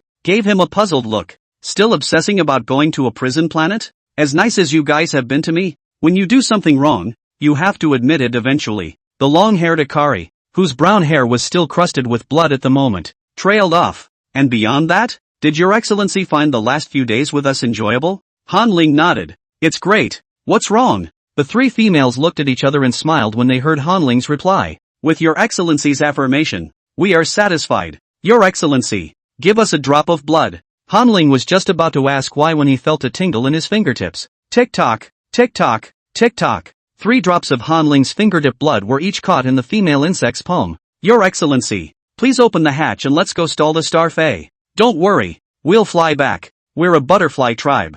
Me too. Chapter 62 Totally Deformed Development. Newborn of the Butterfly Clan. Chance encounter with white scars. Seeing the determined eyes of the 3 females, although Han Ling was a bit puzzled, he still asked the system to open the hatch and slow down the flight speed. As the gusts of wind poured into the cabin, Han Ling clung to the fixings and barked. "Stay safe." Wise, who had always spoken very little, looked at Han Ling and left an unspecified sentence. "Your Excellency, I'm going to grow wings." The 3 females then leapt down in a single bound. Han Ling leaned tightly against the porthole, looking down at the scene below with worry. Can they really fly? Why does it look like they're fluttering around? But in the next second, 3 brown halos suddenly bloomed in midair. Wow! Amazement was written all over Han Ling's eyes as the butterfly wings came out. This was the first time he had ever watched a female bug fight up close. Dazzling butterfly wings, obscuring the sky. The 3 Akatsuki men were bare-chested, and the wings on their backs were 5 or 6 times larger than their bodies, as if they were collapsed in a gaudy oil painting. Beauty often signals danger, and every flutter of a butterfly's wings feels like a knife. Crystalline scale powder fell, quickly cutting through the front row of Star Fae. The unwilling roar of the alien beast rang out. Invisible sound waves penetrated the clouds. Han Ling covered his ears in pain, but still watched the battle with unblinking eyes. The 3 of them were like show-offs, elegantly and swiftly resolving their enemies. Batch after batch of interstellar alien beasts fell from the sky. After only an hour, the battleship had put some distance between it and the Fae. The crisis was lifted. Han Ling said in a hurry, "System, slow down. Open the hatch and get them back." When the hatch opened, the 3 females gathered their wings and quickly entered the cabin. Han Ling applauded them. "Welcome back. That was awesome. Resolving the battle so quickly. Ha ha ha. It made it look like life and death before." The 3 females raised their heads, a cold expression on their handsome and unfamiliar faces. "Excuse me?" The sudden question made Han Ling's head a little confused. The corners of his smiling mouth slowly fell and he stopped clapping.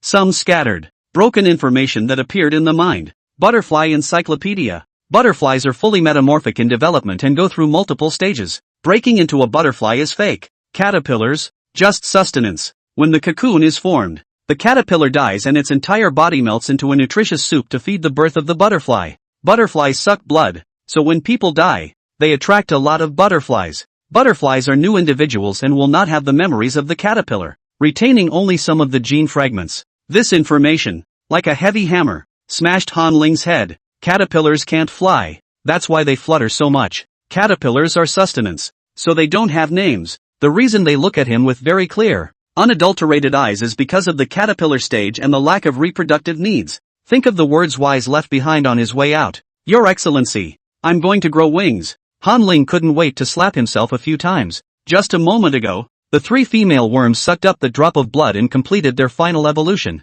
With death, summon a stronger, more perfect, true butterfly. Not even a moment's hesitation before death. Clearly unnamed before, they had all tenaciously survived for more than 20 years, only to give up so easily in this moment. A huge sense of guilt enveloped Han Ling. He tapped his head and couldn't help but ask as he looked at the unfamiliar female. "Which one of you is Myung-chul? Who is wise and courteous? Who is wise? Your looks have changed so much that I can't tell the difference." The 3 females had puzzled expressions on their faces. "My name is Elvis. Richard. Andrew." The butterfly clan was given a name heritage at the time of their birth. There's no name for it. It's just a caterpillar.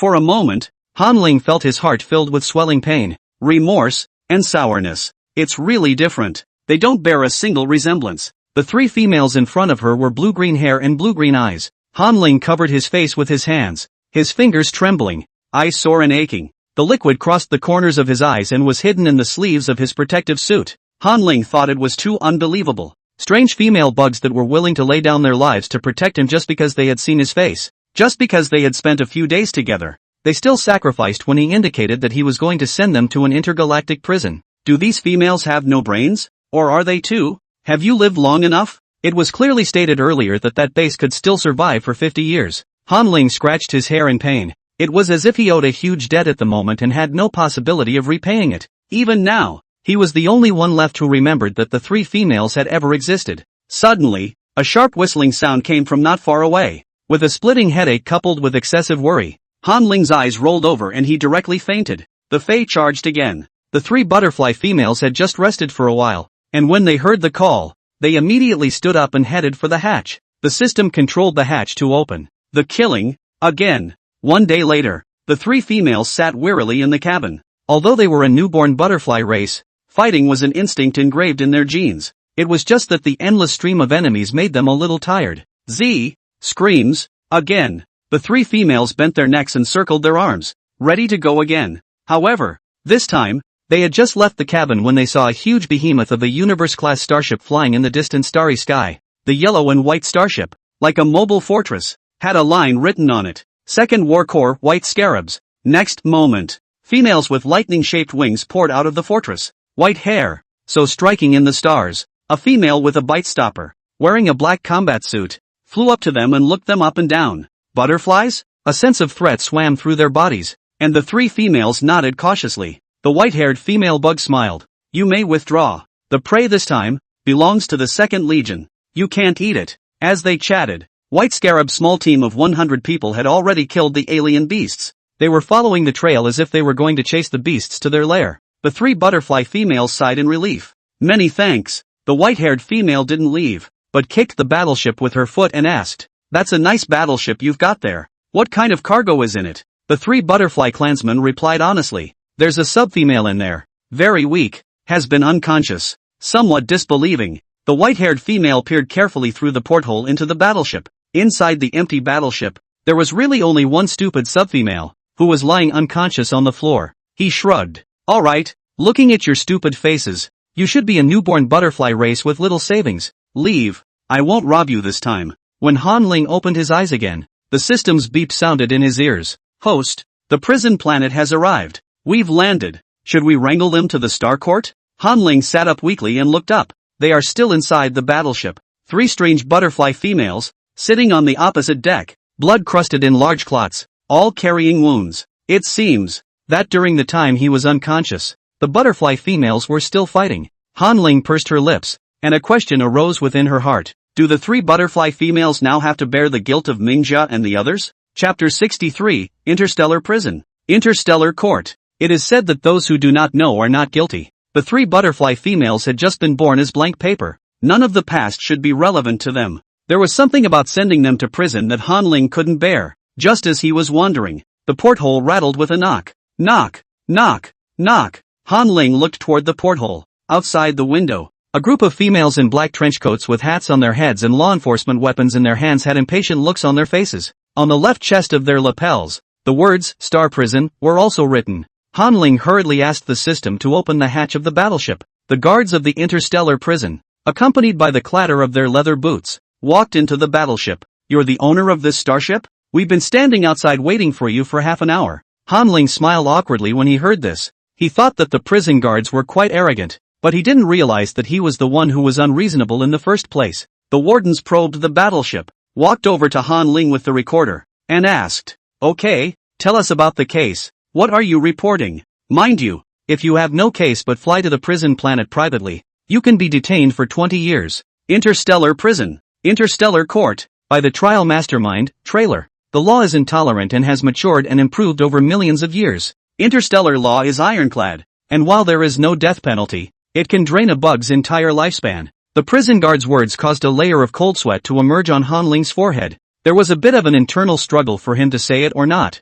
Seeing Han Ling's difficult look, the prison guards laughed at the sight. Say, those 3 butterfly clans, what did they commit before? You don't have to worry, the butterfly clan is always like that. Those caterpillars leave a mess for the butterfly clan before they die. This includes debt, fraud, and gambling. The interstellar prison, holding the bugs, 60% of them are butterflies, and they were all pitched in by caterpillars. The laws in this area are already well established, so you can rest assured that you can give an account of what happened, and the Star Court will pronounce a fair judgment. Hearing the prison guard's words, Han Ling couldn't help but sweat. He pursed his lips, slowly, and told the story of what Akatsuki and the others had done. Earlier, the 3 females had explained all their secrets in order for Han Ling to teach them the song fairy tale. 10 minutes later, Han Ling explains things clearly, including the fact that the Flow Literary Society buys and kills people. The guards closed the recording instrument and handcuffed all 4 of them. All of them. Well, now we're all going to Star Court together.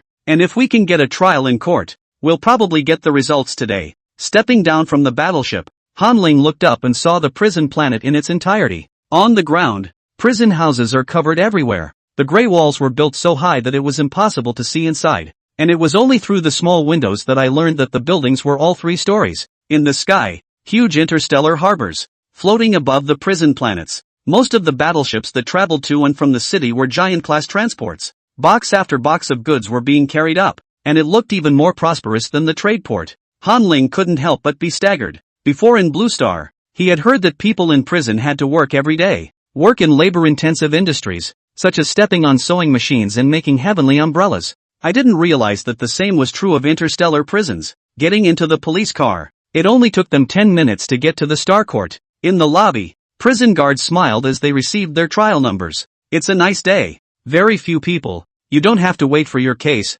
You can go straight to trial. Let's go to room 3. Things, as the prison guards said, went very quickly in the trial. He's just been on the bench for a few minutes. That criminal record that was filed, and the conviction is complete. Fraud. 6 years labor depending on the amount of the fraud. Reduced to 1 year for the butterflies. Borrowing, depending on the amount. Sentenced to 8 years of labor. Reduced to 2 years for the butterflies. Trafficking of bugs. Sentenced to 40 years. Reduced to 5 years for butterflies. 60 years for being abetted by another person to kill a pest race. Reduced to 6 years for the butterfly clan. Next, by submitting proof of the crime in question, the 3 butterflies can start their jail time from today. The prison guards brought in a new light brain for Han Ling to enter his fingerprint information. In this way, all the information on his previous optical brain was moved into the new device. On the other hand, on the side of the 3 butterflies, since the fingerprints were already different, a more complex genetic verification was used to copy the light brain information.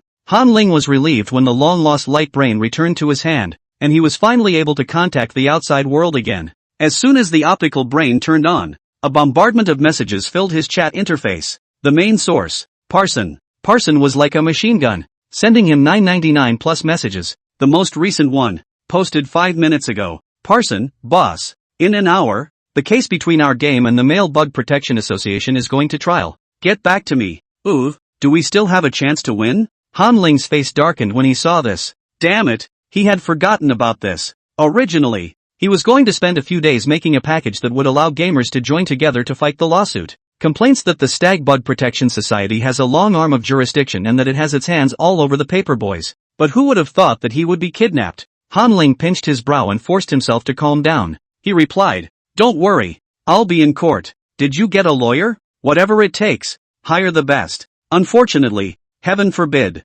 Parson replied. "Boss, you finally showed up. It's just that the Association for the Protection of Male Bugs has maintained a 100% win rate in lawsuits, so no lawyer dares to take our orders." When Han Ling saw this, before he could reply, he heard several screams erupt from the side, right next to him. "Ah!" Han Ling looked up at the source of the sound. The source of the voice was the group of prison guards across the street. Earlier, the prison guards were gathered around the 3 butterflies, gathering evidence of the crime. But after the screams, the dozen or so prison guards turned back in unison, their eyes as if they were hungry wolves, staring intently at Han Ling. This scene is just too weird. The creepy feeling instantly caused Han Ling to break out in a cold sweat. He asked dryly, What's wrong?" A prison guard exhibited a light brain in his hand, and the holographic flat instantly zoomed in as if it were a wall. "You're a male bug." The tone of the prison guard's voice, very sure. On the holographic flat, A page of handbook is displayed. His Excellency,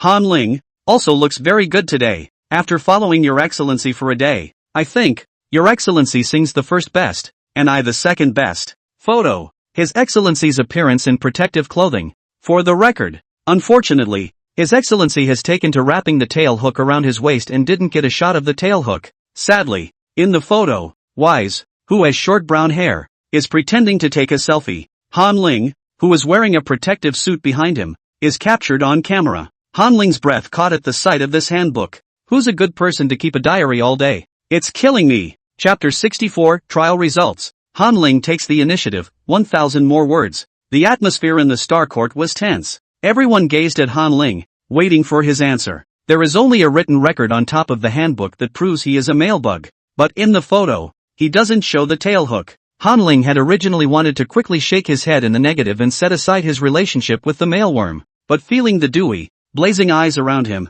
he was afraid. If he dares to deny it, I'm afraid he'll be stripped naked in court. At that point, the tail hook at the waist, too, would be exposed. Swallowing, Han Ling nodded nervously. Yes, I'm a male bug. Next, Han Ling was surrounded by intergalactic prison guards. The hairs of sweat stood up all over his body, and he could already feel the females breathing. Please raise your hand so we can check if you have a tail hook. If you impersonate His Excellency the mealworm, you will be sentenced to 80 years in prison. A low, magnetic murmur rang in his ears. Han Ling rubbed his tingling ears before quickly pulling out the slender tail hook at his waist while he was off guard. No need for you guys to do it. I'll do it myself. He grabbed a section of the tail hook and spread his hand out for the crowd to see. Nervous as hell, he tensed, and the tail hook moved with him. Afraid that a female bug might actually come up to inspect the tail hook, Han Ling took the initiative to pull down the waist of his pants so that the protective pants hung loosely over his pubic bone. The white, slender waist and the tailbone linking the tail hook were clearly exposed.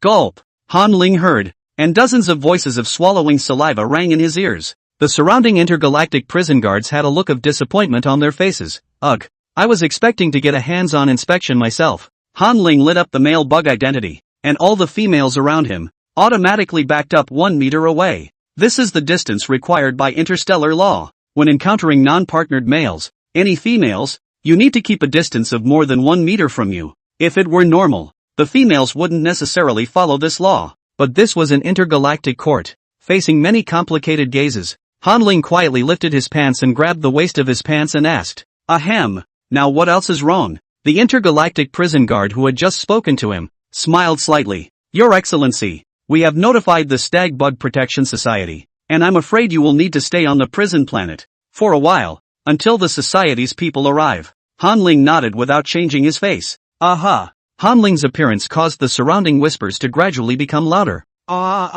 He's so good. Nosebleed. What's this? Is this the waistline? What a moisturizer. That waist looks so moist. How come the pants don't fall down? Disappointment. I can't. Does anyone have any paper? I'm really getting a nosebleed. I've been playing a game lately and have unlocked so many poses that I'm getting irritated by the brainstorming. This is simply the most perfect curve. The words of the tigers and wolves of the surrounding females made Han Ling fidget. He looked at the chair, not daring to sit down at all. The chair has no back, so once you sit down, I'm afraid your pants will really be low-slung. The 3 Butterfly Clan members on the opposite side also had stunned looks on their faces. What? This bug? It's actually a male. They have some regrets. Regretting that they are not on the battleship. Early discovery and early start. It is not bad to be able to stick it. The intergalactic prison guard who inquired about the evidence of the crime retraced his steps to the Butterfly Clan and continued to search the notes, muttering under his breath. I can't believe I took so many pictures of His Excellency.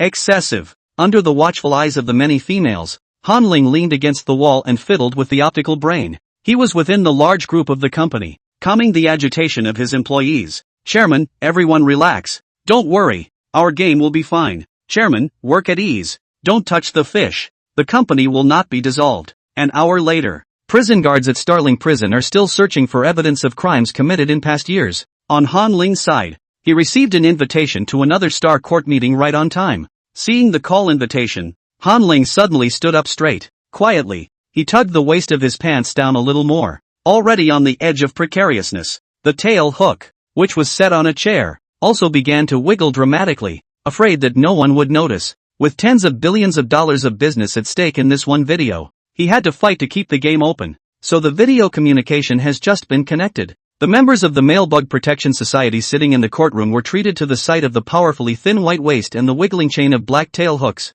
Hiss! The room erupted in intake of breath. That voice, which had been transmitted through the light brain, reached Han Ling here. Han Ling hid the smile at the corner of his mouth and said, pretending not to care, "Oh, I'm sorry, the location of the video, it's a little incorrect." He angled the photo brain up and down so that his entire person was displayed on the light screen. "I'm Han Ling, the Male Bug Protection Association. What are you going to sue me for?" Han Ling's appearance unfolded, and at that end of the meeting, the soldiers were once again in turmoil. Double black hair, black eyes. Surprisingly, it's the double black male bug Han. This is the purest male bug. In nature, the top bugs, all of which are dark in color, represent extreme survivability. This, too, is reflected in the bugs. Black-haired, black-eyed males are rare in 10,000 years. Other bugs may not know about this. The Society for the Protection of Male Bugs, however, specializes in these. They stared blankly at Han Ling with fiery eyes. If Han Ling was by their side, I'm afraid that at this point, his hair would have been shivered into mango kernels by them. It was only after a long time that one of the females introduced herself. Han Ling, I'm the third-level leader of the Male Insect Protection Association, and I'd like to ask, charge, Top Male Insects. Your Excellency is a game in which there are multiple male insects that go into heat with females. Before he could finish his sentence, Han Ling frowned and interrupted him. Isn't it okay? These are my fantasies. Are they against the law too? The group leader's cold sweat fell slightly. Here, perhaps there is some kind of misunderstanding. Before we do not know that you are a bit of a mealworm. If you are a mealworm, the plot of this game, and your own design, it is perfectly fine. Han Ling lifted his chin. You should have already forensically investigated my information, right? Every single word of this game script was typed out by my hard work. I just want to write 1v5. What's wrong with that? The group leader's mouth twitched as he nodded. Yes, we forensically investigated. And you wrote the script yourself. However, we also found out that you reside on an F-class planet and have no record of residence on Avalanche. Are you working so hard to earn credits because life is difficult? Don't worry, the Male Bug Protection Association will help you. Hearing this, Han Ling slightly reversed the orientation of the optical brain so that the Star Prison's guards appeared in the camera. He said with a strong attitude,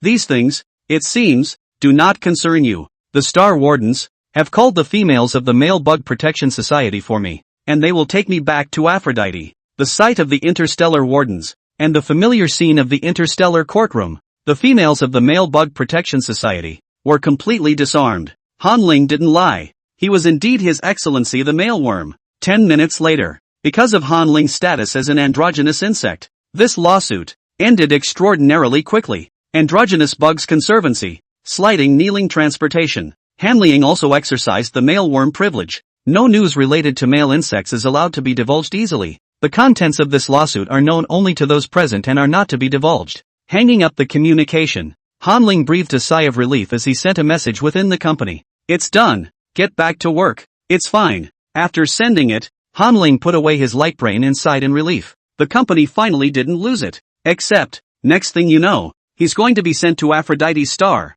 What's going to happen after that? He rubbed his temples with a headache. At this time, the search for evidence of the Butterfly Clan's crimes on this side also happened to end. The intergalactic prison guards searched for all incriminating evidence. However, within the evidence of guilt, there was no such item as being abetted by others to kill pests. The Star Wardens explained helplessly. There was no inquiry, no evidence of their connection with the Flow Literary Society. They don't appear to have crossed paths, and there's no proof of murder for hire. Han Ling thought of the previous incident of Flow Literary Society hacking his address, and nodded without making a sound. Okay, so how many years in prison are they going to be in total? It's a total of 8 years in prison. But the Butterfly Clan can have their sentences reduced and get out early if they behave well. It's actually good to spend time in prison. They can still learn a bit of culture and interstellar knowledge. Otherwise they're too stupid. The Star Warden handed up a piece of paper with the sentences of the 3 butterflies. Han Ling took it and looked at it a little, casually putting it in his pocket.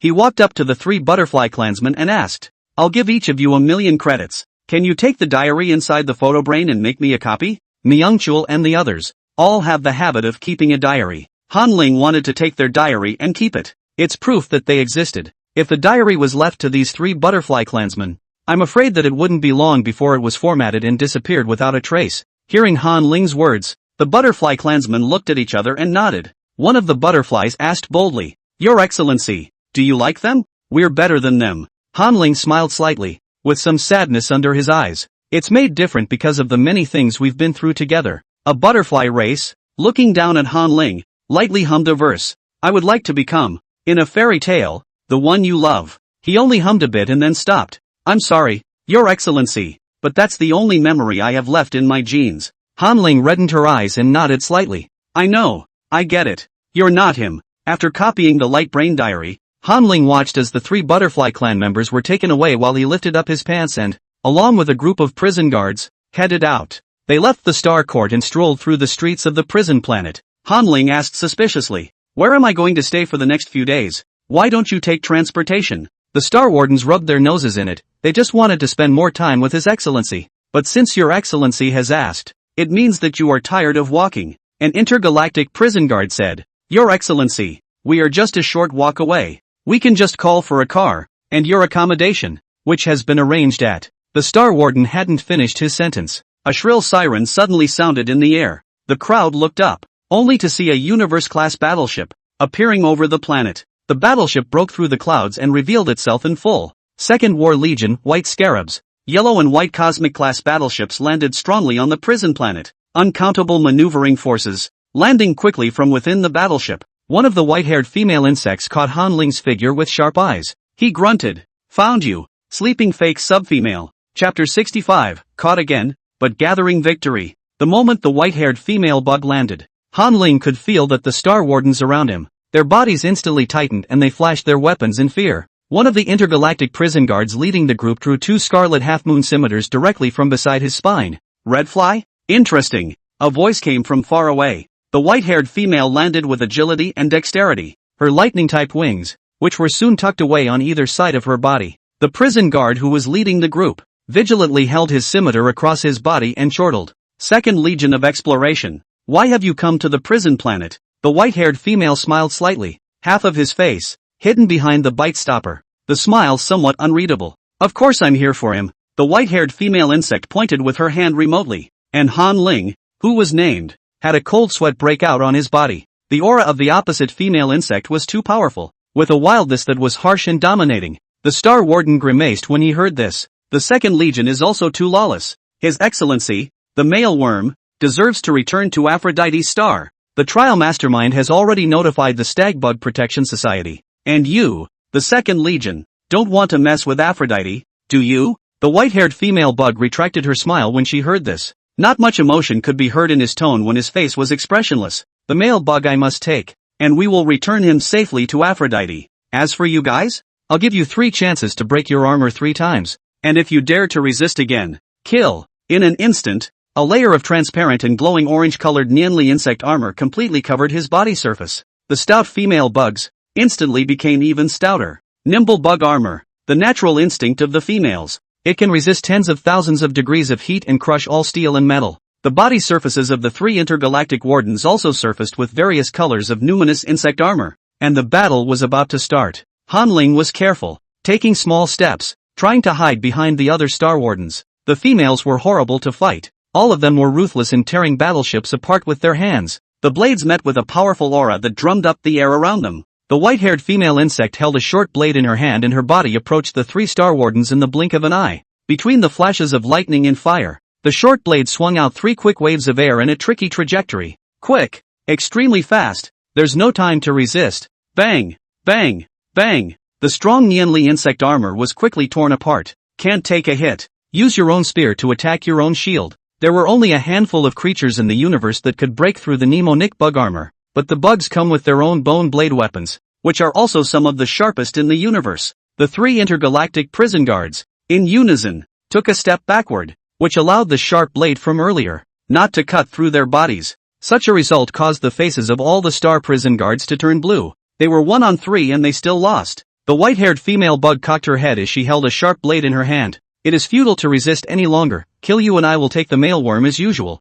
Hand him over. Don't worry, we'll get him safely to Aphrodite. After all, there are no females in the stars who would take on His Excellency the male." The Star Wardens didn't say a word as the atmosphere grew stark. Han Ling shook his leg and stepped forward of his own accord. I'm coming with you. It's now or never. And Han Ling didn't actually want to go to Aphrodite's star. Now that he had followed this group of bandits away, there might be a chance of escape. He forced himself to stay calm and walked over to the white-haired female. Before he could say anything, he saw the white-haired female's eyes darken. In the next moment, Han Ling noticed that his neck was touched. Your Excellency, it seems to be sweating. The white-haired female licked her fingertips through the bite-stopper mask, her eyes holding extremely mixed emotions. Han Ling could read that kind of emotion, the same kind of eyes he had every time he wrote a novel and drove. Full of yellow waste. He was a little sweaty. This kind of days of selling sex to make a living. When will it end? Han Ling waved his hand at the Star Wardens before he was picked up by the white female bug and flew into the sky. When he flew to a high altitude, Han Ling also saw that in the mooring harbor, over the tarmac, his own C-989 base model battleship was still parked there. Obviously there's no chance of taking it back. He waved his hand in some annoyance and cursed. Stop sniffing. How long are you going to smell? From the moment she picked him up, the white-haired female bug looked like a big dog, burying herself in his shoulders and inhaling hard. Han Ling had been overwhelmed. The white-haired female bug stifled a laugh. Your Excellency is quite lively. You weren't frightened just now, were you? Han Ling rolled his eyes. Not intimidated by the fight. Intimidated by your perverted behavior. As they returned to the landing port of the Universe-class battleship, a shrill voice rang out. It spread to half the prison planet in an instant. Closing ranks. Assembling. Still being carried. Han Ling passed through countless intersections and was brought to a cabin. The white-haired female insect put down Han Ling and took his hand, kissing the back of it through the bite stopper. This is the treasure trove of the Second War Legion. Your Excellency. And you are the most precious here now. Get some rest first, and the Marshal will come to see you when the course is confirmed. After saying this, the white-haired female bug turned away with fondness. Before leaving, the impenetrable door of the treasure vault slowly closed, eliminating the possibility of escape. Being compared to a treasure and imprisoned, Han Ling felt a sense of humiliation that filled him, but when he got a good look at his surroundings, his eyes became shiny. This is a treasure trove. What can be called a treasure, besides materials, is energy. Thinking of the items in the system mall that required a large amount of energy stones to unlock, Han Ling rubbed his fists together. If the energy reserves here were sufficient, then today, his system mall would be fully unlocked. He searched around with his eyes for the crates storing the energy stones, and soon found metal crates stacked together. He rushed over and opened one of the boxes. A square, transparent block that stays quiet inside a metal box. Han Ling couldn't help but call out to the system. System, what is this? I remember this kind of box is full of energy stones. Ha! The system was quick to provide an answer. Host, this is an energy block, a higher level of reserve energy than energy stones. After the system's reminder, Han Ling quickly recalled the information he had seen earlier. Trade name, Energonite I. Price, 100,000 contribution points. Trade name, Energy Block I. Price, 600,000 contribution points. Han Ling asked. System, what grade of energy block is this? Isn't it true that the higher the grade, the more expensive it is? Can you absorb the energy here? The system quickly returned. This is a secondary energy block. A level 1 energy source that can be used for mechs, battleships, and general weaponry. A secondary energy source that can be used in war fortresses, cosmic battleships, and weapons of mass destruction. Their prices, 10 times the difference. The energy stored inside, the system can absorb it. Han Ling's spirit lifted and he hurriedly said, then don't wait, start absorbing. Absorb as much as you can. Han Ling's face was filled with the pleasure of revenge. He wanted to let the Second War Legion know that there was a price for capturing him. He had originally wanted to be a good guy and not clash with the bugs, but reality didn't allow it. These females have captured him to molest him, squeeze him, then they throw him into the planet Aphrodite to be desecrated by a bunch of females. If he does not resist at this time, it is pure and simple. In the next few moments, Han Ling kept dismantling the metal box, and the energy blocks inside were quickly absorbed by the system. When the inside of the box was empty, Han Ling would also snap the box back up and put it back in place. Pit your asses to death. If I get ridden by 10,000 people on Aphrodite's star, you guys don't want to be good either. An hour passed. Han Ling opened roughly 200 boxes, averaging 15 seconds apiece, and made 1.2 billion credits in blood. So the Marshal of the Second Legion, just as he opened the door of the treasury, saw the male insect sitting docilely on the floor with his red cheeks. Some smirk appeared on the Marshal's face. Is His Excellency awake from his nap? Did it disturb you at all? Is the temperature inside the battleship appropriate? Your Excellency may have slept a little hot. Han Ling shook his head. Which was hot for him? He was just too excited about wool gathering. The temperature is perfect. What the hell did you guys grab me for? Chapter 66, Being Scared. A vat. Becoming a white-eyed wolf. In the face of Han Ling's question, the marshal shook his head and smiled bitterly. Before I answer that question, let me tell you a story. Han Ling nodded cautiously. Dawn and reason. Usually before making excessive demands, many people tell a story to lower the target's guard and make things easier to accomplish. Han Ling, a writer of novels, has written a lot of villainous characters who take by force. This kind of tactic was naturally clear to him. Still, what the marshal said startled him. The marshal's first words dropped a big bomb. The Second War Legion. There hasn't been a newborn bug in 100 years. Han Ling's eyelids jumped heavily, and with surprise in his heart, he continued to listen. The marshal tapped the metal bite stopper on his face and laughed. This is something that we all wear. And you know why? Because up and down the Legion, everyone was on the verge of collapse. Once an army female loses control, it will cause countless casualties. This bite stopper, we've been wearing it for almost 100 years. Hearing this,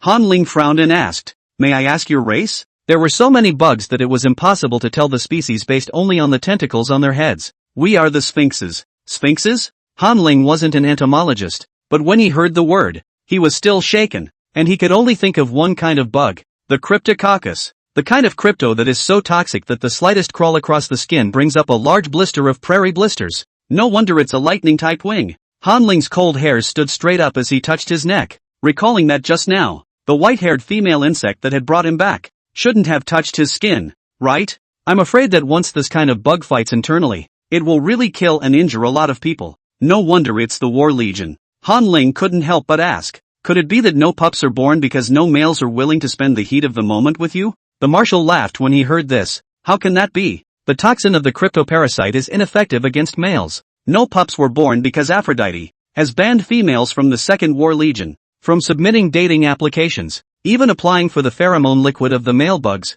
to carry out procreation alone has been banned. Why? Han Ling couldn't help but pursue the question. Because we did not bow down to Aphrodite and choose to submit. The marshal opened his light brain and zoomed in on the holographic screen, and a long list of prices appeared on the screen. The major legions, which must submit to Aphrodite before they have the right to apply for a date. Didn't your excellency have any doubts before? Why is the currency in circulation in the stars? Credits. But among the major legions, they trade with contribution points? Han Ling shook his head. He really hadn't thought about it before. Because people in the stars have long since made such an exchange. Common sense. The marshal explained. It's because of currency exchange that huge amounts of wealth can be hidden. There are roughly 80 million bugs per legion. These military females are spread across any corner of the universe, hunting interstellar beasts and searching for energy mines. The Legion's annual revenue is $1 billion. But Aphrodite's star rules state that in order to date His Excellency, the stag bug, one must surrender half of the Legion's revenue. The contribution points were made to cover up this transaction. Contribution points circulated within the Legion as a separate system, masking financial problems. And every year, the financial expenditures of Aphrodite's planet are never revealed to the outside world, which threatens to become a major problem. Han Ling's heart thumped after listening to the marshal's words, and he vaguely sensed that there was a huge conspiracy hidden within. Previously, the Stag Bug Protection Society had tried to embezzle all of his game's assets as soon as he opened his mouth. He thought the appetite was big enough, but he didn't think he'd have the guts to charge half of the Legion's funds. That much money is enough to raise countless private armies, even enough to raise another universe of bugs. He thought of the giant dragons in fairy tales. It is rumored in the world that gargoyles love golden coins and glittering gems. But what's the point of a gargoyle wanting these things? It's not like gargoyles buy things and don't wear jewelry. Is it hard to collect them to fight the depression? There is only one truth that explains this. That is, the dragon-slaying warriors, who had to explain the source of their wealth, made up the lie that the dragons like to hoard gold coins. Aphrodite doesn't need credits, just like a dragon doesn't need gold coins. The marshal looked at Han Ling's expressionless face and continued. Your Excellency, now that the Second Legion is on the verge of extinction, we implore you to leave the male insect pheromone behind. Henceforth, the Second Legion will all be your sons and daughters. One sentence blasted Han Ling back to reality. He was thunderstruck. What's that? Are they all his children? He panicked and waved his hand. No, no, no, I'm not very good. From behind his cloak, the marshal produced a vat half a man high. Your Excellency, just fill up this bucket. Han Ling's hair stood up in fear. Aha, not really, is it? I'm not ready for this. The two pulled at it for a few minutes. It wasn't until the marshal's light brain went off that Han Ling was spared. The marshal connected to the light brain, and a growl immediately came from there.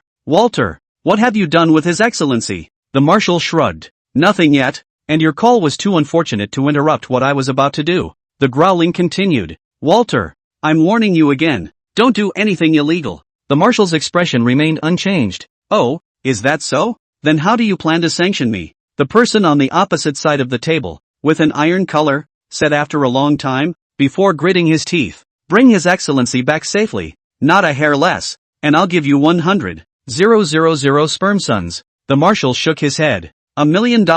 And don't think I don't realize the importance of the double black. You. The person on the opposite side was going crazy with anger and began to frantically rehash old scores. You've been very restless lately. And last time when you directly boarded the Aphrodite star for that bug novel, I've already opened up my net to you. Don't you dare give an inch. The marshal ignored his rehashing of old scores and didn't budge in the slightest. $1,500,000. $1,800,000. No more. Deal. A satisfied look appeared on the marshal's face as he turned his photo brain aside and laughed. I'll show you Han. Double black. Remember to have the 800,000 ready before we arrive. Han Ling's dumbfounded and silly face appeared in the light screen. Seeing His Excellency fully dressed, the person on the other side sighed in relief, and not wanting to say a word, simply hung up the communication. Satisfied, the marshal retrieved his photo brain and picked up the vat on the ground again. Your Excellency, there's nothing more to do, so get some rest, I'll leave you alone. Han Ling realized that he had been teased, and had just deliberately teased him, and said something about catching a big bucket full of. There was one thing, however, that he wanted to double-check. Marshal Walter, may I ask what is the name of the novel that the man was talking about? You're interested too? Since you asked, I'll recommend it to you. It's quite good. It's called Pure Landlord Crashing Tenants. The Cubs in the Legion loved to watch it, but then it was blocked by Aphrodite, and that's why I went to Aphrodite, to try to find a way to say something. Han Ling's face was complicated. His novel, twice blocked, was inexplicably reinstated. The novel was kind of his first pot of gold and opened up his path to making money. So much for the novel being unsealed. And the Second War Legion. With the door to the treasure trove closed once again, he was the only one left in the quiet space. Han Ling sat on the ground with some regret. Was he returning the favor with a grudge for stealing so many energy blocks just now? He's become a white wolf. Chapter 67 The Truth. Revealed. Plus 2,500 more words. While Han Ling was still drowning in regret, the system's voice suddenly sounded in his head. Host, all energy has been used. All items in the system mall, all unlocked. Do you want to receive the mystery gift? Han Ling returned to his senses slightly, remembering the big pie the system had drawn for him earlier. Previously, the system had said that all the mall items would be unlocked and a mysterious reward would descend. I didn't realize this big pie, but it's true. He scratched his head, somewhat helplessly. The energy blocks have all been used up, so I'm afraid I can't return them. He might have the option to give financial compensation? Anyway, the game was running normally now. He still had credits coming in, and at 1.2 billion credits, he could afford to lose a little more. Host, do you wish to receive the mysterious gift? The system's voice sounded again. Han Ling nodded carelessly. Receive. In the next second, a large amount of information suddenly flooded into the mind. Han Ling had a splitting headache, his eyes rolled over, and he directly fainted. 6 hours later, Han Ling opened his eyes and hurriedly stood up, checking his arms and legs. A complicated look appeared on his face and he sighed. Ugh! He finally realized why it always hurt his head to face interstellar beasts. It was because his spiritual power was particularly strong, and the star Fae, as it happened, restrained spiritual power. The system's voice rang out. Host, you have awakened. Han Ling grinned a smile that was worse than crying. It's been a lot of trouble, Mastermind, and I've misunderstood you a bit due to lack of memory. The system's voice became serious and low. For the survival of the pack, for the glory of the pack. Hearing this, Han Ling put his right hand on his abdomen and leaned his body forward 10 degrees, shouting the same. For the survival of the pack, for the glory of the pack. Raising his head again, Han Ling sighed slightly. He paced to the small window of the treasury and viewed the familiar and unfamiliar universe. At one time, their tribe, too, was the king of the universe. His name was Han Ling, and he was not a human, but a Yu, a race lost in history and dormant in the universe. The Yu race,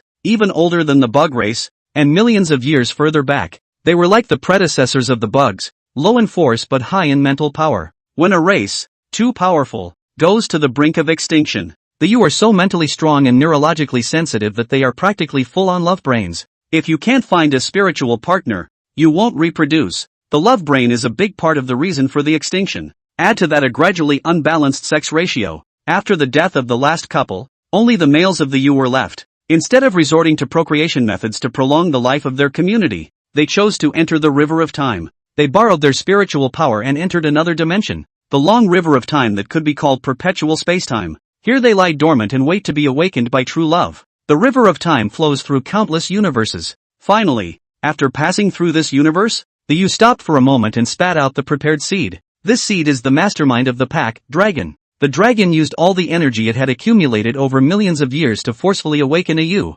This man is Han Ling. Those who are chosen are charged with the task of revitalization. Han Ling stood in front of the small window and smiled slightly. Before, I was quite afraid of being involved in the conspiracy, but now it seems that getting involved in the conspiracy is the right time to wake up the Yu. The system reminded in his mind. The bugs will disappear completely in another 300 years. I've searched the astronet, and the males of today's bugs haven't used their mental powers in 1,000 years. Saving the Yu is the same as saving the bugs. Awakening the Yu, however, will not be easy. Han Ling nodded. Of course he knew that it wasn't easy to awaken the Yao clan. Waking up the Yu requires the use of vapid love. A little less love. A little less love. Can't wake up the Yu. But, Han Ling smiled slightly. He was a netbook writer. Relationships and whatnot. It was hard to beat him. After that, whenever there are gamers, and readers of fiction, who really love the game characters, then, with their spiritual power, they might awaken the sleeping Yu, awakening the natural mate that resonates with his soul.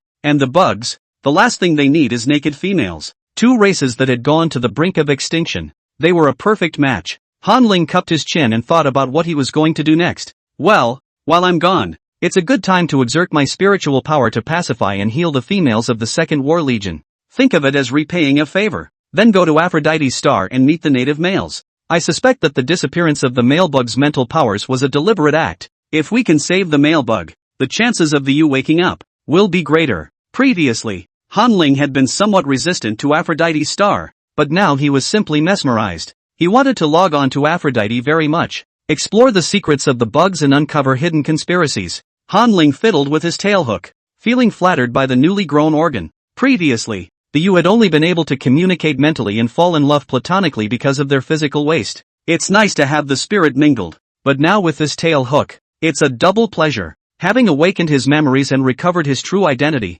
Han Ling was no longer anxious. There's nothing to do with staying in the treasure chest. Han Ling then remembered the journals of the three females, Mingzhe, Mingli, and Wise, that he had gotten earlier. He pulled up his journal. Wistfully, caterpillars shouldn't be forgotten, and thankfully, I remember you all. Perhaps it was the sympathy between the top love brains. Han Ling intended to take Mingzhe and their story and record it. The caterpillar is willing to sacrifice his life for love in exchange for a stronger guardian. The Yu are the same, without love, preferring to exterminate rather than reproduce. He asked, System, do you have a video of my daily life over there? Some, the host's experiences, are recorded in the mastermind. Take the video from the barren starbase and pull it up. I want to use it. With the help of the system, an edited video was quickly made. Han Ling nodded with red eyes after reading it over. There's nothing wrong with it. Help send it to the StarNet. Now that they were traveling through the stars, they were in a constant state of no network signal. I'm afraid the only one who can log on to StarNet is the system. Except for the Marshal. Han Ling suspected that the Marshal also held a mastermind. After doing so, Han Ling, who had been on the run, leaned against the wall and fell into a deep sleep. The system was in his head, and it continued to work. The video that was just sent out on the Star Network has created another furor. Note, Freville Star, 5th Guards Legion Post. Ensign Bart was stationed next to the resource, chewing on a straw in boredom. Next to him, Avery, a soldier under his command, was playing a game. Hearing Avery's lewd laughter, Bart spat the straw out of his mouth in exasperation. Avery, what limited card did you draw again? Smiling so disgustingly, Avery was too engrossed in the game to answer. Bart cursed and couldn't help but turn on his optical brain as well. He also wanted to play the game. And there happened to be an event within the game recently. Many females are busy dressing up His Excellency the Male and unlocking new poses. But he can't afford Kryptonite games anymore. All of his credits and contribution points were used to date His Excellency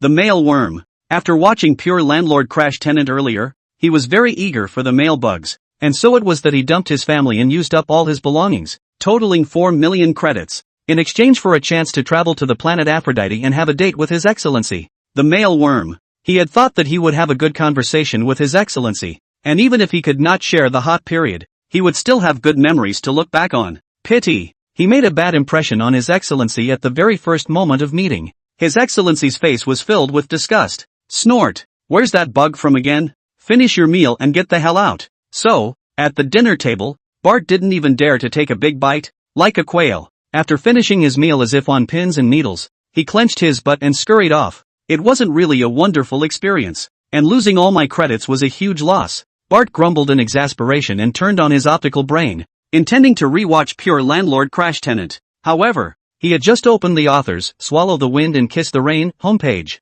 when he saw the author's video section, and surprisingly, a new video had been shelved. He had a lewd look on his face. This author, did he make a little video just like the novel? He couldn't wait to click on it and start watching. Chapter 68, The Content and Power of the Video. Caterpillar's Words. Just seeing the video cover made Bart look a little excited. His eyes widened and he couldn't help hooking his fingers and loosening the pheromone inhibitor ring around his neck. The numbers aren't quite right. Ha ha, 3 females, and 1 male. Your Excellency, has the author greatly unlocked a new pose? Bart's head was now full of scraps. The little video doesn't feature the real bugs though, only the secondary paperweights. However, under the influence of the game, he is quite fond of paper people. Bart quietly turned around and distanced himself a bit from his teammates, turning on solo viewing mode. The video just starts and there is no sound. Only a base made of silver white steel appears, rusted walls full of re-welds, sheet metal with varying degrees of rust and a touch of grease. A few crooked mechs, half-finished shells of flying machines, were strewn across the ground. A number of jeers appeared on the video's pop-ups. What base is this? Can't even afford S76 steel? Welding practices are also unprofessional. Rusty sheet metal that should have been eliminated a long time ago. Broken mechs. Broken flying machines. Why don't you paint the base of our 3rd Protection Corps? Like the comments on the pop-up. Bart thought the same thing, his gaze critical. Suddenly, a voice came from the video. Your Excellency, will you teach me that song? Yeah, then I'll learn too. Me too. The camera pushes forward, and after passing by countless pieces of metal junk, the 4 main characters, who look just like the cover of the video, appear in the screen. His Excellency, the male insect, sat on a low, worn couch. The 3 females sat cross-legged on the soiled carpet, as tall as His Excellency. His Excellency, the male insect, hummed a little tune, and his crisp voice came out. I would like to become, in a fairy tale, the angel you love. The 3 females followed suit and sang along, but they all had some of the attributes of tone deafness, and as they sang, they hooted and laughed. But His Excellency, the male bug on the couch, nodded his head in encouragement. Nice singing, go on. Self-deprecation is a move to diffuse embarrassment, and with the encouragement of His Excellency, they gradually curbed their awkward looks and began to become serious. Forgot how long it's been since I heard. Again, a low, gruff voice came out, accompanied by a change in the picture. That infestation of foreign beasts that Han Ling had personally experienced was turned into an animation and shown realistically. In order to protect the safety of His Excellency the male insect, the 3 females still chose to go out and kill their way out, even though they clearly saw the cryptic whisperers in the tide of level 7 beasts. Instead of fleeing when they knew there was no chance of survival, they returned to the base and tried to defend His Excellency to the death and leave. Seeing the open 5th storeroom, they asked nothing. At the sight of the alien beasts trailing behind them, without the ability to fly, they didn't hesitate to leap down in a single bound. The moment they fell into the group of alien beasts, their entire body was wrapped in metallic-colored threads, followed by melting into a puddle of liquid. The butterfly's sharp wings then broke out of its cocoon. I'm going to become, in a fairy tale, the angel you love. By the time the song was over, Bart had burst into tears. He heard his ears grow quiet again. Your Excellency, did I sing well? Good to hear. Your Excellency, do I sing better than he does? Bull asterisk asterisk asterisk asterisk. I'm the best singer. The video ends amidst the scuffling. How Han Ling hoped that this was just a song and that they were still living in the base, perhaps waiting 50 years before they left, disillusioned into butterflies without regrets. Bart seemed to feel the same emotion as he bawled, tears blurring his eyes as if they didn't want money. He was crying stoically, but his coarse voice sounded like a killer pig and still caught Avery's attention behind him. Avery hastily put away his photobrain and curiously walked over and tapped Bart on the shoulder. Captain, why are you crying? Is it because I just ignored you? Bart grinned widely and cursed as he cried. Bug asterisk asterisk asterisk asterisk. Did you just hear me? Avery blushed. Captain, you have to understand me. I'm reading the plot well. How can I have time to answer your question? Bart shoved his own optical brain at Avery. See for yourself. Don't ask me. I don't want to talk to you at all right now. Bart then ducked further away and continued to cry. This time there was a bit of personal emotion in the cries. He didn't even have the comfort of His Excellency the Mailworm. 4 million credits down the drain. Compared to those 3 caterpillars, he was not as miserable. Behind him, Avery snickered at the captain while curiously clicking on the video. 4 minutes later, the 2 strong men hugged and whimpered. Bart yelled, I am so miserable. No Excellency likes me and loathes me just after meeting me. Avery cried louder when he heard this. I'm even worse. I've never seen His Excellency the Mailworm in all my life. On the day the video was released, many hardened female bugs shed their first tears of bug life. Many females watched the video over and over again, venting emotions that have been bottled up for decades. The video quickly caught fire on Starnet. It's ushering in a massive discussion in Starnet. Hard to catch up with the vacation. Just ready to go out. But the result of repeated watching this video all afternoon. Cried all afternoon. Eyes swollen walnut big. How no one told me. Crying will be swollen eyes off. I don't want to go out. Woo-hoo-hoo. I learned the song, and I sang it better than the 3 caterpillars, but there was no Lord Mailworm to encourage me, because the video featured a caterpillar. It quickly drew the attention of this segment of the group, because the caterpillars were destined to die. Most of them, after only 6 years of education, left school. They don't live long, short lives, dooming most caterpillars to nothing. They don't want to waste their short lives in part-time jobs, because even if they exhaust their lives, the credits they accumulate won't be enough to apply for a date with a male bug. Most caterpillars, choosing to live on borrowed money, are always waiting to die and turn into a puddle of nutrients. And it's just as well that the newborn butterfly clan is in charge of the arrears, and it's also a relief. A few caterpillars, wanting to make the butterfly clan pay more, went down the path of crime, just like Akatsuki and the others. After watching this video, many caterpillars have written their stories below the video. In Interstellar, someone always has to play the bad guy, and we, doomed to die, are the inherently bad seed? I'm a caterpillar, same as the 3 in the video. Let me explain about the question on the video pop-up. The base was dilapidated because the steel plates, literally, were scavenged, material scrapped by the major core. The flying machines and mechs were assembled unprofessionally because we didn't learn that much. The base is run down and dirty because we live short lives and don't want to waste all our time cleaning unless we have a cleanliness fetish. I know many caterpillars who, like me, have gone down the path of crime to get back at the butterflies. Still, I'd like to say that I won't be taking on any more bug-killing tasks after this. Thanks to the author, I learned that the original caterpillar's death was heartbreaking for someone, honoring death and life. Hopefully I can save up enough credits for a date with His Excellency the Mailworm before I die. I want to find the Guardian too. That way my death, perhaps, makes more sense. Chapter 69, Ulysses' Love? Jacob. It's a comment that resonates with a lot of people. Many caterpillars have left messages below, fear of death, fear of life, and will not take on any more killing missions after this. On top of that, many of the females have given some advice below. Brother, don't save up. It's not worth it to date a male bug. You might get kicked out before you finish your meal. Yeah, don't save up. Might as well look around and see the sights. Examples from people who have been there. His Excellency the Mailworm is not as nice as he is in the video, and some of them don't even bother to talk to you, let alone encourage you. Honorable Stagbug, give you a look and experience it for yourself. Ugh. If you want to date, you'll just have to take your chances and hope you meet a good male bug. Otherwise I'm afraid you're in for a bigger shock. Far from the edge of the stars and back in the first exploratory core, Admiral Ulysses gives his advice in the comments section. After Ulysses posted this, he froze in his chair and let the tears flow freely. His remorse is different from others. He wept not only for himself, but also for Jacob, his male bug. I ruined his happiness with my own hands. Ulysses thought dully, when did I, in fact, fall in love with Jacob? Ulysses couldn't help but recall his encounter with Jacob. As one of the few admirals in Interstellar, Ulysses is one of the top ones in terms of combat power. At the age of 34, he spent 12 million credits to apply for a date with His Excellency, a Class A male bug, which was also his first date. What happened on that date? Ulysses can't remember. All he remembered was that the date ended quickly, as if he had been kicked out before he finished his meal. Fighting back his hunger, he left the castle of Lord Mailworm. As I remember, the sky was blue that day in Aphrodite's star, for it was as he was walking down the streets of Aphrodite's star, towards the transportation center, that he encountered Jacob.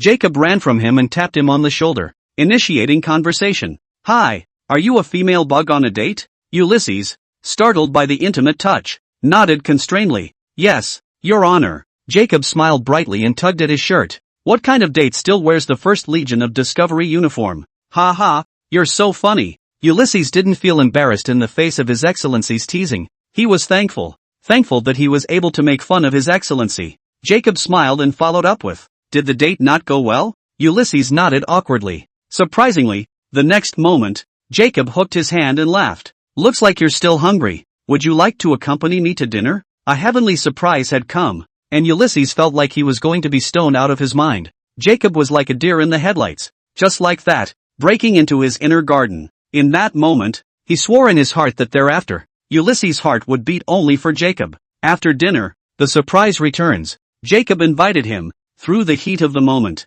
That day, Ulysses felt the pheromone fluid disappear for the first time. He lay stripped down on the dining room table, at Jacob's mercy. After leaving the next day, he asked Jacob if he would marry him. Jacob nodded in agreement. Ulysses immediately offered all his wealth and submitted an application to the fertility center, and applied to go to the 5th Guard Legion because of the unstable address of the 1st Exploratory Legion. His happiness, however, came to an abrupt end here, because Jacob suddenly said, "I have a female bug I like and admire now, and I'm waiting for him to come back. Getting through the hot flushes with you just isn't my quota for the month." Those words were a lie too. "I didn't realize you were an admiral and could really apply for marriage." Ulysses was confused, and before his disorganized mind could make sense of the logic, he was kicked out of the new house by Jacob. The next day, to prove the truth of this statement, Jacob immediately sought out a new female attendant. Ulysses was left with nothing but pain and suffering in his life after that. He was subjected to daily taunts, insults, and the condemnation of his own heart.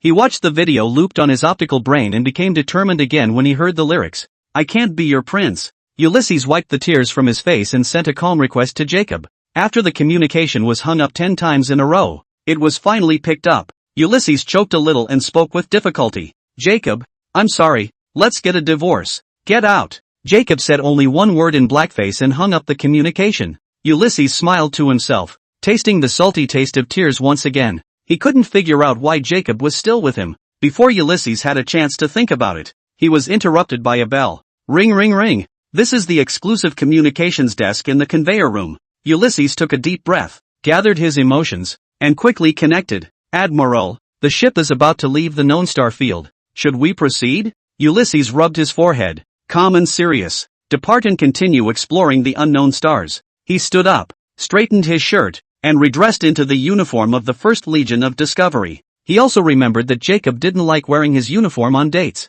But Jacob, now, doesn't seem to care anymore. Ulysses smiled to himself. Returning to the First Army was the right thing to do, and it was okay to float around the universe and never see Jacob again. It's not that he likes being alone, but he doesn't like disappointment. The smiling Jacob he would never see again. The other side, Class A planet, inside a villa in the Villa District. Jacob, whose face had been as black as a pot a moment ago, was now shaking his body like a sieve. His head was bowed, and a cold sweat covered his white face. As cold sweat dripped onto the expensive floor, a voice finally rang out from the overhead video communication. "Jacob, don't forget that everything you're getting now is because of your marriage to Ulysses, and if it ends, your days are numbered." Jacob cowed out in panic. He couldn't be bothered with his extremely well-maintained hair and skin, his head thumping on the ground. "Your Highness, please believe me, Ulysses wouldn't dare to divorce. Not as long as he has a guilty conscience. Put away your little cleverness. If you hadn't let it go, maybe Ulysses would have eaten you up." Jacob crawled and rubbed himself against the light brain, not hesitating to praise it. "Your Highness, even if you don't trust me, trust your own judgment, you have always anticipated things." A meaningful laugh came from overhead. "All right, stand down." "Yes." When the communication ended, Jacob grimaced and stumbled to his feet. At this moment, his tyrannical emotions could no longer be controlled. Jacob sprinted like mad for the bedroom door and ran all the way down the stairs, knocking over several artifacts worth millions of credits. A fragile artifact that shatters instantly when it hits the ground. Click, click. The female servants downstairs, who were kneeling in a row on the floor, heard the voice and the muscles in their bodies instantly tightened. Jacob rushed to the side of one of the female attendants, his tailhook not hesitating to strip the fabric from the female's body and begin to draw on her pheromone fluid. Once his body was refilled with power, Jacob looked up with his eyes closed and let out a contented sigh. He then opened his eyes and kicked without hesitation at the female attendant in front of him. The sound of breaking wind rang out. Dang! Dang! The weakened female attendant hit the wall and crashed to the ground. The hem of his coat accidentally lifted upwards. The waist, hidden beneath the hem of the coat, had become bruised and black, as ghastly as if the muscles were necrotic. Chapter 70, Aphrodite's Star in the Open, plus 1500 words. The female attendants present were not the least bit surprised to see this scene. They just lowered their heads numbly and painfully. For soon, this harsh torture will be their turn. Muffled grunt after muffled grunt rang out, and no female servant begged for mercy. Half a day later, Jacob shook off his sore hand and spat a curse as he looked at the fallen female attendants. What a waste! By far the top pheromone liquid Jacob had ever absorbed was still Ulysses. After absorbing it, he could then clearly feel that his body's strength was boosted to its peak. And none of these female attendants he had found were as good as Ulysses, and even if they were all absorbed, their power could not be raised to that level again. Jacob's face twisted to the extreme as he thought about the video he had just connected to. If His Highness hadn't stopped him, he would have made Ulysses into a message jar and hung onto it. After all, there were so many females that even one less admiral wouldn't hurt. After venting, Jacob slumped down on the couch, pulled out his light brain, and checked out the group chat. Just then, he suddenly received a private chat message. Born Mountain, you got the message, didn't you? There's a double black that's coming to Aphrodite's Star. Jacob sat up straight strangely. How could this second of the Flow family send himself a message? Jacob, how did you find out about this? What is it? Born Mountain, cooperate and kill him. Jacob smiled slightly as something occurred to him. The male bug boss of the Flow family was engaged to the royal family's crown prince. Because of his genetic grade of A, and because he was the only A-ranked male bug currently unmarried on the planet Avalokiteshvara. Unfortunately, there are many twists and turns in this matter. A while ago it was on the interstellar hotspot because the Grand Prince skipped his wedding. The royal family was pressured and could only push the second prince out to temporarily take over the marriage position and keep this only A-grade male bug. It's just that the royal genes are special, and you can't mature until you're 22. The second prince is only 20 years old now, far from marriageable age. The Flow family had thought it would be stable if they dragged it out for 2 years. Unfortunately, a double black male bug was suddenly killed out. Now double black has not yet returned, but the Flow family must be feeling the pressure. Being males, they know best what double black means. Jacob rubbed his fingers together and sent out a message. Jacob, we're not in a hurry. Are you? Laughs, and what's the use of asking me? Let your big brother out to be somewhat sincere. Born Mountain, what a rat's ass. Do you know who he is? Jacob, in a hurry. Tell what you know. After waiting a long time and not waiting for a reply, Jacob snorted, retrieved his optical brain, and gracefully stood up, heading upstairs. As he stepped onto the stairs, he wrinkled his brow at the pieces of artifacts on the floor and barked a stern command without looking back. Sweep up the debris and get a new batch back. At this point, the cosmic-class warships of the Second War Legion were still moving forward through the void of space. Han Ling, who was well rested, finally woke up from his sleep. He yawned and opened his misty eyes. He was still a little unfamiliar with the extra memories in his head. It's like suddenly remembering all your childhood, even how many blocks are hidden in the toy pile. Although he didn't have a childhood, he was only 3 years old when he entered the long slumber of time. In the eternal space, the long river of time flowed through countless realms. His spiritual power, too, wandered. Han Ling's education was completed in one of the cosmic realms. He spent 100 years in that universe. That's why he had the memory of Blue Star in his mind. And he also subconsciously thought of himself as a Chinese national. Slightly organizing his messy memories, Han Ling stood up, stretched his stiff body, and asked, "System, are you still there? How long have I been asleep?" A voice sounded in Han Ling's mind. "I'm still here." The host slept for 14 hours. During these 14 hours, I have positioned myself in the host to open a linking channel between the two universes. Han Ling's eyes widened. The system that was always of little use turned out to be stuffy, and was able to connect universes of different dimensions.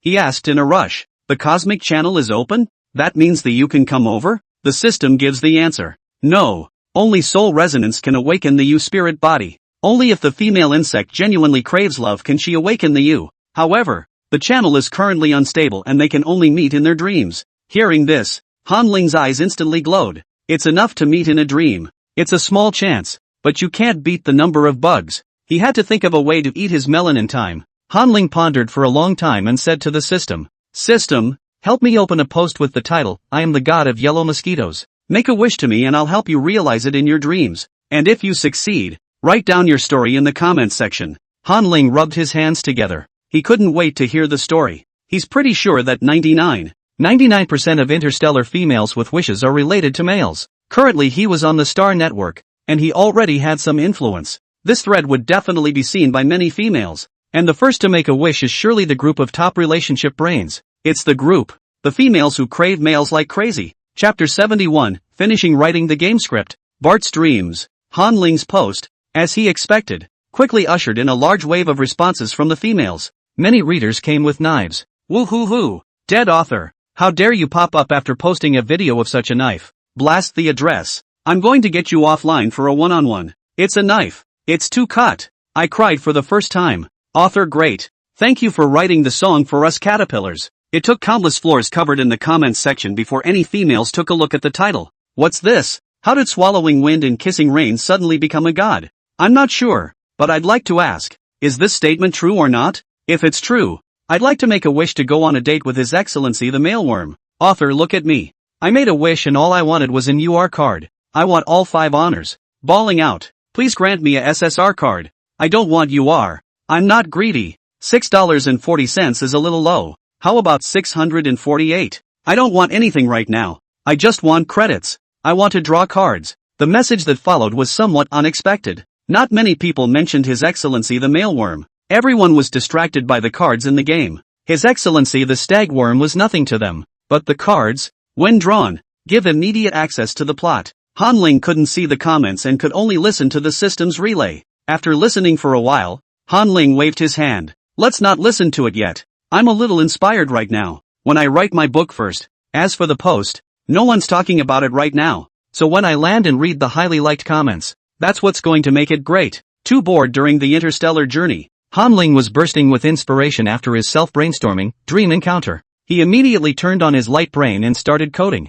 preparing to write the charge. Your Excellency the top male bug follow-up plot. Today, Han Ling has completed 1/3 of the script for this game. For the remaining 2/3, he intends to finish it on the road. At this time, there was still a month before he arrived at the planet Aphrodite. Freville Star, 5th Guards Legion Post. Ensign Bart was looking down at the photobrain. Short dark brown hair combed all the way back into his head, with a strand falling in front of his eyes. He blew out his hair and carefully left his wish at the bottom of that post. I hope to have a happy date with His Excellency, the Mailworm. After the message, Bart glanced at the clock. The break was over and they were going to start continuing their patrol. He put his finger between his lips and whistled shrilly, awakening the team around him. Time for a break? Let me sleep for another 10 minutes. Gathering again? I feel like I just fell asleep. Continuous duty has left every military female in the ranks a little tired. With today's edition, they've been on patrol for 300 days straight. They are not made of steel. And the long hours of tightness and fragmented sleep patterns have caused many military females to suffer.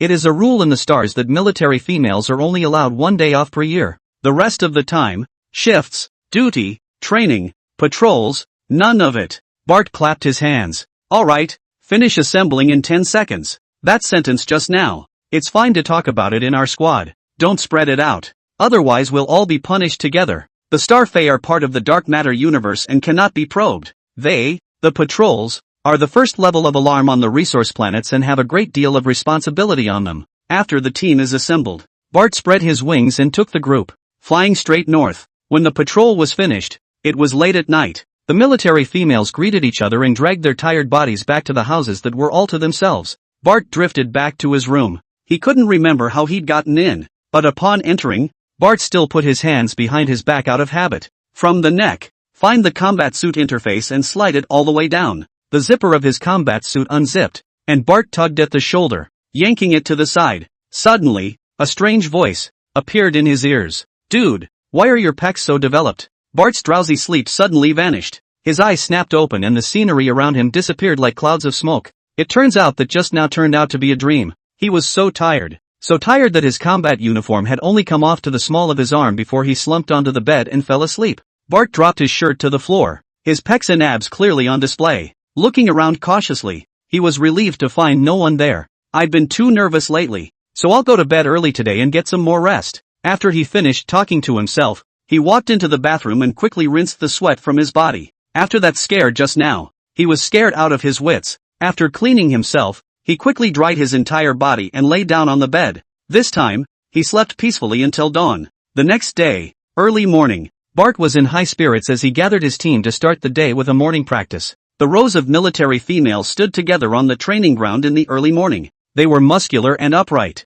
tall, with slim waists and long legs. They were close to perfectly proportioned. Just standing there, the military females looked like carefully carved sculptures of male gods. Bart looked at the players in their warm-ups, swept over their figures, and, unconsciously, his mind went back to the fleeting dream of last night. He glanced first at his teammate Avery's pecs and then down at his own. It doesn't look as if it makes a difference? Bart straightened his chest and upon closer inspection, came to the conclusion that it was indeed his pecs that were more developed. Kudos to him for the bugs and kinda having an eye for them. Suddenly, Bart blanched. Bug? Why is the female bug complimenting him? Could it be that what he dreamed of yesterday? Was His Excellency the male bug? Can't go wrong. It must be His Excellency the male worm. He actually dreamed that His Excellency, the male worm, was complimenting him on his figure. As an afterthought, Bart was a bit of a soul for the rest of the day. The assumptions went on and on in his head. If he hadn't woken up yesterday, what would have happened in the dream with His Excellency?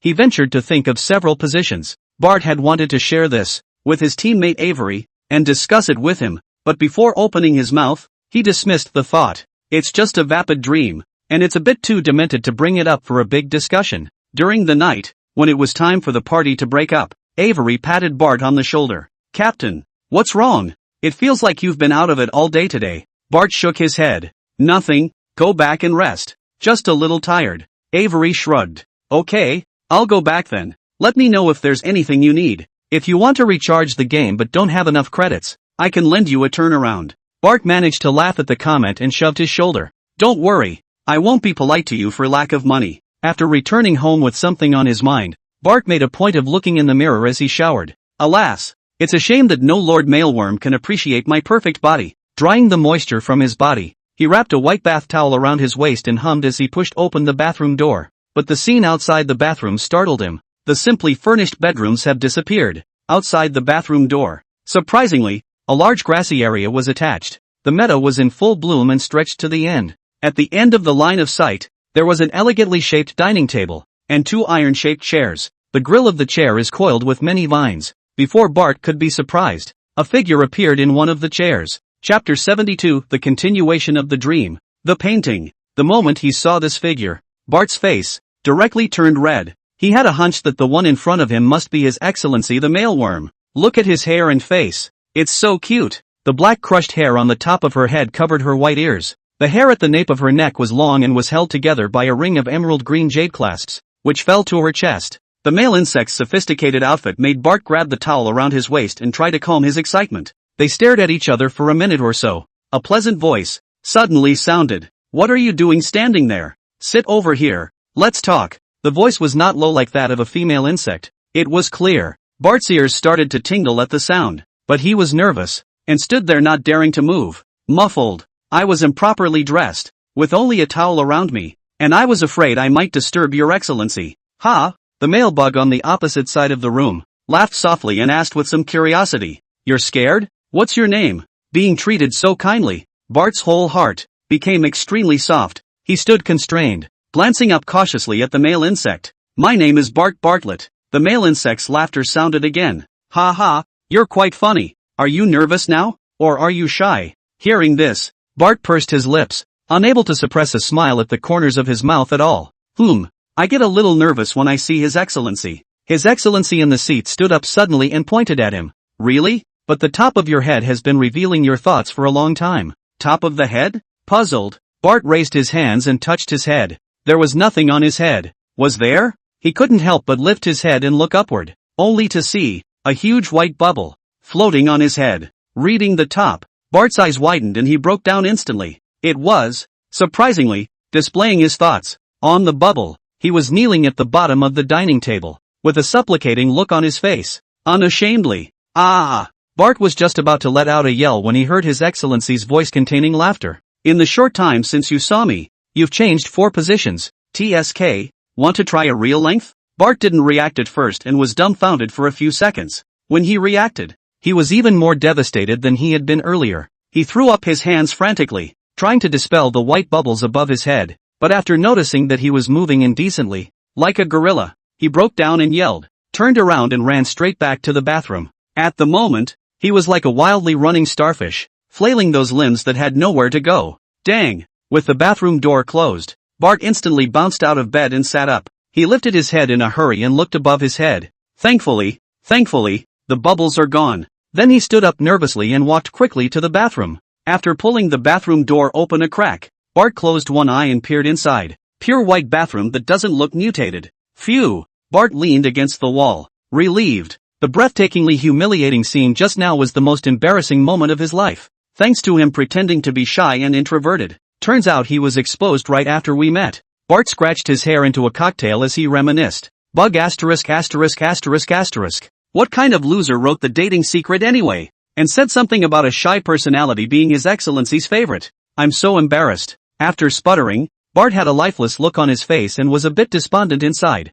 Everything around him reminded him that it had just been a dream. The bathroom in his house does not lead to a garden of blooming flowers. No Lord Mailworm, either, would sit at the end of the long table and wait for him. Thinking about it, Bart hammered the wall hard. Cam, why did I run just now? Face is not as important as His Excellency, and running is even more stupid than what I did before. Just then, Bart, with his head down, happened to see the pheromone suppression ring he was wearing around his neck. In the center of the metal chain, a red light had come on. It's just a dream, and it's brought his hot period forward? Bart sighed and pressed the button on his pheromone suppression ring, deciding to make a trip to a special theater sometime soon. By now it was light. He took a quick shower and changed into the plain black uniform of the 5th Guards Legion. As he straightened his collar in the mirror, Bart became expressionless, his handsome face, with the downturned corners of his mouth, looking imperious. This is my dream, and it deserves to be dominated and controlled by me. Next time, I won't say a word.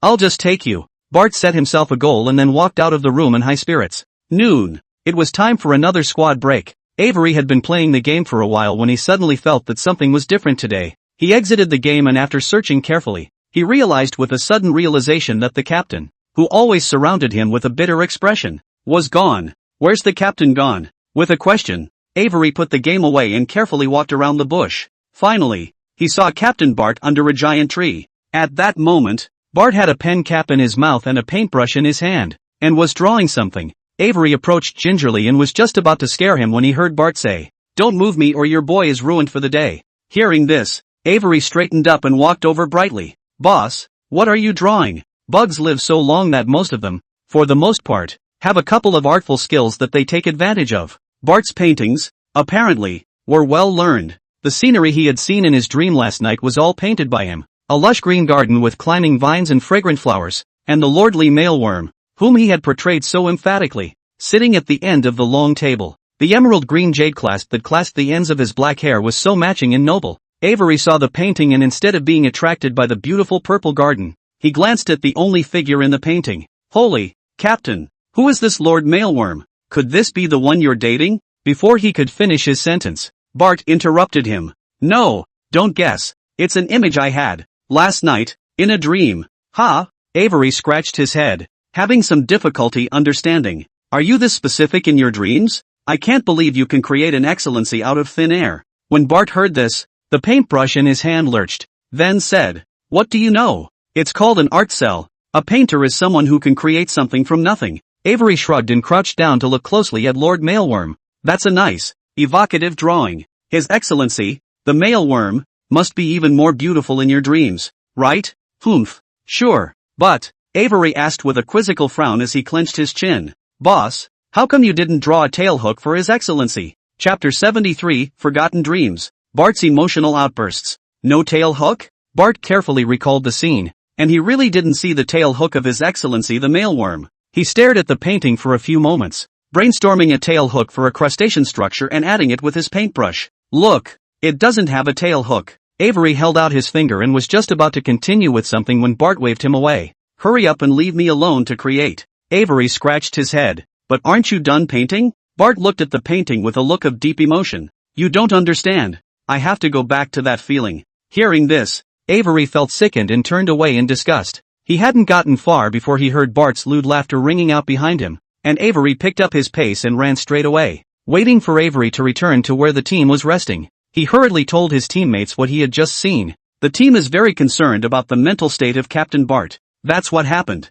Avery pointed to his brain. The captain became obsessed with a non-existent male bug because of a dream. The rest of the team shook their heads and sighed. Harm. Ever since the captain came back from his date, his spirit hasn't looked quite right. He's been listless every day. Yeah, I thought I was getting my spirits back today, but I didn't realize I was getting nervous. The authorities are in the dark. We must warn the captain if he is not right next. Avery nodded. Don't worry, the captain is in pretty good spirits these days. If the captain is really out of sorts, I'll risk being killed to get him to a doctor. Captain Bart had long been known by the members of the squad for using his scattered wealth to date the male bugs. Not only that, Bart came back and never mentioned the males or the pups. They could have guessed with their toes that Bart was making a wasted trip. It was a situation that was not suitable for face-to-face consolation, and the members of the squad could only be secretly concerned about the captain, sending Avery to spy on the information every day. The crowd discussed the situation for a while, then quickly dispersed so that the captain wouldn't notice. The next few days, Avery played the role of scout and paid extra attention to the captain. He noticed that the captain was becoming more and more haggard, always wandering off, and even during morning exercises, even his eyes were dull. The captain still disappears in between his daily breaks, but when he came back, the look was ghastly. 5 days later, Avery, sensing that things were not going well, took a break from his patrol. Immediately, he found the captain hidden under an ancient tree. The captain was still painting at this point, focused and serious. Avery cautiously moved closer and his pupils quaked when he saw what was on the panel. His mouth dropped open in surprise. The painting should still be of the previous dream. However, the painting is a mess of colors and the beautifully ornate table and chairs have been transformed into a black cage full of thorns. The garden is full of horror, with inexplicable dirty water stains on the ground and large quagmires. The crows circling overhead, the blood-red moon, high in the treetops. Even His Excellency, the male bug in the picture, became very weird. His Excellency was dressed in a black gown, and the moonlight illuminated his face so red that his features were long ago unreadable and blurred. Avery felt that something should be wrong with the captain's mental state. He hastily tapped the captain's shoulder and asked anxiously, "Captain, what are you drawing? Have you been dreaming again lately?" Bart turned around and stared back dully. "I'm not dreaming. Why am I not dreaming? Why can't I dream?" Bart's eye sockets were deep at this point, as if he hadn't had a good night's rest in a few days, and his reply was donkeyish. Avery got some useful information from the captain's mere words. He asked, frowning, "Captain, are you not sleeping these days?" Bart nodded. "Without dreaming of this Lord Mailworm, I forced myself to wake up and go back to sleep." Hearing this, Avery sucked in a breath of cold air. There has long been a lot of research on sleep in the stars. It is within 10 minutes of entering deep sleep that there is a probability of dreaming. The heart rate and brainwaves will then produce changes. Bart must have set up a sleep program to force a wake-up once he wasn't dreaming. After waking up a dozen times a night, for 5 days straight, Bart's spirits, only then, became somewhat misplaced. The misplaced spirit had caused his mind and cognition, too, to become somewhat distorted, drawing such bizarre paintings. Avery closed his eyes and stifled an exasperated growl. "Do you know, even the research labs, when studying the limits of the body and waking up sleeping female insect experimenters, only lasted 30 days. What on earth are you doing? You'll be in danger if you keep this up." Bart slumped in his chair when he heard this, scratching his head in agony. "I don't want to be like this either, but no male bug will appreciate me. I get no response, can't get affection. I can't even control the male bugs in my own dreams. The very physiology of the females shows that they desire the males very much inside. For the vast majority of females, the goal of the struggle is to spend the night with His Excellency the male." Bart must admit that that date with the male bug shattered the persistence and pride he had always had. He lost the goal of his struggle, the source of his motivation. Drip drip drip. Suddenly, the pheromone suppression ring around Bart's neck sounded an alarm. This signaled that he was officially in the hot seat. Avery's eyes widened in disbelief. "Captain, didn't you get a reminder from the caller the other day? Why didn't you go to the special theater?" Bart looked up with a blank face. "I forgot. I've been so busy lately I haven't thought about it." Avery hastily covered his mouth and nose and stepped back. "I'll take the squad and retreat here, and we'll pull a cordon around this area. Captain, remember to send us a message when your hot streak is over. The hot flushes of the females are not so well spent. Without the soothing presence of His Excellency the male, the female becomes extremely cranky. Any odor of the same sex is extremely offensive to them and creates powerful aggression. Typically, females are forced to quarantine in situ when they break out in a hot flash phase. The surrounding females are also evacuated so as not to induce a heatwave phase in the remaining females. If there are 2 females in a confined environment, then they will stay away from each other and try to avoid eye contact. During this time, females can only rest and use sleep to fight off pheromone bursts. When Avery exited the forest, he immediately took his teammates and marked the ground in a 100-meter radius. They pulled out their makeshift tents and stationed themselves nearby, waiting for the captain to get over the heat and come back to full blood. Inside the forest, Bart lay on the ground, twisted his head to look at the painting he had drawn in a bizarre fashion, and closed his eyes in agony. It was a wonderful dream that he could barely remember. Even his brain, it betrayed him. With reluctance, he couldn't resist the drowsiness and quickly fell into sleep. Sticky, wet heat surrounded him. When Bart woke up and took his nutritional supplements, he was fast asleep again. He no longer knew exactly how many times he himself had slept over and for how long, and the dream he had been expecting was long overdue. But just when he had completely lost hope, a familiar gentle sigh suddenly rang in his ears. Ugh, why are you such a tosser? Chapter 74, Transformation Takes Time. The sigh, like a drum, beat at Bart's heart. His eyes widened and his ears perked up as he listened intently. Ugh, why are you such a tosser? I'm still undergoing body modifications and I haven't even grown a tailhook yet, so how do you expect me to see you? The chaotic and dark space suddenly appeared with a splash of bright colors. Immediately afterward, the exuberant and colorful gardens, the familiar tables and chairs, all returned. His Excellency, the male insect with the green jade clasp tied to his hair, was leaning on the table with his chin in his hand, looking at him helplessly. Bart's eyes, in an instant, turned red. He thought that he would never dream again. Seeing Bart's aggrieved expression, the man smiled slightly and hooked his hand at him. Come here. Bart rushed over and stood in front of His Excellency while dropping to one knee. He bowed his head, looked at His Excellency's folded and crossed legs, and pursed his lips, tears welling up in his eyes. The man reached out and touched the knot of Bart's throat before picking up his chin and asking with a smile, So aggrieved? Why are you crying? The man's face held a smirk and a bit of disbelief. Bart's nostrils wang, and there was a sob in his words. I've tried so many ways to dream of your Excellency, and I've forgotten your face. He gets up every morning and looks at it, the first painting he ever made. But the male worm in the painting felt stranger and stranger to him. This feeling of slow oblivion, but nothing to be done about it, terrified him. The man smiled slightly and was just about to say that he would have to undergo a cosmic transformation if he wanted to travel through the universe. From his mental powers to his body, he has been leaning towards the males of the bugs lately, and he'd been too asleep to respond. But these words, even when explained, were not always understood by Bart. If he were to get to the bottom of it, he'd have to tell the story of the U for a long time. After a few seconds of contemplation, the man laughed. How about I show up in your dreams every time you're about to forget about me from now on? Bart furrowed his English eyebrows and displayed some of his intelligence. Then I will forget your Excellency every day, and I hope to see you every day. The man's grin grew even wider when he heard this, and he dug his fingers into Bart's dark brown hair, forcing Bart to look up. Bart's eyes, which were dark gray, looked reddish and foggy from having just cried, and were very watery. The two stared at each other for a long time before the man suddenly came closer. Bart couldn't wait to open his mouth. The two sides fought for a long time and attacked the city.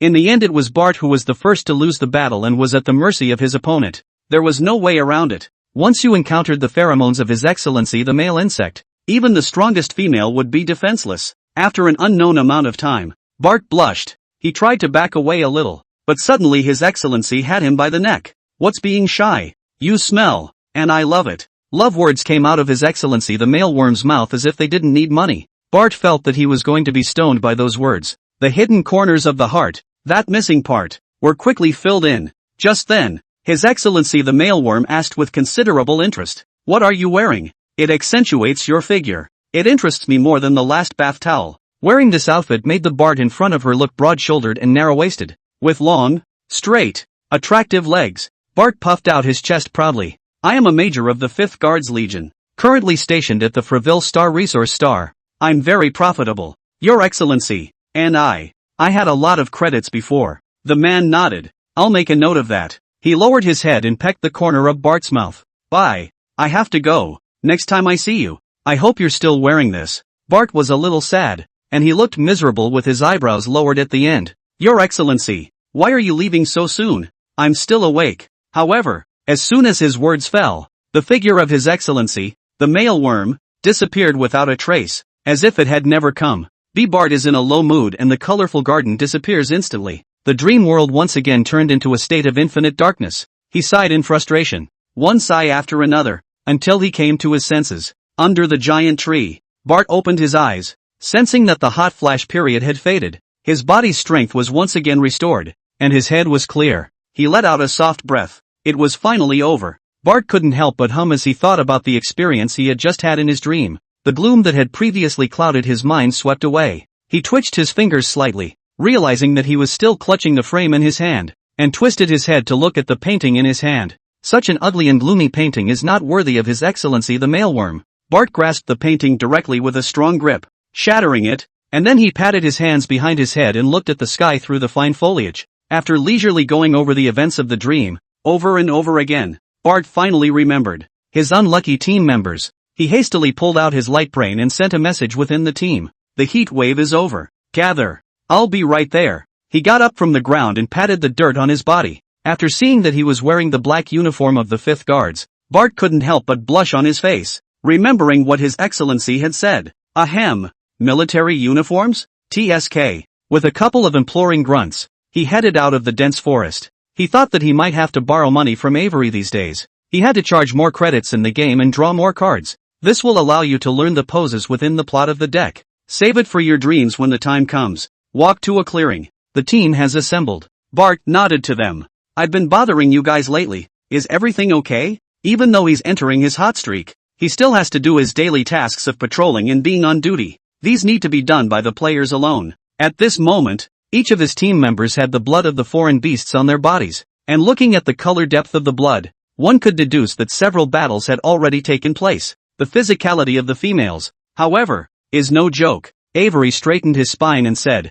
no casualties, perfect completion of the recent mission. Bart nodded, looked at the clock and smiled. I've recovered too. Now start patrolling. Upon hearing Bart's words, the squad members looked at each other and squeezed their eyebrows as they passed on the news. Captain really recovered? Spirit looks good. Should be fine. Had mental problems before. Should have been caused by pheromone instability. Watch for a while longer. After daily patrols, the squad walks into camp and disbands again. Each military female returned to her house. Bart got home, took a quick shower, and had just finished when he heard a knock on the door. He opened the door and asked casually when he saw that the visitor was Avery. What is it? Avery scratched his head. A little curious. Captain, are you going out? Bart shook his head. Not going out. So why did you put your clothes back on after you showered? I thought you were going out. Avery stated his logic. Bart raised an eyebrow. I like to sleep with my clothes on. All Avery felt was a toothache when he heard that, and he turned to leave, closing the door in the process.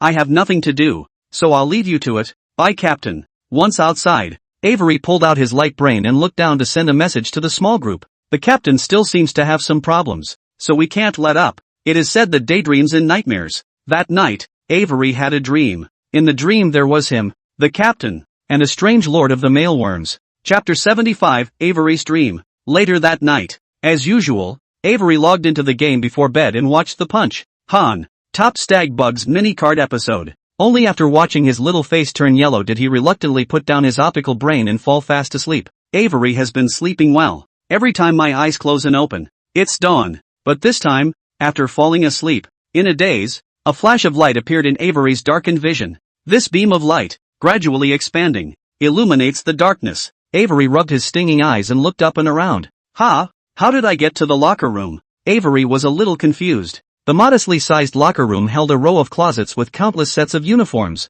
and every time they finished decapitating the alien beasts, they had to put their clothes in the locker room for the robots to sterilize and clean. In the center of the locker room, there are also long brown leather chairs. Avery was at the door at that moment. Curious, he walked over to the cabinets and looked at them one by one. The cabinet, which had been a blur, gradually came closer to its true form as he watched. On the locker, the names of their entire team were still attached. Avery glanced down at his clothes. The black 5th Guard Legion uniforms were covered in dried blood. He quickly took off his clothes and hung them up on hangers, intending to put them in a locker to wait for sterilization and cleaning. But the moment he opened his own closet, his entire body froze. In the closet, why are there still bugs hiding? Avery stared wide-eyed and sized up his opponent's height. About 1.85 meters. So short, it couldn't be a male bug, could it? As if to confirm something, Avery looked into the face of this insectoid. Put. Avery couldn't help but cover his mouth after just one look. What a cute face. It looks a little baby-faced,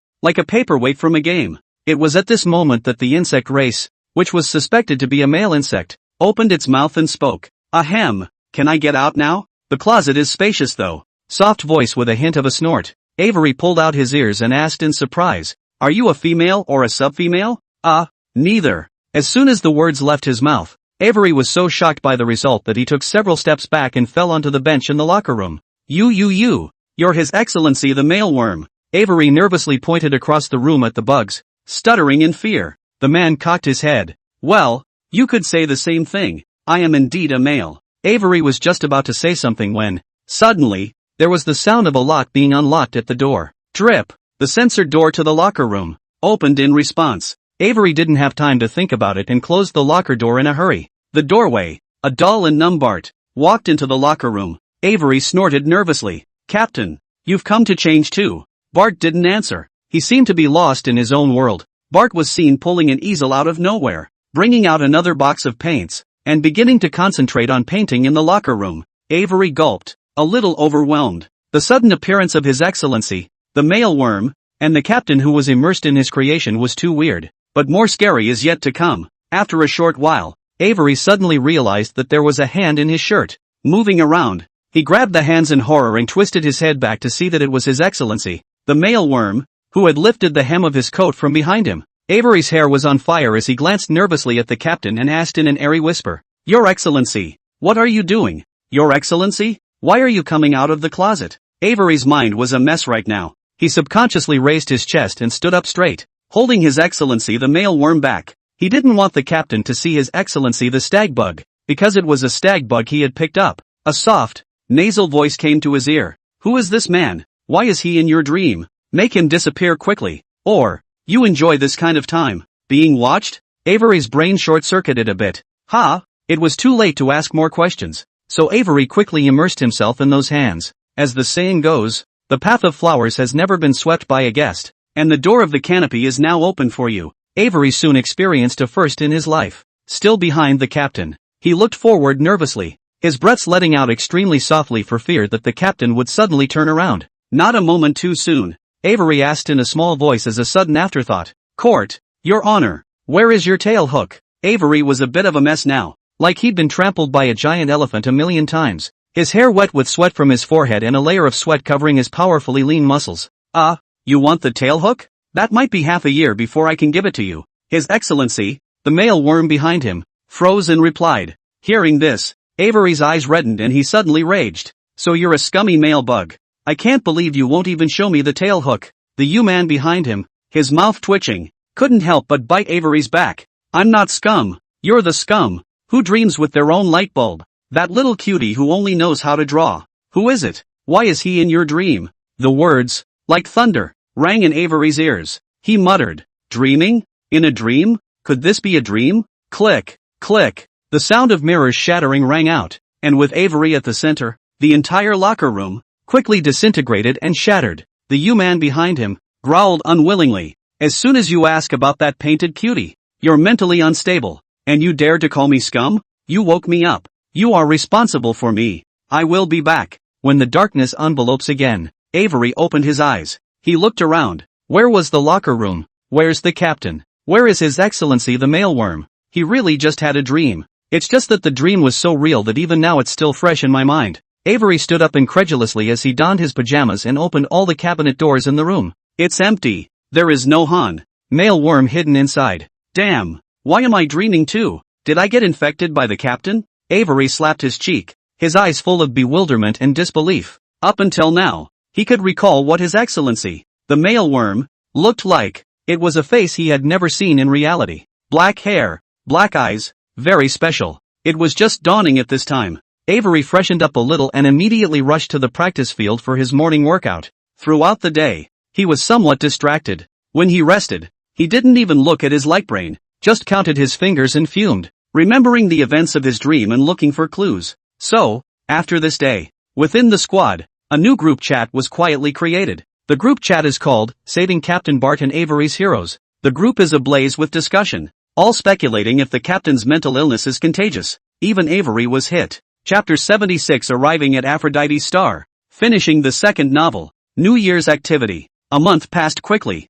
The vastness of the boundless universe. The cosmic-class warships of the Second War Legion were about to approach the planet Avalor. Inside the battleship treasure trove, Hanling stood up and did a square dance to relax his body. Within this month, he didn't dare to slack off even for a moment. and finally completed the entire plot of the game before he was on the verge of arriving at Aphrodite's star. At this point, the charge, Your Excellency, the top male bug game script, is officially finished. The full text totals 630,000 words. There are 34 levels and 174 endings, and the 5 excellencies can be arranged in any combination. The he and be endings are related to every choice the player makes. Players can repeat the challenge levels if they want to collect different endings. Han Ling said to the system while square dancing, "System, help me send this document to Parson. Have Parson make a follow-up episode of the game as soon as possible. It's now January 20th and it's almost New Year's Day. Let Parson add a New Year's event to the game. During the New Year's period, players who recharge any amount for 7 consecutive days will be able to experience the full game plot of the single-player line." Although Han Ling was sailing through the stars, with the system in place, he wasn't oblivious to what was going on outside the window. The game's daily profits are promptly credited to his card. Every morning, he'd have the system broadcast an update on yesterday's earnings and deposits. Right now, Han Ling had 678.3 billion credits in his card. That's right, in just 2 short months. Charge, Your Excellency, the top stag bug, the game's net profit, has reached a very terrifying figure. This game has taken the internet by storm as the first love-raising game in all of Interstellar. Even if another company's game of the same type was produced, its content wouldn't be able to match the content of Punch-Out. His Excellency, the top stag bug, Han Ling, as a writer, is very well versed in human nature. Every fetish of every person can be found in the game. Other gaming companies, odds are the employees have never even seen a male bug, let alone fallen in love. So naturally, the content made by other game companies is not as popular as Punch. His Excellency, the top stag bug in terms of popularity. And there is another very strange phenomenon in the Astronet. Some companies want to take a page out of Han Ling's book and rub it in like crazy within the game. But within a few days, the entire game would be taken off the shelves and the owner of the company would be nowhere to be found. One case is a coincidence, but when it happens in many cases, it is not a coincidence. Within the game company industry, a word is gradually spreading. Those who learn from me live. Those who are like me die. You can learn about the Ling Tian company and make love games, but you can't be like the Ling Tian company, rubbing and coloring like crazy within the game, because it's okay for Ling Tian to do that, but you're bound to get caught if you go for it. In regards to this matter, Han Ling shrugged his shoulders, stating that there was nothing he could do at the moment, and that he had no way to shake the entire Male Insect Protection Association yet. Being able to defend yourself is the limit. The system's voice, which soon sounded in his head, gave a reply. Host, Parson replied, and he will set up the New Year's event as early as possible. Han Ling nodded. He now had great faith in Parson's business skills. Speaking of the new year, Han Ling asked, "System, did the bug race come into contact with the human race as well? It feels like the cultures are very similar. Both have New Year calendars, and even the timekeeping is similar." The system replied, "Yes, all universes, to one degree or another, have been in contact with the Blue Star people, and the bugs are no exception. Most of the culture, it spread from Blue Star." Han Ling nodded. So it was. But, when did the bugs come into contact with the human race? Han Ling was a bit puzzled in his mind. But soon, he thought of something else and diverted his attention. "System, this is the first spring festival I've spent in the bug race after crossing over. The company is definitely going to have an annual meeting, a lively celebration. What do you say? Should I hold a raffle for my annual meeting? There are still year-end bonuses to be given to the employees.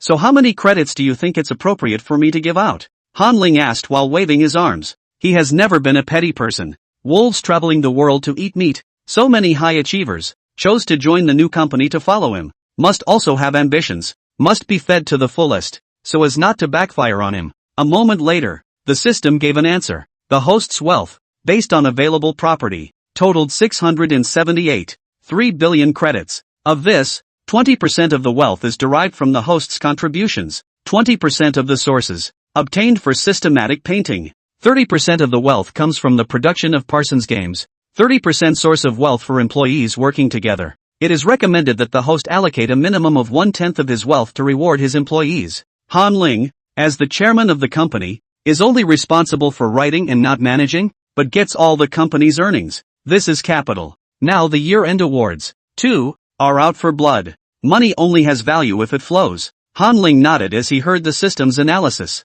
A moment later, he said, "Tell you what, system, send a message to Parson for me. Let's just say that on New Year's Day, the company held a year-end conference. All employees, split $60 billion in year-end bonuses. Today, Ling Tian, Inc. has expanded to 780 people. Although this is not considered a large scale, it is perfectly adequate. One system, after all, is the equivalent of an entire team of painters, and also an entire team of game planners, saving a lot of staffing expenses. And Ling Tian has only one game so far. After Han Ling finished dealing with the company, the system reminded him, "Host, according to the battleship's range, there are 12 hours left before the Second War Legion arrives at the planet Avalor. If you want to channel mental energy for the military females of the Second War Legion, you can start now." Han Ling nodded as he smoothly lay down on the ground and closed his eyes. A strange wave of energy began to spread outward from his head. The blue denseness was like the gathering of stars in 10,000 heavens.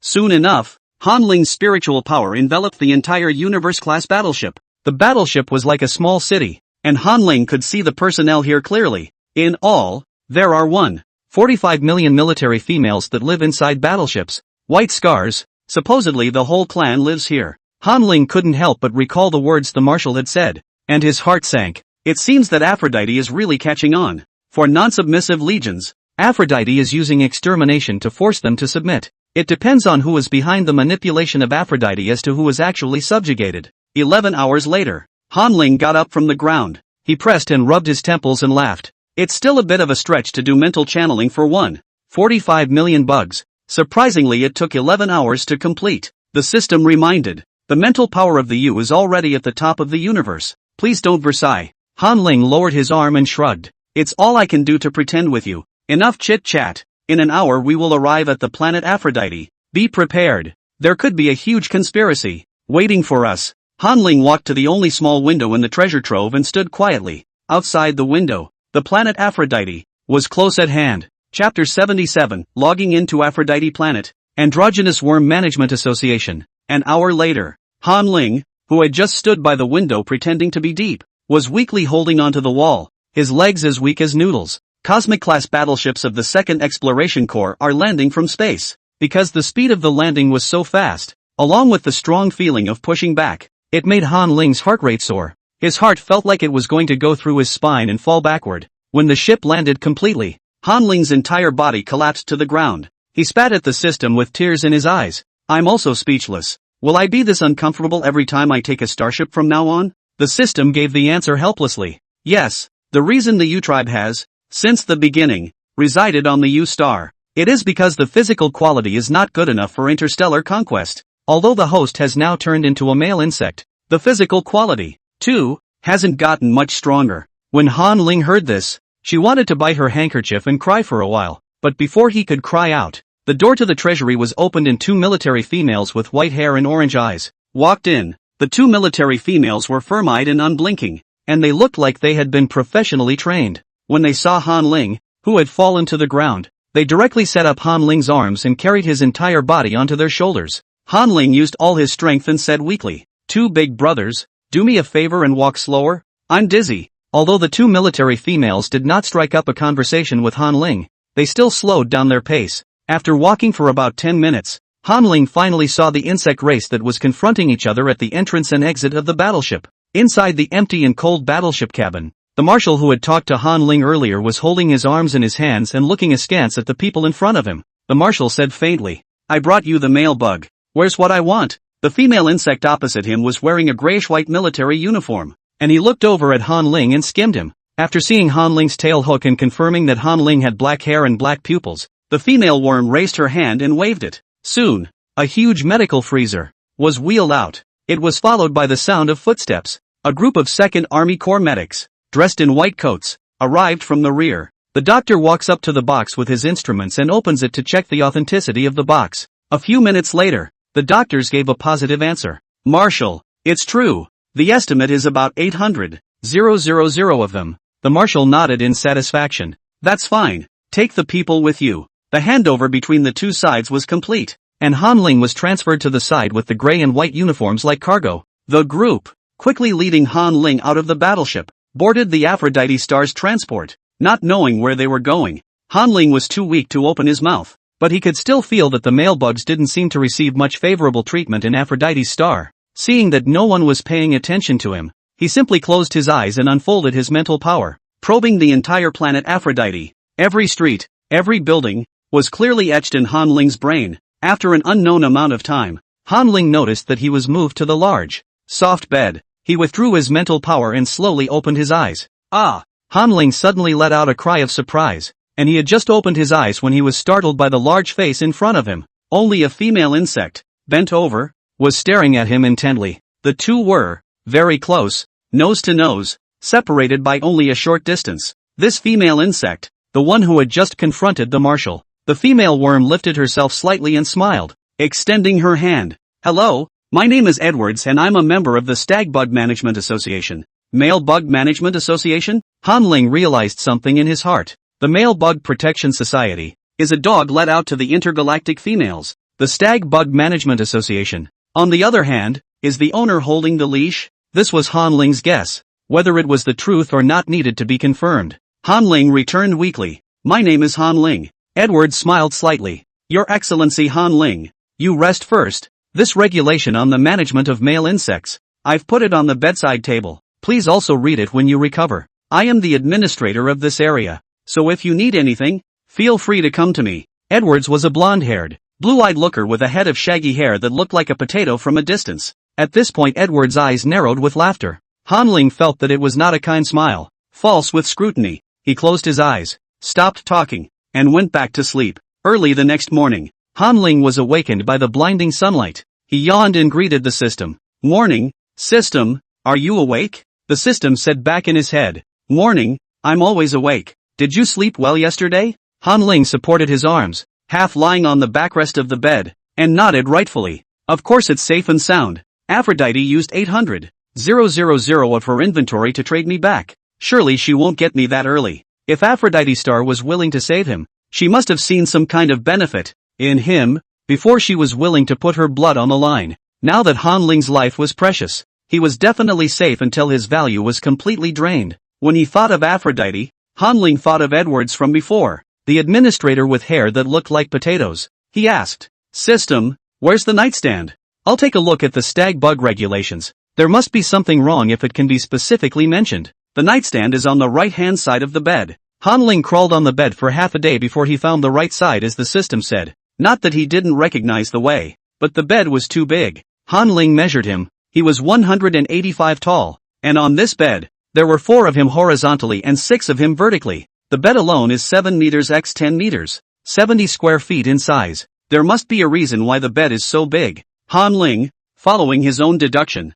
thought that a multiplayer campaign might have been involved. He stepped over the bedding and made his way from the center of the bed to the nightstand. Immediately afterward, a leather scroll was seen on the counter. The scroll was unfolded, and Han Ling fished the parchment scroll into his hands and looked at it carefully. Above the scroll, branded in black, are 8 rules, regulations on the management of male insects. 1. His Excellency, the male worm, needs 10 dates per month. 2. His Excellency, the male worm, needs to spend a hot period with 2 females every month. 3. His Excellency, the male worm, is required to donate pheromone solution to the association 8 times a month. 4. The last day of each month is a day of rest, and His Excellency the stag bug needs to arrive at the central castle on time to participate in the stag bug gathering. 5. Aphrodite Star prohibits His Excellency the male worm from leaving the star without authorization. 6. Your Excellency, Mr. Male Worm, can receive 1 million credits every month in the hands of the administrator to spend on daily consumption.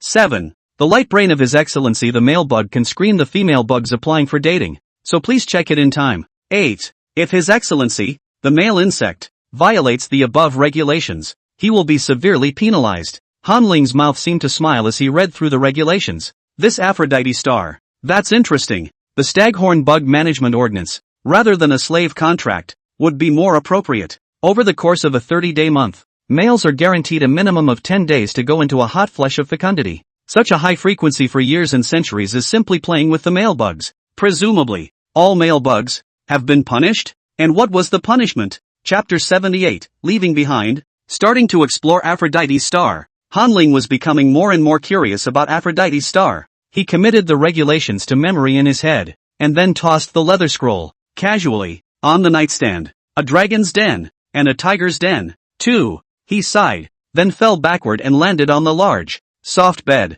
The you are slowly awakening today. Hanling must remove the hidden dangers for the Yao clan. Whoever dares to manipulate the male insects is the first person he will remove. Hanling raised his right hand, looked at the light brain on his wrist, and let out a light laugh. Since coming to Starbug, the light brain he got was getting more and more advanced. First came the rags from the second-hand market, another premium buy from the Star Court. Buy now. I'm afraid he's already using the special optical brain, right? Hanling opened his light brain and logged into StarNet. The Astronet is full of news about male bugs, and very little about female bugs. He clicked on his StarNet homepage again. His account has been emptied of all content, as if he were a newcomer. The bare StarNet homepage showed 0 for his article column, video column, and game column, private domain star. The males live in a separate information cocoon from the outside world since the beginning of time. Hanling asked, "System, can you still connect to the previous StarNet now?" "Soon." The system replied, "Yes, I can.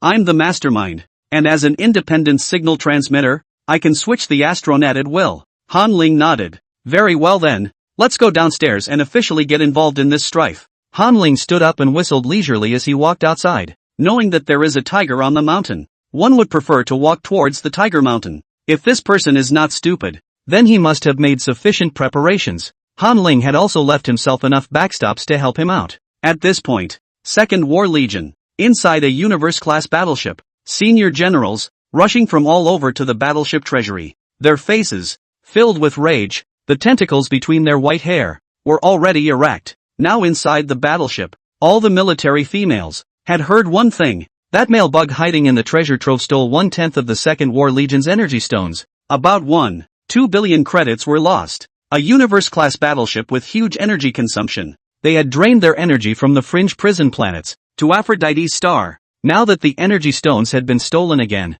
they would have to resupply or they would not be able to return to the edge of the stars. The senior generals angrily walked into the treasure trove and shouted at the top of their lungs, "Marshal, did you ask us to come here because that male bug robbed us? Marshal, we're returning to Aphrodite. Tell them to replenish their energy or we'll shell them." Marshal. Inside the treasure trove, there were 3 admirals, 12 lieutenant generals, and 48 major generals gathered, and they were cursing with their mouths, and the whole treasure trove was as noisy as a food market. The marshal pulled out his ears and raised his hand, interrupting them. "All shut up. Look up." When all the military females heard this, they tilted their heads and looked at the treasury ceiling, the ceiling of the treasure trove, which was lit up at the moment, and the military females stared at it for half a day, but they didn't see anything. "Marshal, what are you telling us to look up for?" The marshal pinched his brow. "Look off to the side and see the reflection in the shed roof." The heads of the military females tilted neatly to the right, saw, at last, the thin scratch.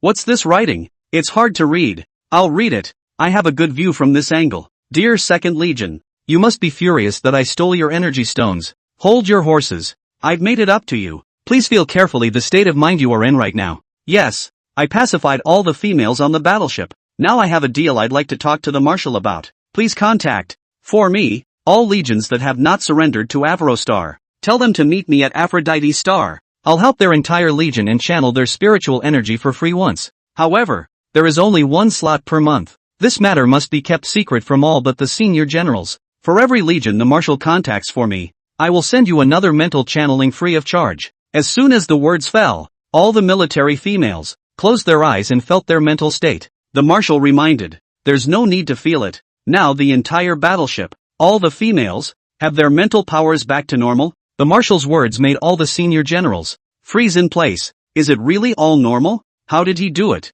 No wonder. I'm arguing today all. Seeing that the crowd was about to chat again, the marshal hastily interrupted. "All right, now that you know about this matter, withdraw, manage the ministry, standardize what you say, and this matter is not to be discussed in the future." "Yes, Marshal." The senior generals, after saluting, exited the treasury. "Wait until the treasury becomes empty." The marshal tapped the videocom with his left hand. The light screen is divided into 4 compartments. In addition to the marshal of the Second War Legion, there were the remaining 3. The marshal said with a smile, "Just now, you have heard and seen. What more do you want me to prove?" Inside our battleship, all the military females, their mental powers are back to normal. If you have no objections to this, then which one of you will be the first to go to planet Aphrodite and pay a visit to His Excellency Hanling? "I'll do it." A gruff voice rang out, and the red-haired, red-eyed military female lifted her chin. the 8th War Legion. 1st, 2, 4, 6, 8 War Corps, all of which have not been subjugated to Aphrodite. All 4 of their clans, today, are on the verge of collapse. The military females are having trouble keeping their mental powers normal, and no new females are being born. Seeking change has been their consensus. The 8th War Legion, made up of ants, the fire red ants, also known as the bomb of the empire. The communication hangs up. Marshal of the 8th War Legion, by direct order, change course and head for the Aphrodite course. The course was changed, and the senior generals of the 8th Legion were summoned. The red-haired, red-eyed females looked disgusted, and through the bite stoppers, their eyes had erupted with murderous intent. Marshal, is it time to blow up Aphrodite? The marshal nodded. Pretty much. We're there to demand someone. If they don't hand them over, they'll hammer them. Aphrodite's star. Inside a palace, Hanling took a bath in the noisy bathtub. And then, from the already prepared closet, he chose the most gorgeous outfit he could find. The black silk suit outlined the waist. The floor-length shawl is encrusted with jewels. After Hanling was fully dressed, he stood in front of the huge induction door. The 8-meter-high induction door opened smoothly. Hanling walked out slowly. The corridors were brilliant, with gold and jade piling up on the set, making Hanling's eyes glaze over. A long corridor leads to a platform with an open view. This is the second-floor viewing platform with a huge dance floor below. A double spiral escalator that leads from the second floor to the first floor. Hanling leaned on the railing and looked down at the dance floor below, shaking his head and laughing lightly. It turned out that the place where he lived was the central castle mentioned in the management regulations. Double black status was higher than he thought. Just then, the sound of tracks rolling suddenly came from the first floor. A barrel crawler robot, appearing in the center of the dance floor, spoke out inquiringly.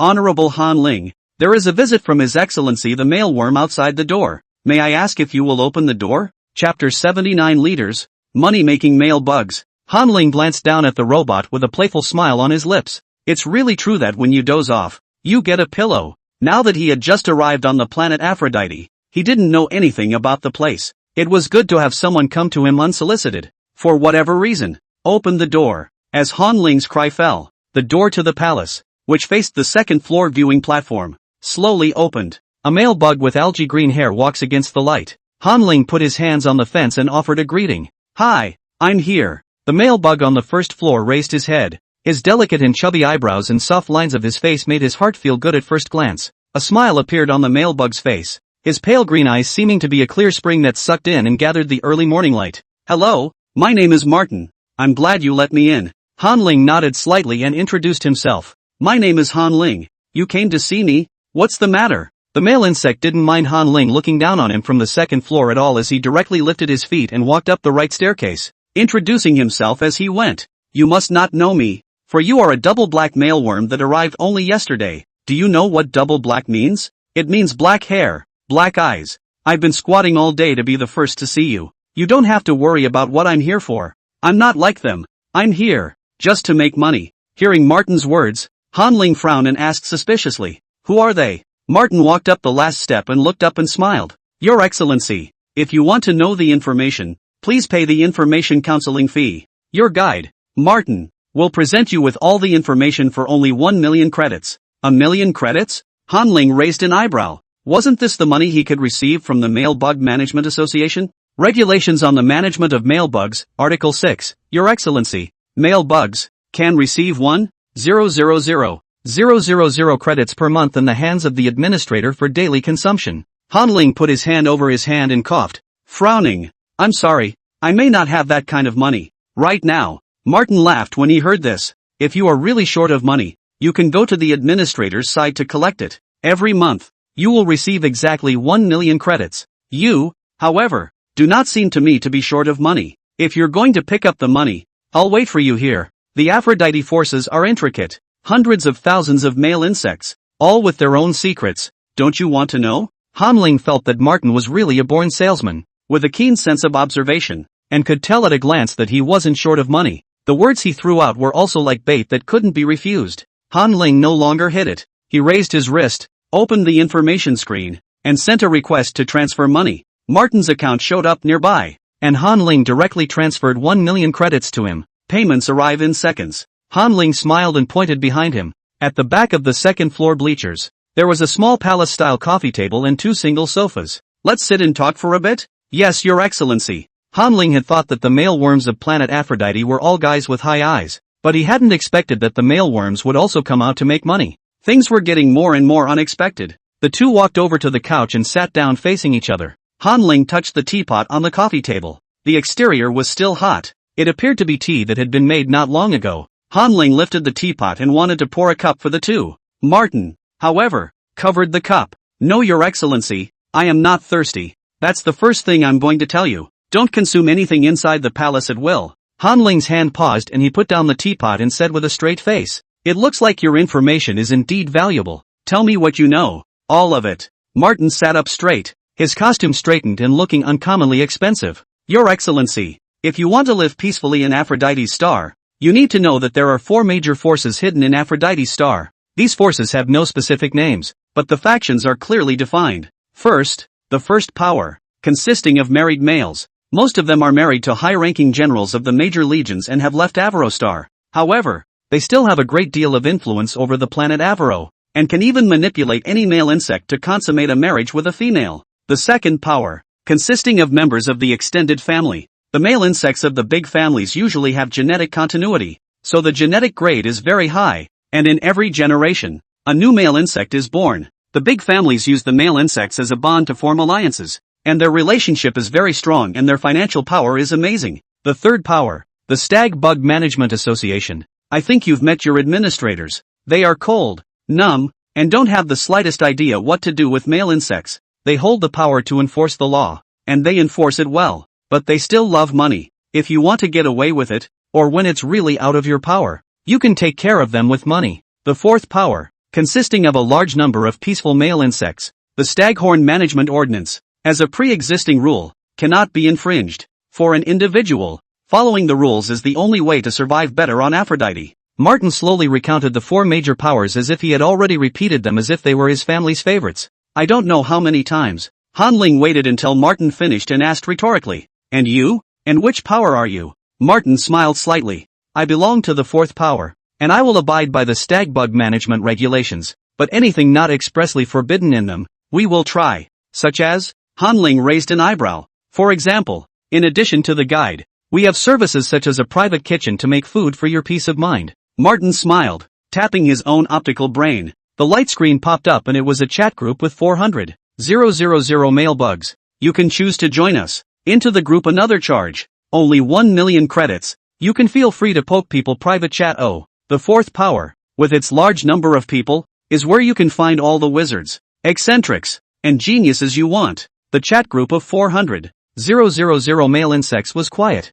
"I think the male bugs are not allowed to speak in the group. Only private chats." Hanling nodded and willingly paid another large sum of money. His savings, however, had been reduced by a paltry 1 million credits. After Hanling was invited to join the group chat, he flipped through the list of people in the group and realized that this place was truly as talented as Martin had said. Maintenance man Hank, cosmetologist Colm, chaperone, barber, cook, people from all walks of life, gathered together. None of it looks useful though. Hanling asked with a frown, "What do you get for all this work?" "As far as I know, females come to dates for credits that can easily run into the millions. Couldn't you guys get that kind of money?" Martin sighed. "Of course you can't get it. You're too young to understand the cruelty of Aphrodite. The males of Aphrodite, with the exception of a very small number of advanced males, have no chance of getting out of the planet. You'll be on this planet, going through countless females, but when you get old and can't do it anymore, what are you going to do then? The safety regulations are still in place,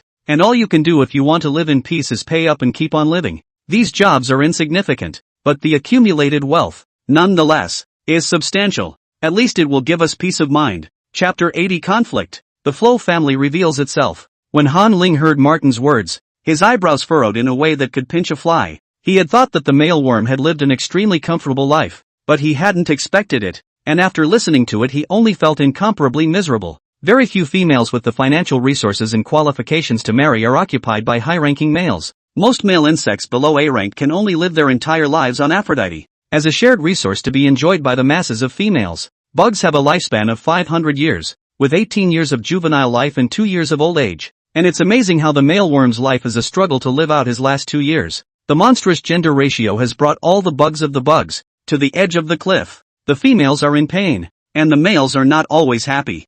Females can be themselves, learn, live, work, struggle. And the males? Hanling didn't even dare to think about what kind of education those male bugs who were sent to Aphrodite's star from a young age received for the first 18 years. The males need to keep working, keep hugging other females, and really can't do it anymore before they can retire. Once a strike is made, 100% of lives are lost. As for the mealworm's side, the luxurious-looking objects, the cherished flowers and plants, when they lose the essence of the deal, they become worthless. Martin added with a smile. We, the males of the fourth power, all want nothing more than to live, so we will always abide by the male's protection ordinance. There are some male bugs that haven't joined any of the forces. Most of them chose to violate the rules and later disappeared from our sight. Where there is oppression, there is resistance. The spirit of resistance has always been there. It's a yearning for freedom engraved in the genes. Hanling pursed her lips and asked, the male bug that violated the rules and disappeared? Or dead? Martin picked at the corners of his mouth, unconcerned. Who knows? No news ever came out anyway. Maybe he's dead. Or maybe he's worse than dead. Hanling opened his mouth, wanting to continue asking something, but behind him came the voice of a robot. The tracked robot, who had come behind him at some point, inquired, Your Excellency Hanling, there are other excellencies visiting outside the door. May I ask if you will open the door? A layer of cold sweat instantly broke out on Hanling's body. The robot's inorganic eyes were flashing a red light, and Hanling felt that someone must be watching him through this machine. Hearing this, Martin was the first to stand up and get up from the couch. Since I have visitors, I won't stay long. If you have any questions, you can chat with me privately on the Light Brain. Your 1 million credits won't be spent in vain. I'll definitely know everything. Hanling stood up and sent him to the stairway on the second floor. Star males are generally short, all around 1.70 meters. Hanling, at 5 feet 85 inches, is about as tall as a subfemale, and he can see Martin's hair spin as he walks. When Hanling thought about the fact that it was these lovely male insects that worked hard to maintain the population of hundreds of billions of insects, he stood in awe of them. Martin descended the stairs, and Hanling rejoined the second floor bleachers, looking down with his hand on the railing. As Martin walked up to the induction door, the heavy door several meters high opened. A male bug rubbed shoulders with Martin and walked in. Hanling raised an eyebrow. Both sides didn't speak, so they were different forces. Dang! When the door reclosed, that male insect slowly raised his head and looked towards the second floor, meeting Hanling's gaze. Won't you come down and greet them? Hanling looked at the male insects below and skimmed his lips. This male bug, with his light blonde hair and light brown eyes, is another small potato when viewed from above. Hanling knocked on the armrest and said, Why should I go down? You came to visit me. Don't you have to introduce yourself? Compared to the male bug just now, I don't want to chat with you even more. So what should I do? Send the guest away? You! Little Potato was very angry, and his appearance, which was still cloudy just a moment ago, instantly collapsed. Hanling snorted. Little Potato Cub? Still can't rule you. Hanling stretched his sleeves, straightened his back, and returned to the couch he had just been on. Thump, thump, thump. After a rush of footsteps, that pale blonde-haired male insect came to Hanling's side, and then unceremoniously sat down on the sofa. Hanling nodded the table and reminded. Introductions. The male insect was just about to take a breather when he heard this and almost didn't die from Hanling's anger. After a long time, the male worm lifted his chin and shouted condescendingly, Burnt Hill Flow. The Flow family, which still had a great reputation in the interstellar world, was like a giant in the industry, covering the sky with one hand. However, Hanling muttered inwardly when he heard the name.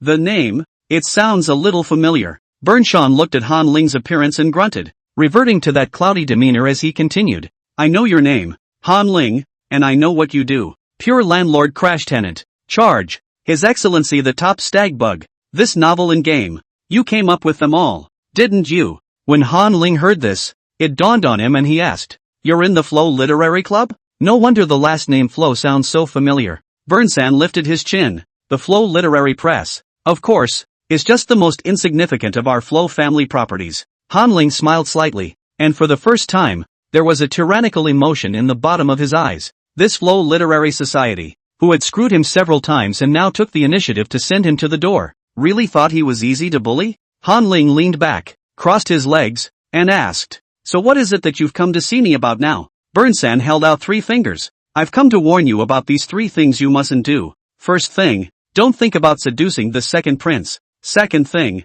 I hope you can delete that game and novel immediately, right now. Third thing, if you don't do the above 2 things, you won't live past next month. I'll do what I say. Han Ling snorted when he heard this. This Bern Shan really took the ugly face of a capitalist to the extreme. This sense of class, of commanding arrogance, really makes you want to beat him up violently. However, given that the male insects were as lethal as pulling each other's head flowers when they fought, Han Ling did not intend to do it himself. He just nodded and smiled. Well then, now that you've said that, I kinda want to try it. I'd like to see how you're going to finish me off as a double black. After Han Ling finished speaking, he didn't hesitate to tap on the light brain. One click to summon the male bug manager Edwards. Han Ling laughed. I've already recorded what you said. Oh. Hearing this, Bern Shan stood up with a thud, his expression twisting once again. At the same time, a creaking door opened on the first floor. Edwards, the female bug, leapt directly from the doorway to the second floor and stood on the railing hill of the second floor bleachers, meticulously dressed in a formal suit with an expressionless face. Edwards was staring at Han Ling, waiting for orders. Han Ling didn't say anything, just clicked on the recording from earlier and played it. Starting from the time Born Mountain put out a vicious threat to Han Ling until the end. Han Ling crossed his legs and leaned back on the sofa, waiting to see the two potatoes dogfight, how the family forces and the management forces would resolve the conflict. Han Ling was curious to know. Chapter 81, I Have Money. The sudden appearance of the male bug manager startled Burnt Hill. He trembled 3 times before looking at Han Ling with spiteful eyes and roaring through gritted teeth. You! How dare you! The struggle between male insects does not usually involve the Male Insect Management Association. After all, where are the two thieves fighting to find the police to judge? The end can only be all arrested. Han Ling snorted coldly and mocked. Why wouldn't I dare? Without even understanding the situation? You take full responsibility for this. It seems that you flows are really in the same family. Bad enough, but dumber. When Bernsan heard this, his neck reddened, and he was just about to open his mouth to curse, when he saw the male worm manager, walking up to him. Edwards, wearing a straight suit and a meticulous look, looked at Born Mountain with a calm gaze not much different from looking at a slice of pork. Your Honor is suspected of threatening and intimidating His Excellency Han Ling. Do you plead guilty? When Bern Shan heard this, cold sweat instantly condensed in a thin layer from his forehead. No, I plead not guilty. How much fine do I have to pay? Han Ling, who was sitting on a chair eating melon, couldn't help but raise his eyebrows when he heard this. Could everything be solved with credits? That Male Bug Management Association is too greedy for money. 60 million credits. Edwards spat out a number. Bernsen's face stiffened instantly. $60 million. That's all he had saved since he was a kid. This isn't the first time Bernsen has paid a fine, but it's the first time he's paid this much. Why is it so expensive? Burnt Hill couldn't help but ask. His Excellency Han Ling is a double black, the top male insect of the entire insect race. Edwards' words completely blackened Burnt Hill's face. He gritted his teeth and finally pulled out his light brain, withdrawing and transferring money in one go. And the moment the transfer was successful, his heart was dripping blood. Han Ling gloated and laughed beside him. Trouble comes out of the mouth. In the future you should pay attention to what attitude you should use to talk to me. I hope you can figure it out as soon as possible. Burnt Hills glared viciously at Han Ling and was about to break into a rage, but the words came out of his mouth and he swallowed them back. This Han Ling. There were too many tricks. One could not fall into his trap again. Bernsan thought as he closed his mouth, clenched his fists and turned away. But Han Ling had no intention of letting Born Mountain go. Stand still. Han Ling stood up with his hands in his pants pockets, and at this moment, Han Ling looked like a run-of-the-mill gangster.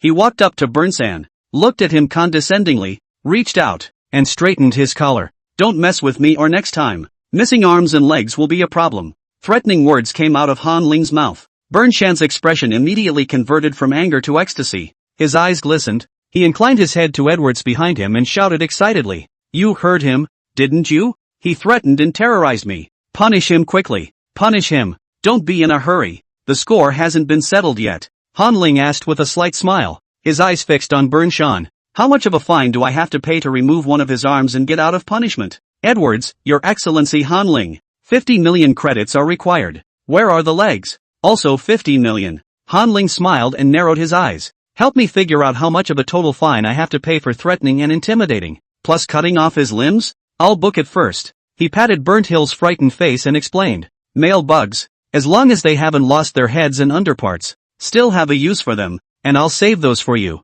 Anything else that can be solved with a fine, I can swing. Didn't the flows tell you how rich I am? Edward's voice sounded from behind. Honorable Han Ling, the fine totals 210 million credits. Aha! Born on Hill stiffened as he watched Han Ling finish paying the fine and lowered his head in a very spineless manner. Han Ling finished the payment, retrieved the light brain, and patted Burn Shan's back. Come on, I'll give you a ride. I didn't greet you on the way here, so it's still okay to walk you. Burn Shan took small steps, not daring to resist, and followed Han Ling all the way to the stairway on the second floor. Standing at the stairway, the atmosphere became even more oppressive. Burn Shan looked down at the steps at his feet. His whole body muscles tensed and his breath stopped for a second. 30 or so steps, each only 15 centimeters, but high as a cliff for Bourne Mountain at this point. The hand on his back needed only a gentle push, and he would fall without hesitation. Han Ling smiled and withdrew his hand when he saw the look on Bernese Mountain's face. Let's go. Why don't you go? Don't think too much.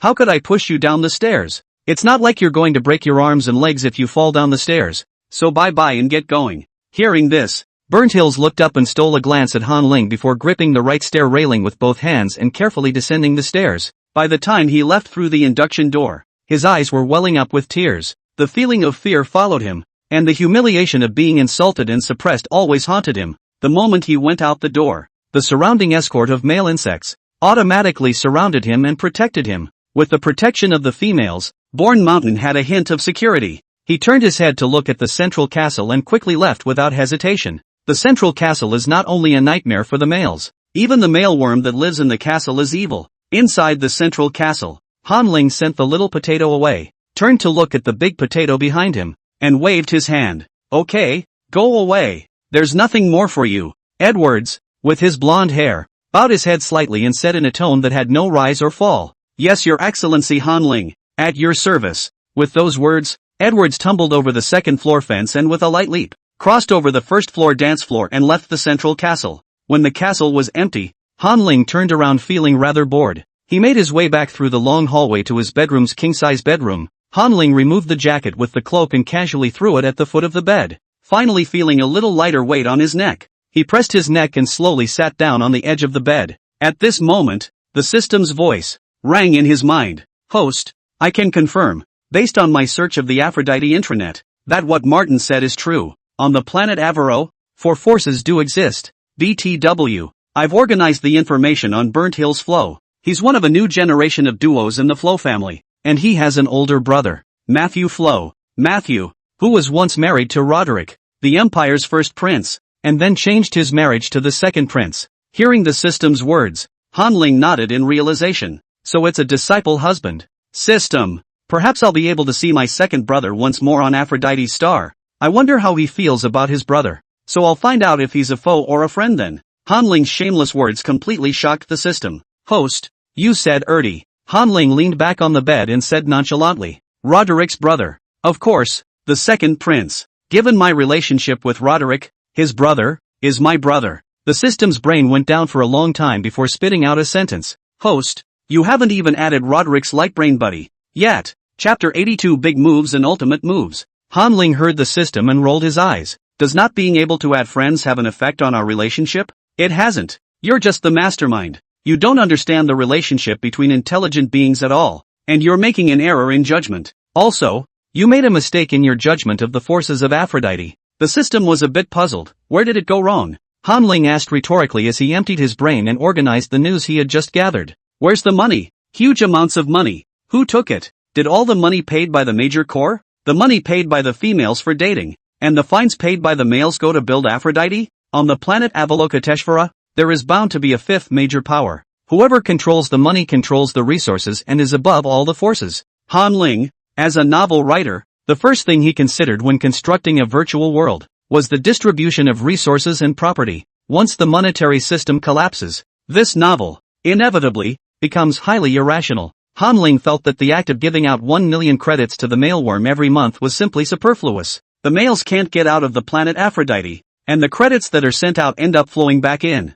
There must be some other intention behind the creation of this rule. Although Han Ling currently had a certain understanding of planet Aphrodite, the future was still foggy. The system seemed to have been stimulated to death by Han Ling's words, and did not reply for a long time. Han Ling was also fuming, stringing together existing information in his mind. After a long time, he gave up thinking. It's not that he can't think straight, it's that his brain is too big. In just the last few minutes, he had anticipated dozens of reasons. It's like clipping your nails and being diagnosed with cancer by an internet doctor. The more you think about it, the scarier it gets. Right at this moment, Han Ling's light brain suddenly sounded a message tone. He hastily took out his light brain and checked for new messages. Aphrodite star prompt. Today is January 13th, the end of the month, 18 days away. You will also need to date 10 females. Shared the hot flush period with 2 females. Donate pheromone fluids 8 times. Han Ling, please rationalize your time and complete your monthly tasks as early as possible. Warm tip, the last day of the month is a day off, so please don't forget to join the party. Han Ling read the message and forked it without hesitation. He didn't come to Aphrodite's star to follow the rules. He was all about touching the rules and getting to the more central secrets. Not to mention, he already has a favorite female bug, Roderick. He is not going to date other females. Not to mention donating pheromone fluids. Thinking of Roderick, Han Ling took his light brain and tapped the friend bar. He doesn't have many close friends, just Azure Knight Parson, and a few of the company's pre-recruited company stalwarts. At this point, these people are still hanging out in his friends list, but Roderick was still missing. He reawakened the system and asked, "System, why hasn't Roderick friended me yet? Did he pull the plug on me again?" The system's voice came out. "Yes, this is the 32nd time the host has been blackballed." Hearing this, Han Ling frowned with a serious expression. It's not a good idea to go on like this. How can we get in touch with each other if we can't even add friends? Thinking about it, Han Ling sighed helplessly.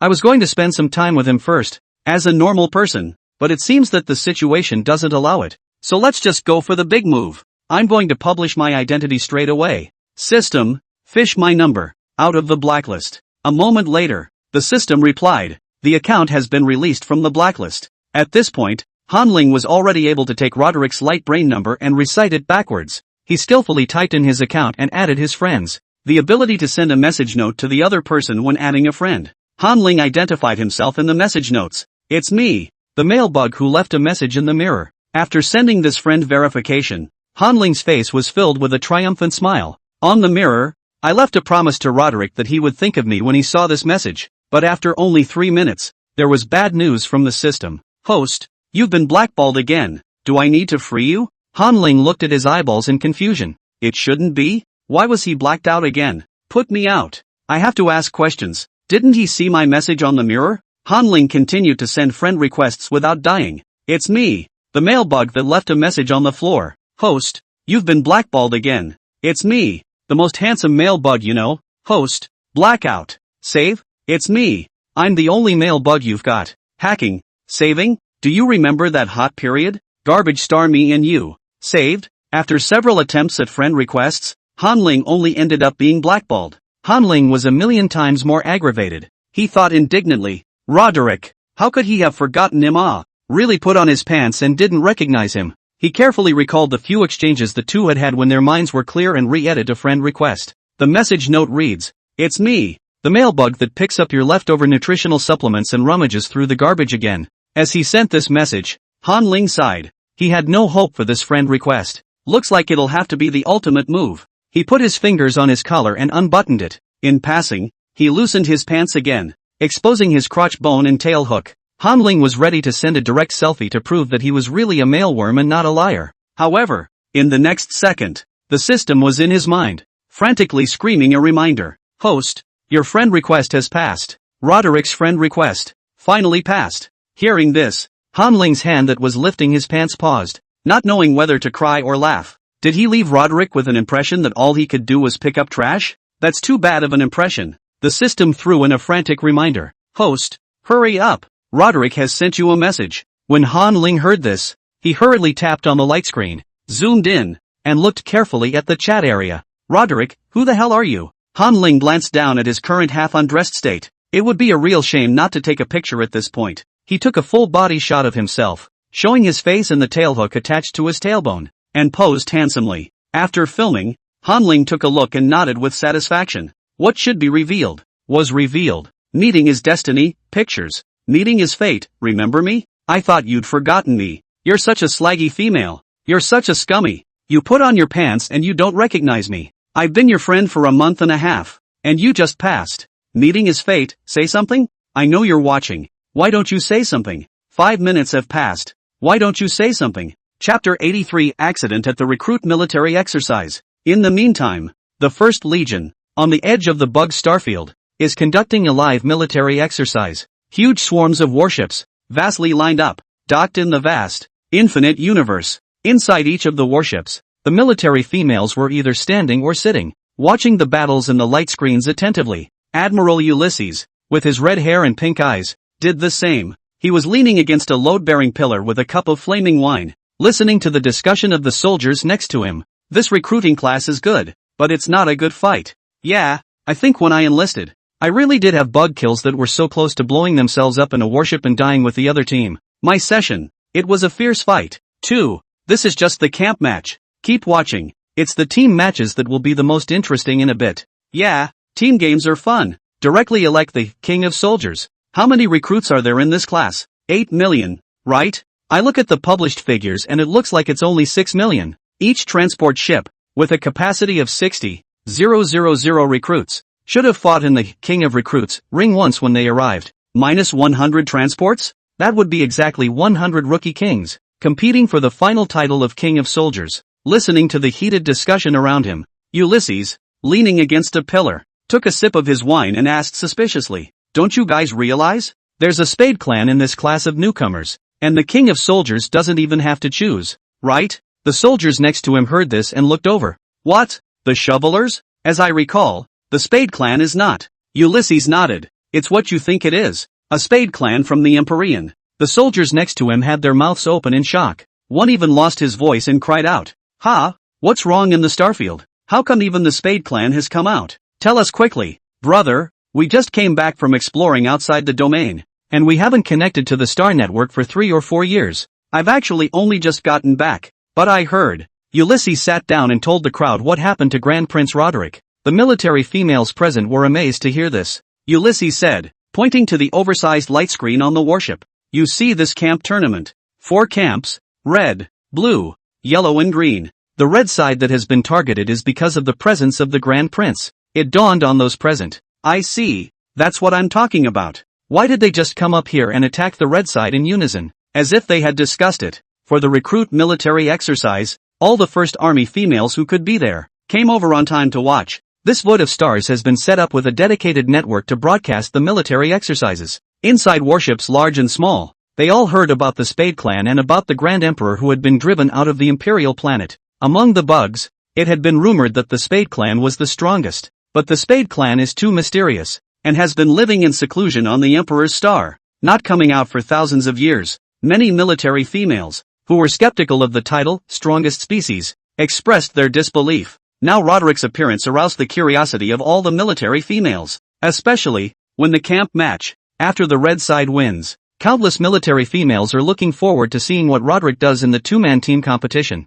The camp game is over and there is a break in the preparation for the team game. The recruit training instructor is reviewing the entire battle. To prevent anyone from cheating, the red, blue, yellow, and green quadrant commanders, together, submitted the light brain, the personal data, battle fighting style, and command process of the 4 females were directly projected onto the giant light screen. The temporary commander of the red side is none other than Roderick. Recruit lounge. Roderick was holding a bag of nutrient solution in his mouth and resting his arms openly on the seat, looking at the giant light screen in the void. He was listening intently to his mentor's critique, to his mentor pointing out his weak points. His silver hair was still wet at this point, all slicked back behind his head. When he got off the battlefield just now, he rushed into the bathroom at the first opportunity to take a shower to cool down, and now there was still a white mist rising around him. James said sourly as he sat in the chair next to him, "Even if you're strong in combat, I didn't expect you to have a talent for command, worthy of being a Spade clan."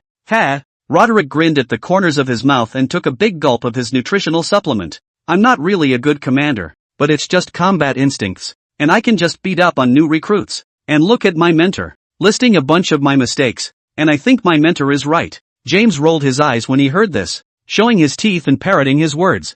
"Ha! I'm not good at commanding. I'm sloppy, and I'm only the first recruit. You're too good at pretending. You're a plastic bag." "What's that? What's that?" Both of them let out a question at the same time and looked closely at the giant light screen. The mentor is smoothing out Roderick's command process, using Roderick's light brain. But just now, on the light brain, a friend request suddenly popped up forcibly. "It's me, the male bug who left a message in the mirror." The military females who were watching the replay of the battle made curious noises, and on every battleship, there was a clamor. The mentor in the replay only took one look at the account and blacklisted it, then continued with his lecture. The mentor took the message as a trivial tidbit. The blacklist has a record of whoever this bug is, and it can be released for a new chat when Roderick gets his photo brain back. But what the tutor didn't expect was the account, which was like a rogue virus that couldn't be killed. Forced to send a friend request even though it's clearly been blacked out. The pop-ups are so overwhelming that you can't defend yourself. And the applications are, well, getting more and more outrageous. It's me, the most handsome male bug you know. It's me. I'm the only male bug you've got. Do you remember that hot period? Me and you. The various warships were buzzing with activity at this time. All the military females couldn't help but stand up, their eyes glued to the screen as they ate their melon and discussed it out loud. So there's this hidden agenda for the Grand Prince's escape from marriage? Inside the recruits' lounge, Roderick's face flushed red, and he stood up with a flourish, immediately trying to rush outside. He's going to get the light brain back. James pulled him back in a hurry. Are you crazy? Calm down. How are you going to find the mentor now that he's in the studio and on another starship? Roderick's eyes were glued to the huge light screen, and his whole body was trembling with muscles. It's that fake sub-female. He's going to get him. James sighed. Dude, calm down. Your face? It's already redder than my hair. Are you afraid that the adultery will be discovered? What are you afraid of? If a male bug hooks up with me, I'd hate for the whole universe to know. Perhaps it was James' faceless words that spoke to Roderick. He was no longer in a hurry to rush outside, but looked at the giant light screen to see what his mentor was going to do about this. At this point, inside the studio, the newcomer mentor, who was giving a speech, couldn't stand it anymore. This is a military exercise. Countless military females are all present. He was speaking well, and when he was disturbed like that, his head was so angry that it turned to mush and chaos. There is no need to tolerate anymore. It's me, the male bug that picks up your leftover nutritional supplements and rummages through the trash again. When the friend request is forced to bounce again, the mentor immediately clicked add. Chapter 84, tapped out, targeted. Team play begins. After adding his friend, the mentor used Roderick's light brain and immediately sent a message. Roderick, who the hell are you? The mentor's face, which was so crooked with anger that the two tentacles hidden in his hair, stood up. After a long time, meeting his fate, sent a message. A selfie picture that instantly took over the screen of the light brain. In the photo, the male bug's shirt is lifted upwards and held in his mouth. And on the male bug's left hand, he holds a tail hook covered in black scales. A slim, tight waist with a tail hook hidden in an evocative curve. The male worm's expression was innocent, and his mysterious black eyes were bright, as if he was accusing why he was always pulling the plug on him. The male insect's short black hair, which is also somewhat long and covers his ears, looks well behaved. The mentor saw the photo and froze for a long time. He was calm on the outside, but inside he was screaming madly. Aha! Male bugs! Ah! So cute! A head full of His Excellency. Ooh-hoo! Does Roderick usually eat this well? Ooh-hoo! All the military females on the warships, too, went crazy. Most of them, since their childhood, had never seen a creature like a male worm. Now all of a sudden when they meet, it's like a screaming switch has been flipped. Bug! It's a real male, His Excellency the worm. Fraud, right? It's a scam, isn't it? I remember taking a fraud prevention class. Woohoo! How come no one's cheating on me? Asterisk asterisk asterisk asterisk ing Empyrean. Bug asterisk asterisk asterisk asterisk. Do the Spade clan play so fancy? You can have male worms as adults? Countless sounds of indignation and curses rang out. Even James, who was inside the recruits' lounge, couldn't help but grab Roderick by the collar. Roderick, damn you! Is this really His Excellency the male worm? This screen name, isn't it the scammer from the other day? Roderick pursed his lips, an inscrutable smile on his face. Well, he's a real male bug, and I didn't know that before, and I thought he was a fraud too. James snapped back to the many red marks on Roderick's body when he first enlisted. His eyes were red with envy. Aha! You worm! Roderick! The marks you had on you before? Ahem! Roderick clenched his right hand into a fist and put it to his mouth and coughed, somewhat embarrassed to admit it. Those traces, they were left by this Lord Hanling. Ah! Roderick! Damn you! Roderick pushed James away. Too noisy. You're disturbing me. Let me see what His Excellency the male worm has sent first. The attention of all the females in the chat box was focused on that picture. Only Roderick